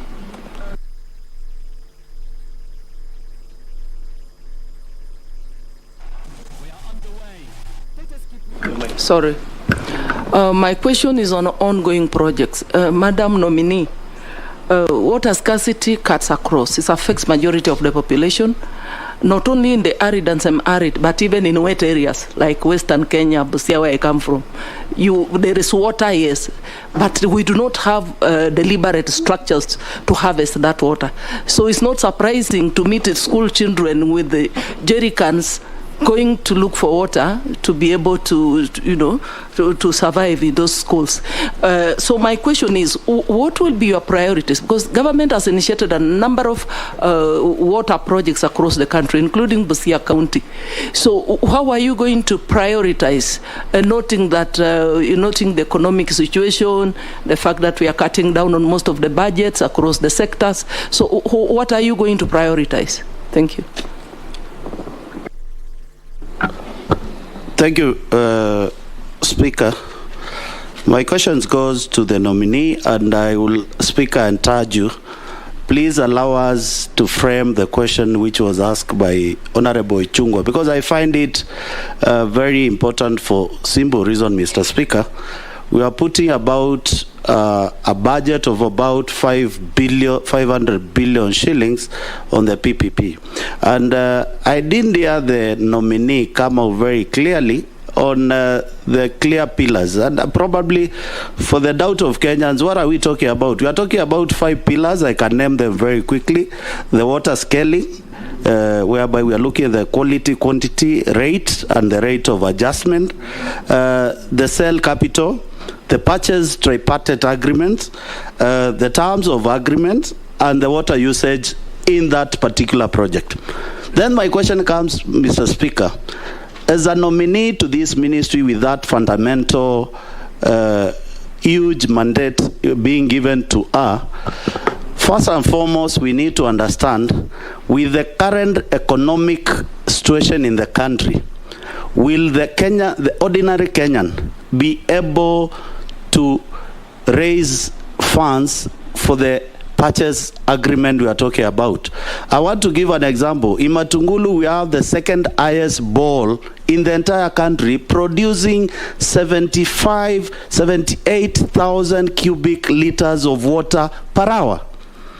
What does that translate? It translates you need an investor, and the common mwananchi at the grassroots will be able to pay back the investor who has distributed the water, who has made sure that the quality of water is clean, and made sure that there is a drop of water at every homestead.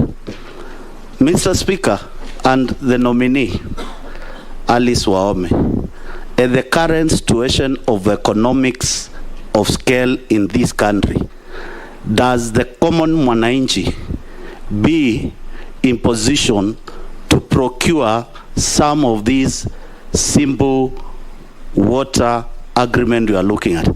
And I think you should be bold enough to advise the government on the best model, and if the model cannot work, will you be in a position to stand and tell the president, please, Mr. President, you promised the hustlers water, give them water without metering? Thank you. Yes, Alice. We could start from that question from Honorable Mule. I think I would encourage members that we don't operate from fears. You have very well articulated the fact that there will be the water scaling, the quality, the assurance, the terms of sale of that water, the costing, the tariffs. May I advise just at this stage that there will be no interface between the consumer, that is the beneficiary of the water, and the developer, because that is not possible. You can see that would not be an equal relationship. There are water providers that will be dealing with the consumer, the mwananchi. The developer will be dealing with the government at government level and the development agency level. That is, for example, at the water, NIB or NIA now, at that level, the agreements will be exchanged, monies provided for, develop the water resource, hand over to the agency. Then the agency will be able to know, because we have water companies that even today, water is really actually a trading commodity. The water you are using in your house, even in this parliament, is for sale. We buy water. What is important is how how the instruments for control and regulation of tariffs is done. And if there are challenges there, it is an area that Parliament, through the Regulatory Registration Committee, will be able to address. If tariffs are not reasonable, Parliament would have a role. And I think so far, I've looked at some of the studies and documentation with the ministry. Every shilling you invest in water brings 4 shillings, 4 times. Indeed, in our country, it could be up to 10 shillings. So I think there is room for control and standardization. And therefore, I can assure you, I think we have a role there. There is no need of fears. I do not see a situation where, and if you listened to the president himself, he said that the agreements will be first proposed by the relevant by Treasury and then come to the ministry, and I think it will obviously be a joint effort. We will look at those documents together. There will be public participation. The public will be able to say, even today, they are able to be consulted, and there are bad practices. And unfortunately, actually, there is also a lot of theft. Chairman, there is a lot of theft of water. Some of the challenges is that non-revenue water, that is now about 40% of all the water that we develop and we have. So if we lose 40% to theft and leakages, that's some of the things that we are supposed to be doing so that we can increase our volumes or our water resource. Mary Master is talking about stored projects. I did say earlier there are many stored projects. There are several which are ongoing, complete and incomplete. And the ministry is working hard. I have looked at their portfolio, and I think they are working hard.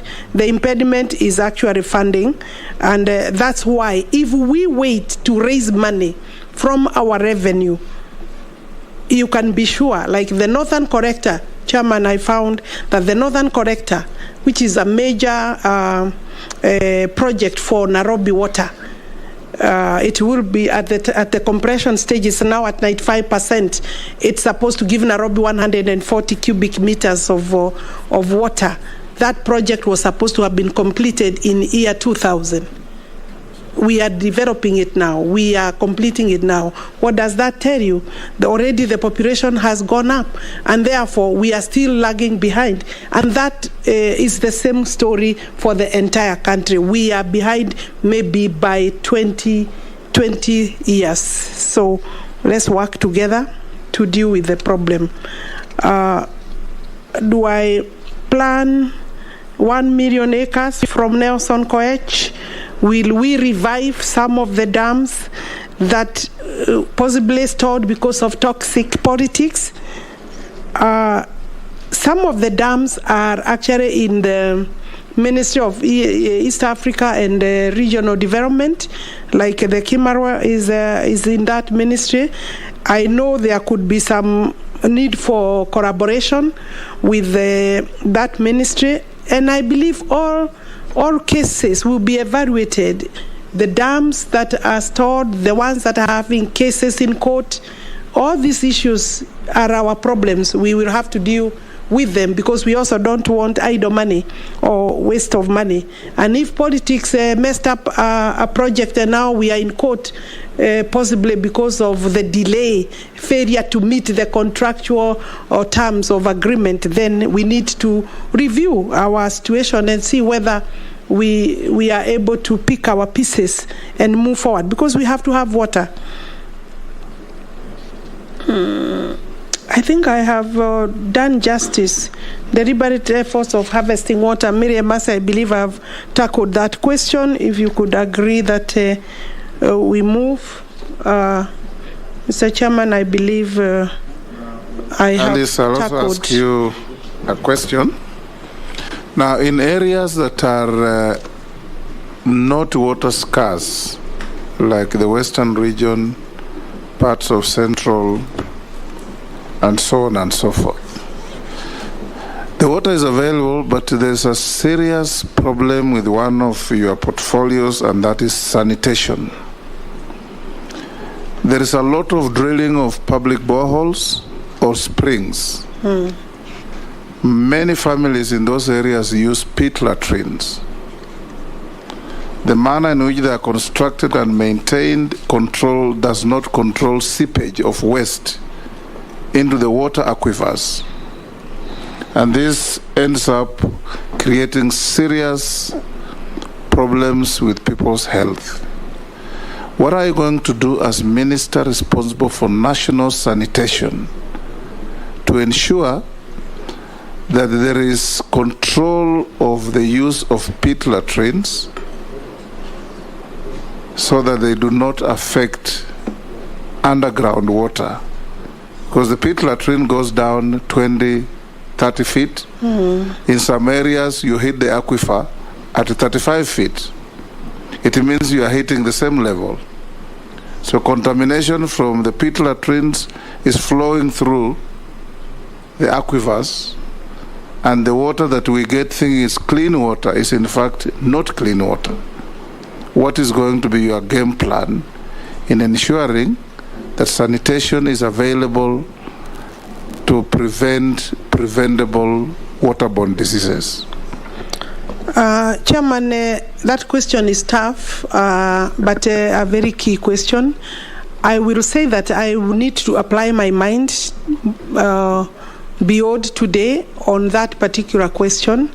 And it is true, of course, all our rural areas, majority use, maybe 90% are using pit latrines, and it is possible that the water levels, the aquifers, an area that we intend to use, to develop, to increase our water resource, are likely to be affected. But the new policy for the ministry is that wherever we are developing water resources, we are also accompanying that as much as possible with the sewerage system aspect. Indeed, as we speak, there are about 28 sewage systems that are under construction, and not projects in town. 28 towns are currently having sewerage systems going on.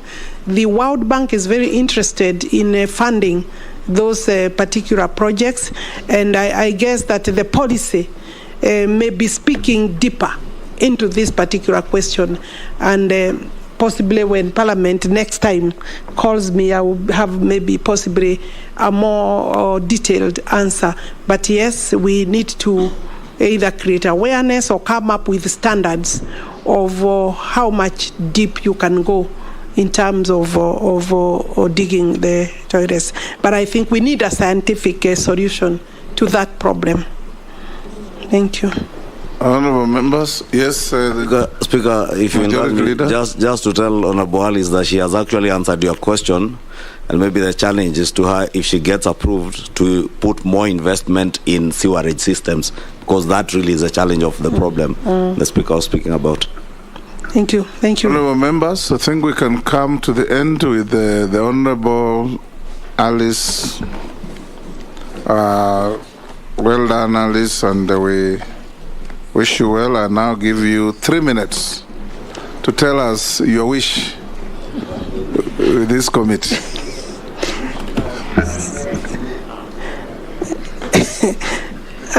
Thank you, Chairman, for even a very cordial session. I want to thank the honorable members for giving me the opportunity to express myself.